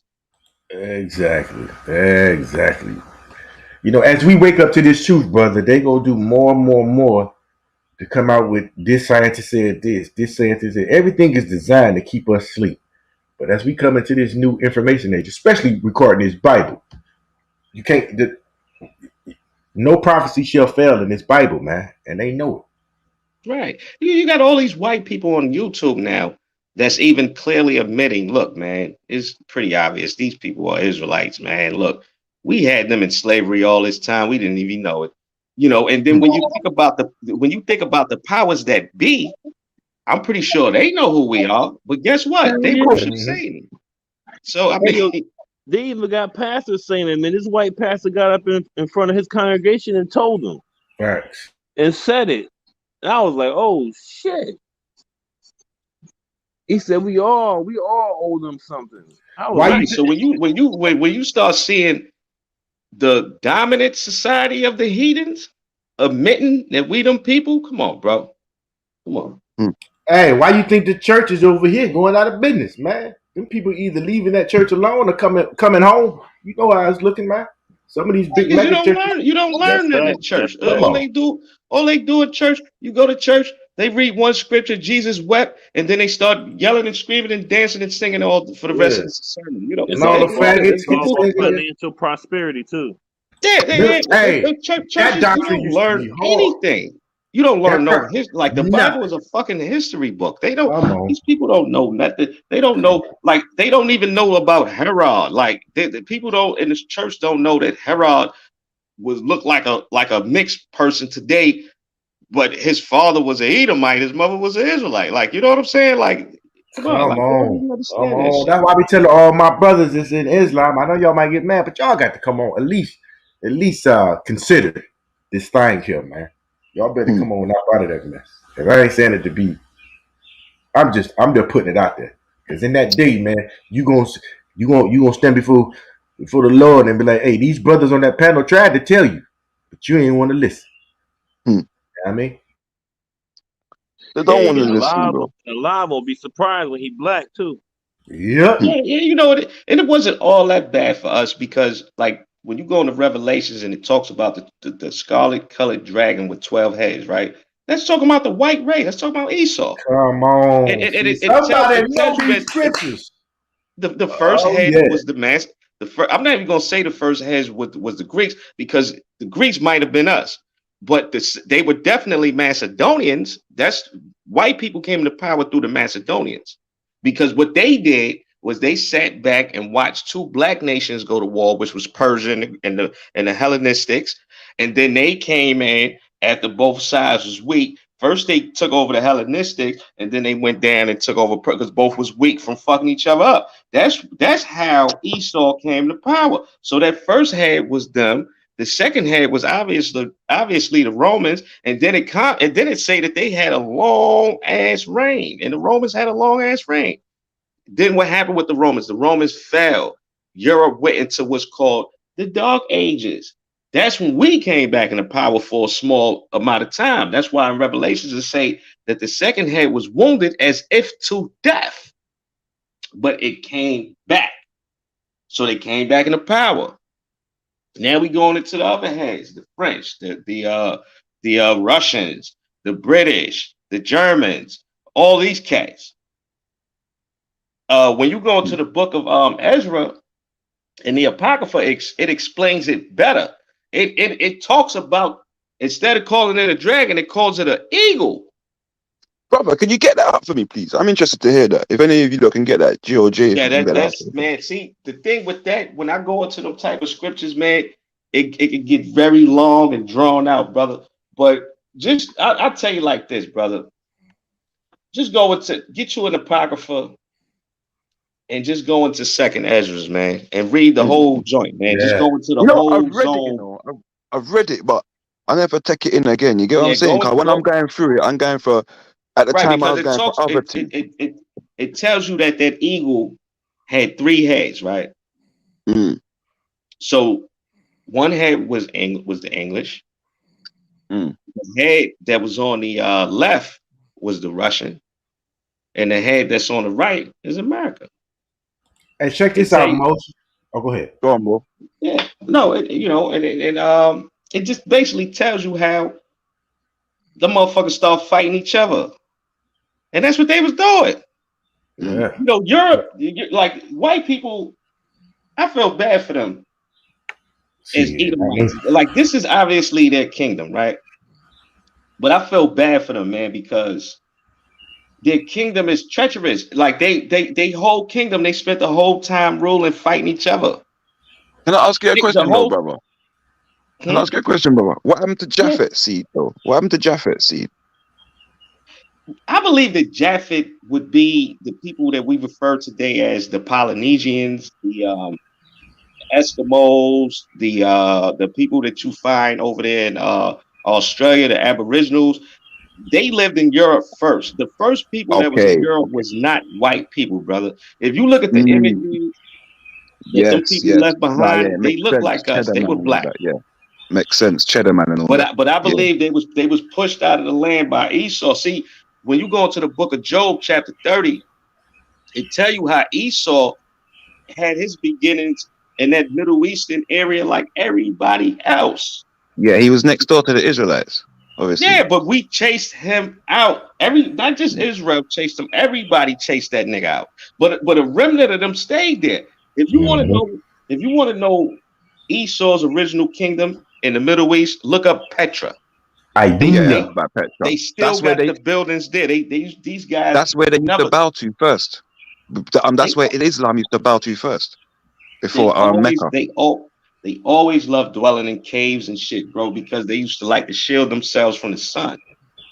But a lot of them was chased out of that area, and they ran into the Caucasus Mountains, and then then you could go into Herodotus. He talks about a lot of the white people. He look at them like they wasn't shit. He said the only ones in them that was somewhat all right was the Macedonians, and that's because their close proximity to the Hellenistics. But other than that, they was like, he talks about how savage they was. When he goes into white people, he shit on them. And what I like about Herodotus is he gives you an ancient perception of what was going on, because this dude was a historian going back to like 495 BC. Yeah, because I'm not gonna lie, brother. I've seen Canaanite deities.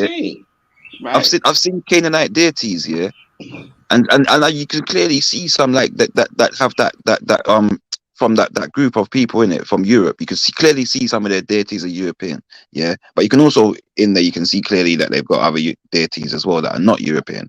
But that makes sense still because they were in there. All right.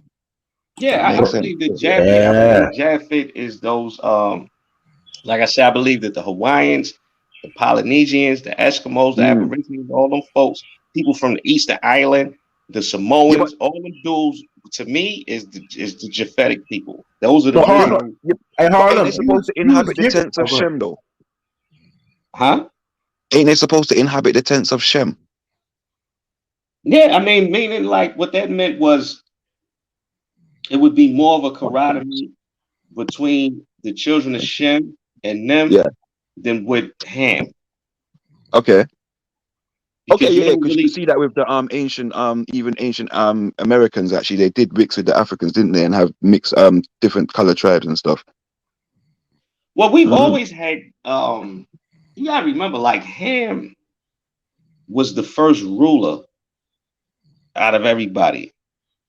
You know, Ham like was because before I honestly believe before Nimrod came on the scene, everybody was keeping God's law. Like God had a covenant with the whole earth. But Nimrod kind of fucked that up for everybody because everybody started following Nimrod. That's the whole point of God making us. He was like, you know what? Fuck these people. I'm gonna create my own people, and that's who I'm dealing with.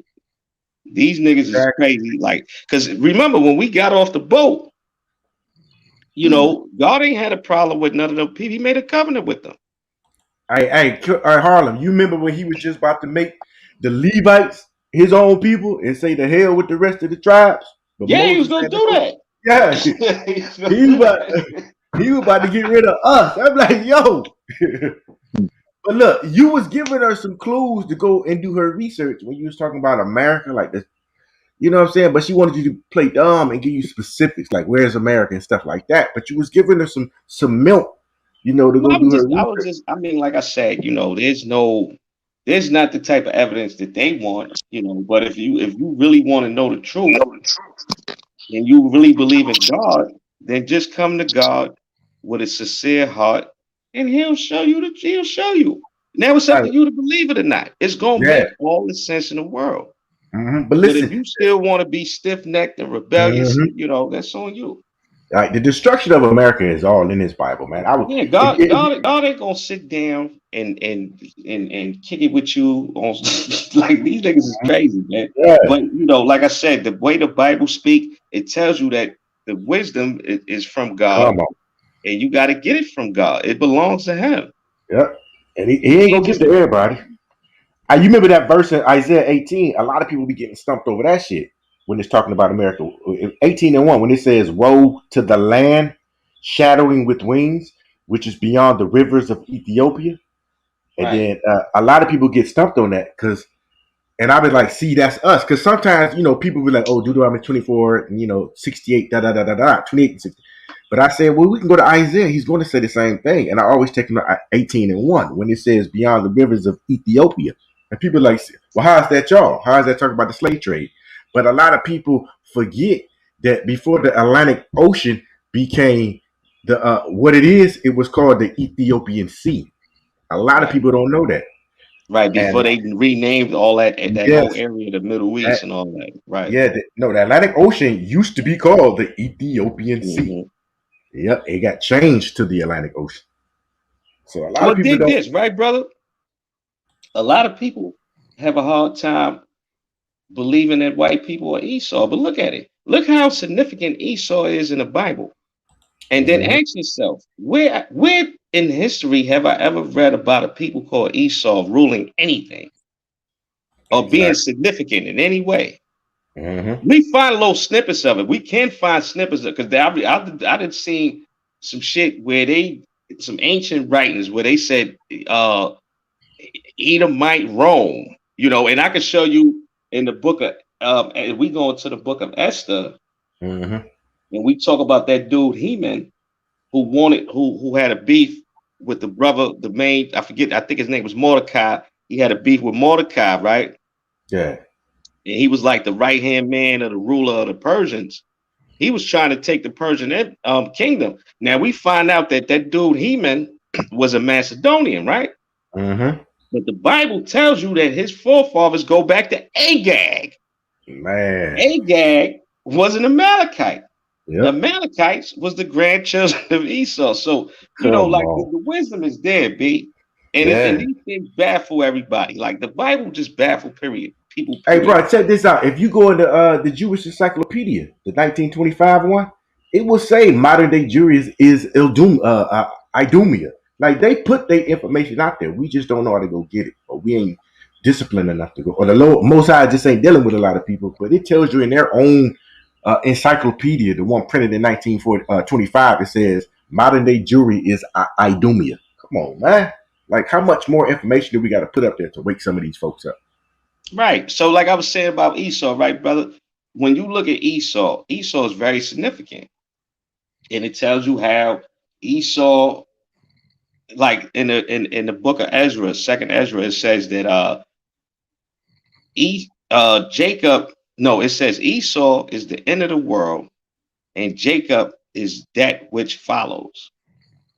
So that's letting you know that Esau is going to be ruling the world in the last days. Who's the people that Jesus Christ is going to kick off the throne and take over from?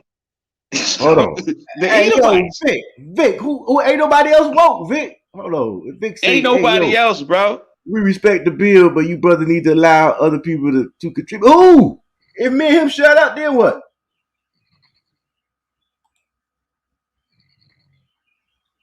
Vic, you playing games, man. I thought we was I respect the bill, brother. Like whoever want to talk, go ahead, man. I'm in mute. I'll fall back. I'm gonna fall But back I'm just too. saying, like, the point that I was making though is that the Bible ain't gonna straight up say, yeah, Esau's gonna be the modern day white man. It don't work that way. Just like it doesn't say, Babylon the Great is gonna be modern day America. But what country sums up spiritual Egypt? We know why it's called spiritual Egypt, right? Because we were slaves here. Exactly. We know why it's called Babylon, because it's a bunch of foolish bullshit taught here. Like a man can be a woman, right? Exactly. And we know that they call that shit spiritual Sodom and Gomorrah because nobody pushed homosexuality more than America. Revelation. So Revelation. I mean, it's obvious. Who else could they be talking about? Like when you go into Isaiah, I believe Isaiah chapter 14, where it talks about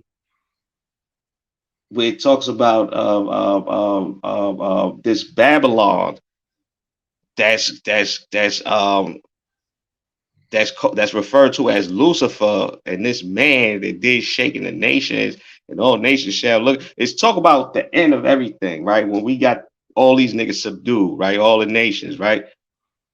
We know that it's not talking about Babylon because when this prophecy was spoken, there was no Babylon, right? So I mean, come on. I hear people say that, like, yeah, that's a prophecy about Babylon. How? And where in history did Israel conquer Babylon? But yet this prophecy is telling you that Israel was going to take these people of Babylon the Great into fucking captivity. Well, where did that happen at in slavery? I mean, when did that happen at in history? Come on. So it's like these things are obvious, man. It's like people either you're just too ignorant to understand it. And what I mean by that is you don't have a close relationship with God. So you just don't have the wisdom. Or you do know what's going on and you probably getting a fucking check to keep the bullshit going. See, dog.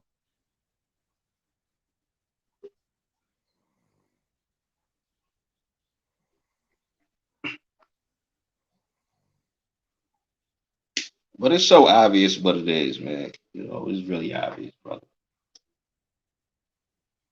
Yeah, do you know anything about Ogosos? You get what I'm saying? Because that's from my dear brother Hector's wife. But I think it's got something to do with Benin. But like I said, what's in Benin right now has nothing to do with us per se. Right. And what's in Benin right now has nothing to do with who was in Benin, let's say 800 years ago. That's what I'm trying to tell her. It might have been a whole different set of Hamites living there. Like, we could have been there. You know what I'm saying? Like, we ain't there no more. Not the numbers that we was before anyway. Exactly. But my whole thing is, I was talking to her earlier. I was like, what Benin is today, it used to be called the Kingdom of Judah. When 70 AD, when they fled into the interiors in Africa, the Kingdom of Judah, if you look at some of the maps going back to about 1747, really from 1500 all the way to about 1805, all the cartographers had the Kingdom of Judah, what is known as Benin right now. You get what I'm saying? Right. And then the Kingdom of Dahomey sold us, you know what I'm saying, and to the white man. You get what I'm saying? And it eventually came known as the Kingdom of Dahomey, then Benin. You get what I'm saying? So they took over us and changed it to Benin. So the old ghost and anything she's about to say about Benin has nothing to do with us. You get what I'm saying? That's going to be the people who came and conquered us and sold us. So asking me about Ogos is nothing. And she keep telling me that we want to go back to Benin. No, we don't. We was hiding out in Benin. You get what I'm saying? We want to go back to Jerusalem. You see what this dude wrote? Muhammad Hamdan. wrote 85% of Israelite Jews are Muslim today throughout North Africa and the Middle East. They still tribes. And this is what I was talking about, brother. When people say stuff like that, that does not fit the narrative of the Bible at all. Come on. Bro, You know what fits the narrative of the Bible when dealing with the Middle East? Mm-hmm. Ishmael shall be a great kingdom, and he shall be called a wild man, and his hand shall be up at every nation, and every nation hand shall be up at him. That fits your people over there in what's called the Middle East today. Come on, man. And look, if you want to get more deep, it talks about the war that y'all having right now with this white man. Come on. You know the Bible goes into that, right, brother? Yep. No, you got it. I'm listening. I'm just excited that you know I'm on here with I'm somebody not who knows saying that there's no Israelites over there. I'm pretty sure it is. But we all know that the bulk of the Israelites are going to be in the hotbed. The scriptures say, they shall no longer say how the Most High brought the children of Israel out of Egypt, but they shall say how the Most High brought the children of Israel out of the land of the north. Yep. And it says how the congregation of Israel sits in the land of how the congregation of Israel is in captivity in the land of the north, and their oppressors sit on them on both sides. And what do you think this land of the north is? Man, they know what it is. But like I said, every time somebody say, bring up they were Muslims, I said there's nowhere in the Bible, in the records, that you can find any Israelite ever calling themselves Muslim. So how do we retroactively go back and start calling them Muslims? They never called themselves Muslims. Yeah, the whole Muslim thing. Yeah, look, the whole Muslim thing, let me crush the whole Muslim thing real quick, right? The whole Muslim thing is a plagiarized version of the Bible, bro.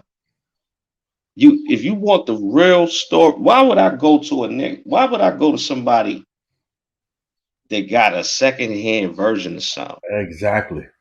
I don't want a version of if I'm a kid, I don't want a toy. If I want an Avenger like the Incredible Hulk, right? I'm not gonna go to the Dollar Tree store and get a version of that says, instead of Avengers, it says the Defenders. And instead of the Incredible Hulk, it says the Incredible Guy. That's a ripoff. I don't want that. Even when you read the story of Moses and Aaron and how they confronted Pharaoh and his staff, the Magi's of Egypt staffs turned into serpents. That's in the Quran, that story. But when you read it in the Bible, it's way more detailed and it makes sense. When you read it in the Quran, it sounds stupid. It's like all they did was pull headlines. Yeah, they pull headlines from the Bible. Yeah, it's like a twist to it. Yo, when you read that shit in the Quran, it sounds retarded. It's like throw stick on floor, stick became snake. Check this out, bro. They always tell me that the Quran came to confirm the Bible. And I'm like, confirm what? Your destruction? Does it confirm Psalms 83? Because if it's confirming the Bible, then you should go to Psalms 83. And it's going to list the enemies of Israel. And guess who's up there? The tabernacles of the Ishmaelites. So so the Bible is confirming your destruction.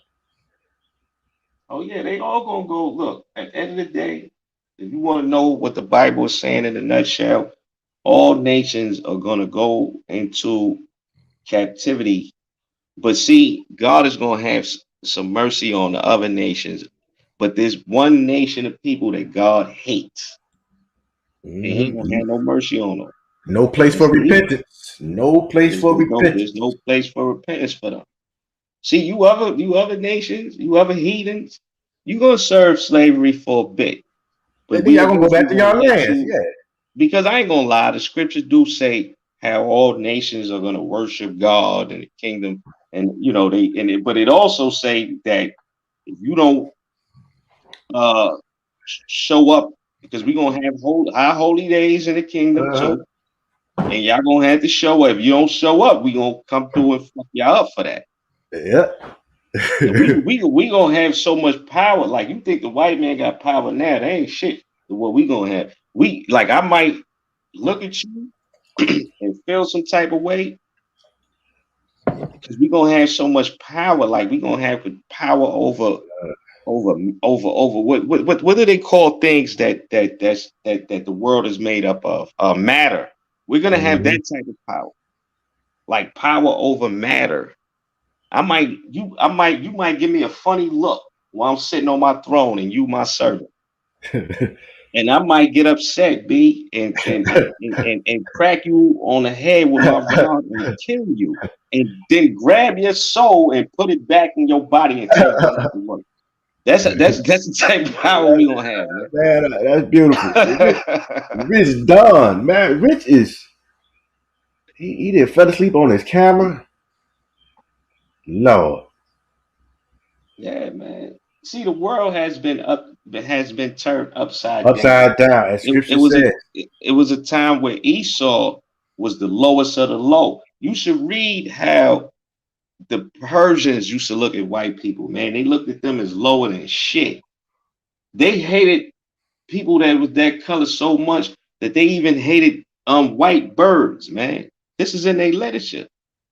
But the world has been turned upside down due to our disobedience. So now Esau is looked at the greatest. But the Bible said this was going to happen from the beginning when he was born. Exactly. You shall also have the fatness and the dew of the earth. Yo, Rich, is you trying to let go ahead and you shall break your brother's yoke off your neck. So when Esau had his, that's why I like to humble white folks and let them know that, yeah, it was a time when y'all was our servants. And y'all gonna go back into that. It was a time when we got so mad at Esau when they rebelled from up under us that and this was under Judah, we took them motherfuckers up to the highest mountain we could find, and we were just throwing them off that motherfucker, man. You can read that in the scriptures, man. That's why the scriptures say, how happy shall we be when we dash your little ones against the stone. Yeah, man, because y'all did that to us.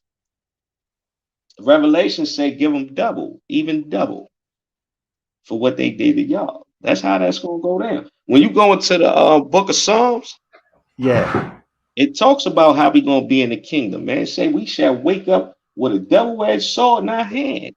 Yep. We shall bind the kings. Man, we gonna do y'all niggas dirty. I'm telling you. Because the Bible said, he was trying to punish this, but these heathens, they forwarded the affliction. I mean, they overdid that shit. You get what I'm saying? Oh, they had their chance, bro. Like these dudes actually went to when you go into the book of Daniel, right? I believe it's Daniel chapter 3, verse 6. I could be wrong. I could pull it up though. But it tells you how they were giving a time, 2 times, and the dividing of times.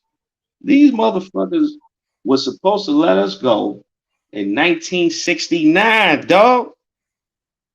Instead of them setting up, that's when the truth hit. That's when the truth hit us, bro. Instead of them setting up them people over there in Israel, they supposed to be setting us up over there in 1969. They could have avoided the bullshit, but see, God said, "Nah, y'all did too much. Like, I let you take my people into captivity, and y'all niggas went overboard." You know what happened in '69, bro? You know what came out of '69? It was a good year. Oh man, come on, man. That's when Martin Luther King died in what, 68? Yeah. He told the world that we was Israelites. His last speech, the mountaintop speech, man. Malcolm told y'all too. Malcolm told us too when he woke up, man. Right before they killed him, man. He said, "I'm gonna just tell the truth, man." I tell you today, man. I truly believe this. I tell people all the time. If Malcolm was alive today, he'd be an Israelite. He wouldn't be in that Islam shit no more. Let me tell you something. Kennedy knew we was the Israelites, and he wanted to set it up. He got rid of his ass too. That's why What the Bible say when the devil curses himself, Yeah, Rich, you still up, man? Because I ain't expect to be up this long at all. God damn, but the conversation was good. But I knew Jupiter was gonna come over here. I've been. I don't gotta be to White work privilege. to. I don't clock in for work until 5. So Okay. like these are my hours when I'm not off from work. Yeah. These are my hours, Yeah, man. But it was good, man. But I love talking about the Bible because I just wish more of us understood it. Like people read the Bible, but I tell them you got to get taught this thing. First of all, the Most High got to be dealing with you, and after that, man, you got to actually get taught these precepts, man, or you'll get lost in this thing. They not a lot of these guys are not in the zone, man. And like I told you the last time, I was up here, right? My father is a Benjamite. My mother is a Judite. I was raised around Judites. And Hold on, brother. Big up G man. Man, what the hell is a G man? Hey, Vic, we ain't even on the same page no more, man. I was trying to show you some love. I was trying to, look at you differently. But you went back to Victor. You see what happened when Jupiter come around? You see when white people come around, you just go back to goddamn simping and you one of them lukewarm niggas, man. That white woman come around, you just showed out. I don't want to give no good cuddles. That fat nasty white chick. Yo, it's a channel called what's the name of that channel? The black guy, right? He be tearing G-Man ass up. Yep. This nigga went to a fat, white, stinking ass, and G-Man is a dirty nigga. He's a bum. If you look at him, he's dirty and filthy, like he stink. He went to that white woman house, and she was feeding his black ass chicken and watermelon.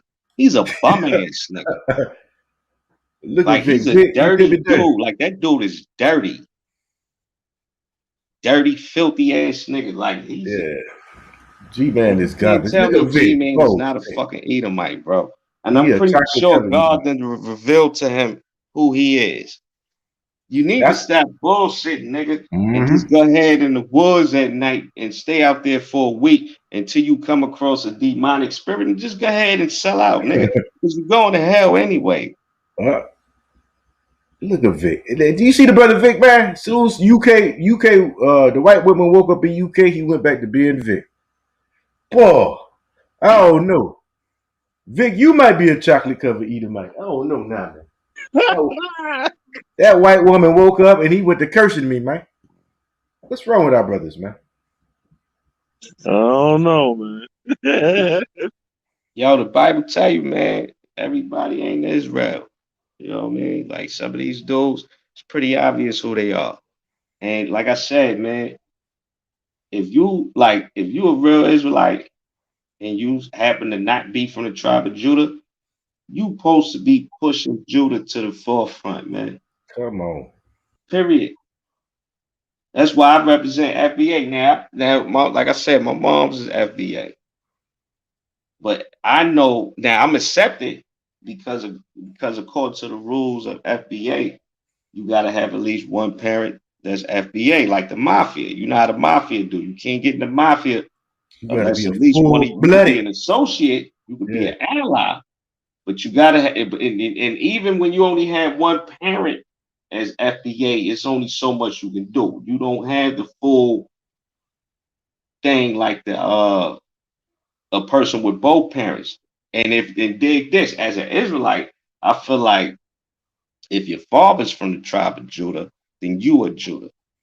But since my father's from the tribe of Benjamin, I'm a Benjamite. But I ain't tripping off of that, nigga. I'm gonna ride with FBA over Benjamin and over all the other tribes. You know why? Because it's only right. Judah is the one the Most High set up. Period. If it wasn't for Judah, my father wouldn't have had the opportunity to come to America and meet my mother. Because the immigration laws over here was pretty fucked up. But look, when I tell people that, they act like I hate the Caribbeans, but I just be like, you know what I'm saying? I be putting that shit out there like, yo, we went through a lot of shit over here. You go talk to my grandparents when they were in the land of the living.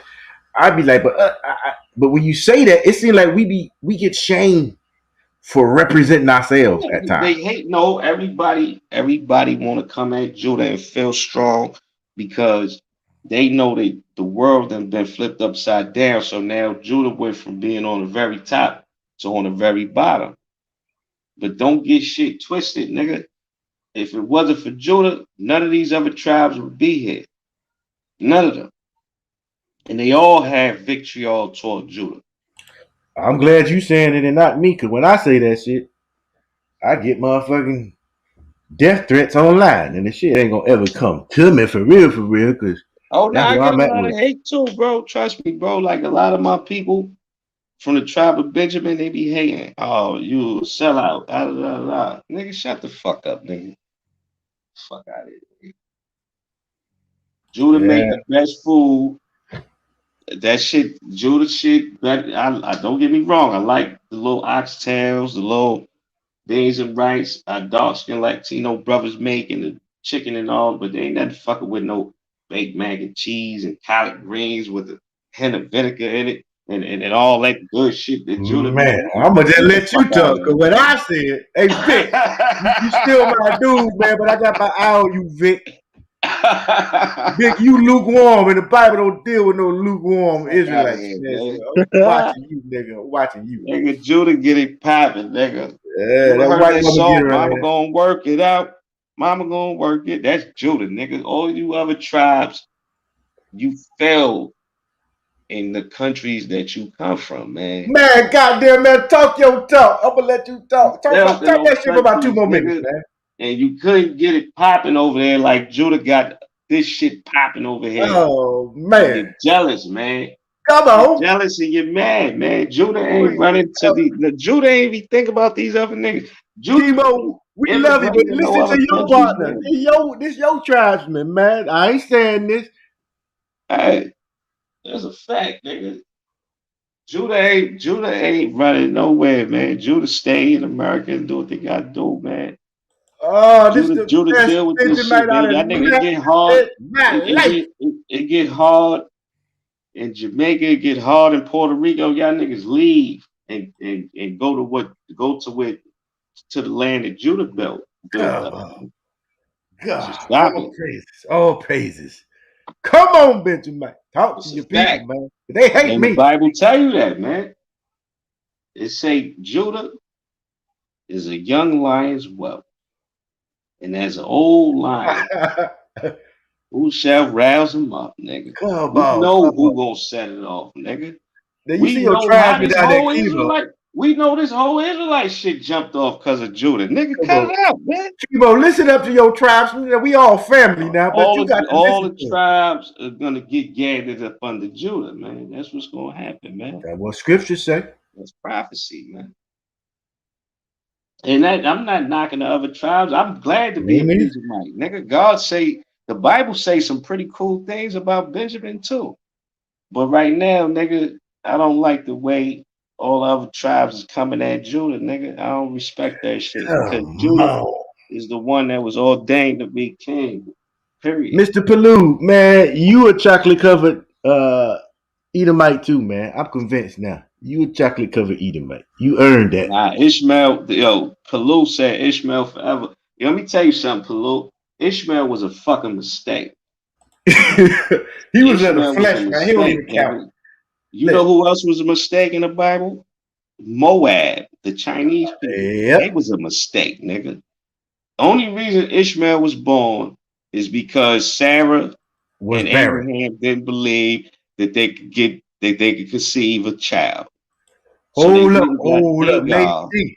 Lady D, you can't come at my brother like this. She gonna talk about she. I don't give a fuck. Stop playing, Listen, man. let me tell you something.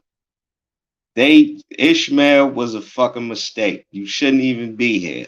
And that goes for Moab too. The only reason Moab silly ass was born is because the daughters thought that the world had ended and they got their father drunk and had sex with him. And that's how you got the Chinese, the people from Cambodia, Thailand, Philippines, and them Japanese motherfuckers too, because that's And Ammon. Harlem. We gonna have to come on my platform one day and just have some Bible study, man. For real, Oh hell yeah, brother! I'm with that. That's what for real, man. But let's keep it real. You know, Ishmael was a mistake, man. The goddamn mistake. I tell people all the time, right? If you look at the Bibles, because an old head taught me this, right? And he say, because he was, I watched him when I was younger, right? He was out on the streets. He was in Harlem, blah blah blah. So he was like, Ishmael is from Abraham. He said, let me get the precept for that. Man, he pulled up Genesis. I think it was 16:16. He said Ishmael wasn't even born under Abraham. He was born under Abram. He said the Most High knew what he was doing. He didn't put him a part of that covenant name change at all. You get what I'm saying? So when people say when it says Abraham's only son, that's actually biblically correct. You get what I'm saying? Right. Because Ishmael was actually born under Abram, and the Most High only recognizes the seed that Abraham and Sarah produced. Anything outside of that is of the flesh. Right. Well, Abraham had affection for Ishmael, of course. But see, Sarah, and that's another thing. We can't underestimate our sisters, because all throughout the Bible is certain narrative when we deal with our greatest patriarchs. It's times where they was wrong and their wives was right. The sisters held it down in the Bible. That's why I go hard for them today, man. Because I be like, yo, Deborah, all them people, they held it down, man. Right. Because Abraham was like, nah, like if it was up to Abraham, Ishmael probably would be, I don't know. Would have been fucked up if but God was like, nah, it don't work like that, brother. Listen to your wife. Get him up out of there. You gotta stop all that hating, man. Now your brother said what he said, man. You can't take that shit to heart, man. Yo, man, Shorty said, that's my sister. I got love for her. But she said she's obviously a West Indian woman. But she said that I'm a Benjamite. She said I'm denounced from Benjamin. We'll dig this, man. Benjamin had his chance to be the king. The first king of Israel was Saul, and he fucked up and he did a lot of dirty, wicked shit. And his son kind of made up for a lot of it, but at the end of the day, Benjamin, did some fucked up shit, man. And then Benjamin had that episode when we almost got wiped out too. We almost got wiped out, but the other tribes had mercy on us, mainly Judah, and was like, nah, we don't want to see us lose another. We don't want to lose a tribe. So they restored Benjamin back. You know what Benjamin did to that Levite, that Haitian brother, when he came to the town with that woman, and Benjamin did some foul shit. And even to this day, Benjamin is bugged the fuck out. Like Benjamin be wailing too. Y'all niggas like to talk shit about Judah. You go to Jamaica, it's violent as hell. Benjamin be wailing. And what's up with them silly ass dances y'all be doing over there? Talk to him, man. Goddamn, we're gonna mute body slamming a bitch on her head and all that. Like y'all niggas is crazy. That what they doing over there? Judah don't do all that, nigga. Stop it. Come on, man. Woo, boy. What they call that shit? Daggering? Them niggas be bugging the fuck out over it. Man, no, they don't. All type. Them niggas be putting feathers in their head and skin bleaching and all kind of shit. See, I'm a Benjamite, but I didn't grow up under the Benjamin culture. I came up under Judah. Like my mama was Judah. My father was in my life. He sent me money. Yeah. But I came up under my mama, You said they got feathers and shit going on down there. God damn. Chemo, talk to me, man. You ain't never bring this up, Chemo. You kept this shit a secret down there, man. All the year we've been knowing each other on this here platforms, man. You ain't telling me what's going on like that. Oh nah, man. I never really dwelt on that too much. Yeah, and I'm just messing with Chemo. Yeah, man. Lady Divine, y'all Judas be dancing like girls, jumping all over the place and call us dead. Yo, you right about that, sis. These niggas be bugging too. Judah be on some bullshit. You know Yeah, what I we mean? be on that bullshit all the time. The whole Israel be going off, man. But we not gonna sit up here and act like Judah ain't who Judah's supposed to be, and who Judah, you know what I mean? Like, if we gonna get anything popping, nigga, it's gonna go Listen, through Judah. let me tell you a You know? story, Kinfolk. Chemo got me so mad one day, man. I was in San Diego and drove to LA to fight this nigga. That's how mad he got me a couple years ago. I was looking for that motherfucker. I was like, man. He jumped on the Everybody be panel one getting day and played started on. talking that shit. And I just happened to be in San Diego at the time because I was teaching. Shit. What's going on, Sosa? That's my hot. Sosa Israelite. Salute to Sosa, man. What he Israelite here, Latino brother. Who is that? Sosa. Is he Latino? No, Sosa is a female. She's a female. Oh, she a Latino chick? Black Yeah. chick. Oh, okay. Yeah, they. I No. believe. She's a black chick, a Negroid. Right. Nigga. Well, I believe. Yeah, I believe that the Latinos of Negroid descent are Israelites, but not the I believe not the white ones. You know what I mean? Yeah. Some of the I'm white on that. ones might be, but the ones of Negroid descent definitely. You know what I mean? I thought she was Latino because her name is Sosa. No, she Negro. She a what? What tribe she from? You gotta ask her. I forgot. What tribe you from, Sosa? Jamaica. She from Jamaica. Some shit. Yeah, Jamaica. Oh, she from Benjamin. Okay, that's what's up. Jamaica and Nigerian, I think, but I don't mean to tell her business like that. But pretty much Jamaica. Is she? I don't know. What tribe? Well, okay. Sosa, where your father from? Nigeria or Jamaica?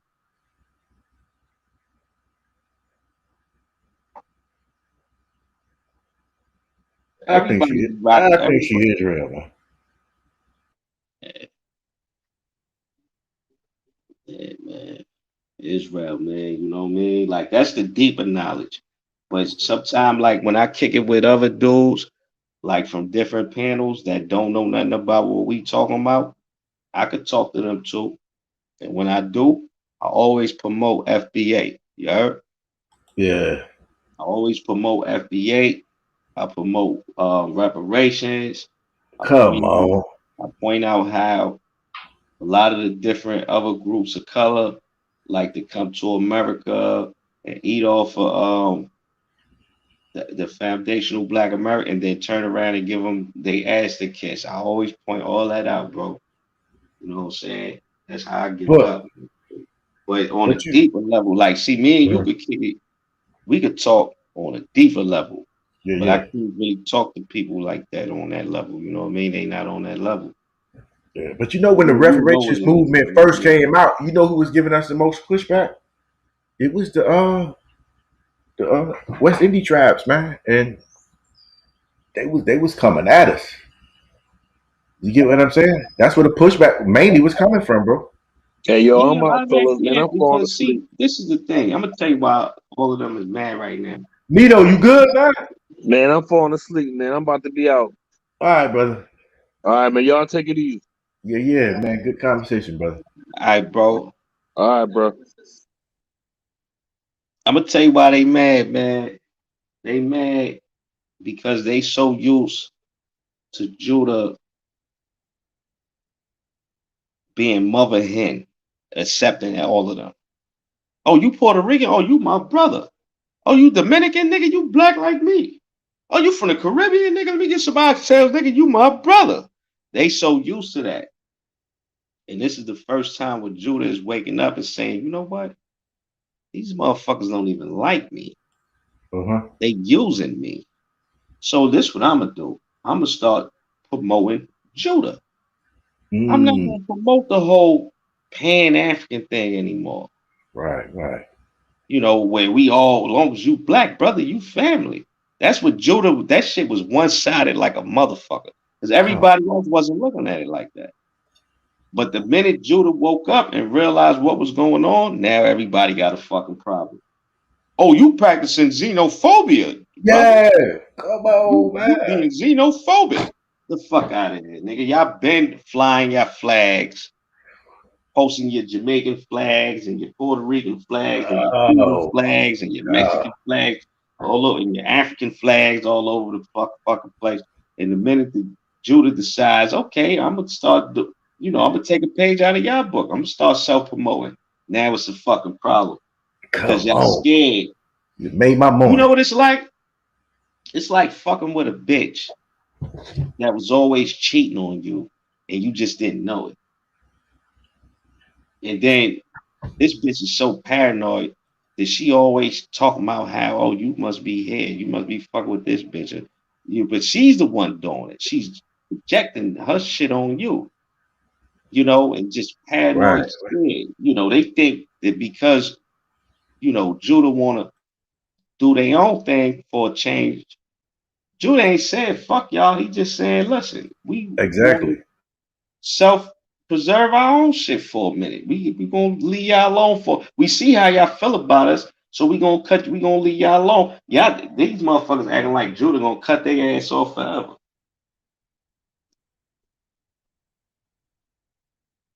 That's how a nigga female be feeling, you know what I'm saying? Like if you show any sign of distance or like, this bitch scared to death. Like, oh, well, you must be messing with another girl, but you gonna leave me? And nah, man, we need to get our shit together first, man.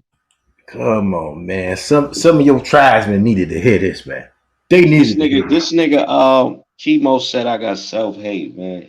I hate you, brother. I don't really know Chemo like that, man. Chemo always been kind of bug. I know he an Israelite, but he's a funny type of Israelite. I really think that nigga might be a Hamite that No, man. But I ain't gonna go that far. Man. But I kind of feel like it, you know what I mean? I think he might really be a Hamite deep down inside, but he heard about the Israelite shit, and that shit was so powerful. No, he ain't on no car shit. He just had to be down. He just had to be down. Kind of like how the Muslims ripped off the Bible with the Quran. Yeah, this took our shit. I think that shit started off with Israelites being in that land, because remember, Christ's message was, if you are Israelite that's cut off, you can come back. That's why a lot of people get the New Testament mixed up. They think that that them Gentiles is actually talking about other nations. A lot of times it's talking about Israelites that was cut off. Israelite foreigners, man. Yeah. So that message went out to all Israelites that was living in different parts, and we were scattered by that time already. And I think what happened in that part of the land, Arabia, was those Israelites was teaching that message to their brothers and sisters, and Ishmael just happened to be around them and was like, yo, I like that message. And these niggas is talking about me too. Like, brother, could you tell me that could you go back into that scripture where it talks about Ishmael? I want to know my origin. And yeah, brother, we'll tell you about your mother. Hagar was an Egyptian. You know what I mean? Like, we was doing the same shit we do now back then. You know what I mean, bro? So some Ishmaelite dude probably caught wind of that shit, man, and just ran with it. I think that's what Chemo did, man. Like, Chemo just see how cool it is to be a fucking Israelite. How much that shit makes sense. And he might be a Hamite deep down inside, man, because I see a lot of hate with Chemo a lot of times, man. I've been watching Chemo for a while now, for a few years. And even though I never really spoke to the brother, I watch him in chat rooms, man, and he's very Hamitic. Chemo been called a lot of things, but I ain't never hear Hamite. This is new. Yo, he comes off as very Hamitic, man. I'm telling you, man. But it's all good, man. Shout out to you, Chemo.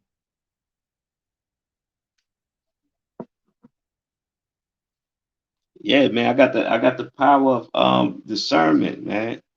I was blessed with, that's one of my gifts from God, man. Discernment, man. I'm telling the truth, nigga. That's why you laughing, boy. I know you's a Hamite, nigga. That's why you got all bent out of shape when we. Hold on. Lady D, how am I gonna pay? I'm just listening to your brother. My brother. That's why he got all bent out of shape, man, when we said that Hector was a Hamite, man. Because he's like Hector. Like he's like, nah, nigga, if you gonna deny Hector, you gonna deny me. You must try to hear that shit, man. Now I'm just fucking with you, my nigga. I don't know what you is, dog. I don't know you like that, man. I just see you in the comments a lot, man. I really don't even know. You don't never jump on no panels or nothing, man. You just stay in the comment section, man. I don't never see you jumping on no panels, dog. So I never really had conversation with you, man. He used to stay on the panels all the time, man. All the time, man. We used to be on the panels, cameraed up and everything. That's when it was cool. You know what I'm saying? Now these motherfuckers out here crazy, man. Yeah, I got yo, yo, bro, you know our mouths is like double-edged swords, man. We gotta relax sometimes, you know what I mean? Because these guys, you know, these guys they laugh and stuff, man, but these guys really be upset, man. Like, damn, shit cut me, nigga. Like, I'm bleeding over here. This they got played off like they ain't hurt, but niggas be hurt, man. That truth cut like a double-edged sword, man. Be slicing through bone and all that, man. Yeah, man. I think, man, I'm kind of glad, man, we waking up. More and more of us is waking up. More and more. You know what I'm saying? And I'm happy to see that. Everybody ain't gonna make it, but you know, it's only a remnant that was supposed to anyway. You know what I'm saying? All I can do is put it out there, man. And hope the Most High deal with you and let you receive this information and this wisdom about your history. You know what I'm saying? Kimo, what did you got? That white lady know the truth, man. She do. Man. The reason why a lot of these people, white people, be waking up is because God be tormenting white people, man. They can't sleep, be having nightmares and shit, all types of fucked up dreams, and they be wanting answers for that shit. And then they look and they search, and don't nobody give them the right answer. Then one day they come across an Israelite video, and they like, oh shit, like, but they still want to deny it. But that's how that shit be. Yeah, what's that one scripture when they talk about they gonna wake up and realize they inherited lies? All these motherfuckers talk about these Yeah, yep. Exactly, brother. Just like that. Just like that. Yeah, Kimo, you still my dog though. You know what I'm saying? But he said he got that discernment. He can kind of figure some dudes out, man. Yeah, man. I've been watching this cat for a long time, man. You know what I mean? Because I know it's some dudes out here like that, man. Like they claim Israel.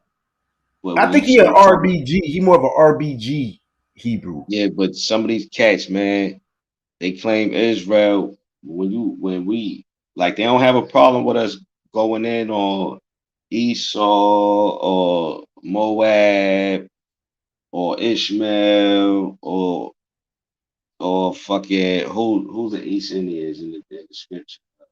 I forgot their name. It come to me. You know what I mean? When I'm not thinking about it, it come to me. Yeah. Anyway, they don't have a problem with us going in on them cats. But once we bring up Ham, yeah, we get mad. And I can see it. Like, they be tight, boy. And that's it. I've been watching Chemo for a while. Every time he's on some type of Israelite panel and they bring up Ham and start going in on Ham, he start getting hot. He be tight. Yeah, I scaled back because when I used to be like, you know, I don't know, man. I just had to change it up a minute. You know what I mean? Because people used to get mad at me because everybody's on this, you know, RBG. That's why I think he a Hamite. And see that RBG shit. See, but he look, this my thing with him. Even if he is like, if he did grow up or his family did come from him, the fact that has the affinity that he has, even to be down with something like RPG, I think he might be an Israelite. I think it's a possibility, but I don't think it's as cut and dry as it would be for like me and you. But I think it's a possibility that he could be an Israelite. Yeah. Or but I don't rule out that he could be Ham too. You know what I mean? Because where is his father? Where your father from, Chemo?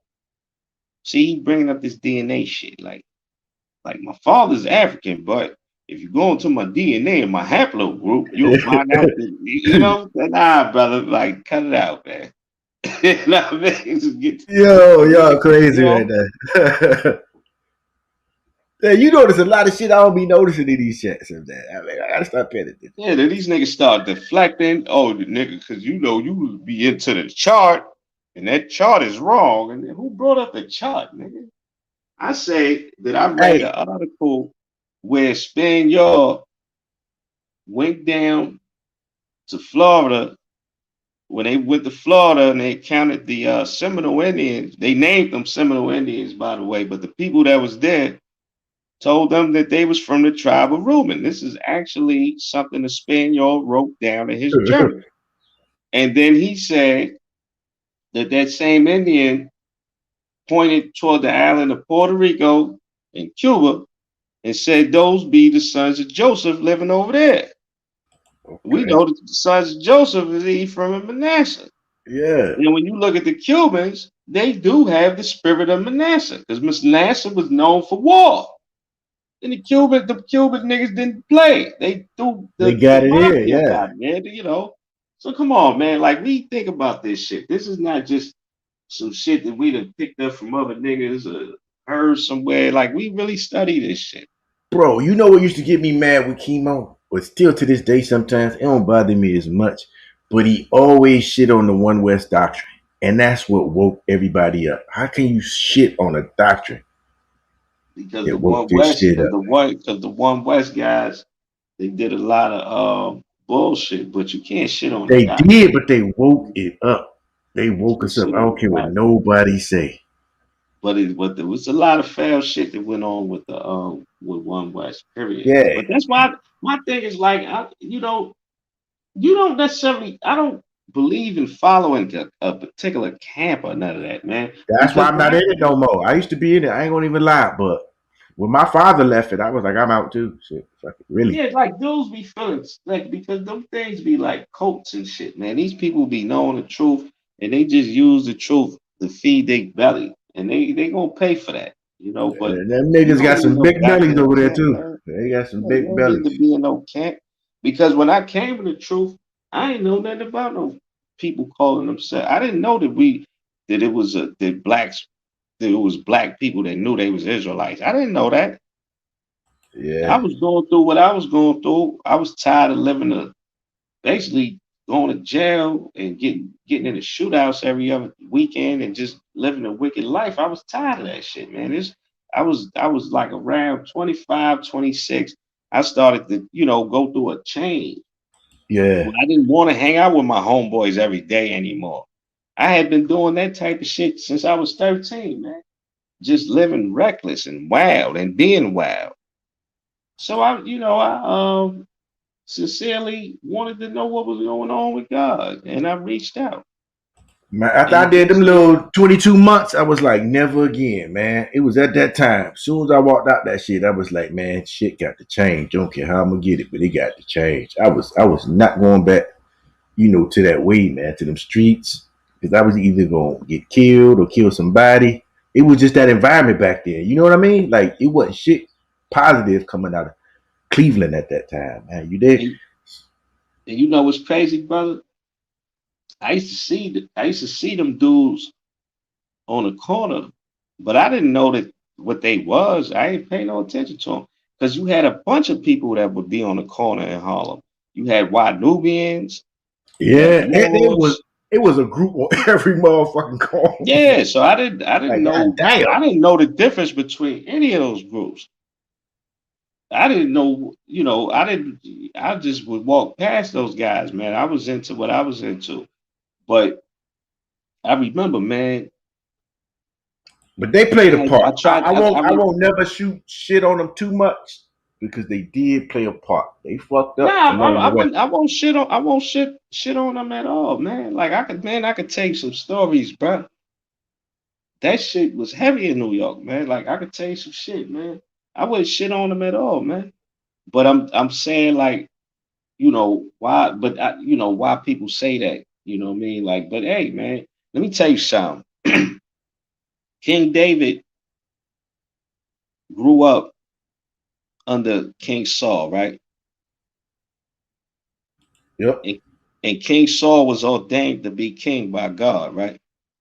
That's because the people begged for a king. Remember? He Right, said, "All right. right, But we're not gonna go into that. But he was still okay, ordained, right? And absolutely." King Saul was doing all types of bullshit and was even trying to kill King David. Did that make King David say, you know what? This whole thing about I'm an Israelite, no, this is Yeah, false. I see what you're No, doing. That. Yeah. no, they didn't do that. So I'm not gonna do that either. Like that's Yeah, silly. Like, come that on. was actually a good analogy. Hey, just because you joined the camp, they was teaching you the right knowledge, but the leaders was wicked as hell. You didn't really need the camp. All right, so that don't mean you denounce now I don't believe in the Bible anymore. Why, brother? Because I joined the Israelite camp and the dude was telling people he was Jesus Christ. And nigga, you No, supposed to let have me. better Yeah, that discernment shit than was that crazy anyway. right That's a there. lesson. That shit was crazy right there. But let me answer this, dude. IC3, what is the one with doctrine? It's really based around the blacks, Hispanics, and Native Americans being the true children of Israel in a nutshell. Like I said, man, I found out I was Israel before I even knew anything about teachers. And it just happened. Like it happened with me because I remember trying to read the Bible and I couldn't. I couldn't get past Genesis, man. It was like a different language, man. Man, my father used to teach me that thing in his car, everywhere. You know what I'm saying? He was making me understand it early, man. I used to be like, why is this dude fucking with me, man? I don't care about no who, they, thou. And he was like, you listening to me? I was like, yeah, but not really. Shit. But Nah, see, I wasn't then it really started sinking in, man, and I started getting right. into it. And I was like, yo. Then I became a Yeah, reader out there on man. the streets, and I just started getting into it and start studying on my own, even when he wasn't on my shit. You know what I'm saying? You know what I used to do? Since I couldn't read the Bible, I used to like the people that give out little pamphlets in the street and shit. I would take like those things and read them and be like, wow. And then I remember I was at my mom's crib and her caretaker was there. And I think her caretaker was like a 7-day Adventist, right? And I was having like, cause at that time I was young, so I was like, I would have conversations with. I like having deep conversations with people. I didn't care who you was. If you was in my vicinity, I get into a conversation with you. And me and her started like talking about like God in the Bible. And she would, she was a 7-day Adventist. She gave me one of them 7-day Adventist books, and I was able to read that. And one day I had sat down and started reading that John, and like I heard like a loud voice, and it was like, "How long you gonna play with me?" And that was it. I wasn't bugging out, nigga. I wasn't high, none of that. Like that shit just came out of nowhere. The And sheep say, sheep hear the voice, man. The sheep will hear my voice, man. So you heard it. I threw that book in the garbage, man. And then I picked my Bible back up, and guess what? I was able I was able to read the Bible, my nigga. Yo, Real talk. Harlem. Like I ain't even bullshit. I What was is able up? to read it after that. What you know What about the about it? Bantu and the DNA? Sorry to interrupt you because I see Chemo putting Nah, DNA and Bantu. What the hell that shit mean? You know? I don't understand that shit. Man, at the end of the day, man, who cares about the Bantu and the expansion, man? What the fuck? Yeah, I ain't gonna lie. When Chemo started talking about the DNA and haplogroups, I'd be all fucking lost. Like, damn, can't follow that no more because I don't understand. I just know the prophecies in the Bible. Man, that's us all day. You start talking that Bantu shit. I'll be like, man, I read up on it though, but I'm still not to the level I'm ready to debate somebody on. Chemo ain't nobody no hater. I just don't understand like the haplogroups and shit. I mean, the haplogroups, like they just look at similarities of people living there today, living in there yesterday, living in there a few days before. Like these people will never come You know what it is? It's forever reading and never learning and coming to the understanding of the truth. At the end of the Man, day. that's Bible. The reading That's of all it many is for these books. guys, man. Because once you know, and that's it. You know what I mean? And I don't mean that you won't take into consideration what other people say, but it's like, come on, dog. Like, you doing all that shit because you know deep down in your heart, nigga, you's a Hamite. Man, stop playing. You trying to convince yourself that you're not, nigga. Man, I don't even want to hear that no more. Nah, I can't hear that one, brother. No, not Keep my it real, dog. man. No, True, man, I man. can't You hear know what that. the scriptures say, man. People say, don't tell us the truth. Teach us lies. Teach us lies. Yeah. No, man. Yeah, man. No, man. How they No. get down, man. That's what they want. They don't want the truth, man. They rather talk to a nigga that know he an Israelite, but he trying to get some money out of them. Nah, keep on Yeah, brother, Israelite, man. you are definitely an Israelite, brother. Hold on, your father from Nigeria? The Tugu tribe? Nigga, let me tell you something. The Tugus is directly from Judah. That's what they want to hear. You know what I mean? I ain't gonna tell you all that, man. I'm gonna tell you straight up. But hold on, bro. I do believe it's a lot of Nigerians that are actually Israelites, bro. For real. Yeah, some of them are, but you know, more than likely, nigga, you know. You ain't you still ain't sold on that yet, huh? Yeah, man. Come on, man. Oh no, man. I'm up in the air. My father used to tell me it's a lot of scattered on that continent. A lot of them Now we Nigerians. scattered everywhere, man. Let me tell you something, man. Judah, when we was in Africa, that wasn't all our numbers. Because you could never figure out all our numbers. Because we Nope. everywhere. But the ones that wasn't Africa, nigga, we was outnumbered like a motherfucker, nigga. You know what I mean? You know what I mean? Hamites is in the world, niggas. 1.3 billion of them motherfuckers, nigga. Damn, man. You know, the tribe, us in America, FBA in America alone is only like 45 million. But Yeah. if you put all the Israelites together, I'm talking about everybody from the Caribbean, the Latino tribe, everywhere, the whole, us everywhere, we would outnumber every race of people. But I believe that too, man. But us being like broken up the way we are, and like if you just dealing with like American blacks, for instance, we only like 45 million, nigga. Like if we went to Africa today and we went over there and started some shit with them niggas would whip our ass, nigga. Them niggas is like 1.3 billion, Oh man. Niggas will smash us, man. Word of You mouth. that's why you ain't returned to home when the campaign came out? The year to return? You ain't pack your suitcase? Hell no, nigga. Why would I do that when we built over here? And So first of all, nigga, I wouldn't advocate anybody that's FBA to go back to Africa unless they going back to Africa with an army, nigga. That's what I be saying sometimes.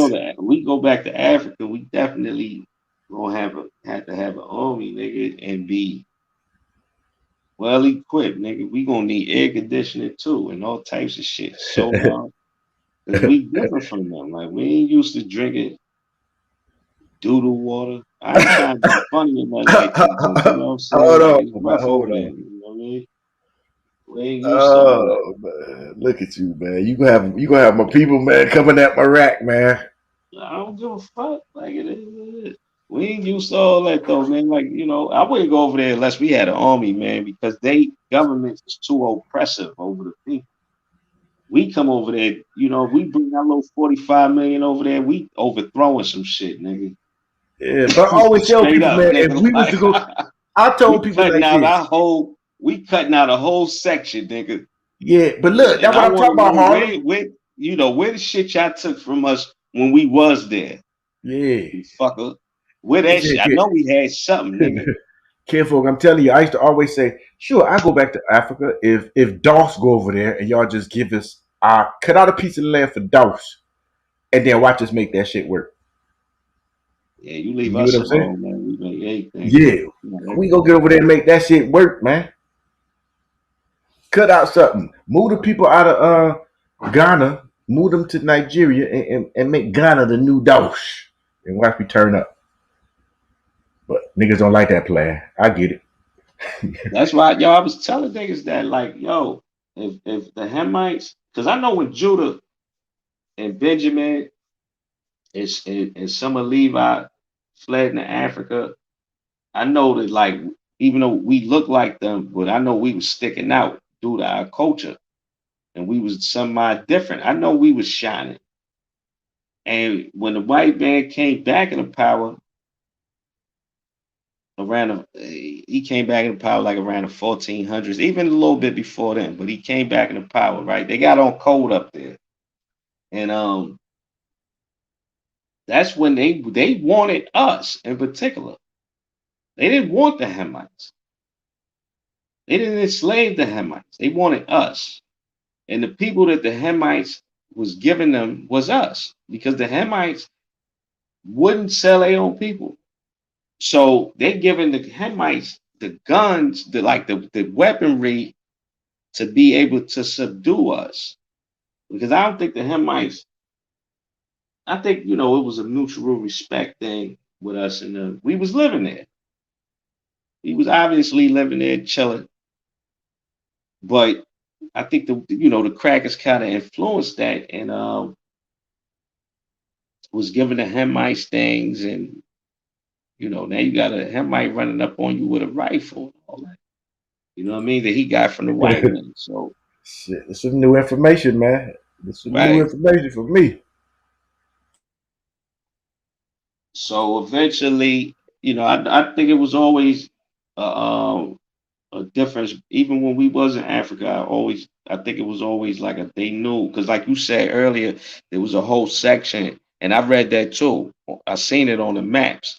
It was a whole section called Negro Land, and I heard white commentary on it from that day. Yeah. And they said this is a whole section in Africa where they look African, but they slightly different. Like they look a little different. They have a different phenotype, somewhat. Yeah. Have you ever read the Zondervan Bible Dictionary? Yeah, I've gone into that. That ham shit. Times where I had to use that to prove certain things. Yeah. What the man say? GOG, you want to build a new Liberia? Man, I'm gonna stick to what these scriptures say. Christ gonna bring us back, man, into our place, man. Well, let me tell you something. Motherfuckers shame me for loving America right now, but with me being over there, I'm loving it. Let me tell you something about Liberia, man. When Judah first went over there and was ruling over there, when they set Judah up in that area, the Liberian people was loving it, man. It wasn't until y'all overthrew them and then they came back into power and things got stable again. And a lot of the people in Liberia, a lot of y'all are Israelites, but that's because of recent events. Okay. No, it's a new shit every day, bro. Talk about no ancient shit with that. That's a lot of recent events. But nah, we don't want to like these niggas that want to go back to Africa and all. Like these brothers is lost, man. They don't know what they doing.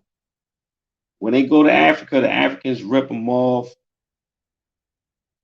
rob them. Can't travel. The police stopping you demanding money. Like, you know what I mean? Like that shit is a hassle. Like niggas, why would like that's not what we do. It's the majority of us is not going back to Africa. Man. It's a small amount of us that might do that, but most of us is not going back to no fucking Africa, man. I be saying that shit to myself too. I said I just don't see it happening because I don't know. Number one, I don't know if they're gonna give up that quality of life.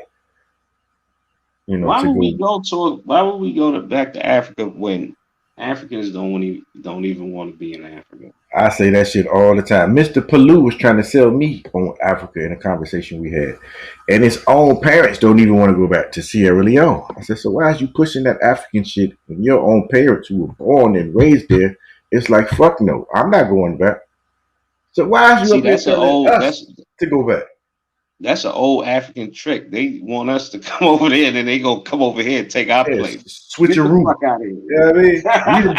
We done built the shit up, right? It got killed, dragged in the mud.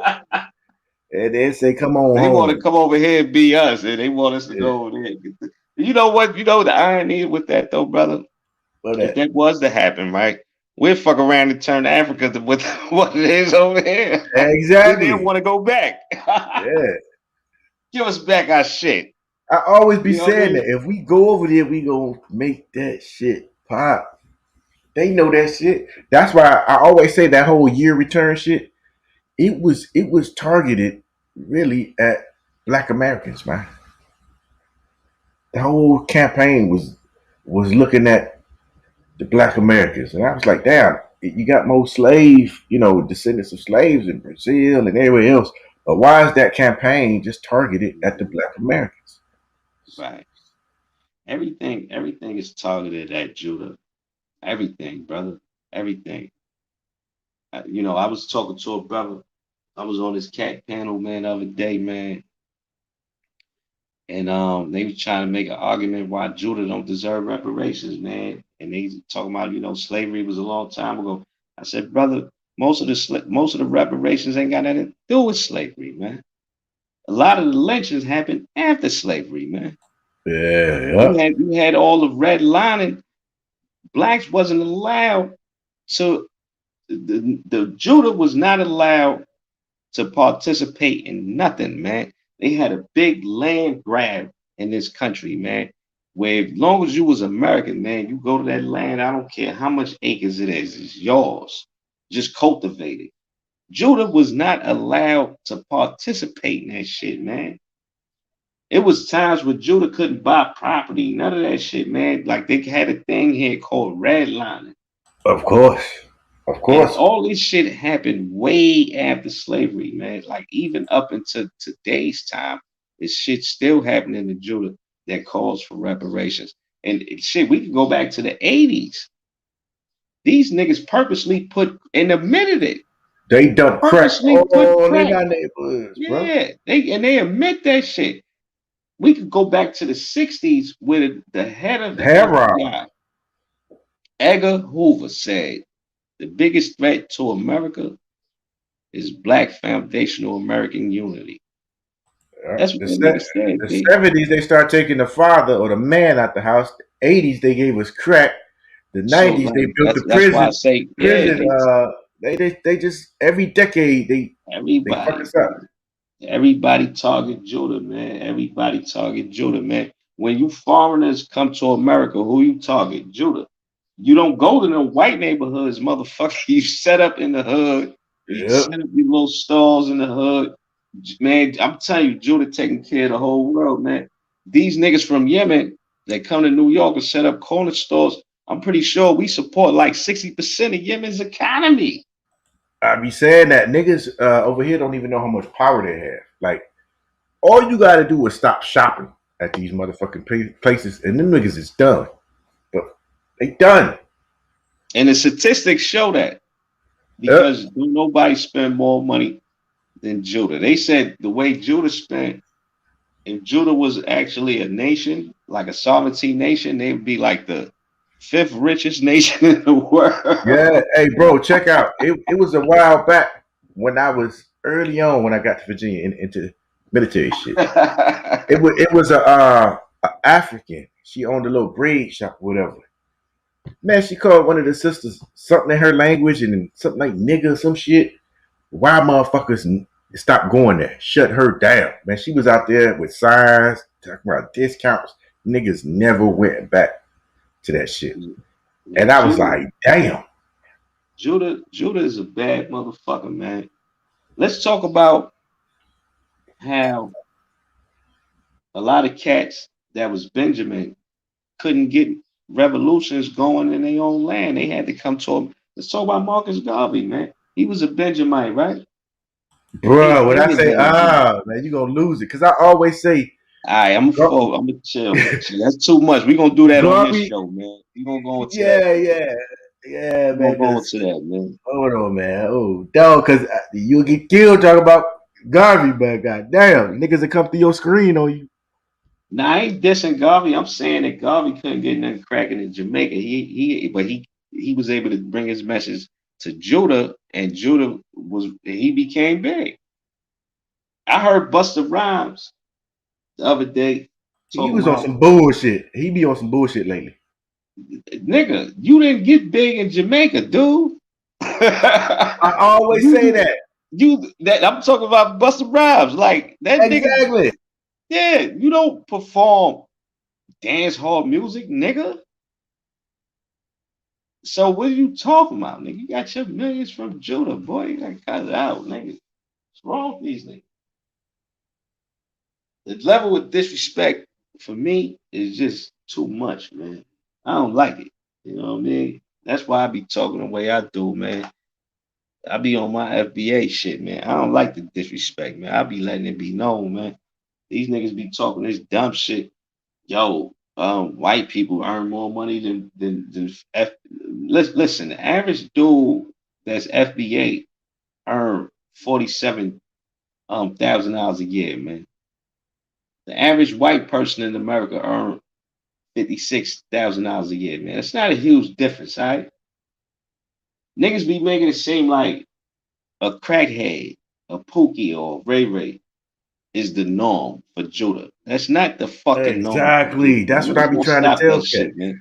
That's a very Hey, small percentage of the population of Judah, man. Niggas gonna come stop that on. shit. But it's broadcast like we over here, like, and I got nothing against the Nigerians. They would say, oh, the Nigerians come over here and do good. They do so well. But I was like, they handpicked to come Hip over hop here. was not birthed by no fucking Benjamin. I Man. hate when they say that. Next thing you know, they go, Cool Herc. he was a DJ. Cool Herc was a Benjamin, right? But Cool Herc was playing black foundational American music. He was not playing reggae. He said out his own mouth, reggae was not popular. He was playing James Brown, things like that. So yeah, he was a popular DJ at that time, but it was other cats doing it too. Yeah, It was cats before. Yeah, that's it. That's it. That's Judah's kindness coming back to bite him in his ass. Because if Judah wanted to be an asshole, they could tell you that straight up hip hop came from bebop, nigga. But look, when I say that, let me explain something to you. Teach Lady D. I'm gonna sit this one out. Teach Lady D, man. Even the reggae artists, the early ones, like Bob Marley. Look at early Bob Marley. He was trying to be like the Whispers. Look at early before he had dreadlocks. Them niggas was trying to sing and be like the Whispers, the Temptations, shit like that, man. That was the whole Jamaican. They had their own little twist to it, but they was following after FBA. Stop it.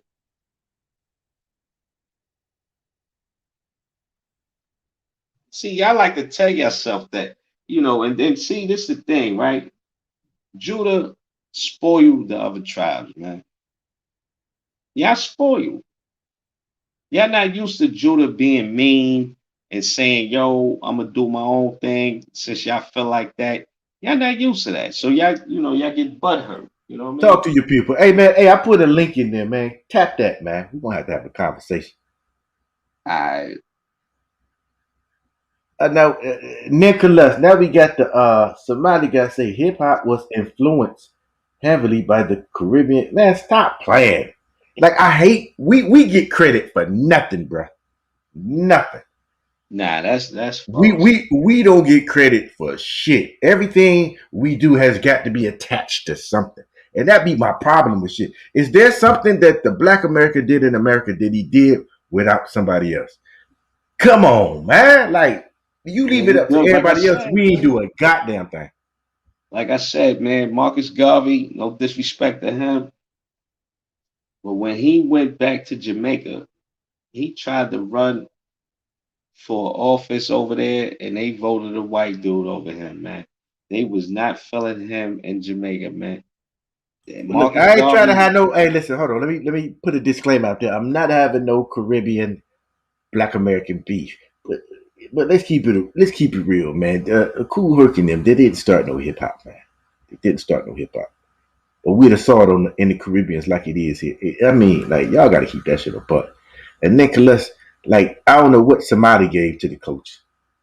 So you need to butt out of this. I mean, they gonna get mad, bro. Like, it's nothing you can do about that, bro. They just gonna have to accept it. You know what I mean? Like, see, like I said, man, I'm Benjamin too, man, but I'm a different type of Benjamin, man. Like, I was raised amongst Judah, so it's easier for me to accept the facts, man. But you know what I mean? I see the the vitriol that the other nations have toward Judah, the tribe, that if it wasn't for them, you wouldn't even be in America. But like I said, Judah spoiled a lot of people, man. It's time for Judah to tell all you motherfuckers to hold your own nuts from now on. Come on, man. Where you been at, man? We should have had you on the G block. Nah, man, I'm When tired. the intellectuals were. Man. I'm tired of the disrespect, man. Like, these niggas is crazy. You know what I mean? Like, y'all feel like that? You don't need Judah. Fuck Judah. Judah ain't do nothing for you. All right. But we was always respectful with the Caribbean. Like we get them like they, yeah, man, reggae. It was influenced. We probably ain't mean that shit, but out of some respect, we be like, yeah, Kool Herc was that dude. But all he did was created the loop for breakers, man. Let's keep that shit above. Yeah, like I said, man, he said out of his own mouth, man, that the crowds I played for wasn't responsive to reggae music, man, or calypso music or dancehall music, man. They wanted to hear black music, and I just would play James Brown, Smokey Robinson. No problem. I should have been gave it to you. Huh? No, I was talking to. He said, "But are you denying it was?" Man, look, hip hop, and I'm gonna There's keep it no 100 reggae too. influence at all. At all. There's no reggae influence at all. There's no reggae influence at all in hip hop. None whatsoever.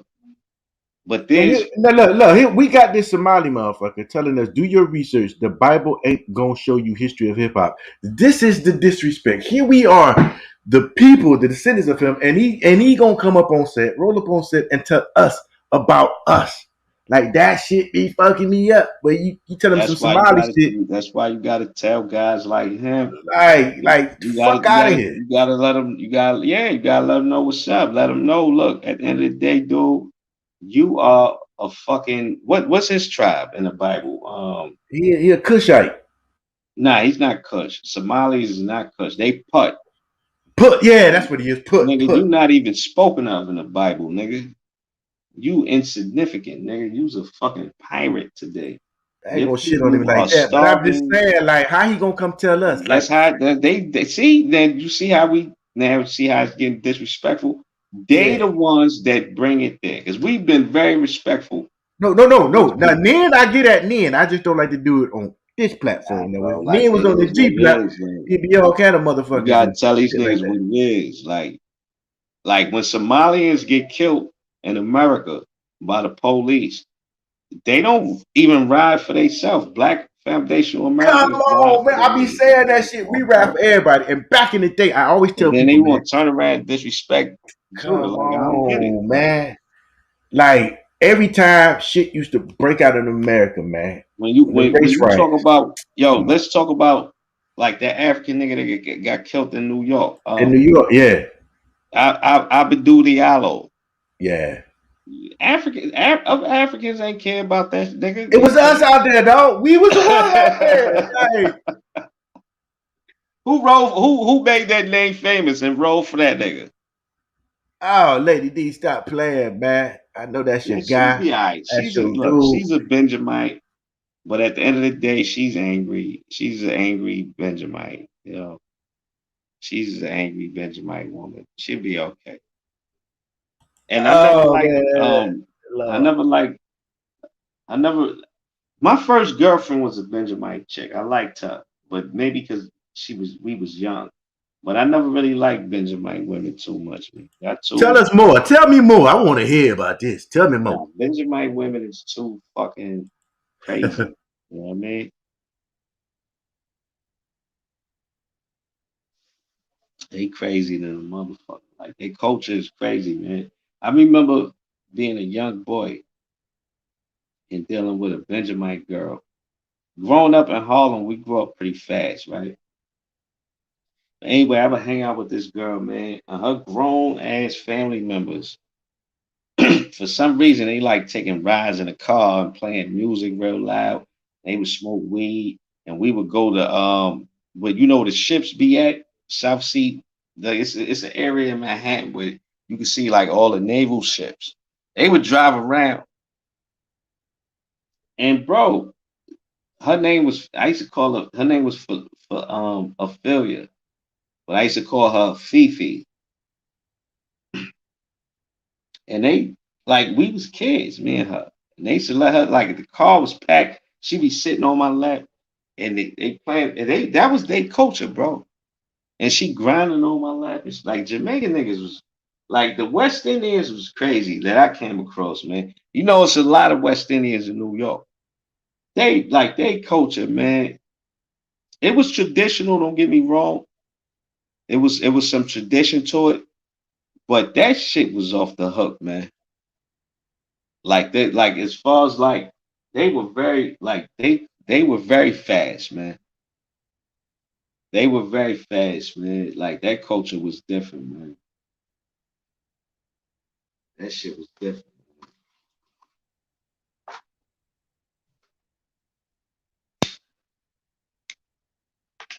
And it was you know, it was like a lot of hardship from where they was from. So when they was able to come over here and remember the first Jamaicans, let's talk about the Jamaicans, right? Do tell, I'm all ears. Man, I would have got me another cup. I'm Well, glad the you. first the first Jamaicans that came to America, right? They came through a dude. I forget the guy's name, man. I can look it up though. But he was the leader of the so-called Jamaican shower posse, right? And because this dude was like politically well connected in Jamaica, he was able to send people to America with diplomatic status. So they was bringing all types of shit over here, mainly guns, to New York, in particular Brooklyn. Now in Harlem, Harlem you was a had little Jamaican. different. I used to step Harlem. Yeah, Harlem was more of an FBA. Harlem is more of an FBA stronghold. But when you talk about New York and you talk about places like Brooklyn, Queens, the the Caribbeans, the West Indians kind of ran amok over there. And they kind of introduced because these guys was used to like going to war with the police and all that where they was from. So when they came over here, them niggas was like savages. You know what I mean? They was off the hook with it, man. Bro, the Jamaicans in Cleveland when I came up, they used to go hard, bro. I ain't gonna even lie. Man, I seen a Jamaican nigga come out the house with a machine gun and no shoes on, nigga, just spraying, not even looking where he's shooting at me. You know what I mean? Like he was different. Yo, I said, man, one thing I said, look, you don't want no Jamaican on your ass, cause when they fight, man, that shit is you better be ready to goddamn kill that motherfucker. Them motherfuckers they go hard. Like I said, we used to have a race riots down Cleveland back in the day. It'd be FBA or those if you want to call it. Down there fighting with them white boys, them Jamaicans used to go overboard. You know, we go down there and just want to fuck them up and beat their ass. Them niggas damn near killing. I Yeah, used to they like, wasn't whoa. really the niggas wasn't really known for their hands and all that. But one thing I noticed They about had them them big niggas, ass, what you call them long ass knives, them the motherfuckers used to yeah, carry. they was known What was for them they shit? was known for being Shetties, I think it was. they was known for being real reckless. Now we had a couple of runners with Jamaicans on my block. I'm from 140th in Harlem. The All area right. where Big L I died know at. you at. I know where you at. We had a few runners, but we chased them niggas from our area. You know what I mean? They like we was just as reckless. You know what I mean? Because Harlem is different. Like I guess in Brooklyn, you know, we never really paid attention to Brooklyn like that. And out of nowhere, Brooklyn ended up getting this big reputation for being all tough.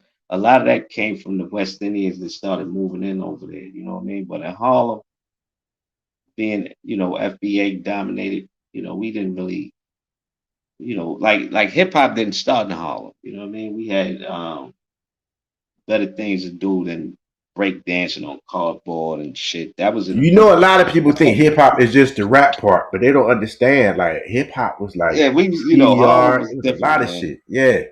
But the Jamaican guys was different, man. Like with the Jamaican dudes, man. If like a FBA dude, like in the early days when they first started coming through, and the FBA dude thought he was gonna bully the nigga because he's a foreigner, like a Jamaican nigga, or just a West Indian period, man.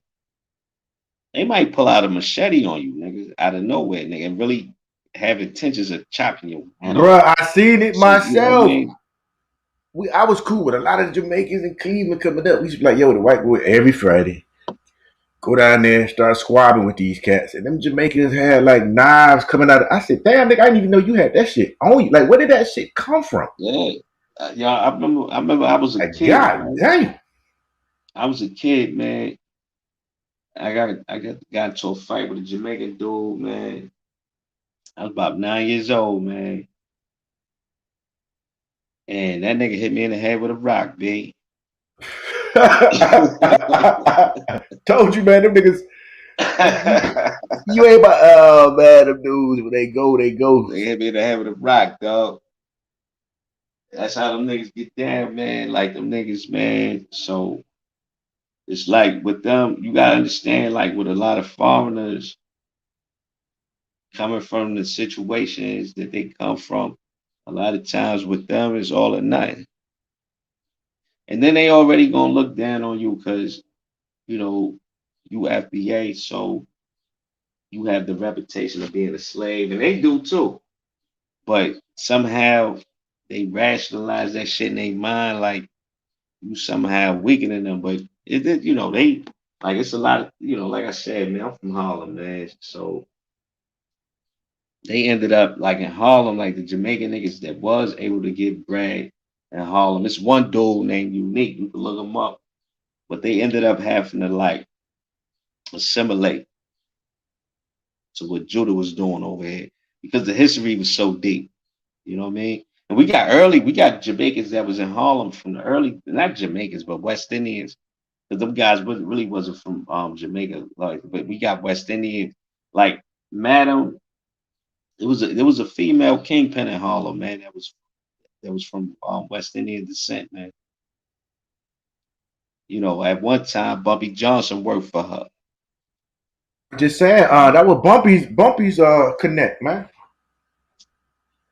And another thing about New York, like a lot of us New York FBA guys, we a lot of our family originating in the Carolinas, either North or South. That's where my mama family. That's what my people that. Well, we from all over, man, because we know one of the plantations for real where we came from. And we drove past it. That shit still kind of up. It's raggedy as fuck, but you can see the remnants of where, you know, some of them houses used to be at.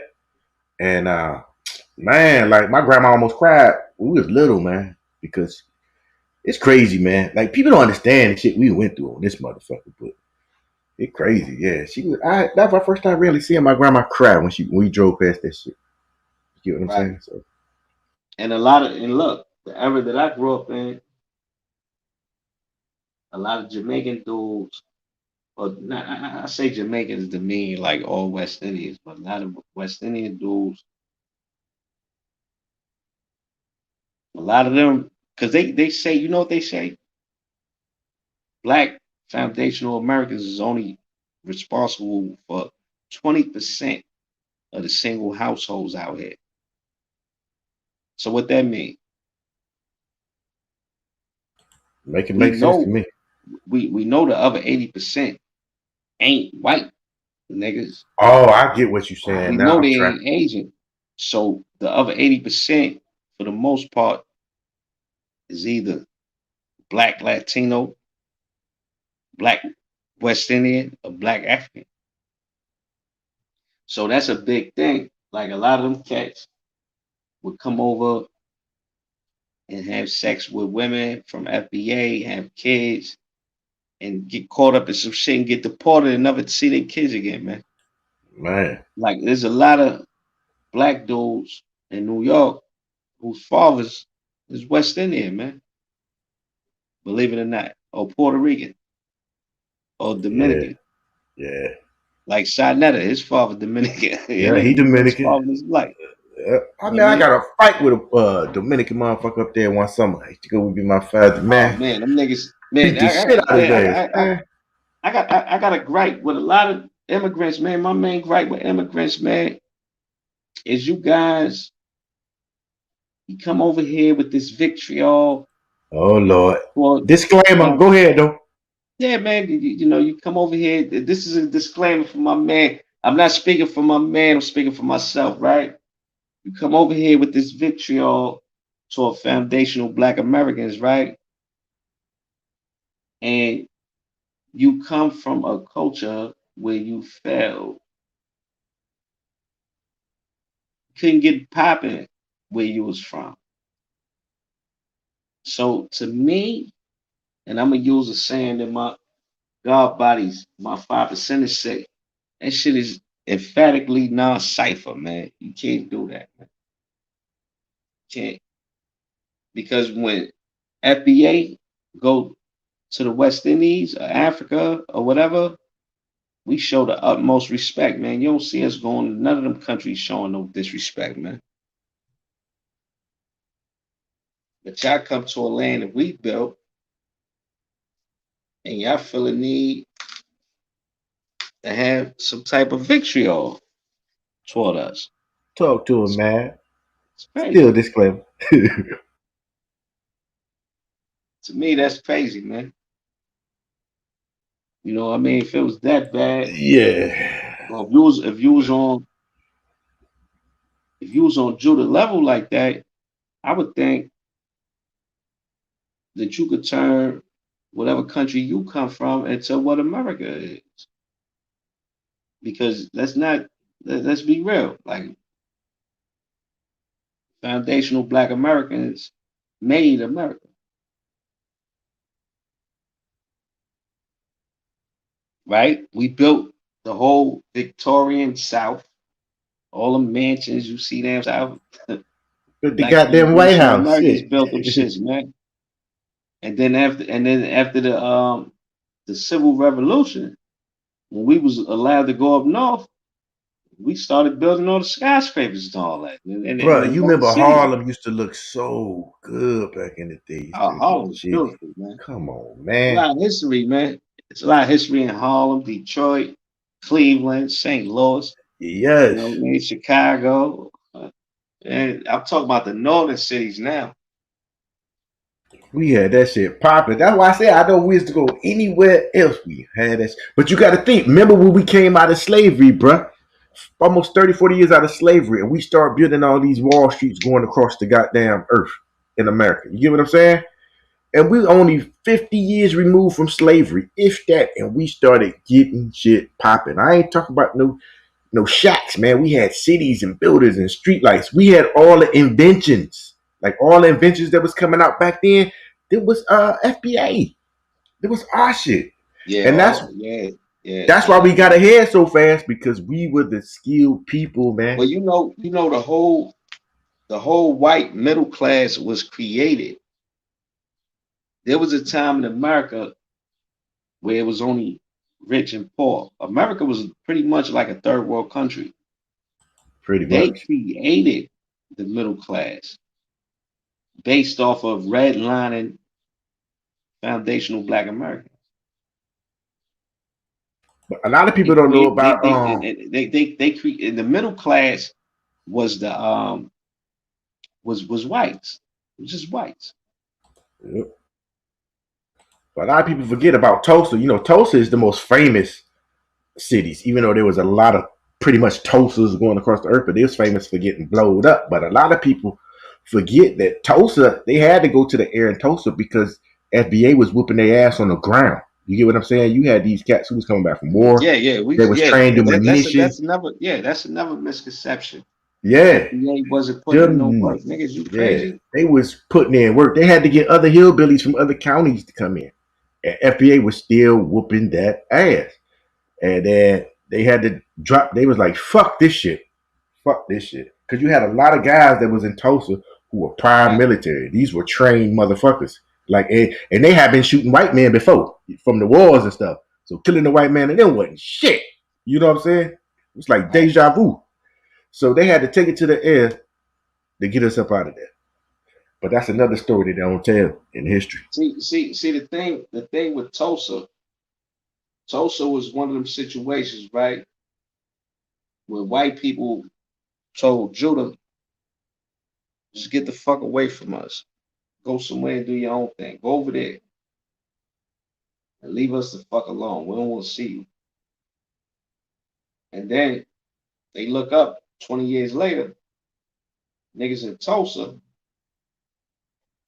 is driving cars, and these niggas are still riding mules, pack mules and shit. Yeah.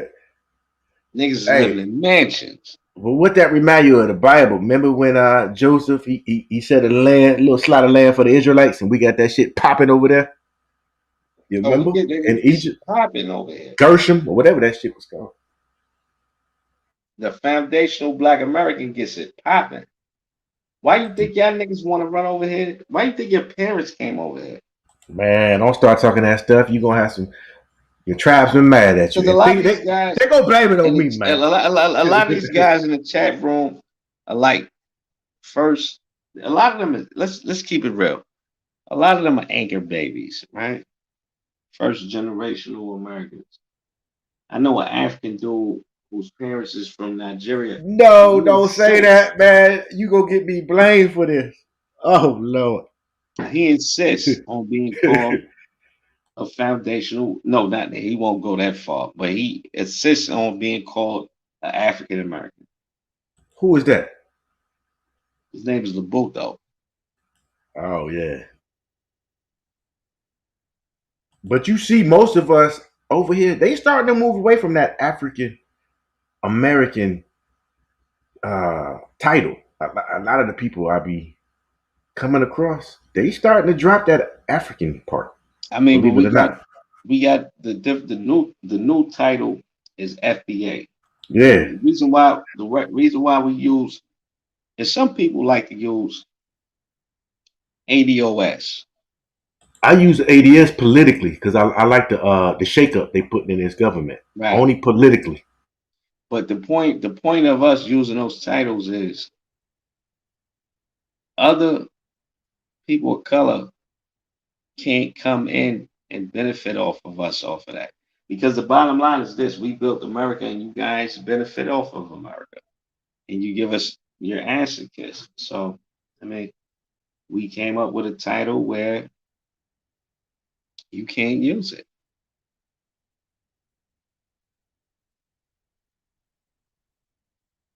We know off the back that you can never claim if you're from West Indian descent, you can never call yourself FBA unless you came from a rare situation where maybe your mom or your pop was West Indian, but you happen to be raised because of the other parent amongst Judah. Then you might have some form of leeway. But other than that, if you're like your parents are straight up foreigners and you're just an anchor baby, you can't claim FBA. And you can't get mad at that. That's just Judah carving out something for themselves for a change. That's something they haven't done in a long time. And you can't be mad at that. You guys do it all the time. Lady D, this is your brother Benjamin. This is Jamaican talking. Why am I in the doghouse, man? He's speaking his truth. You guys do it all the time. You do it all the time. You can't get mad now that FBA is doing it. Let me tell you something, Lady D. You're my sister. You're a fellow Benjamite. I'm a Benjamite. But speaking on behalf of my Judite family, the kitchen is closed. Oh, oh shit. And you gotta remember his mom is Judah. The kitchen is closed. There's no more eating off of Judah. We're gonna let you guys hold your own nuts for a while. Let's see how you do on your own. We're gonna do our own thing.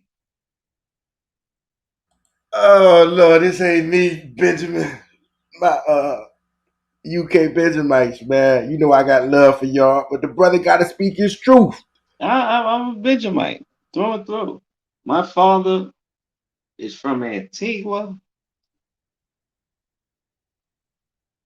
His family set themselves up in St. Croix. I'm a Benjamite.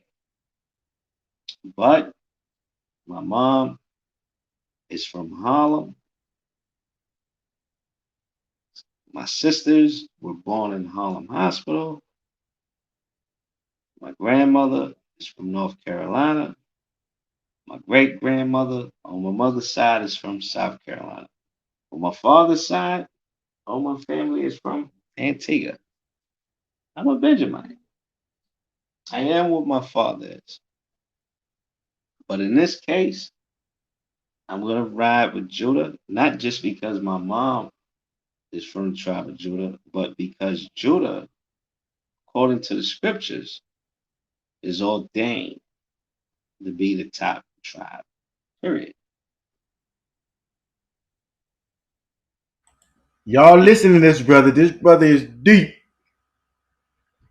Now, if it was coming out my mouth, y'all would call me xenophobic. But this is the fellow Benjamite. And you gotta respect what he's saying, Lady D.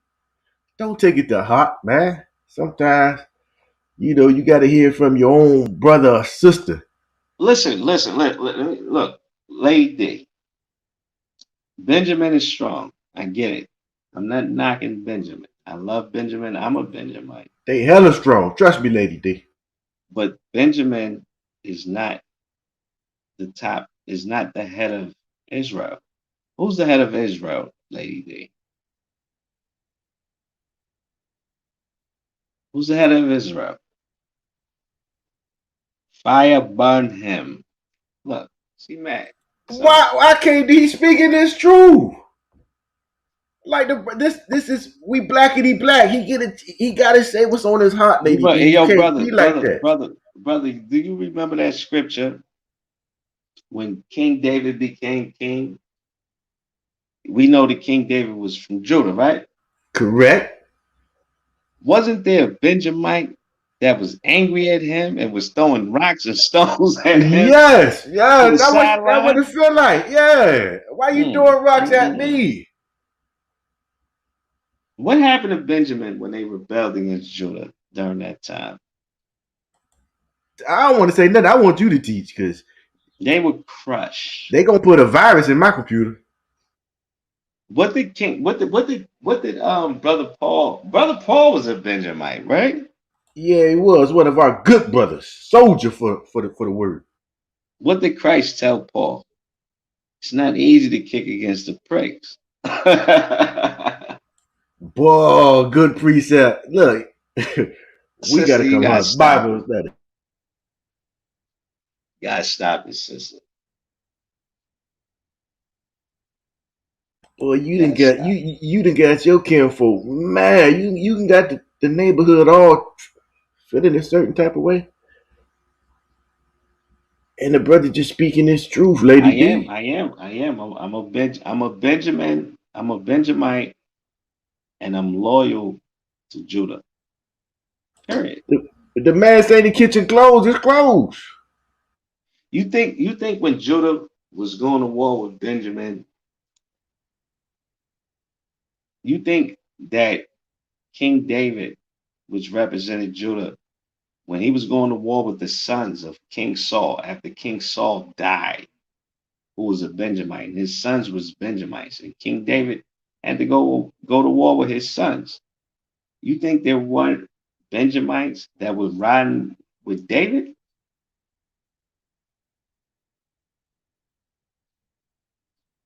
There was some Benjamites that was riding with David. They don't know that, man.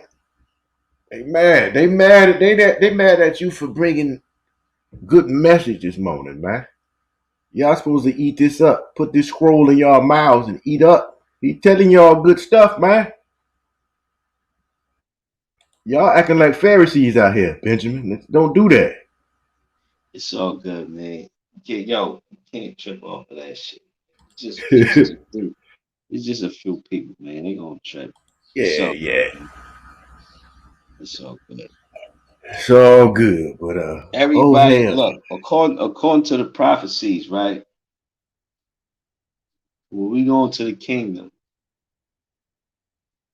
Christ himself is from what tribe? The tribe of Judah. That is the line of the kings, man. And who's gonna be the secondary king in that kingdom? Who was promised that role? David. David, the throne that Christ is sitting on is named after David. What tribe is David from? Judah. Okay. So that's the covenant the Most High made with David. It's best that you go along with it now than later. That's all I'm saying. You want to be a rebellious Benjamite, Sister Lady Divine, that's on you.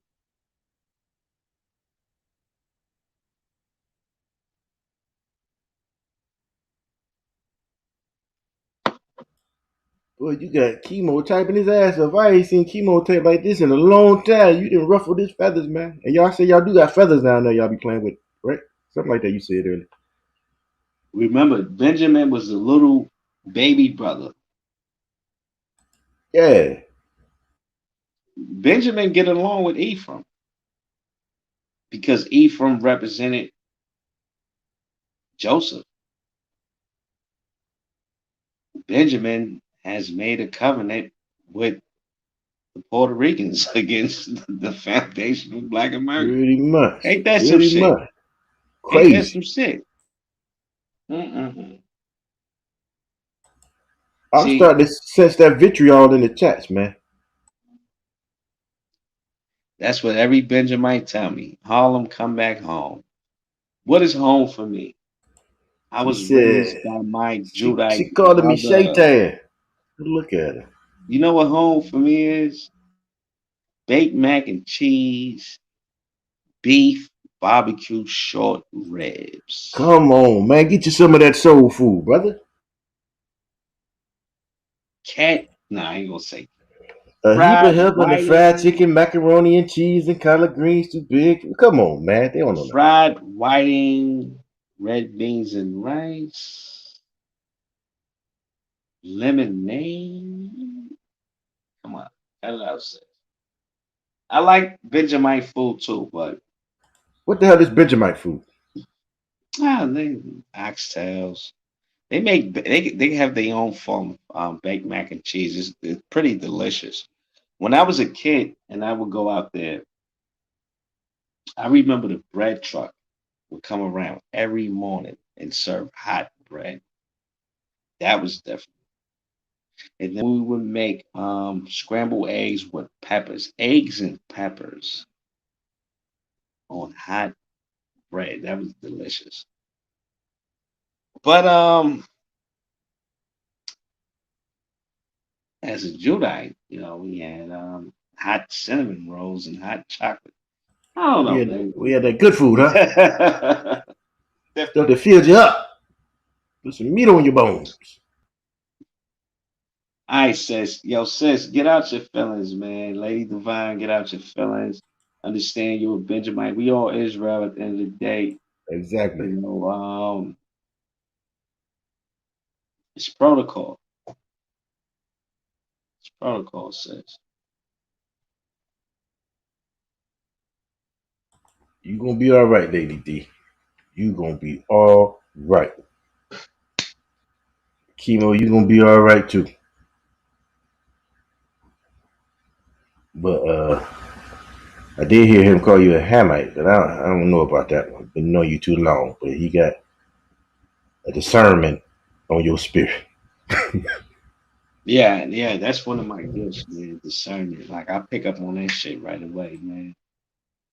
Definitely one of my gifts. I gotta find a way to use it and to turn discernment into money. You know what I mean? I gotta find a way Absolutely. to do that. But I'm doing good. Like God bless me. Man, I got a good job.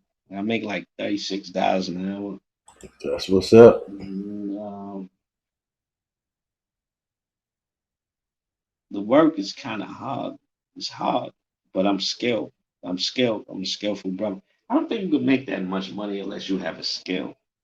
Yeah. So I encourage everybody to learn a skill, no matter how old you are. Learn a skill that everybody can't do, and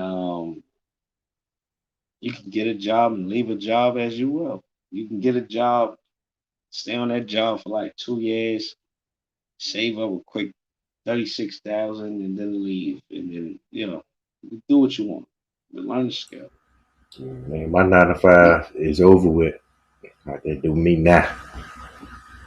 Done with all that Oh, shit. you in the business now.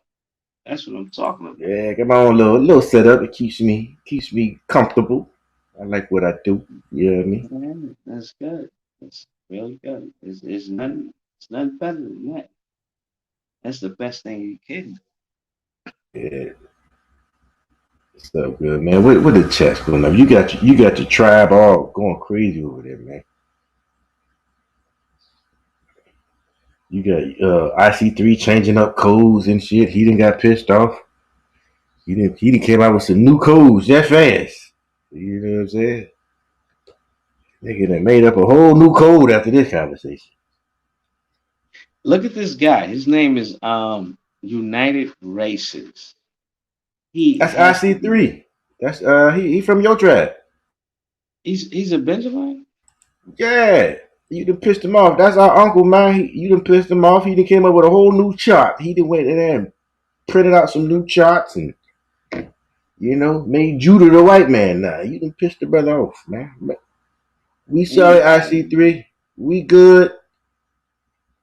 He said the new faith in IC3 blackness has produced a new racial religion with the power to unite the Negro world serving justice and reparations.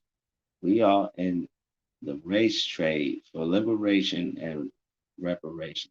So that sounds like he has some type of vitriol toward foundational Black Americans now. I told you That's got wicked. Uncle didn't used to be like that. Now I believe if Uncle was standing in front of us right now, he'd knife us. So because I told you the truth, I become your enemy. That's What weird. scripture saying it? That's weird to me. That's so fucking weird. All right, well, so be it. IC3, be a role model out here, man. You didn't disappoint me today. I think you cussed in one of your posts. I ain't never seen out of pocket like this. It changed up his charts on the spot. I mean, so I know for a fact that Chemo is mad. Lady Divine is mad, and United Races is obviously mad. Let me scroll up and see who else is angry. Look, I can tell you right now, I'm talking about IC3. He done probably went and changed his whole uniform. Got an American police uniform now. He gonna fuck us up. He like, forget this uniform. I get these niggas. Give me an NYPD cop uniform so I can bust their ass. They are really upset. Lady Divine, oh my goodness. Let me ask Lady her a D, you question. know I'm messing with you, Lady D. But this your brother talking, man, and I'm not disagreeing with the brother. And you over here copying, please. Let me ask Lady Divine got to. question. Let me ask Lady Divine a question, right? Lady Divine, are you a fan of Cynthia G? Yes or no? President of her book club, probably.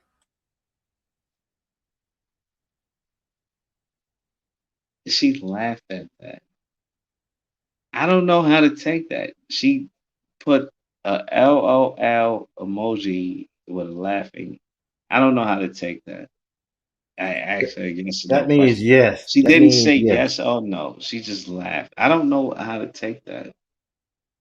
Look what this guy said. United Races, Sub-Saharan African, 98.8% Nigerian.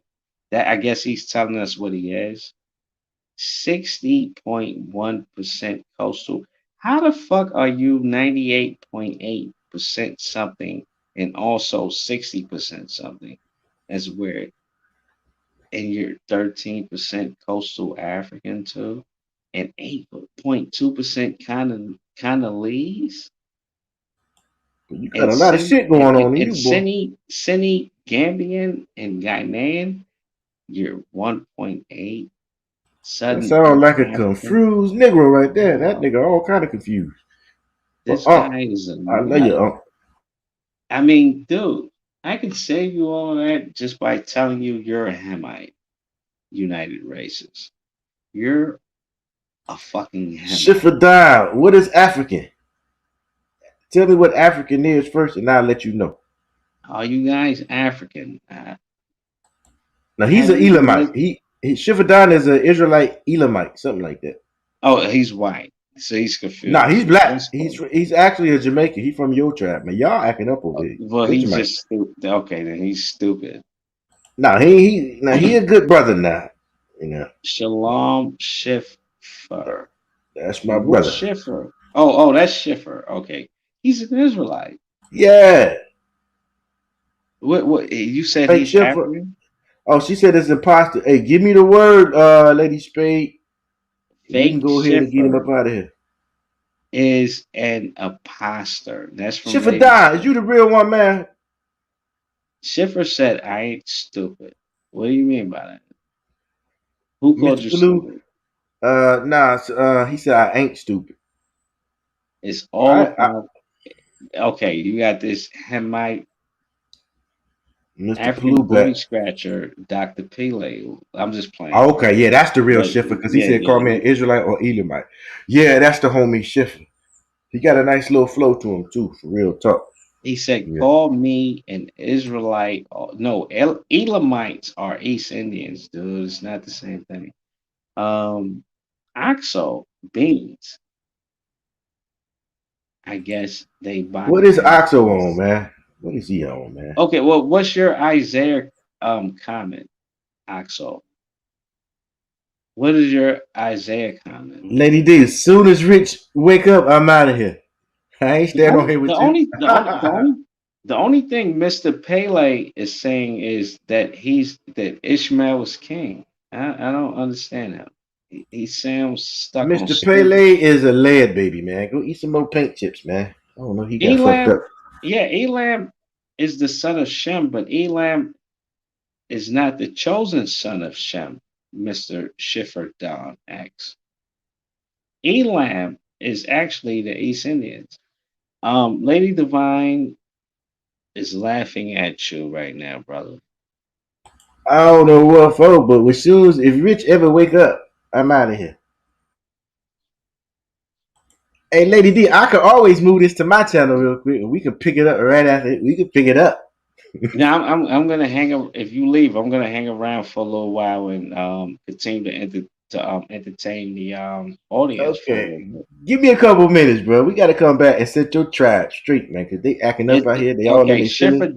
Schiffer Don said Elam is Israel grandfather. No, the fuck he isn't. Go ahead, cut Where him up, did bro. you I'm get gonna that listen. from? And he's gonna tell me some dumb shit like he's a Shemite and blah blah blah blah blah. No, the Most High after the flood, when Nimrod came into play, the Most High cut all you people off, including Shem. I mean, including Elam. So relax, dude. Mr. Pele said Dr. Pele. I don't know what the hell that means. United Races, IC3. Black National Party are the rightful heirs of all black power. Well, who the fuck is CF3? Overpowering all challengers to the black throne, uniting the Negro world in the race trade for reparations and liberation. What is this guy even talking about? You're not going to get reparations from the American government, dude. Only foundational black Americans can do that. What are you talking about? Yes, yes. Big up Schiffer Don. Clearly a cocksucker. Do we have a debate? Schiffer versus Perry, the Hebrew Wars. I don't mind debating him. I'll fuck him up in the debate. Israelite and the islands. What is he talking about? XO beans. Come on, you bypassing the scripture. Oh, you guys want Isaiah 11 and 12. Hold on, watch your mouth. Oh, wow. Okay. I'm bypassing 11 and 12. Why would you tell me to watch my mouth? I don't watch my mouth for anyone. I say what I want, when I want, whenever I want. I don't give a fuck how anyone feels.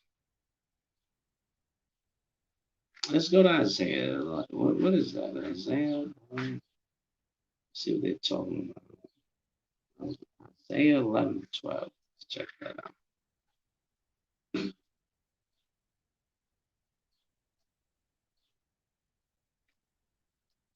What scripture is that?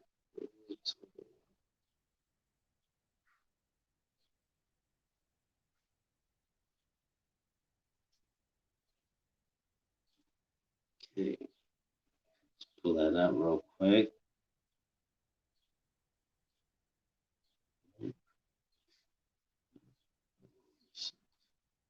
Okay, that's what I want. Okay. And he shall set up an ensign for the nations, and shall assemble the outcasts of Israel, and gather the dispersed of Judah from the four corners of the earth. All right, what's your fucking point? What's the point of even bringing that scripture up? What are you saying? That's what you're gonna do as a Benjamite? The fuck out of it. Okay. And he shall. Okay, right. Yo, this brother is tripping. Schiffer Don X said I'm tripping. Hey man, Oxo Beans. Shaking my head. I read the comments. You guys ain't really saying nothing. Tell us what. You guys ain't saying shit.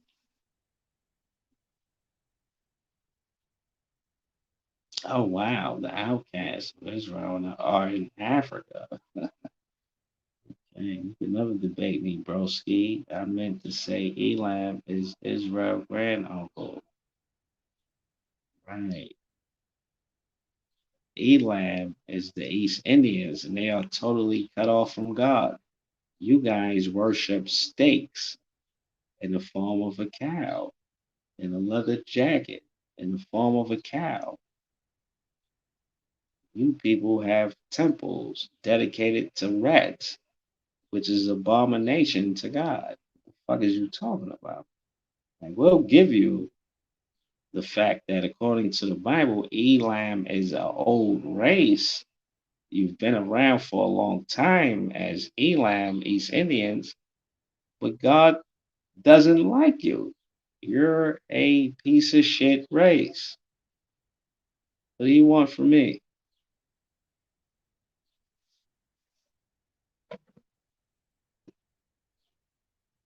Yes, sir. They said, no, sir. Yes, sir. Fuck Elam. Fuck about no Elamites, nigga. You's a dirty, stinking ass street shitter. Don't you guys just shit wherever you feel like shitting? What does the tallest look like in the countries of Elam? I heard you guys wipe your ass with toilet paper. That's what I heard. Fuck Elam. You're not an Israelite. Okay, I've heard that 100 times before. If I'm not an Israelite, the next thing you're gonna say is you're just an African. Right. I still haven't seen any African Muhammad Ali's or African Bo Jacksons or African Mike Tysons. I haven't seen an African invent the light bulb or the car engine or the third rail.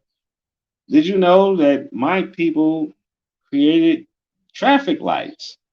Something that you didn't create. You're just a dirty East Indian street shitter. Why do you guys shit all over the street in East India? I just don't get it. You're not even a real Indian. You're East Indian. You're fucking dathead. I don't like curry. Okay. Now I do like curry. Let me stop. Only if it's from the tribe of Benjamin. But I don't like curry from East Indians. You guys stink. Why don't East Indians use deodorant? I don't know. They smell like shit. Kamala Harris is not a foundational Black American. She's an East Indian. You guys are dangerous to us. We don't fuck with you. Fuck East Indians. I can't stand that Kamala Harris bitch. Hey yo, you ever seen that fucking that commercial that comes on YouTube with the Indian bitch? She's on like the internet and then she starts singing. She remixes that song by Salt and Pepper. What a man, what a man. I hate that shit. You're a fucking culture vulture. Fuck East Indians. You're going into slavery according to the Bible. I'm on crack. That's all you can say is I'm on crack. Right. I don't like East Indians. You guys suck. You worship a god, a god whose head is the head of an elephant. You're stupid. Um, it's against the law to kill a cow where you're from. You're dumb. That's a steak dinner, dickhead.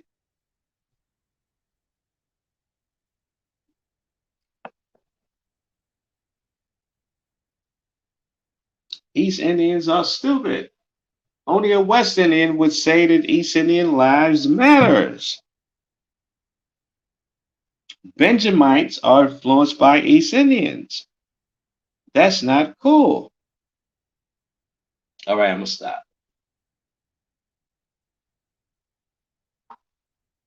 East Indians worship a god with 7 arms. That is stupid.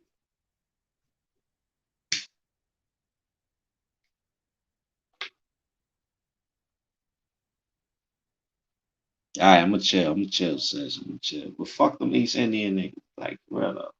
I ain't got no love for Elam. And I forgot their name biblically. I did. It wasn't until somebody brought it up just now. Elam. That's the East Indians in the Bible. Elam. They're an old ass race. And yes, they are Shemites. But who gives a fuck about them? God doesn't. God doesn't care about East Indians. He cut you guys off after after Noah's Ark. You guys been cut off. The fuck out of here. Why are you here?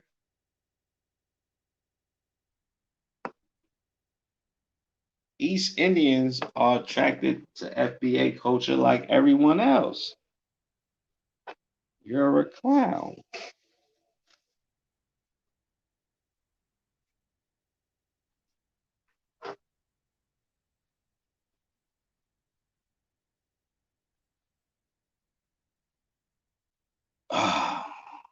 Every East Indian bitch I know works at Popeyes.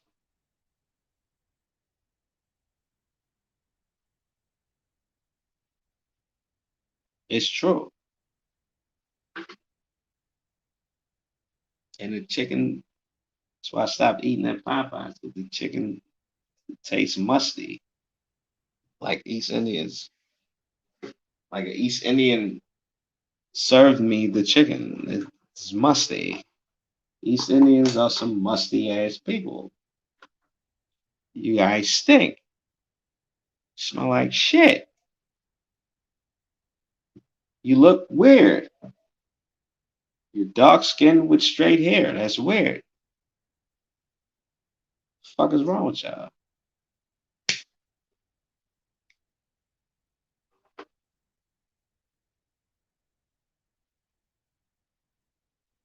The best thing you could buy somebody that's East Indian is some fucking cologne. Or maybe some perfume. Or even some deodorant. You guys smell like shit.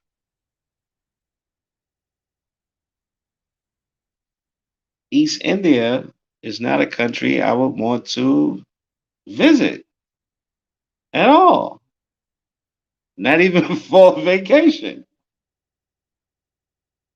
I don't like your food. Why does East Indian food make you shit so much? That's why you shit in the streets. 90% of the East Indian population is homeless. What's up with that?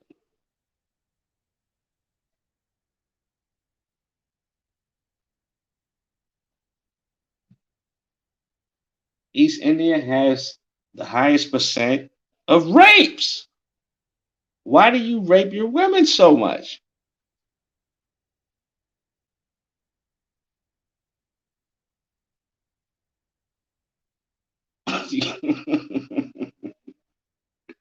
Little short, musty, dark-skinned rapists. East Indians are Elam. They are, I ain't gonna lie though, according to the scripture, they're an old race of people. But they still suck. God has nothing special to say about the East Indians or Elam. Other than you're just Elam. It's nothing special about you.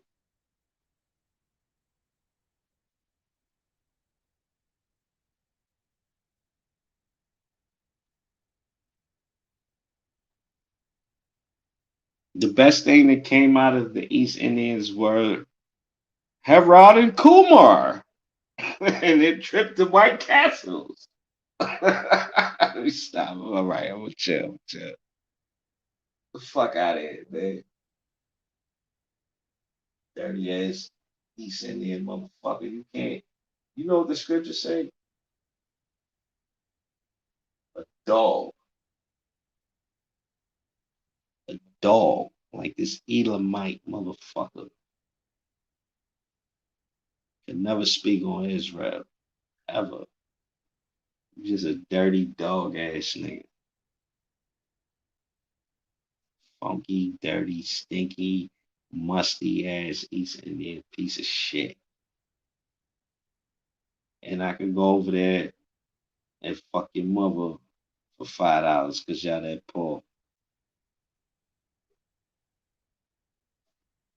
Y'all that poor. East Indians sell their children to white pedophiles. You know that? Elam. Where's that Elam, bro? Oh shit, there you go. Schiffer, Don X. Yo, bring it over here, man. Come over here. Schiffer, come on the other I'm side. heading over there, nigga. Let me get out this joint, man. I'm gonna come over there.